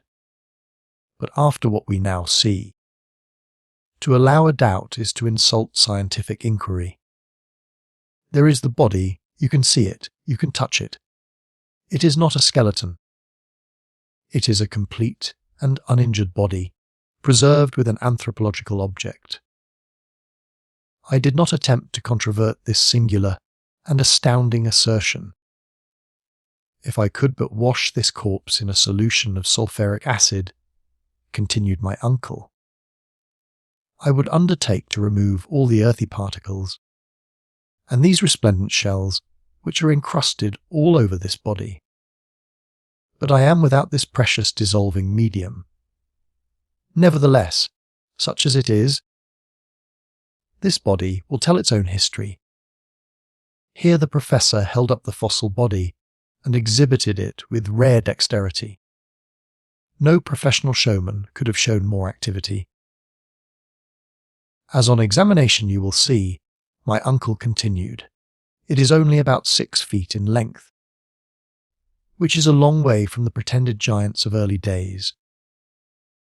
As the particular race to which it belonged, it is incontestably Caucasian. It is of the white race that is of our own.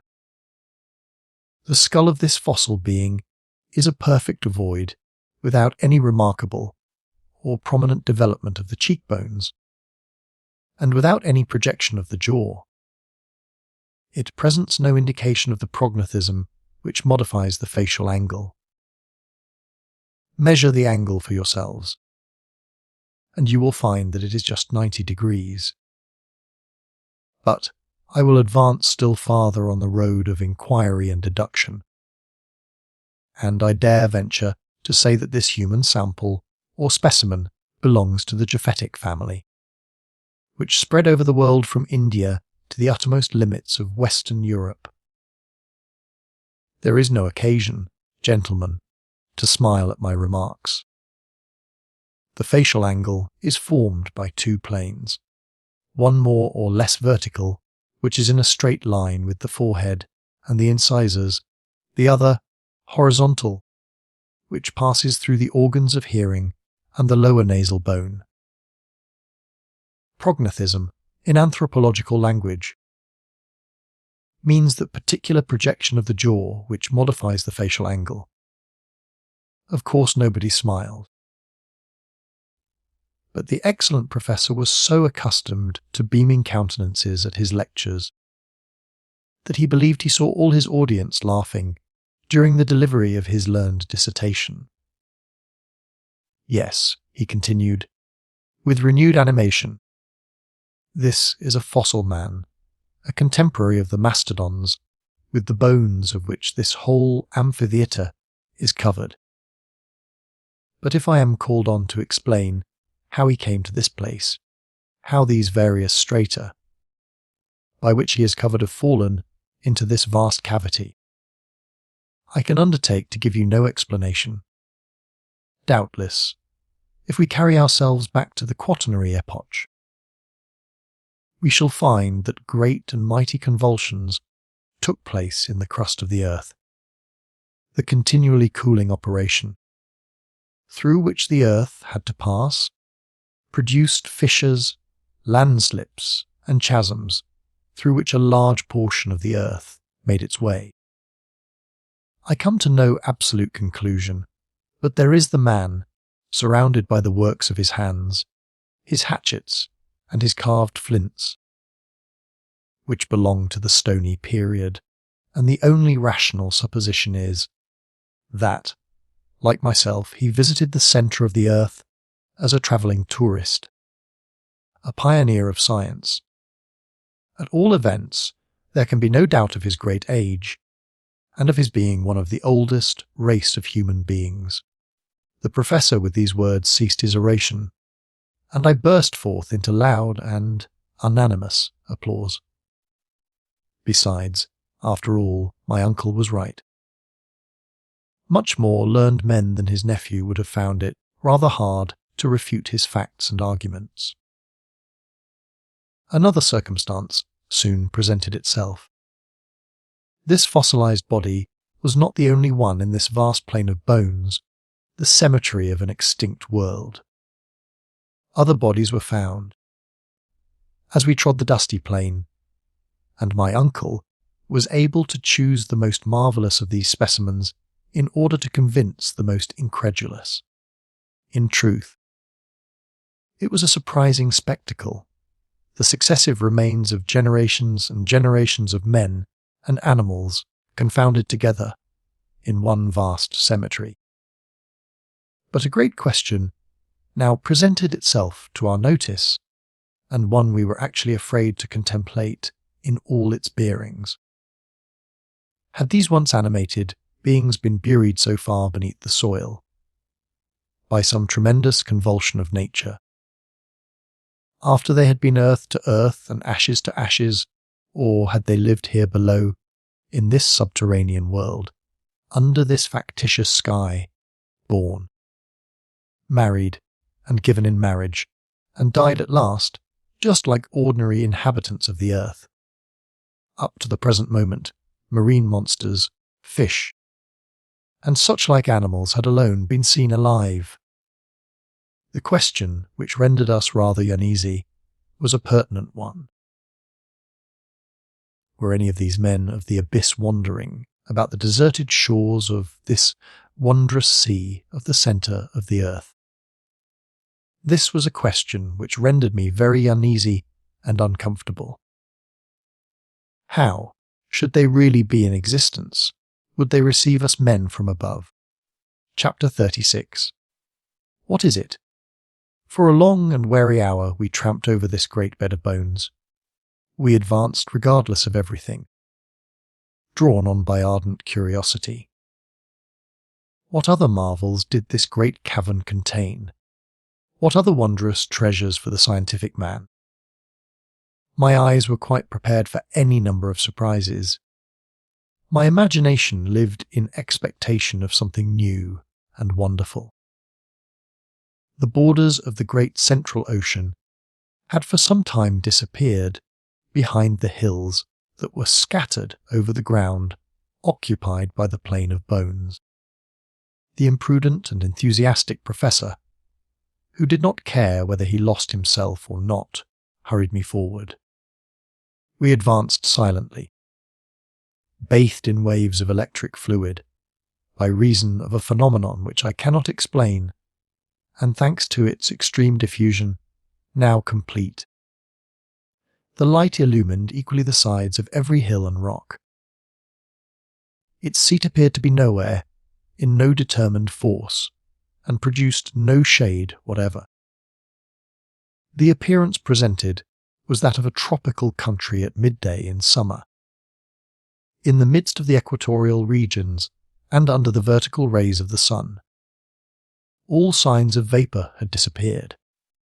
The rocks, the distant mountains, some confused masses of far-off forests, assumed a weird and mysterious aspect under this equal distribution of the luminous fluid. We resembled, to a certain extent, the mysterious personage in one of Hoffmann's fantastic tales, the man who lost his shadow. After we had walked about a mile farther, we came to the edge of a vast forest knot.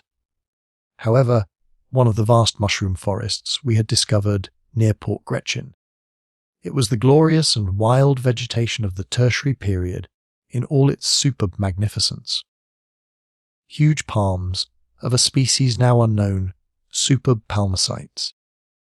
A genus of fossil palms from the coal formation, pines, yews, cypress, and conifers or cone-bearing trees, the whole bound together by an inextricable and complicated mass of creeping plants.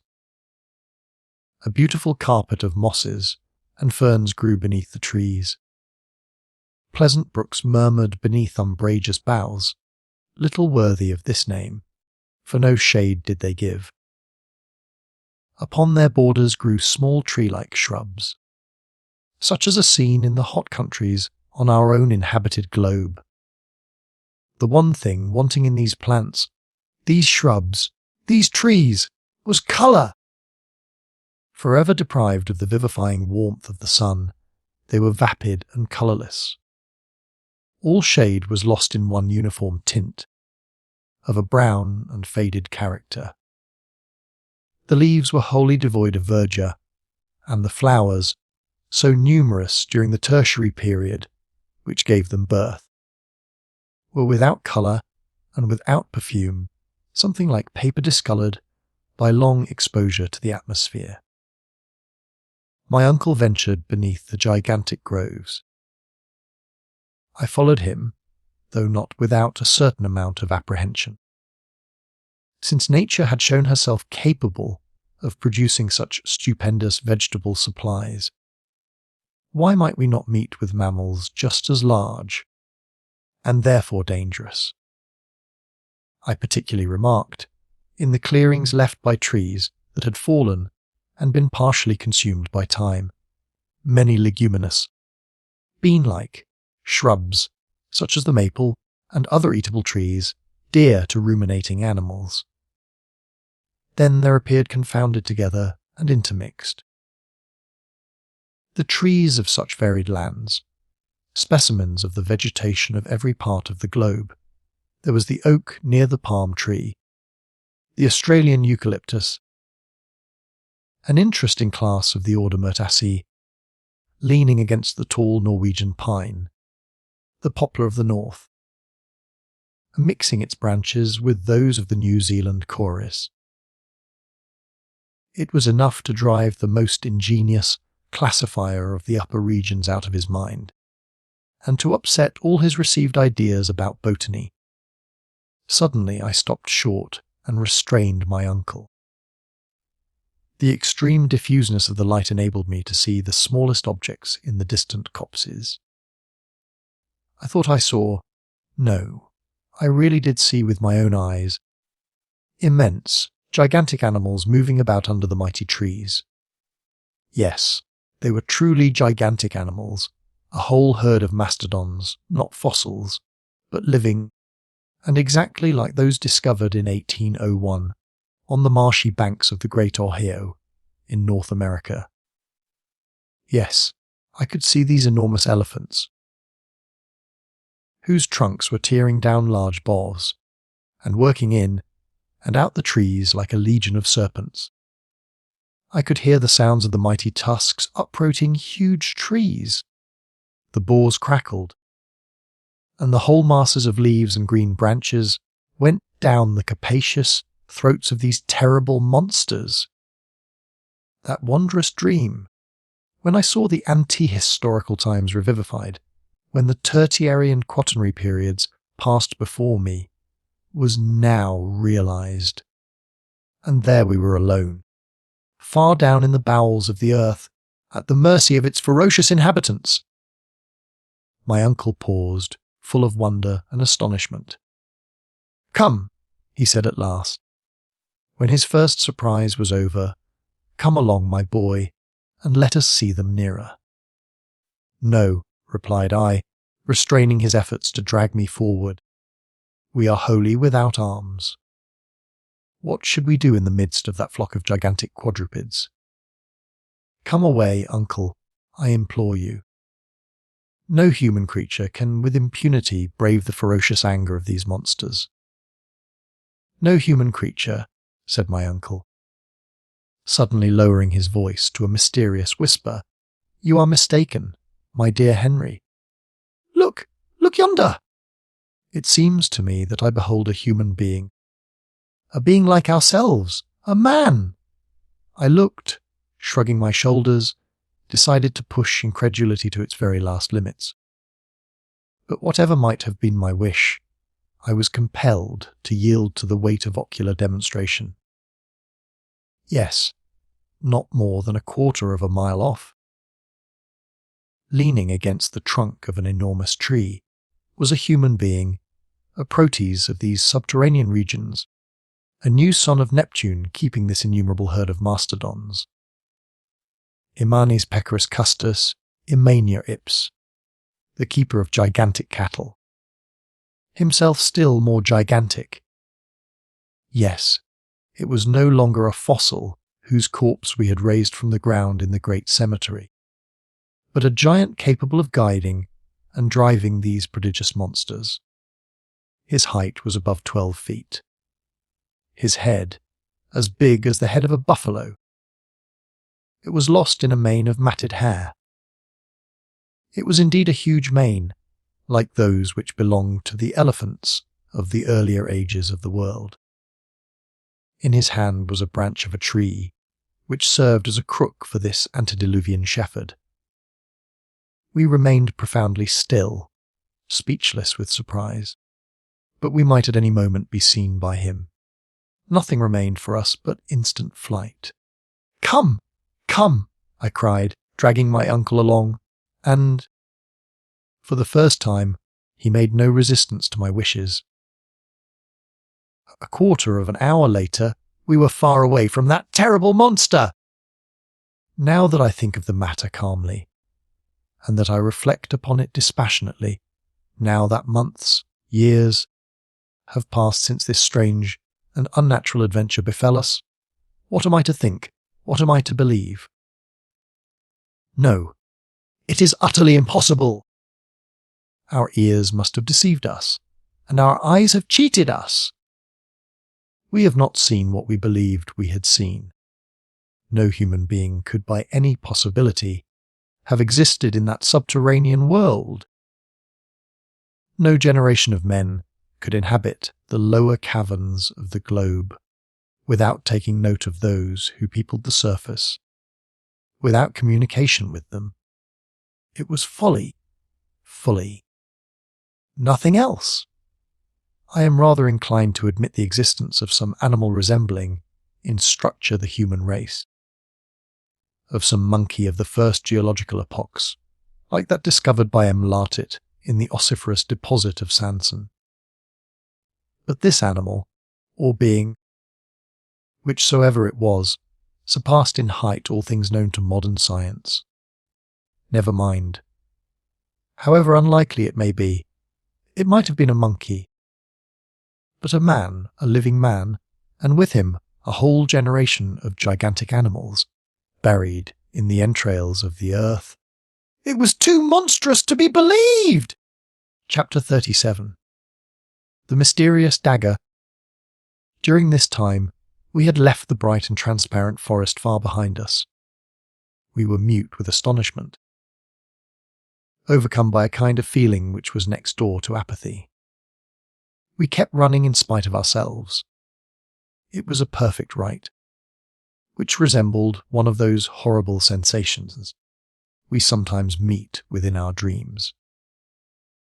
Instinctively we made our way towards the central sea, and I cannot, now, tell what wild thoughts passed through my mind, nor of what follies I might have been guilty, but for a very serious preoccupation which brought me back to practical life. Though I was aware that we were treading on a soil quite new to us, I, however, every now and then noticed certain aggregations of rock, the shape of which forcibly reminded me of those near Port Gretchen. This confirmed, moreover, the indications of the compass and our extraordinary and unlooked for, as well as involuntary, return to the north of this great central sea. It was so like our starting point that I could scarcely doubt the reality of our position. Streams and cascades fell in hundreds over the numerous projections of the rocks. I actually thought I could see our faithful and monotonous hands, and the wonderful grotto in which I had come back to life after my tremendous fall. Then, as we advanced still farther, the position of the cliffs, the appearance of a stream, the unexpected profile of a rock, threw me again into a state of bewildering doubt. After some time, I explained my state of mental indecision to my uncle. He confessed to a similar feeling of hesitation. He was totally unable to make up his mind in the midst of this extraordinary but uniform panorama.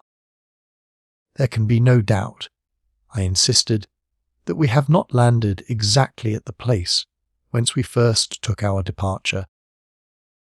But the tempest has brought us above our starting point. I think, therefore, that if we follow the coast we shall once more find Port Gretchen." "In that case," cried my uncle, "it is useless to continue our exploration. The very best thing we can do is to make our way back to the raft." "Are you quite sure, Harry, that you are not mistaken?" "It is difficult," was my reply, "to come to any decision, for all these rocks are exactly alike. There is no marked difference between them. At the same time, the impression on my mind is that I recognize the promontory at the foot of which our worthy hands constructed the raft. We are, I am nearly convinced, near the little port. If this be not it," I added, carefully examining a creek which appeared singularly familiar to my mind, "my dear Harry, if this were the case, we should find traces of our own footsteps, some signs of our passage, and I can really see nothing to indicate our having passed this way." "But I see something," I cried, in an impetuous tone of voice, as I rushed forward and eagerly picked up something which shone in the sand under my feet. "What is it?" cried the astonished and bewildered professor. "This," was my reply, and I handed to my startled relative a rusty dagger of singular shape. "What made you bring with you so useless a weapon?" he exclaimed. "It was needlessly hampering yourself. I bring it. It is quite new to me. I never saw it before." "Are you sure it is not out of your collection?" "Not that I know of," said the professor, puzzled. "I have no recollection of the circumstance. It was never my property." "This is very extraordinary," I said, musing over the novel and singular incident. "Not at all. There is a very simple explanation. Harry, the Icelanders are known to keep up the use of these antiquated weapons, and this must have belonged to Hans. Who has let it fall without knowing it?" I shook my head. That dagger had never been in the possession of the Pacific and taciturn Hans. I knew him and his habits too well. "Then what can it be, unless it be the weapon of some antediluvian warrior?" I continued, "of some living man, a contemporary of that mighty shepherd from whom we have just escaped. But no, mystery upon mystery, this is no weapon of the stony epoch, nor even of the bronze period. It is made of excellent steel." Ere I could finish my sentence, my uncle stopped me short from entering upon a whole train of theories, and spoke in his most cold and decided tone of voice. "Calm yourself, my dear boy, and endeavour to use your reason.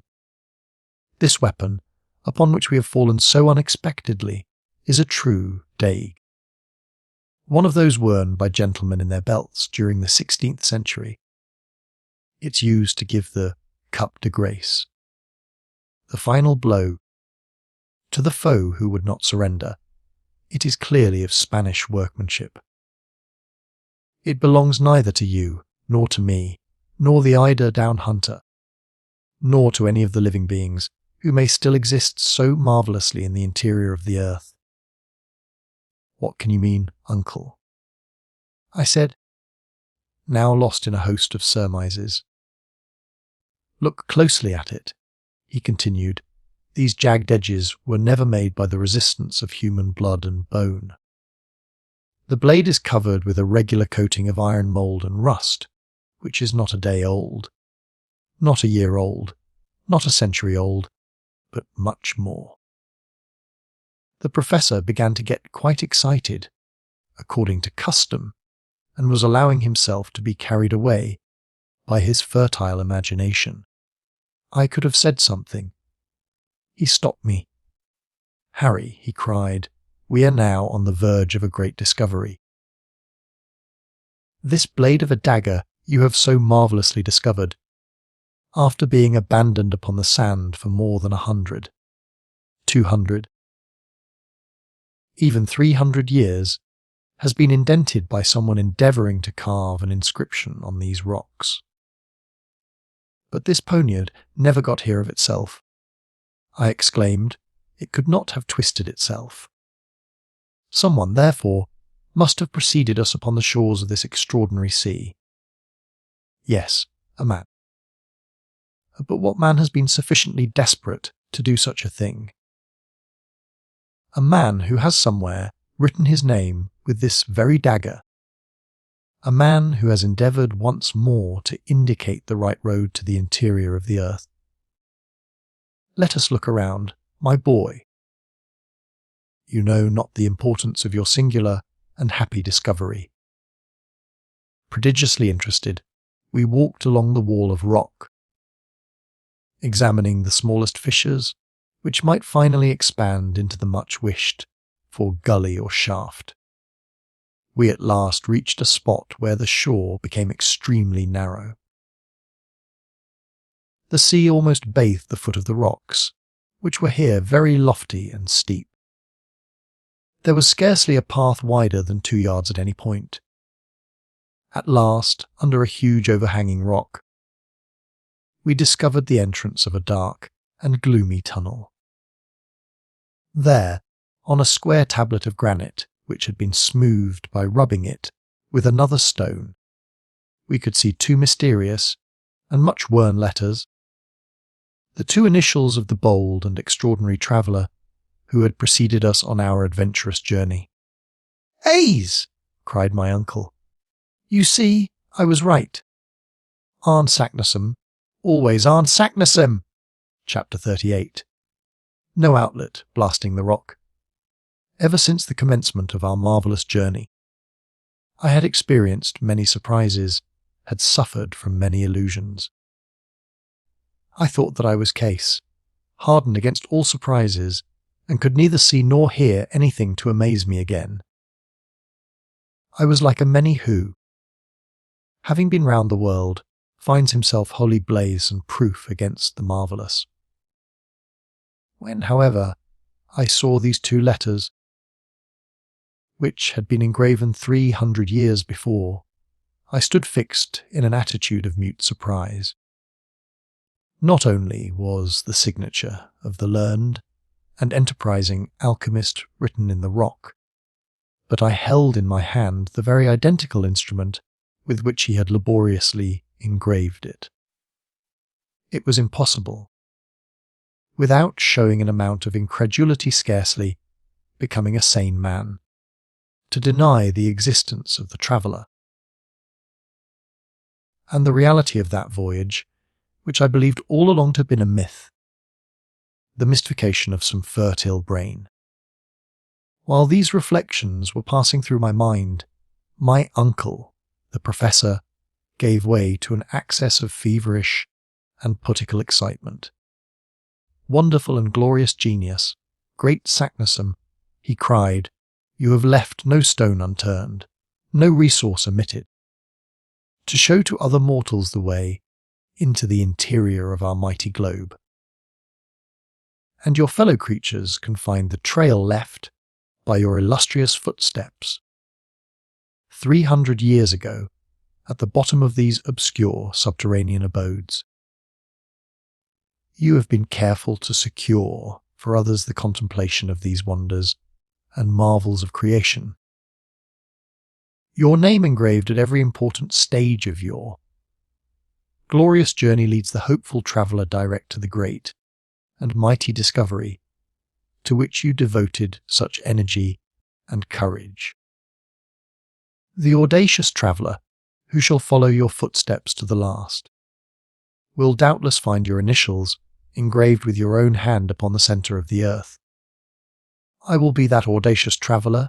I, too, will sign my name upon the very same spot, upon the central granite stone of this wondrous work of the Creator. But in justice to your devotion, to your courage, and to your being the first to indicate the road, let this cape, seen by you upon the shores of this sea, discovered by you, be called, of all time, Cape Saknussemm. This is what I heard, and I began to be roused to the pitch of enthusiasm indicated by those words. A fierce excitement roused me. I forgot everything. The dangers of the voyage and the perils of the return journey were now as nothing. What another man had done in ages past could, I felt, be done again. I was determined to do it myself. And now nothing that man had accomplished appeared to me impossible. Forward, forward, I cried in a burst of genuine and hearty enthusiasm. I had already started in the direction of the sombre and gloomy gallery when the professor stopped me. He, the man so rash and hasty, the man so easily roused to the highest pitch of enthusiasm, checked me and asked me to be patient and show more calm. Let us return to our good friend. Hans, he said. We will then bring the raft down to this place. I must say that though I at once yielded to my uncle's request, it was not without dissatisfaction, and I hastened along the rocks of that wonderful coast. Do you know, my dear uncle, I said, as we walked along, that we have been singularly helped by a concurrence of circumstances right up to this very moment. So you begin to see it, do you, Harry? Said the professor with a smile. Doubtless, I responded, and strangely enough, even the tempest has been the means of putting us on the right road. Blessings on the tempest! It brought us safely back to the very spot from which fine weather would have driven us forever. Supposing we had succeeded in reaching the southern and distant shores of this extraordinary sea, what would have become of us? The name of Saknussemm would never have appeared to us, and at this moment we should have been cast away upon an inhospitable coast, probably without an outlet. Yes, Harry, my boy. There is certainly something providential in that wandering at the mercy of wind and waves towards the south. We have come back exactly north, and what is better still, we fall upon this great discovery of Cape Saknussemm. I mean to say that it is more than surprising. There is something in it which is far beyond my comprehension. The coincidence is unheard of marvellous. What matter? It is not our duty to explain facts, but to make the best possible use of them. Doubtless, my boy, but if you will allow me, said the really delighted professor. Excuse me, sir, but I see exactly how it will be. We shall take the northern route. We shall pass under the northern regions of Europe, under Sweden, under Russia, under Siberia, and who knows where, instead of burying ourselves under the burning plains and deserts of Africa, or beneath the mighty waves of the ocean. And that is all, at this stage of our journey, that I care to know. Let us advance, and heaven will be our guides. Yes, Harry, you are right, quite right. All is for the best. Let us abandon this horizontal sea, which could never have led to anything satisfactory. We shall descend, and everlastingly descend. Do you know, my dear boy, that to reach the interior of the earth we have only 5,000 miles to travel? Bah! I cried. Carried away by a burst of enthusiasm, the distance is scarcely worth speaking about. The thing is to make a start. My wild, mad, and incoherent speeches continued until we rejoined our patient and phlegmatic guide. All was, we found, prepared for an immediate departure. There was not a single parcel, but what was in its proper place. We all took up our posts on the raft, and the sail being hoisted, Hans received his directions, and guided the frail bark towards Cape Saknussemm, as we had definitely named it. The wind was very unfavourable to a craft that was unable to sail close to the wind. It was constructed to go before the blast. We were continually reduced to pushing ourselves forward by means of poles. On several occasions the rocks ran far out into deep water, and we were compelled to make a long round. At last, after 3 long and weary hours of navigation, that is to say, about 6 o'clock in the evening, we found a place at which we could land. I jumped on shore first. In my present state of excitement and enthusiasm, I was always first. My uncle and the Icelander followed. The voyage from the port to this point of the sea had by no means calmed me. It had rather produced the opposite effect. I even proposed to burn our vessel, that is, to destroy our raft, in order to completely cut off our retreat. But my uncle sternly opposed this wild project.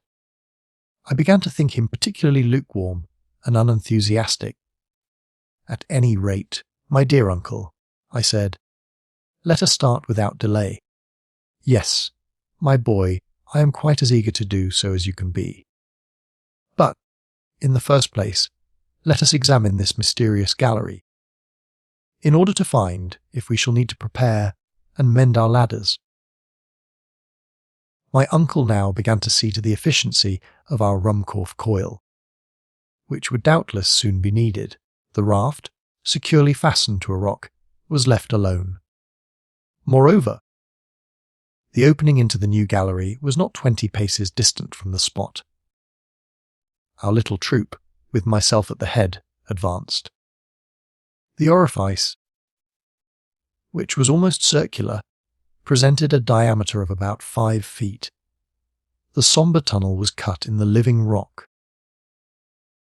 and coated on the inside by the different material which had once passed through it in a state of fusion.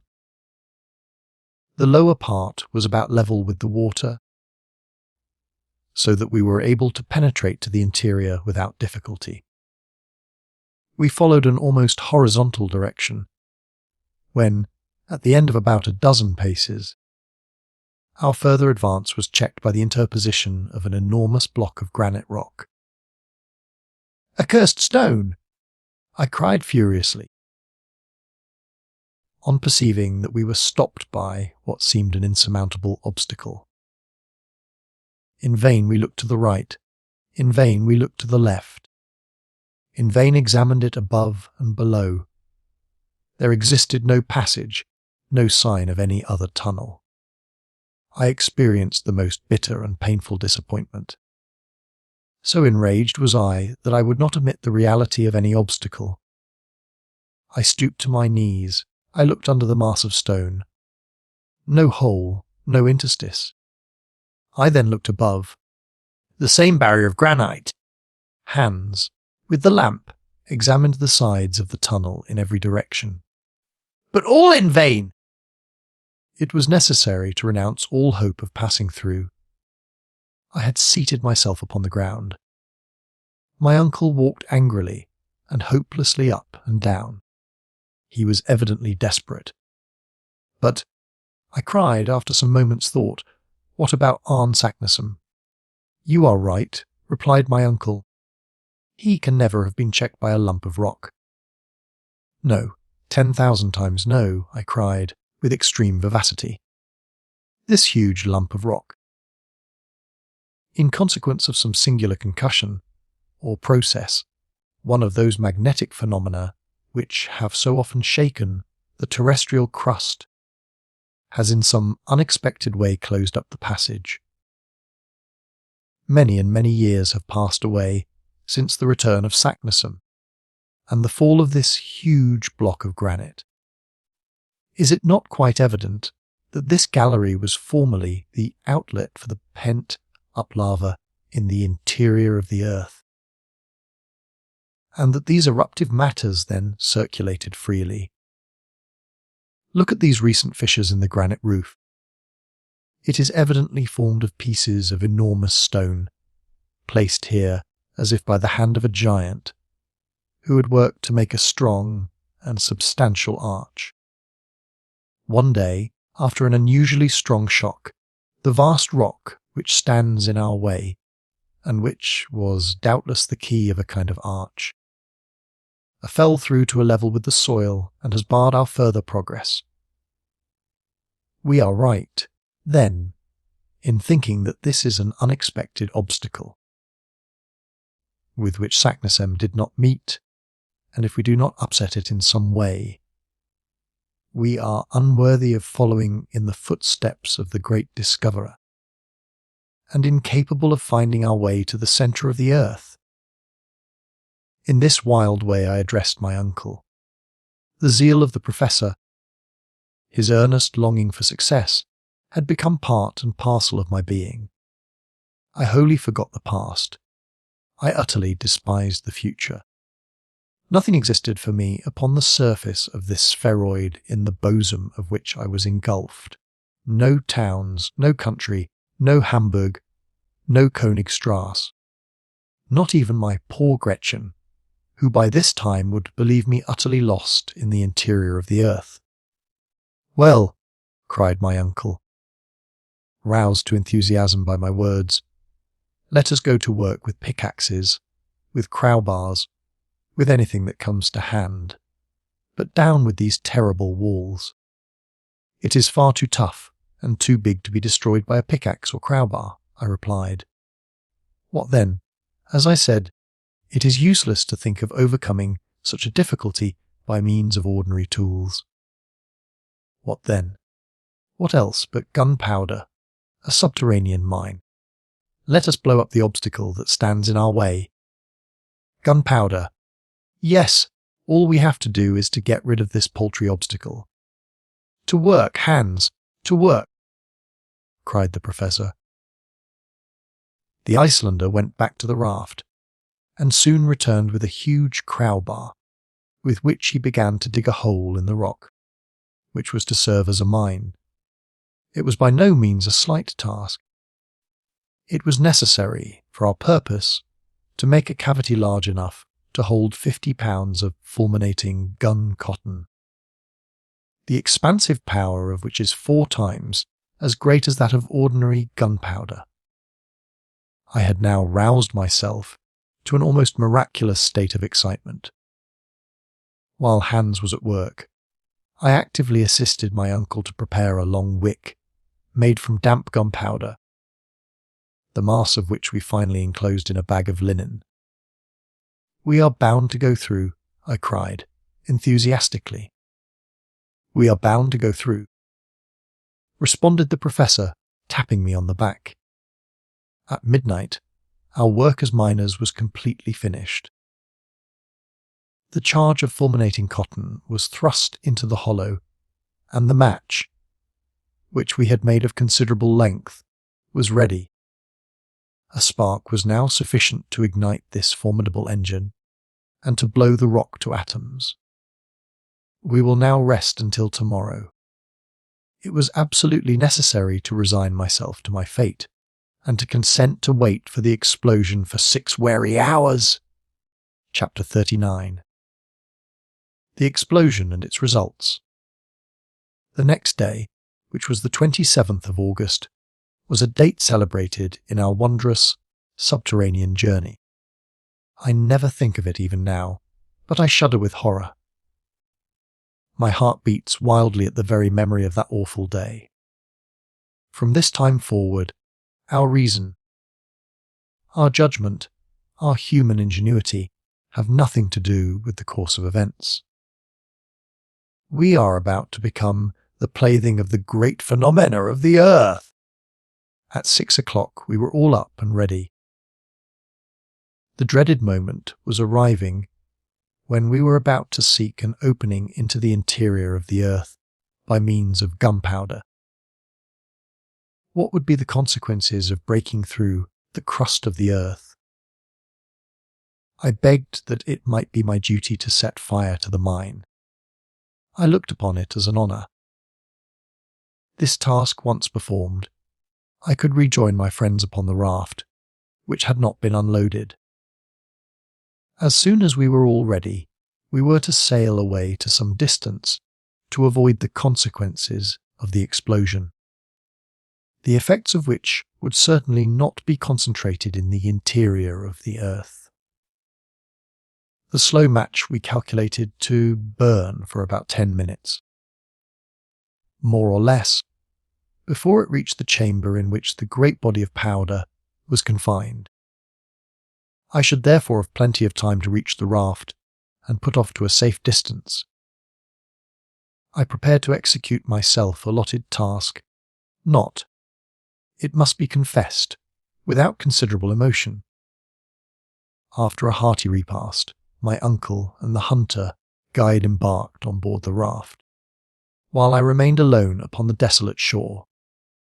I was provided with a lantern, which was to enable me to set fire to the wick of the infernal machine. "Go, my boy," said my uncle, "and heaven be with you. But come back as soon as you can. I shall be all impatience."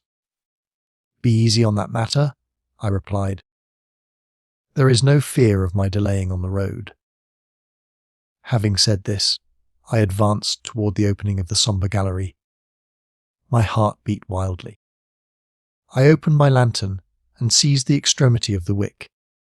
The professor, who was looking on, held his chronometer in his hand. "Are you ready?"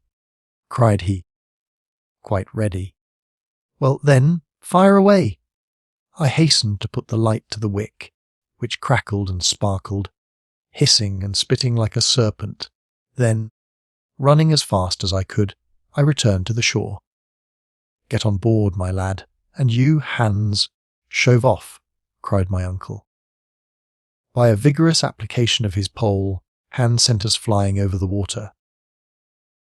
The raft was quite 20 fathoms distant. It was a moment of palpitating interest, of deep anxiety. My uncle, the professor, never took his eyes off the chronometer. "Only 5 minutes more," he said in a low tone. "Only 4, only 3. My pulse went 100 to the minute. I could hear my heart beating. "Only 2. Now, then!" Mountains of granite crumble beneath the power of man. What happened after that? As to the terrific roar of the explosion, I do not think I heard it. But the form of the rocks completely changed in my eyes. They seemed to be drawn aside like a curtain. I saw a fathomless, a bottomless abyss, which yawned beneath the turgid waves. The sea, which seemed suddenly to have gone mad, then became one great mountainous mass, upon the top of which the raft rose perpendicularly. We were all thrown down. In less than a second the light gave place to the most profound obscurity. Then I felt all solid support give way not to my feet, but to the raft itself. I thought it was going bodily down a tremendous well.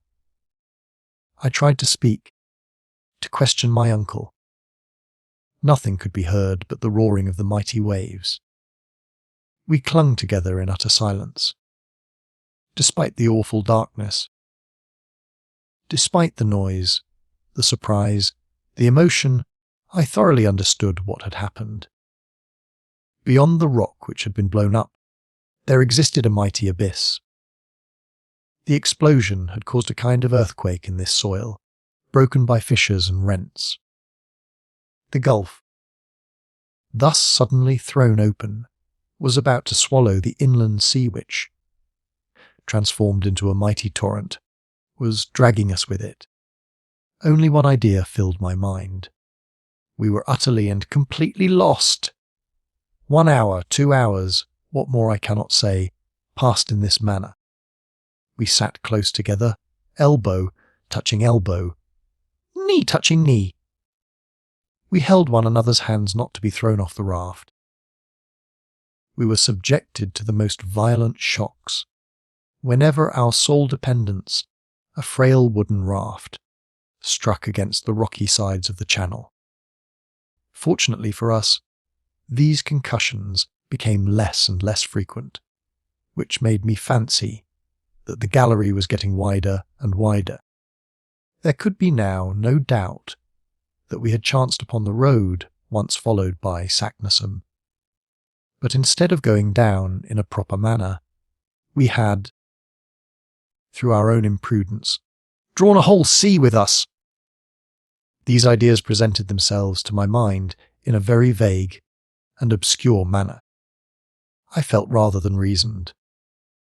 I put my ideas together only confusedly, while spinning along like a man going down a waterfall, to judge by the air which, as it were, whipped my face.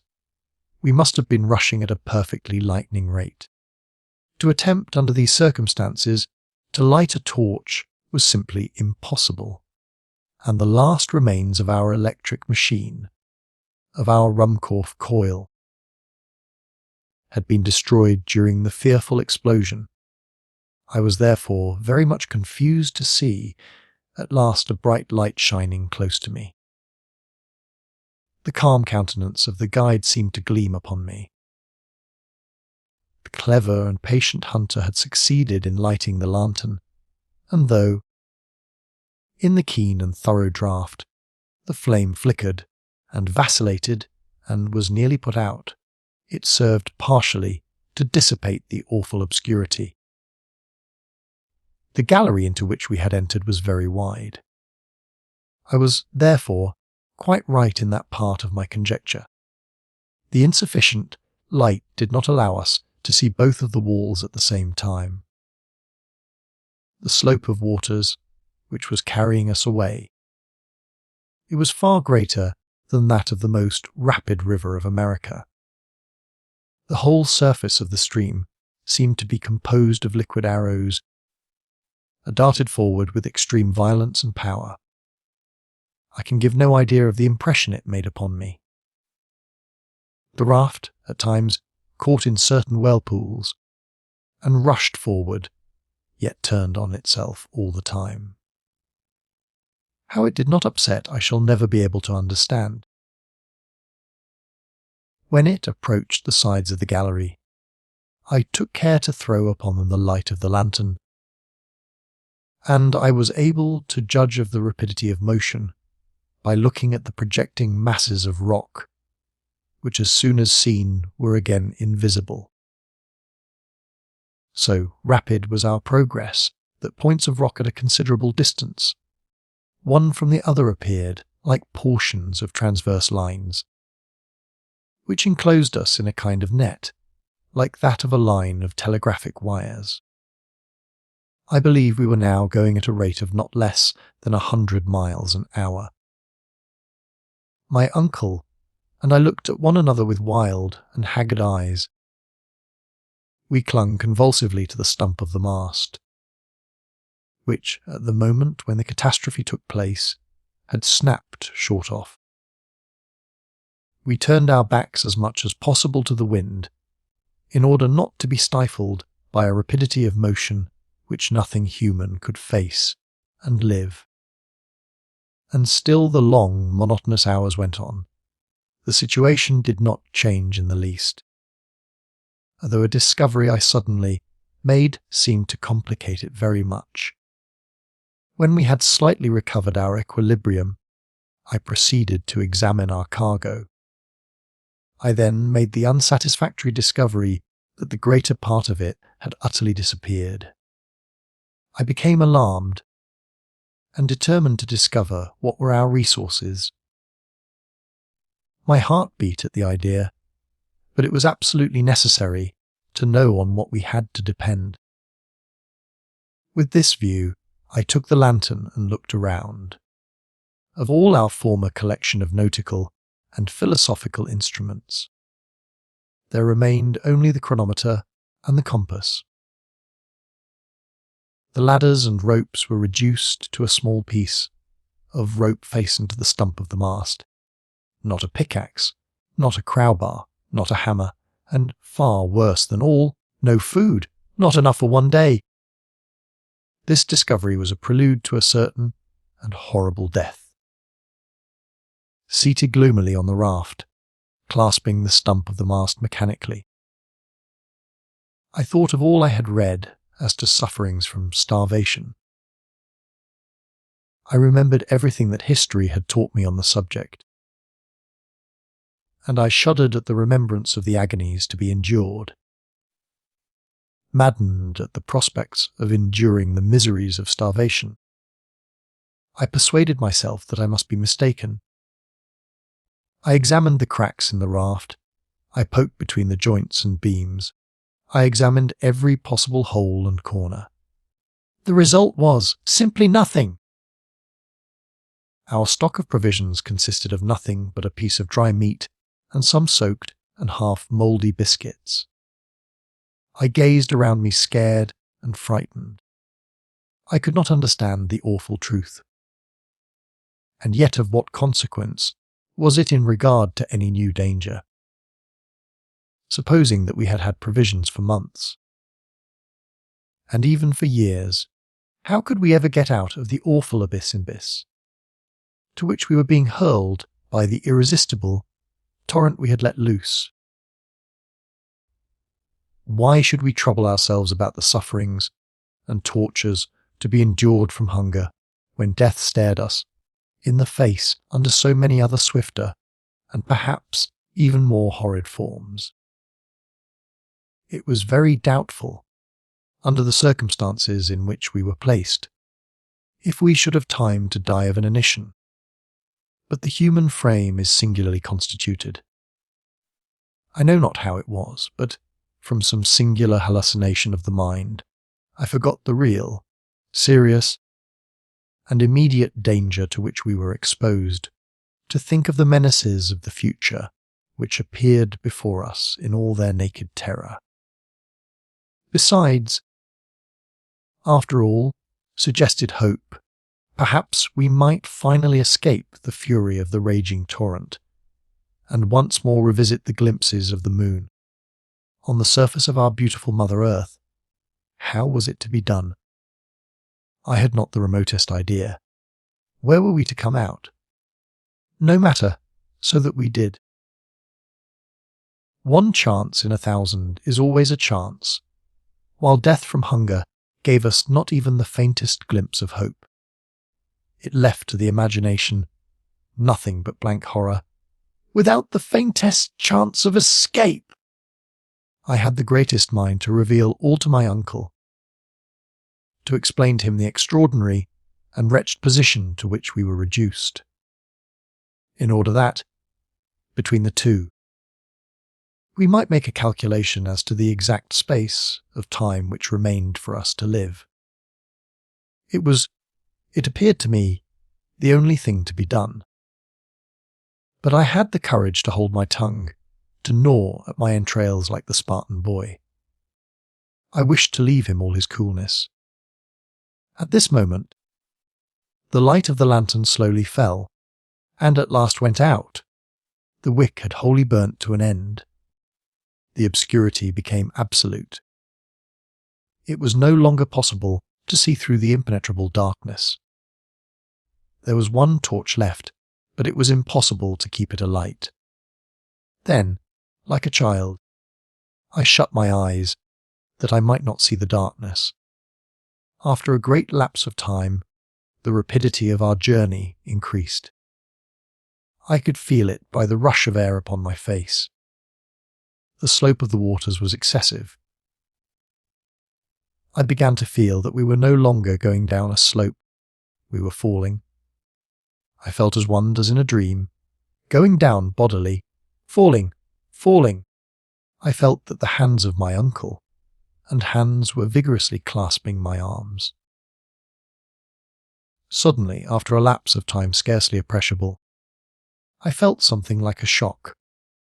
The raft had not struck a hard body, but had suddenly been checked in its course.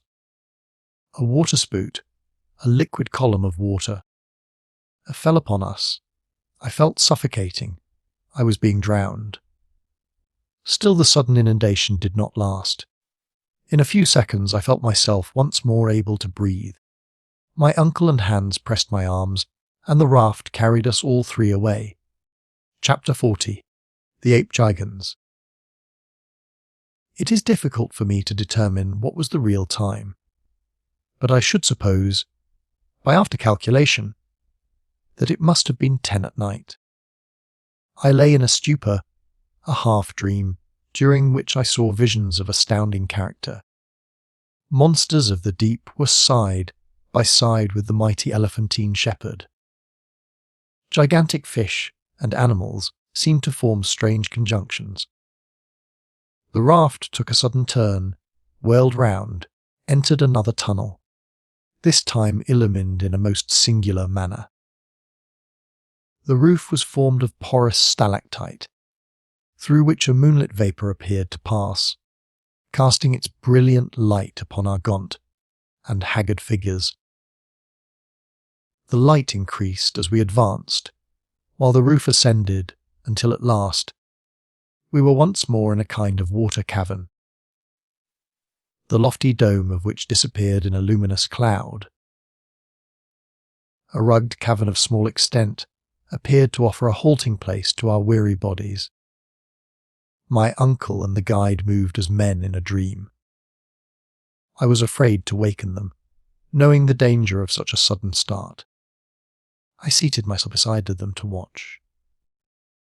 As I did so, I became aware of something moving in the distance, which at once fascinated my eyes. It was floating, apparently, upon the surface of the water, advancing by means of what at first appeared paddles. I looked with glaring eyes. One glance told me that it was something monstrous. But what? It was the great, shark crocodile of the early writers on geology. About the size of an ordinary whale, with hideous jaws and 2 gigantic eyes, it advanced, its eyes fixed on me with terrible sternness. Some indefinite warning told me that it had marked me for its own. I attempted to rise, to escape, no matter where, but my knees shook under me. My limbs trembled violently, I almost lost my senses, and still the mighty monster advanced. My uncle and the guide made no effort to save themselves. With a strange noise, like none other I had ever heard, the beast came on. His jaws were at least 7 feet apart, and his distended mouth looked large enough to have swallowed a boatful of men. We were about 10 feet distant when I discovered that, much as his body resembled that of a crocodile, his mouth was wholly that of a shark. His twofold nature now became apparent. To snatch us up at a mouthful, it was necessary for him to turn on his back, which motion necessarily caused his legs to kick up helplessly in the air. I actually laughed even in the very jaws of death. But next minute, with a wild cry, I darted away into the interior of the cave, leaving my unhappy comrades to their fate. This cavern was deep and dreary. After about 100 yards, I paused and looked around. The whole floor, composed of sand and malachite, was strewn with bones. Freshly gnawed bones of reptiles and fish with a mixture of mammalia. My very soul grew sick as my body shuddered with horror. I had truly, according to the old proverb, fallen out of the frying pan into the fire. Some beast larger and more ferocious even than the shark crocodile inhabited this den. What could I do? The mouth of the cave was guarded by one ferocious monster. The interior was inhabited by something too hideous to contemplate. Flight was impossible. Only one resource remained, and that was to find some small hiding place to which the fearful denizens of the cavern could not penetrate. I gazed wildly around, and at last discovered a fissure in the rock, to which I rushed in the hope of recovering my scattered senses. Crouching down, I waited shivering as in an ague fit. No man is brave in presence of an earthquake, or a bursting boiler, or an exploding torpedo.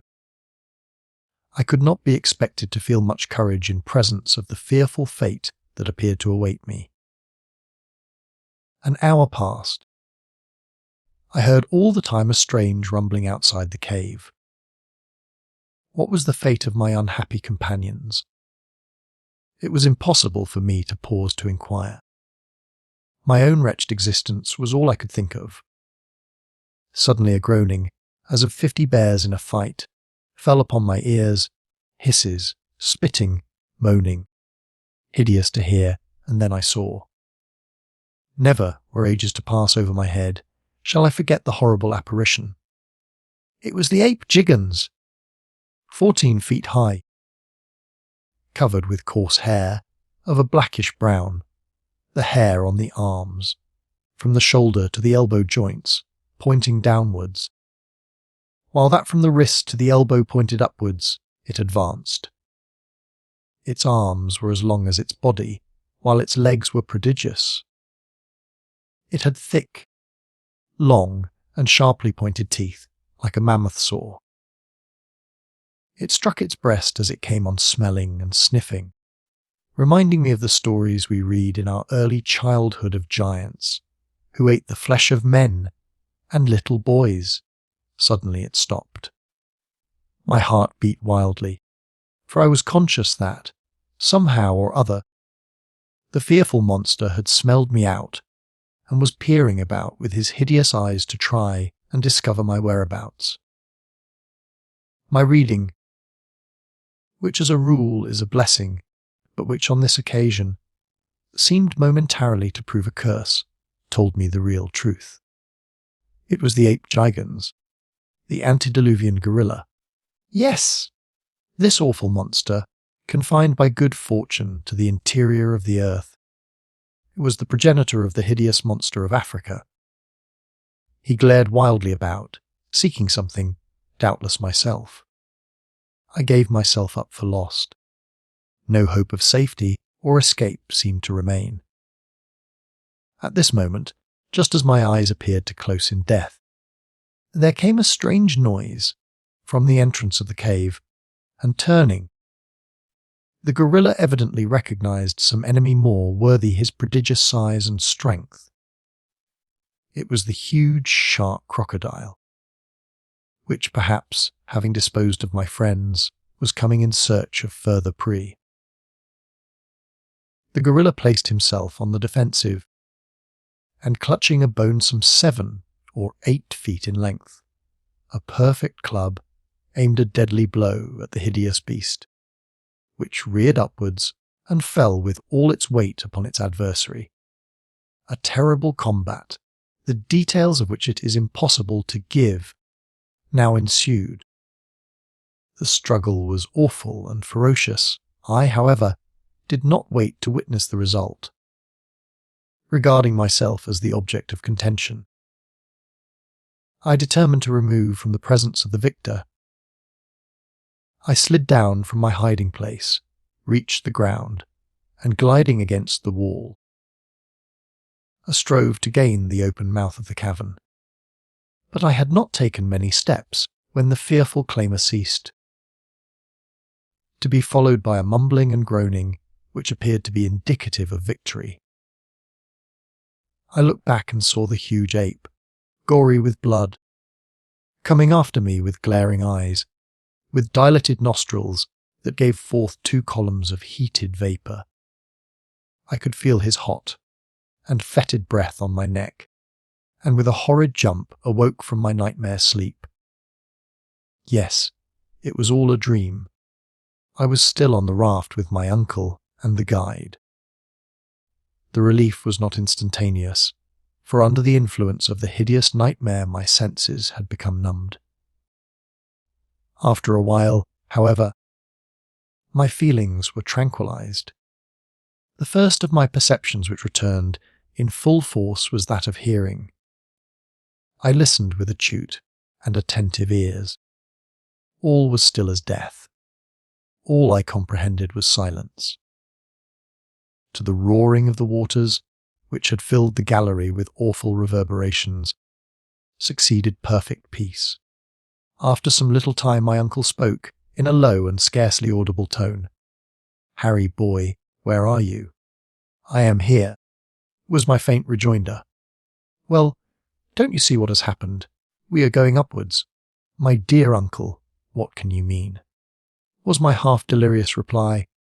"Yes, I tell you we are ascending rapidly. Our downward journey is quite checked. I held out my hand, and, after some little difficulty, succeeded in touching the wall. My hand was in an instant covered with blood. The skin was torn from the flesh. We were ascending with extraordinary rapidity. The torch, cried the professor, wildly. It must be lighted.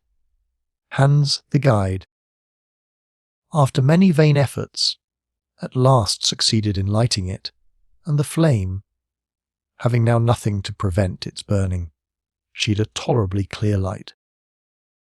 We were enabled to form an approximate idea of the truth. "It is just as I thought," said my uncle, after a moment or two of silent attention. "We are in a narrow well about 4 fathoms square. The waters of the great inland sea, having reached the bottom of the gulf, are now forcing themselves up the mighty shaft. As a natural consequence, we are being cast upon the summit of the waters. That I can see," was my lugubrious reply. "But where will this shaft end? And to what fall are we likely to be exposed? Of that I am as ignorant as yourself. All I know is that we should be prepared for the worst. We are going up at a fearfully rapid rate. As far as I can judge, we are ascending at the rate of 2 fathoms a second, of 120 fathoms a minute, or rather more than 3.5 leagues an hour. At this rate, our fate will soon be a matter of certainty." "No doubt of it," was my reply. "The great concern I have now, however, is to know whether this shaft has any issue. It may end in a granite roof, in which case we shall be suffocated by compressed air or dashed to atoms against the top. I fancy, already, that the air is beginning to be close and condensed. I have a difficulty in breathing. This might be fancy, or it might be the effect of our rapid motion, but I certainly felt a great oppression of the chest." "Henry," said the professor, "I do believe that the situation is to a certain extent desperate. There remain, however, many chances of ultimate safety, and I have, in my own mind, been revolving them over during your heavy but agitated sleep. I have come to this logical conclusion: whereas we may at any moment perish, so at any moment we may be saved. We need, therefore, prepare ourselves for whatever may turn up in the great chapter of accidents." "But what would you have us do?" I cried. "Are we not utterly helpless?" "No. While there is life there is hope. At all events, there is one thing we can do: eat, and thus obtain strength to face victory or death." As he spoke, I looked at my uncle with a haggard glance. I had put off the fatal communication as long as possible. It was now forced upon me, and I must tell him the truth. Still I hesitated.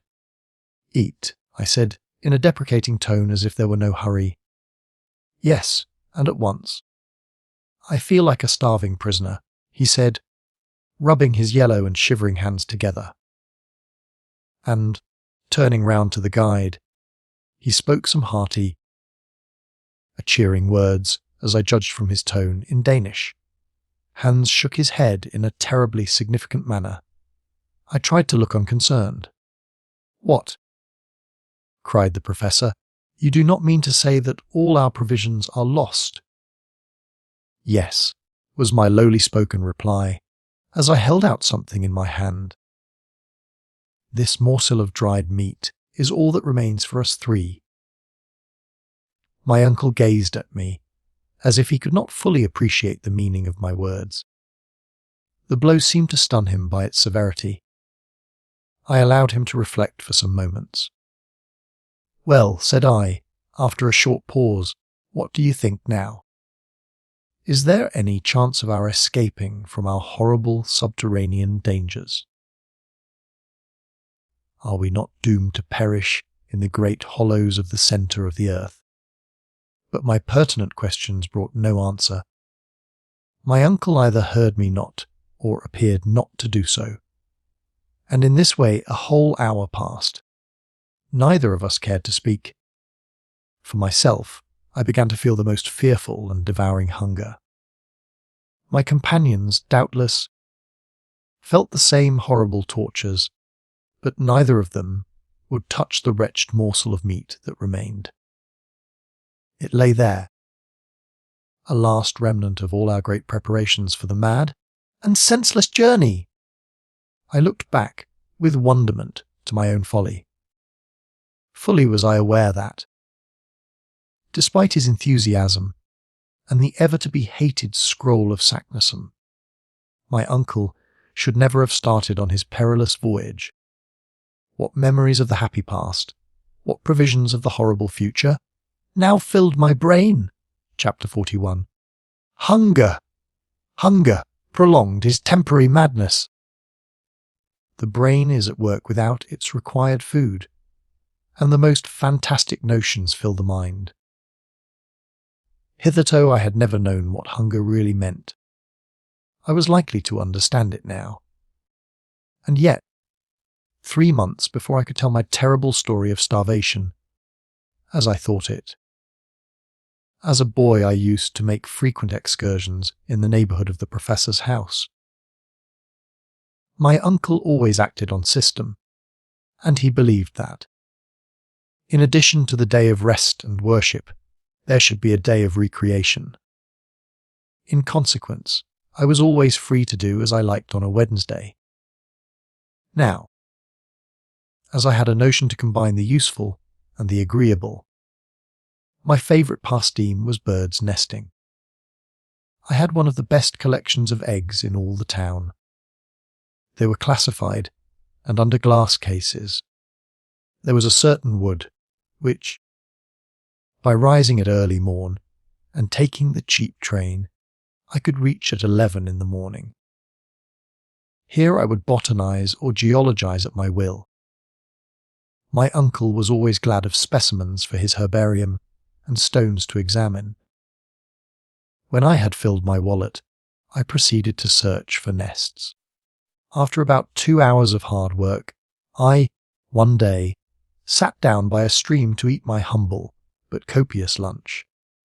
How the remembrance of the spiced sausage, the wheaten loaf, and the bear made my mouth water now! I would have given every prospect of worldly wealth for such a meal. But to my story. While seated thus at my leisure, I looked up at the ruins of an old castle at no great distance. It was the remains of an historical dwelling, ivy-clad, and now falling to pieces. While looking, I saw 2 eagles circling about the summit of a lofty tower. I soon became satisfied that there was a nest. Now, in all my collection, I lacked eggs of the native eagle and the large owl. My mind was made up. I would reach the summit of that tower, or perish in the attempt. I went nearer and surveyed the ruins. The old staircase, years before, had fallen in. The outer walls were, however, intact. There was no chance that way, unless I looked to the ivy solely for support. This was, as I soon found out, futile. There remained the chimney, which still went up to the top, and had once served to carry off the smoke from every story of the tower. Up this I determined to venture. It was narrow, rough, and therefore the more easily climbed. I took off my coat and crept into the chimney. Looking up, I saw a small, light opening, proclaiming the summit of the chimney. Up I went, for some time using my hands and knees after the fashion of a chimney sweep. It was slow work, but, there being continual projections, the task was comparatively easy. In this way, I reached halfway. The chimney now became narrower. The atmosphere was close, and, at last, to end the matter, I stuck fast. I could ascend no higher. There could be no doubt of this, and there remained no resource but to descend and give up my glorious prey in despair. I yielded to fate and endeavoured to descend, but I could not move. Some unseen and mysterious obstacle intervened and stopped me. In an instant the full horror of my situation seized me. I was unable to move either way, and was doomed to a terrible and horrible death, that of starvation. In a boy's mind, however, there is an extraordinary amount of elasticity and hope, and I began to think of all sorts of plans to escape my gloomy fate. In the first place, I required no food just at present, having had an excellent meal, and was therefore allowed time for reflection. My first thought was to try and move the mortar with my hand.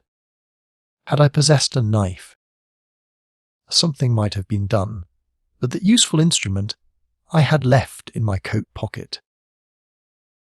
I soon found that all efforts of this kind were vain and useless, and that all I could hope to do was to wriggle downwards.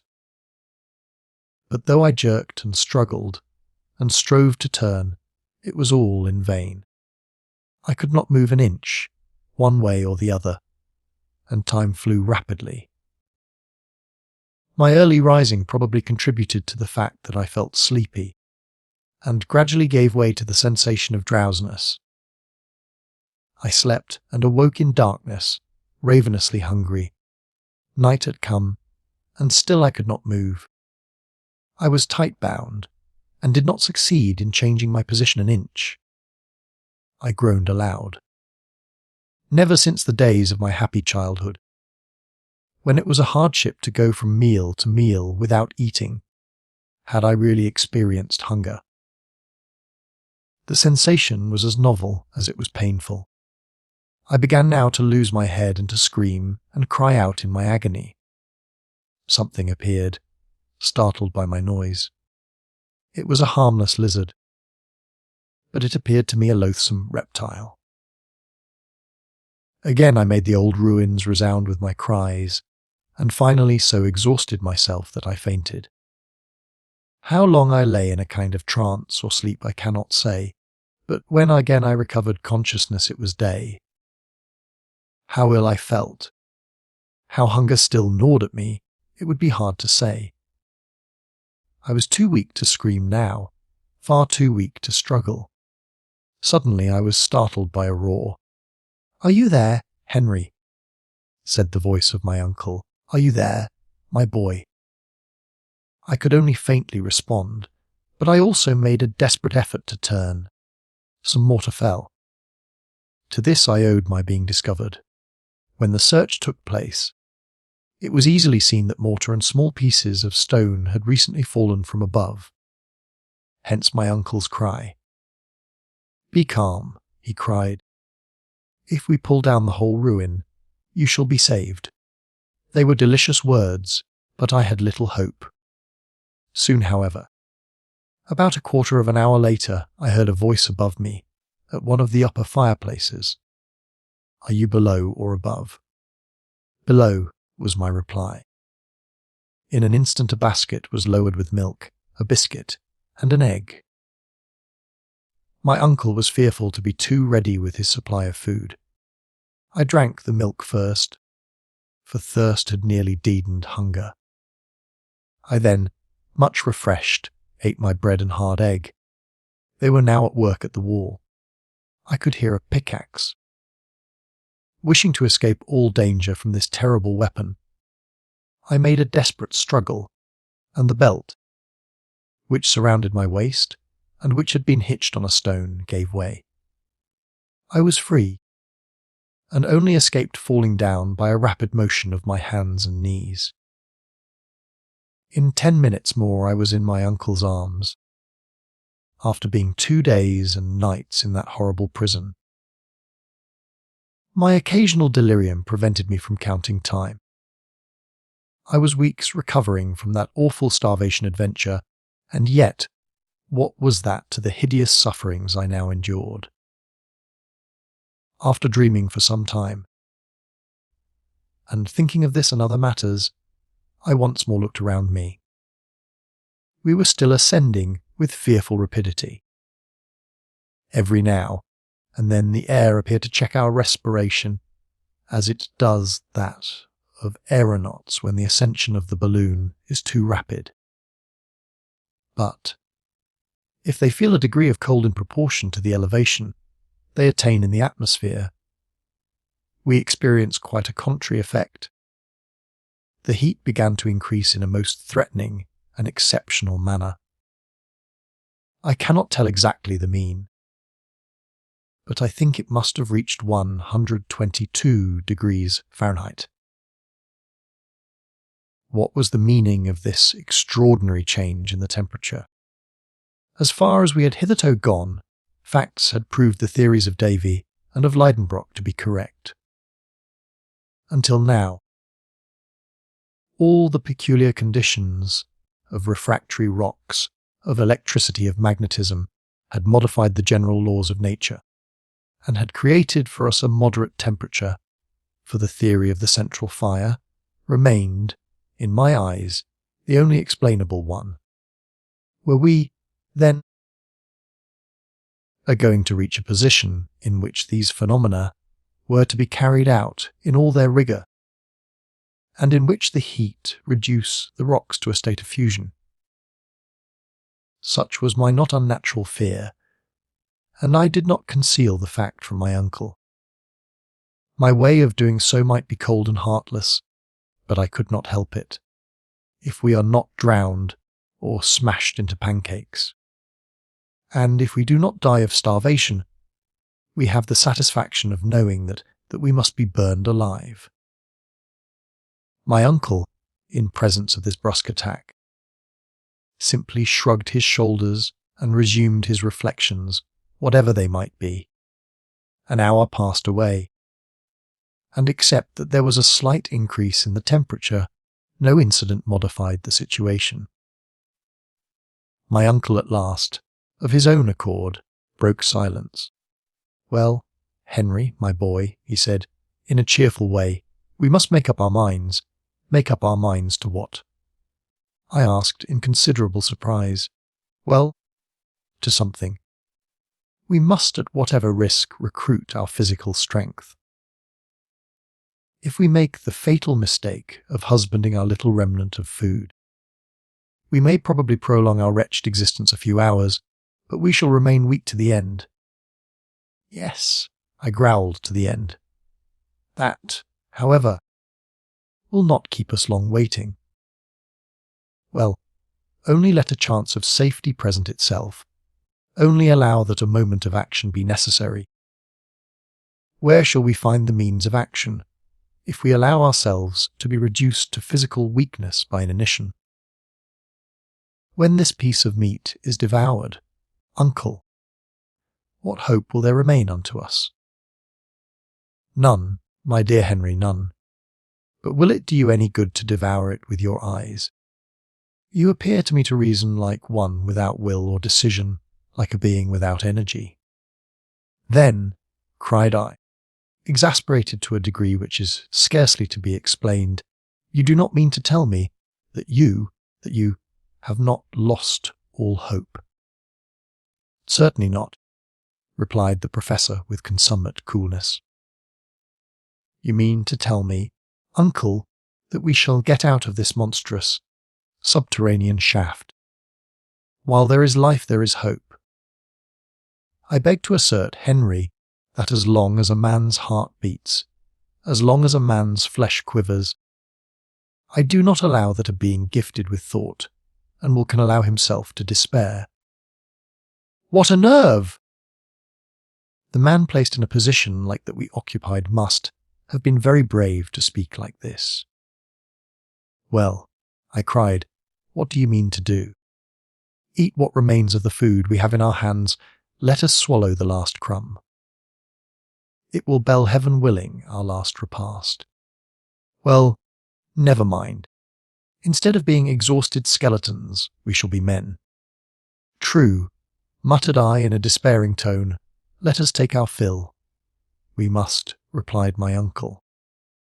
With a deep sigh, "Call it what you will."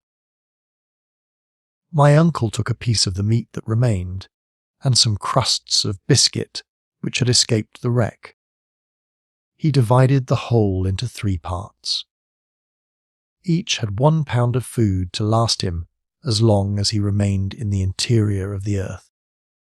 Each now acted in accordance with his own private character. My uncle, the professor, ate greedily, but evidently without appetite, eating simply from some mechanical motion. I put the food inside my lips, and hungry as I was, chewed my morsel without pleasure and without satisfaction. Hans, the guide, just as if he had been Eider-Down hunting, swallowed every mouthful, as thought it were a usual affair. He looked like a man equally prepared to enjoy superfluity or total want. Hans, in all probability, was no more used to starvation than ourselves, but his hardy Icelandic nature had prepared him for many sufferings. As long as he received his 3 rix every Saturday night, he was prepared for anything. The fact was, Hans never troubled himself about much except his money. He had undertaken to serve a certain man at so much per week, and no matter what evils befell his employer or himself, he never found fault or grumbled, so long as his wages were duly paid. Suddenly my uncle roused himself. He had seen a smile on the face of our guide. I could not make it out. "What is the matter?" said my uncle. "Skedam," said the guide, producing a bottle of this precious fluid. We drank. My uncle and myself will own to our dying day that hence we derived strength to exist until the last bitter moment. That precious of bottle of Hollands was in reality only half full, but, under the circumstances, it was nectar.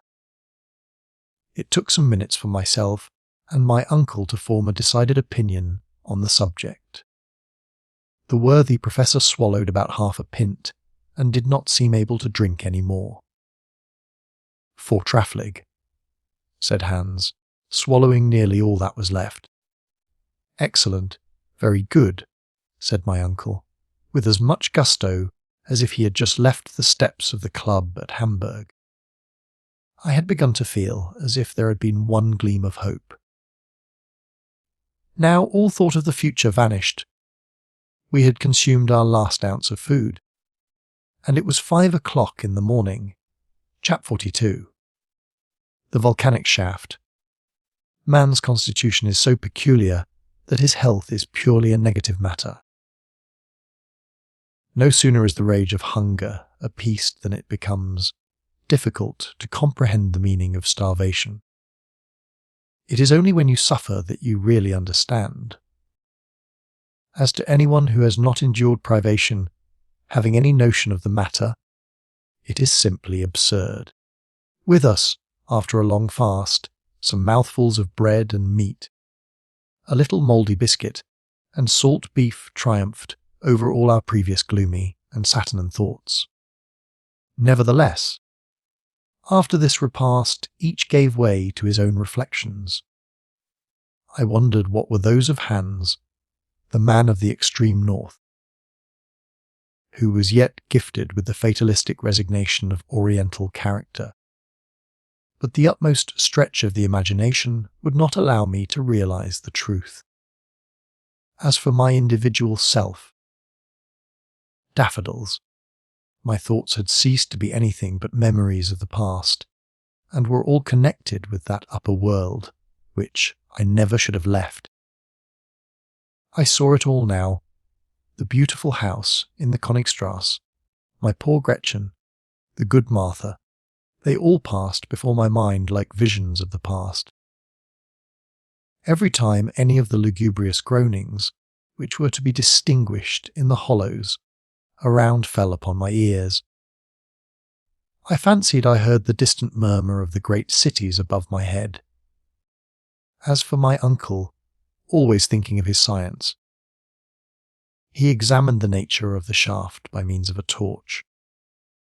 He closely examined the different strata one above the other, in order to recognize his situation by geological theory. This calculation, or rather this estimation, could by no means be anything but approximate. But a learned man, a philosopher, is nothing if not a philosopher when he keeps his ideas calm and collected. And certainly the professor possessed this quality to perfection. I heard him as I sat in silence, murmuring words of geological science. As I understood his object and his meaning, I could not but interest myself despite my preoccupation in that terrible hour. Eruptive granite, he said to himself, we are still in the primitive epoch. But we are going up, still going up. But who knows? Who knows? Then he still hoped.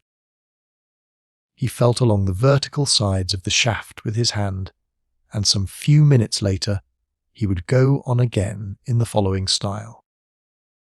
This is gneiss. This is mica schist, silicious mineral. Good again, this is the epoch of transition. At all events, we are close to them, and then. What could the professor mean? Could he, by any conceivable means, measure the thickness of the crust of the earth suspended above our heads? Did he possess any possible means of making any approximation to this calculation? No. The manometer was wanting, and no summary estimation could take the place of it. And yet, as we progressed, the temperature increased in the most extraordinary degree, and I began to feel as if I were bathed in a hot and burning atmosphere. Never before had I felt anything like it. I could only compare it to the hot vapour from an iron foundry when the liquid iron is in a state of ebullition and runs over. By degrees, and one after the other, Hans, my uncle, and myself had taken off our coats and waistcoats. They were unbearable. Even the slightest garment was not only uncomfortable, but the cause of extreme suffering. Are we ascending to a living fire? I cried, when, to my horror and astonishment, the heat became greater than before. No, said my uncle, it is simply impossible, quite impossible. And yet, said I, touching the side of the shaft with my naked hand, this wall is literally burning.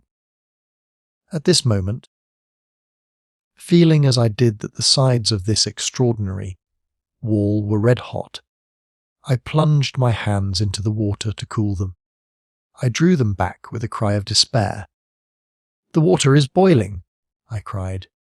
My uncle, the professor, made no reply other than a gesture of rage and despair.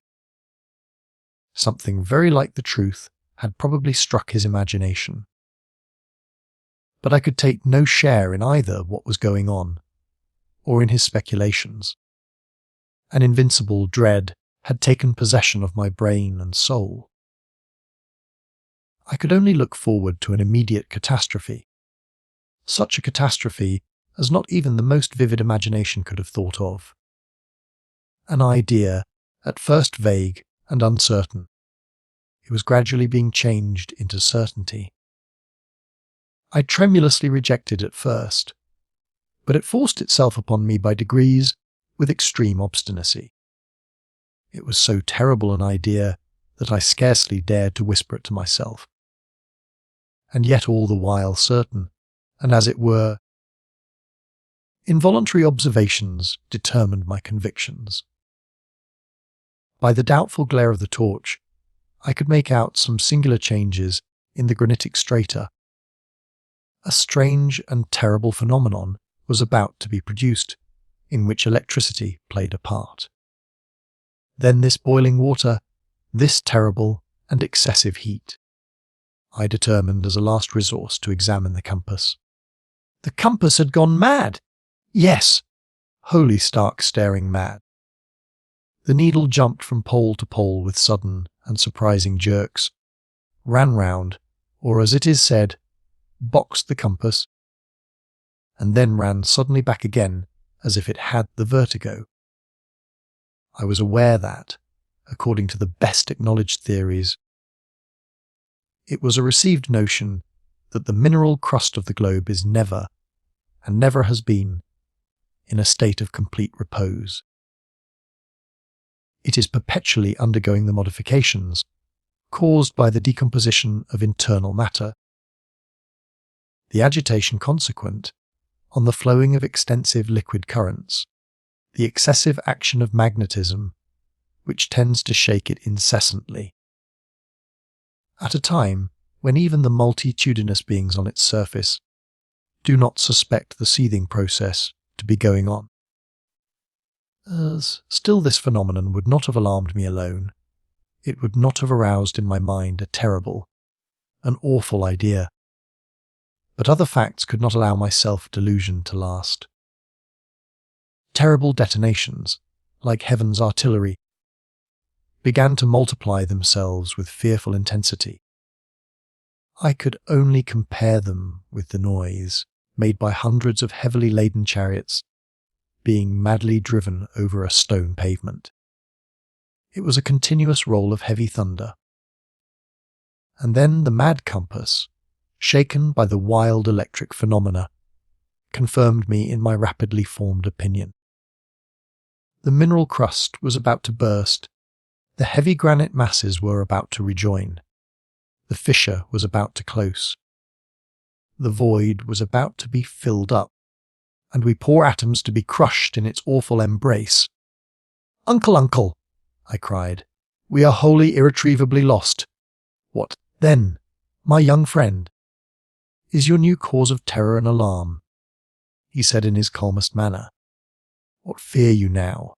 "What do I fear now?" I cried in fierce and angry tones. "Do you not see that the walls of the shaft are in motion? Do you not see that the solid granite masses are cracking?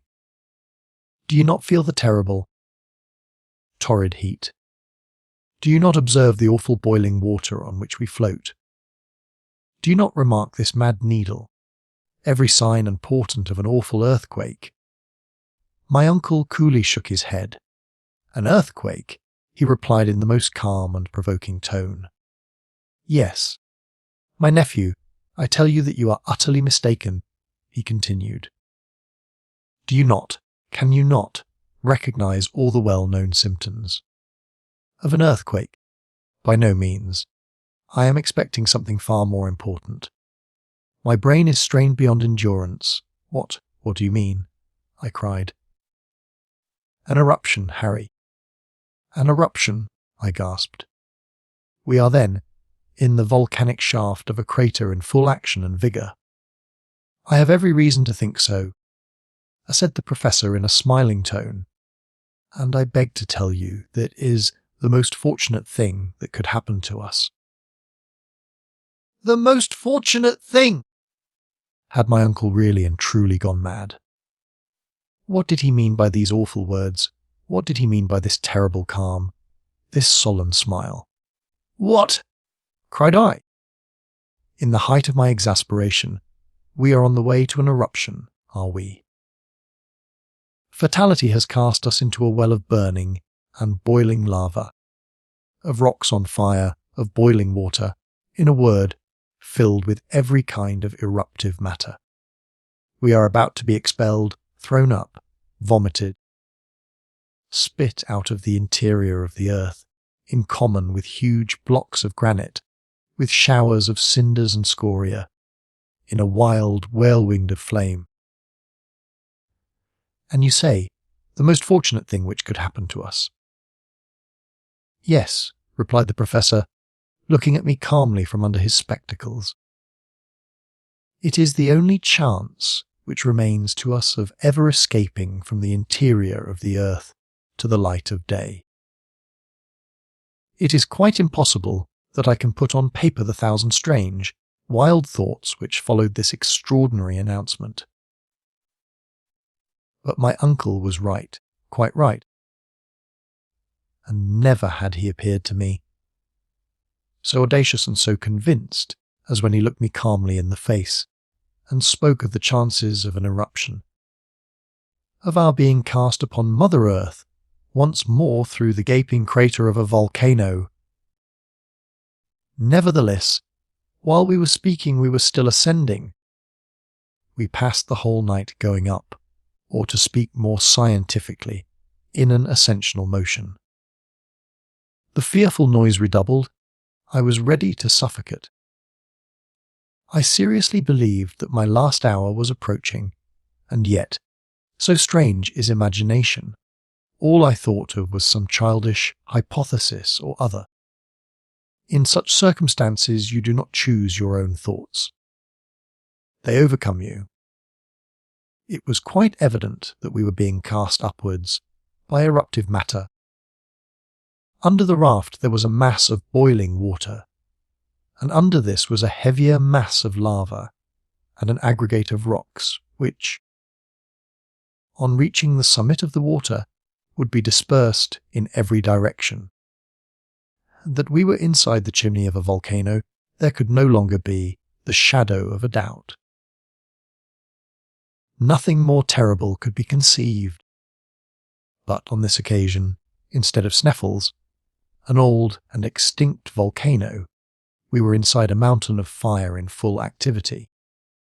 Several times I found myself asking, what mountain was it, and on what part of the world we should be shot out? As if it were of any consequence!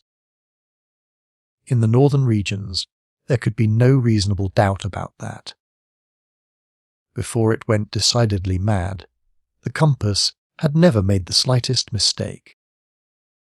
From the Cape of Saknussemm, we had been swept away to the northward many hundreds of leagues. Now the question was, were we once more under Iceland? Should we be belched forth on to the earth through the crater of Mount Hecla? Or should we reappear through one of the other 7 fire funnels of the island? Taking in my mental vision a radius of 500 leagues to the westward, I could see under this parallel only the little known volcanoes of the northwest coast of America. To the east one only existed somewhere about the 80th degree of latitude, the Esk, upon the island of Jan Mayen, not far from the frozen regions of Spitsbergen. It was not craters that were wanting, and many of them were big enough to vomit a whole army. All I wished to know was the particular one towards which we were making with such fearful velocity. I often think now of my folly, as if I should ever have expected to escape. Towards morning, the ascending motion became greater and greater. If the degree of heat increased instead of decreasing as we approached the surface of the earth, it was simply because the causes were local and wholly due to volcanic influence. Our very style of locomotion left, in my mind, no doubt upon the subject. An enormous force, a force of several hundreds of atmospheres produced by the vapours accumulated and long compressed in the interior of the earth, was hoisting us upwards with irresistible power. But though we were approaching the light of day, to what fearful dangers were we about to be exposed? Instant death appeared the only fate which we could expect or contemplate. Soon a dim, sepulchral light penetrated the vertical gallery, which became wider and wider. I could make out to the right and left long dark corridors like immense tunnels, from which awful and horrid vapours poured out. Tongues of fire, sparkling and crackling, appeared about to lick us up. The hour had come. "Look, uncle, look," I cried. "Well, what you see are the great sulphurous flames. Nothing more common in connection with an eruption." "But if they lap us round?" I angrily replied. "They will not lap us round," was his quiet and serene answer. "But it will be all the same in the end if they stifle us. I cried. We shall not be stifled. The gallery is rapidly becoming wider and wider, and if it be necessary, we will presently leave the raft and take refuge in some fissure in the rock. But the water, which is continually ascending, I despairingly replied.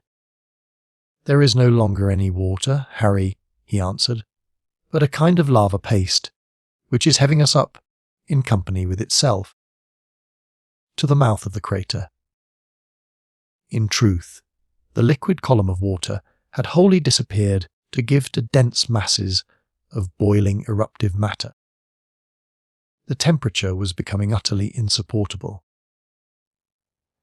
and a thermometer exposed to this atmosphere would have marked between 189 and 190 degrees Fahrenheit. Perspiration rushed from every pore. But for the extraordinary rapidity of our ascent, we should have been stifled. Nevertheless, the professor did not carry out his proposition of abandoning the raft, and he did quite wisely. Those few ill-joined beams offered, anyway, a solid surface, a support which elsewhere must have utterly failed us. Towards 8 o'clock in the morning a new incident startled us. The ascensional movement suddenly ceased. The raft became still and motionless. "What is the matter now?" I said, querulously, very much startled by this change. "A simple halt," replied my uncle. "Is the eruption about to fail?" I asked. "I hope not." Without making any reply, I rose. I tried to look around me. Perhaps the raft, checked by some projecting rock, opposed a momentary resistance to the eruptive mass. In this case, it was absolutely necessary to release it as quickly as possible. Nothing of the kind had occurred. The column of cinders, of scoria, of broken rocks and earth had wholly ceased to ascend.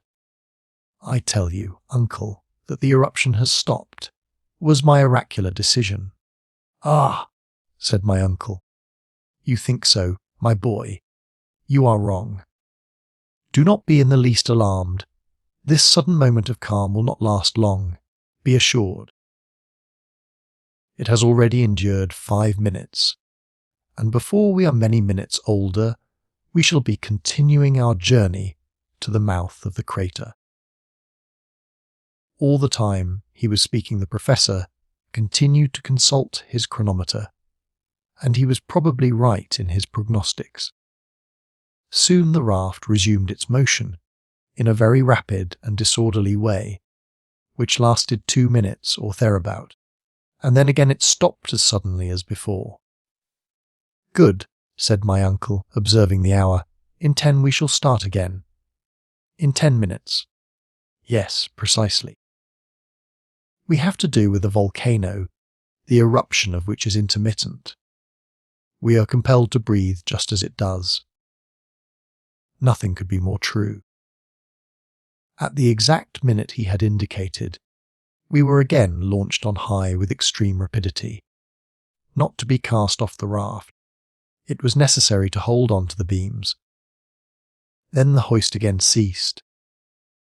Many times since have I thought of this singular phenomenon without being able to find for it any satisfactory explanation.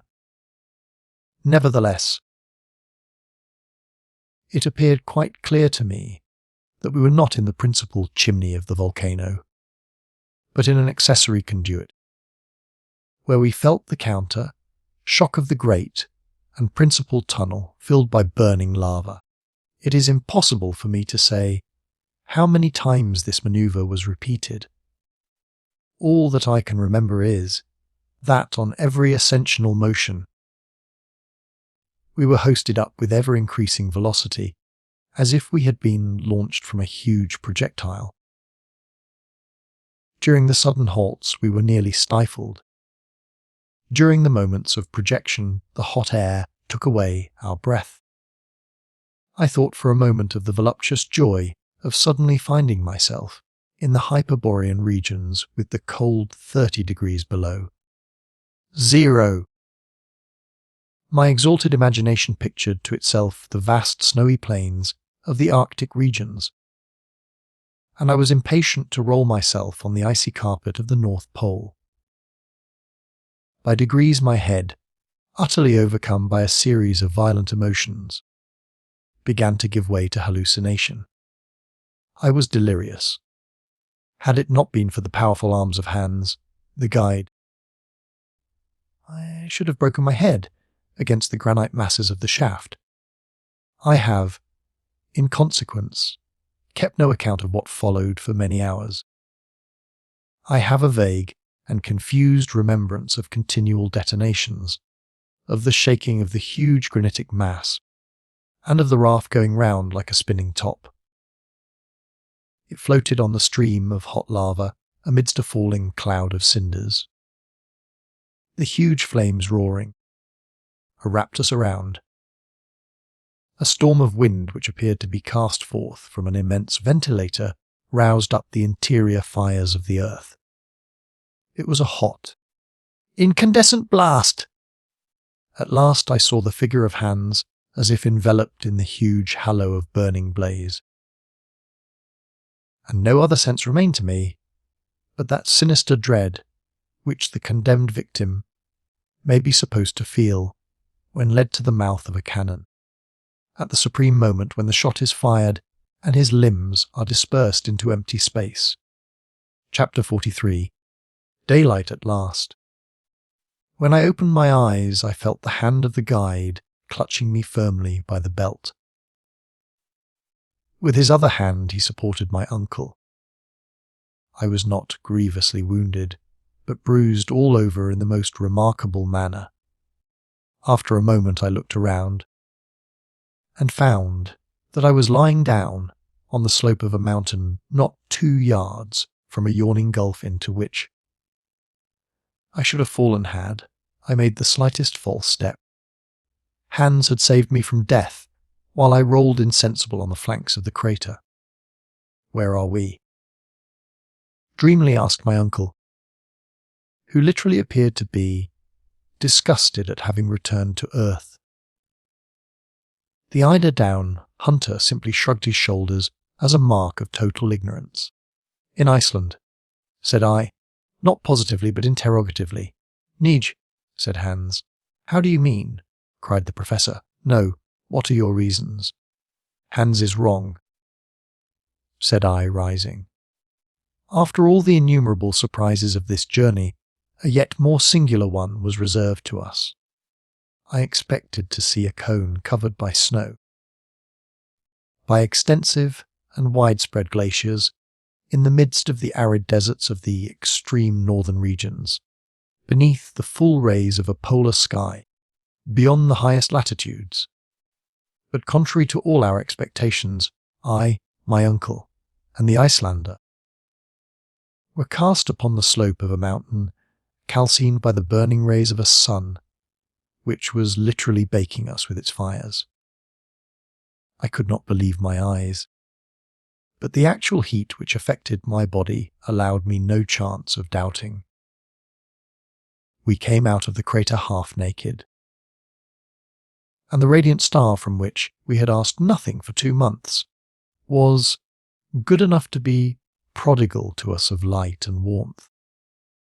A light and warmth we could easily have dispensed with. When our eyes were accustomed to the light we had lost sight of so long, I used them to rectify the errors of my imagination. Whatever happened, we should have been at Spitzbergen, and I was in no humour to yield to anything but the most absolute proof. After some delay, the professor spoke. He said, in a hesitating kind of way. "It really does not look like Iceland. But supposing it were the island of Jan Mayen, I ventured to observe, not in the least, my boy. This is not one of the volcanoes of the north, with its hills of granite and its crown of snow. Nevertheless, look, my boy," said the professor, as dogmatically as usual. Right above our heads, at a great height, opened the crater of a volcano from which escaped. From 1/4 of an hour to the other, with a very loud explosion, a lofty jet of flame mingled with pumice stone, cinders, and lava. I could feel the convulsions of nature in the mountain, which breathed like a huge whale, throwing up from time to time fire and air through its enormous vents. Below, and floating along a slope of considerable angularity, the stream of eruptive matter spread away to a depth which did not give the volcano a height of 300 fathoms. Its base disappeared in a perfect forest of green trees, among which I perceived olives, fig trees, and vines loaded with rich grapes. Certainly, this was not the ordinary aspect of the Arctic regions. About that there could not be the slightest doubt. When the eye was satisfied at its glimpse of this verdant expanse, it fell upon the waters of a lovely sea or beautiful lake, which made of this enchanted land an island of not many leagues in extent. On the side of the rising sun was to be seen a little port, crowded with houses, and near which the boats and vessels of peculiar build were floating upon azure waves. Beyond, the groups of islands rose above the liquid plain, so numerous and close together as to resemble a vast beehive. Towards the setting sun, some distant shores were to be made out on the edge of the horizon. Some presented the appearance of blue mountains of harmonious conformation. Upon others, much more distant, there appeared a prodigiously lofty cone, above the summit of which hung dark and heavy clouds. Towards the north, an immense expanse of water sparkled beneath the solar rays, occasionally allowing the extremity of a mast or the convexity of a sail bellying to the wind to be seen. The unexpected character of such a scene added 100-fold to its marvellous beauties. "Where can we be?" I asked, speaking in a low and solemn voice. Hans shut his eyes with an air of indifference, and my uncle looked on without clearly understanding. "Whatever this mountain may be," he said, "at last, I must confess it is rather warm. The explosions do not leave off, and I do not think it is worthwhile to have left the interior of a volcano and remain here to receive a huge piece of rock upon one's head. Let us carefully descend the mountain and discover the real state of the case. To confess the truth, I am dying of hunger and thirst." Decidedly, the professor was no longer a truly reflective character. For myself, forgetting all my necessities, ignoring my fatigues and sufferings, I should have remained still for several hours longer, but it was necessary to follow my companions. The slope of the volcano was very steep and slippery. We slid over piles of ashes, avoiding the streams of hot lava which glided about like fiery serpents. Still, while we were advancing, I spoke with extreme volubility, for my imagination was too full not to explode in words. "We are in Asia," I exclaimed. "We are on the coast of India, in the great Malay Islands, in the centre of Oceania. We have crossed the 1/2 of the globe to come out right at the antipodes of Europe."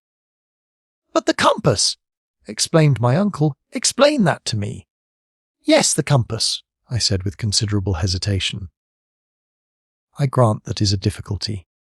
According to it, we have always been going northward." Then it lied.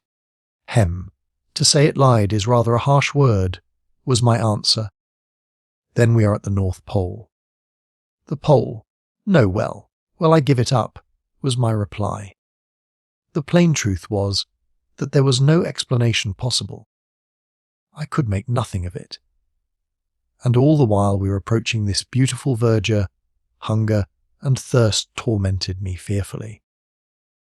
Happily, After 2 long hours' march, a beautiful country spread out before us, covered by olives, pomegranates, and vines, which appeared to belong to anybody and everybody. In any event, in the state of destitution into which we had fallen, we were not in a mood to ponder too scrupulously. What delight it was to press these delicious fruits to our lips, and to bite at grapes and pomegranates fresh from the vine. Not far off, near some fresh and mossy grass, under the delicious shade of some trees, I discovered a spring of fresh water in which we voluptuously laved our faces, hands, and feet.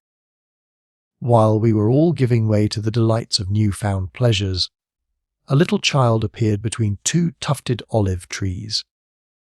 "Ah," cried I, "an inhabitant of this happy country."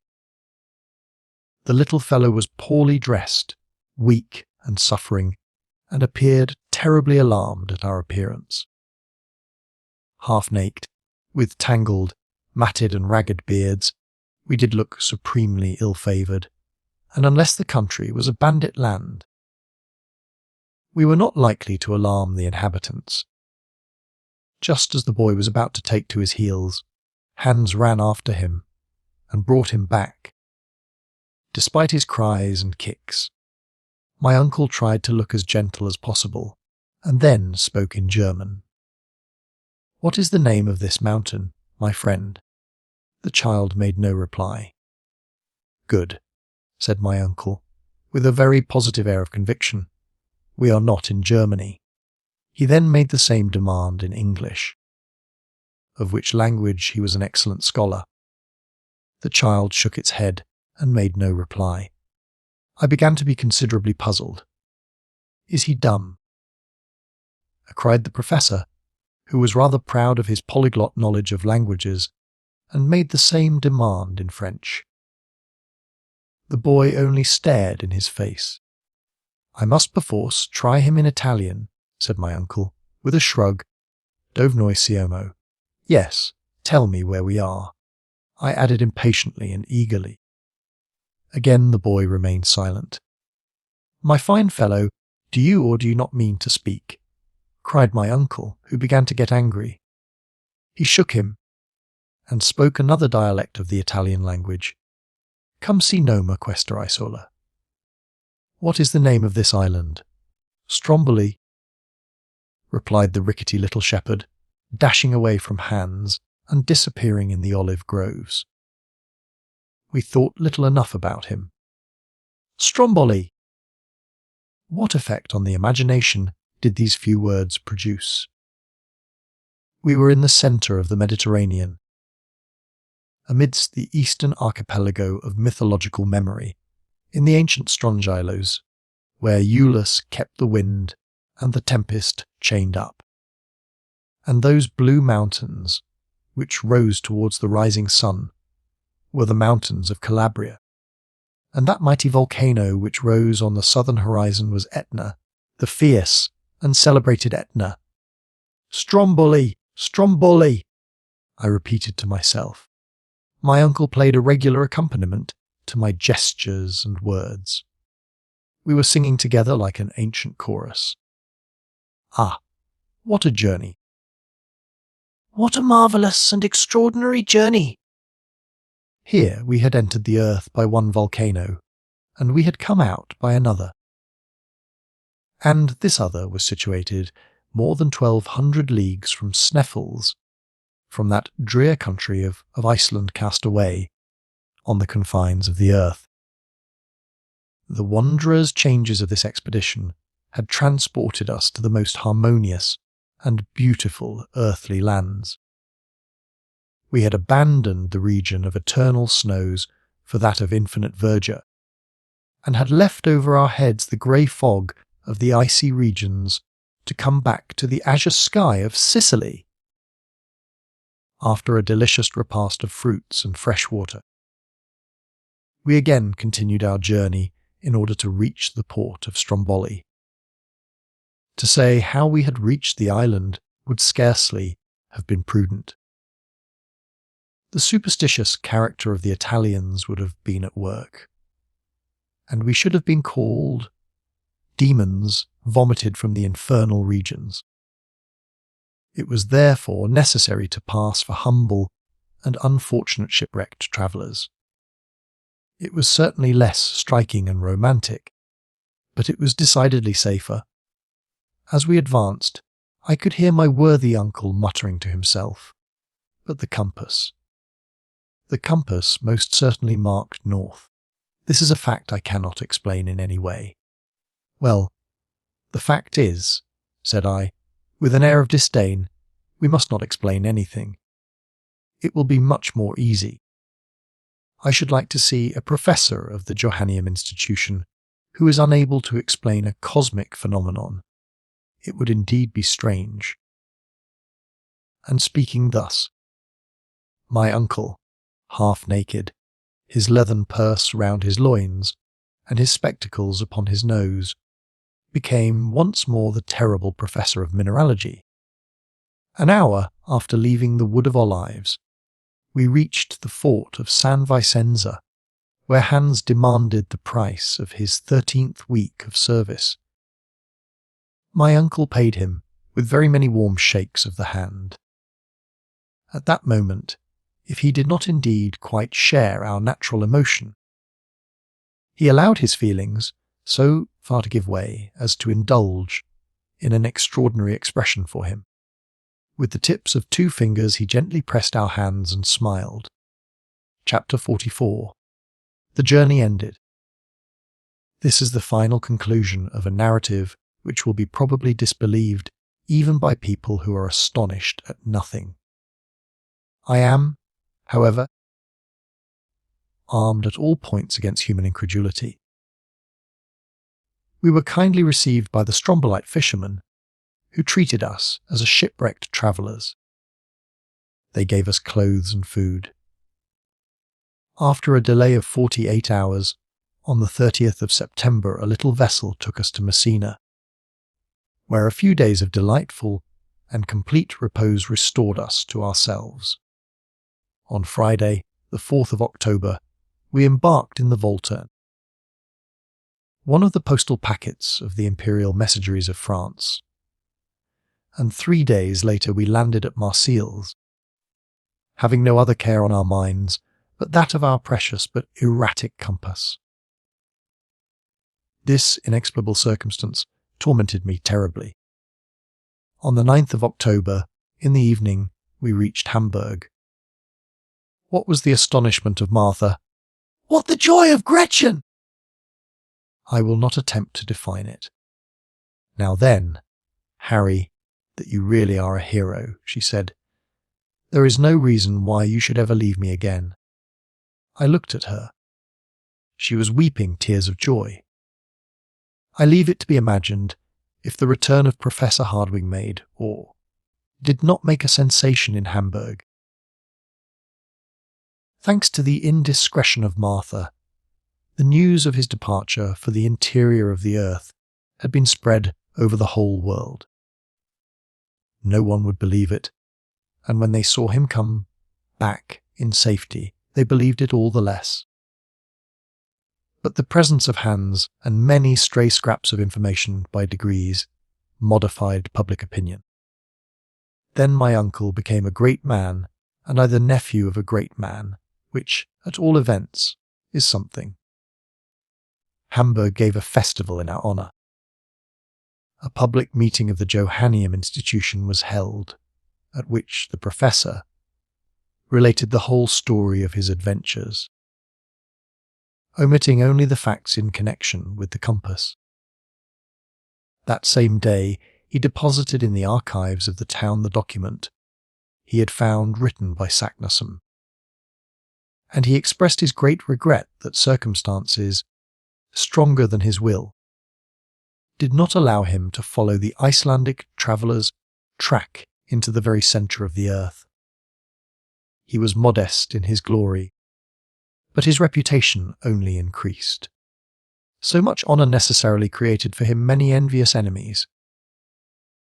Of course they existed, and as his theories supported by certain facts, contradicted the system of science upon the question of central heat. He maintained his own views both with pen and speech against the learned of every country. Although I still believe in the theory of central heat, I confess that certain circumstances, hitherto very ill-defined, may modify the laws of such natural phenomena. At the moment when these questions were being discussed with interest, my uncle received a rude shock, one that he felt very much.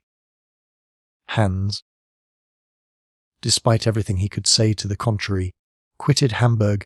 The man to whom we owed so much would not allow us to pay our deep debt of gratitude. He was taken with nostalgia, a love for his Icelandic home.